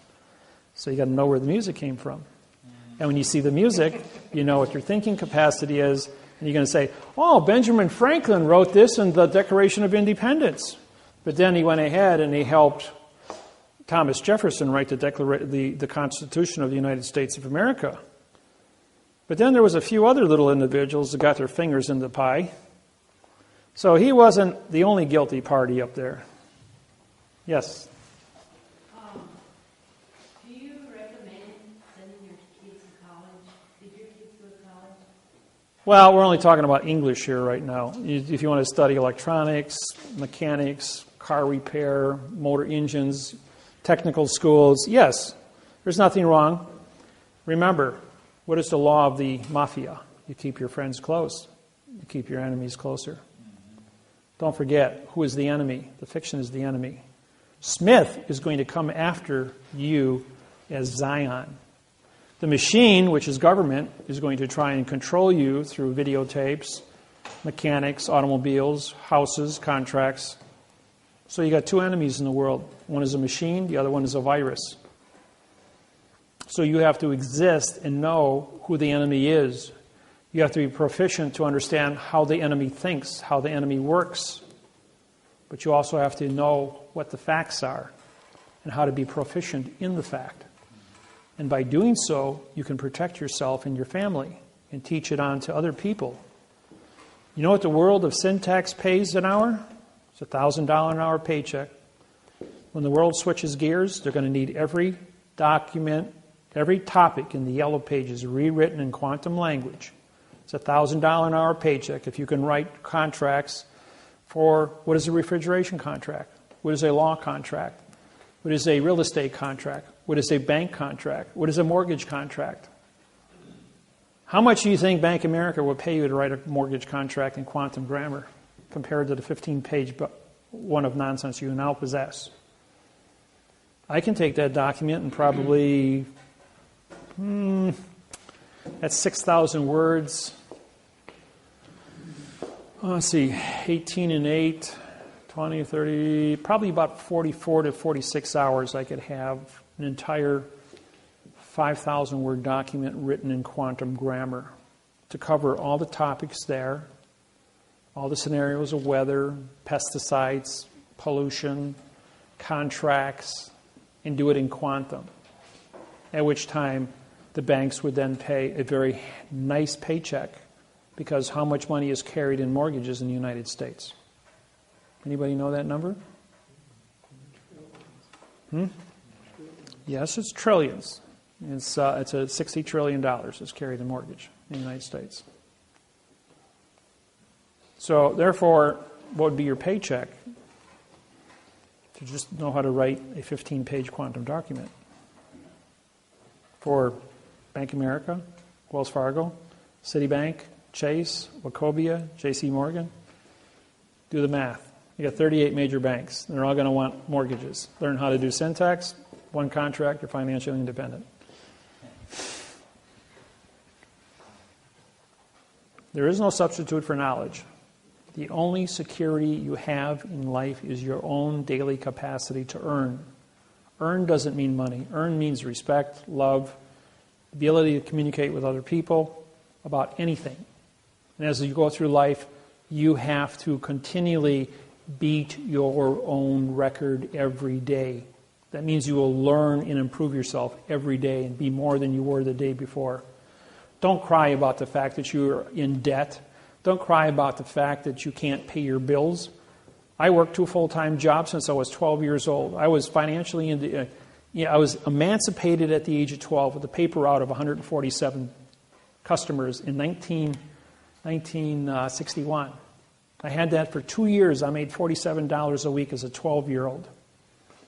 My father made $60 a week to support 6 children. I had to turn over my entire paycheck to support my family, my brothers and sisters. At the age of 14, I worked for Sears and Roebuck at 6% commission. I took home $400 a week as a 14-year-old kid. You're not allowed to work in the state of Wisconsin under the age of 16. I had a work permit from the Milwaukee Journal as a paper boy. Nobody bothered to look at my age. They just saw I had a work permit, so they put me to work. I wasn't allowed to be in the distributive education clubs of America where you go to school for 4 hours in the morning and you work from 1 o'clock to 9 o'clock at night at Sears and Roebuck until you were 16. I was only 14-year-old in the whole state of Wisconsin. It was going to school in the morning and working at Sears and Roebuck for 2 years. And on my 16th birthday, they threw a birthday party for me, only to discover that, hey, you've been working here for 2 years underage. But you're the best salesman we have, and you make $2,500 a week for the store, so keep your mouth shut. Money talks. So, and then when I joined the Air Force from 68 to 74, worked at A.O. Smith as a tool and die welder. But as a tool and die welder, I had technology and metallurgy secrets that superseded the government, the company's ability. At school, because of what I learned in metallurgy working for A.O. Smith, which had all kinds of pioneering technology that wasn't made public because it was proprietary copyrights. So when I went to school and studied metallurgy, I had secrets. I even had my own lab at home, so I could experiment with things. But I had mathematics and physics under the belt as well. And when I understood coefficient of expansions of metallurgy, I could cross-reference coefficients. Once all the coefficient formulas were cross-referenced, I then could do grafting. And wherever the dots crossed on the graphs were stable molecules. So then one day, Bud Hahn, who was the senior welding instructor, worked for the nuclear power plants at Point Beach in Wisconsin, and worked on the nuclear reactors as being a state-certified Healy-arc welder, or TIG welder. And he could do everything X-ray. Makes the statement, you cannot weld aluminum and steel together. I'm going, yes, you can. He says, no, you can't. Never been done. Can't do it. I can do it. He says, that's impossible. He says, I got my own lab. I can do it. I says, I'll bet you your teaching license that I can do it, and I get your teaching permit. I already had 4 years of college under the belt. So he says, I'll take that bet. I'm retiring. I'm 65 years old. So all the welding instructors, metallurgists, engineers at Milwaukee Area Technical College and 150 students were all brought into the weld lab. They set up benches, bleacher benches, so everybody could see. And they gave me a half-inch plate of aluminum and a half-inch plate of steel and a Healy-arc welder. I set it up for argon and 2% oxygen. Oxygen stabilizes the carbon molecule. And I then preheated the steel to 702 degrees and the aluminum to 702 degrees. And I welded it together, and he beat it with a sledgehammer, and it wouldn't break apart. He says, there's no application for a 702-degree weld of steel and aluminum together. I says, that's not my contract. My contract is that I can weld steel and aluminum together, and you can't break it apart with a sledgehammer, and I can weld it together. That's my contract. And he goes, everyone in the room, that was Mr. Miller's contract. And he welded it, and you beat it with a sledgehammer, and you bent it, and it didn't break. But he maintained 702 degrees Fahrenheit at all times. When he hit 706 or 695, bink, broke apart. Coefficient of expansion, 6.3 versus 12.6. Molecules separated, fell apart. Didn't even have to touch it. But at 702 degrees, the molecules are stable. I knew where to look. And no one else ever, and I got my teaching permit. And I taught college for 3 years full time. During the day, and I worked full time at night at A.O. Smith as a tool and die welder. What I'm point of making here is, if you have knowledge, knowledge is control, and control, you can do what you want. So therefore, ladies and gentlemen, if you go through life and you have questions about syntax or about chemistry or about physics or about medicine, just about anything, and you don't know what to do, I have a cure for cancer. I can cure any cancer you have. I don't care who you are. I can cure your arthritis in 48 hours. No problem. High blood pressure, eat an ounce of popcorn every day. There's a little tiny molecule in popcorn that will cure your high blood pressure and your artery problem in 14 days. You'll have 105/70 blood pressure. Yes? My nephew just got diagnosed with Throat cancer? 105 degrees Fahrenheit atmospheric chamber, 2 atmospheres. That's a barometric chamber used for deep sea divers. Keep you at 32 pounds per square inch air pressure. 28 pounds of air pressure. Stops your blistering at 105 degrees Fahrenheit. IV drip, put the person to sleep. Use sodium pentothal to knock you out for 125 hours at 105 degrees. You will have tubes in, tubes out for waste, nutrients in. You'll wake up in 5 days. The throat cancer will be dead because no cancer can reproduce itself under fever. It's a 100% cure, no side effects. Mayo Clinic, Minnesota. Mayo Clinic, Minnesota does it. So does Atlanta, Georgia, Mayo Clinic. Only 2 procedures. It was discovered in the American Indians have been doing the sweat tent for 400 years, curing cancer. Remember, they go into the sweat tent. They hallucinate, see the Great Spirit for 72 hours. You hallucinate at 105 degrees. As long as you're in hallucination, your brain is at 105 degrees and so is your body. Because it's in a steam environment of hot rocks with steam, you don't dehydrate. You're inhaling enough water to replenish your sweating. And you drink fluid. All heat. And it's done for 72 hours. That cures about 99%. Some of your things like breast cancer, ovarian cancer, throat cancer, brain cancer. 105 degrees, 125 hours. 2 atmospheres pressure. Oxygen level is 16.8, not 14. 16.8. Because you got to boost the oxygen by 2%. Creates a oxidized blood chemistry. And no cancer can reproduce itself under fever. 105 degrees stops the reproduction, and no cancer cell of the 1,800 different cancers that exist can exceed beyond 125 hours. They will all die, 100% will die without reproducing, and your body will be purged. The human cell can go 90 days at 105 degrees. You only got to do 5. They will have no side effects. Nope, you're asleep under sodium pentothal. Your whole body is completely kept asleep. You have a heart pacer to hooked up, so your heart is electronically monitored and timed so that there's no interruption of your heartbeat. And use an anesthesiologist to create the chemical IV drip that will create an artificial fever. The atmosphere of the barometric chamber is also heated to 105 degrees, so it's stable, both internal and external. But he does not have any money. He's still paying hospital bill that he If you when he had an accident earlier. It's not an excuse for murder, so I'll give you the cure. You go to the Mayo Clinic, they'll take care of it. Is it a child? He's old. Oh, because if it happens to your children, the Shriners Hospital in Chicago will take care of that for children that have cancer or birth defects. So would they take care of him? They may if he's poor, but Mayo Clinic will probably take him in if he applies for it.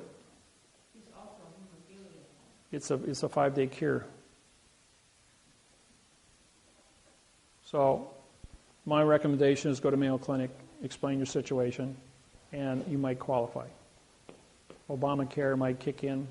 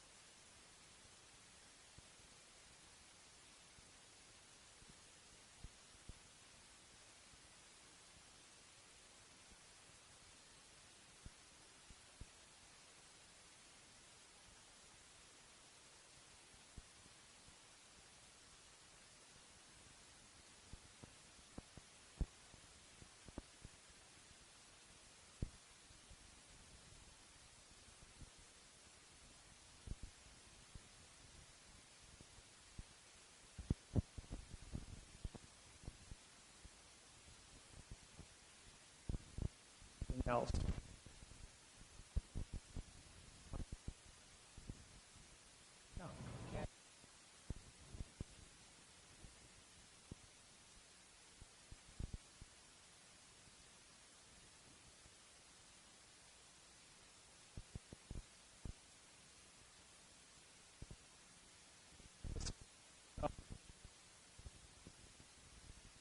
Popped white rice corn. It's only found in white rice popcorn. It's one, but when it can penetrate through the cells of a human being, and it will go in and will clean out the plaque that causes high blood pressure. In 2 weeks, white rice popcorn. Air pop it, put as much butter and salt on as you want, has no effect. Popcorn neutralizes cholesterol in the bloodstream. And you'd be right back to normal. Don't have to take your blood pressure. Oh, that's another thing. Anybody on Tylenol PM and you know this person, might be a senior citizen, Tylenol PM and high blood pressure medicine causes Alzheimer's in 5 to 10 days. You won't be able to find your way back to your house if you're on that combination of chemicals. So don't do it. You can take regular Tylenol, but don't take Tylenol PM. Any PM medicines mixed with high blood pressure medicine will wipe out your memory. And if you're in that condition, you're going to wind up in a nursing home, and there's nothing wrong with you. As soon as you stop taking it takes about 5 days to flush your system. Put a little baking soda, half a teaspoon a day, and neutralize that, and you'll be back to normal. Yes? I have a question. A friend of mine had a property that sold it for actually a couple months behind. Would he be eligible for that? Sure. Even though he sold the property, he can still go back after his caretaker fees, his guardian fees from the bank, because he was never paid that. They'll adjust. The amount of money can be adjusted for any monies he may have taken out in the form of second mortgages, refinances, stuff like that. Those all get worked out after the fact. But fraud is still fraud. And the U.S. Attorney's Office is looking at $20 million a pop everywhere for one of these files. So still cooperate. Otherwise, we've talked to you about different things. I guess my question is, do you have the proper paperwork and stuff that we need to take home today for his case? And then the mortgage thing, do we have our stuff? Do you want it today, or do you prefer us to? we'll have to get together afterwards and discuss that. Okay. I don't know exactly what it is. I can read it in 15 seconds and tell you what you need. Okay. So, outside of that, guys, I'm always available by the internet. This is give you my contact information here.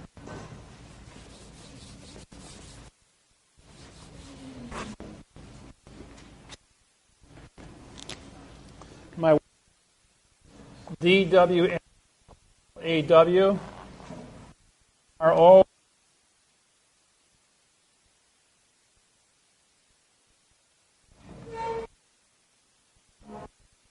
My website is DWM.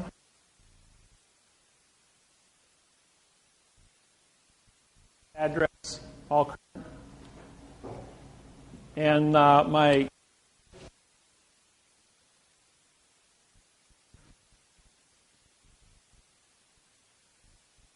M and the number lowercase. So that's how you get a hold of me. If you want to do video seminars if you have a support group, call me, make an appointment. We'll do a 2-hour video seminar on Skype. I'm going to be unavailable until the 20th of October. I'm going to be traveling. I've got a bunch of seminars I'm doing in California, in Hawaii. So you can always get me on the cell phone and on the internet. I will have internet 24/7 as I have my own independent router it's portable that I travel with. It works anywhere in the United States. If a cell phone works, my router works. So that's about all I got for you tonight. And if you cook up some good questions, send me some emails and I'll answer them. And for those that want to get involved with doing lawsuits with me, contact me. I charge a flat $3,000 for anybody that wants to do the mortgage contracts. And the syntaxing, the fault judgment, any follow-ups that would take place, the contacts with Tyrone Williams in the U.S. Attorney's Office, any court issues that come up where a judge is going to get attitude, be more than happy to participate. It'll be fun. So thank you for coming to my seminar. Thank you.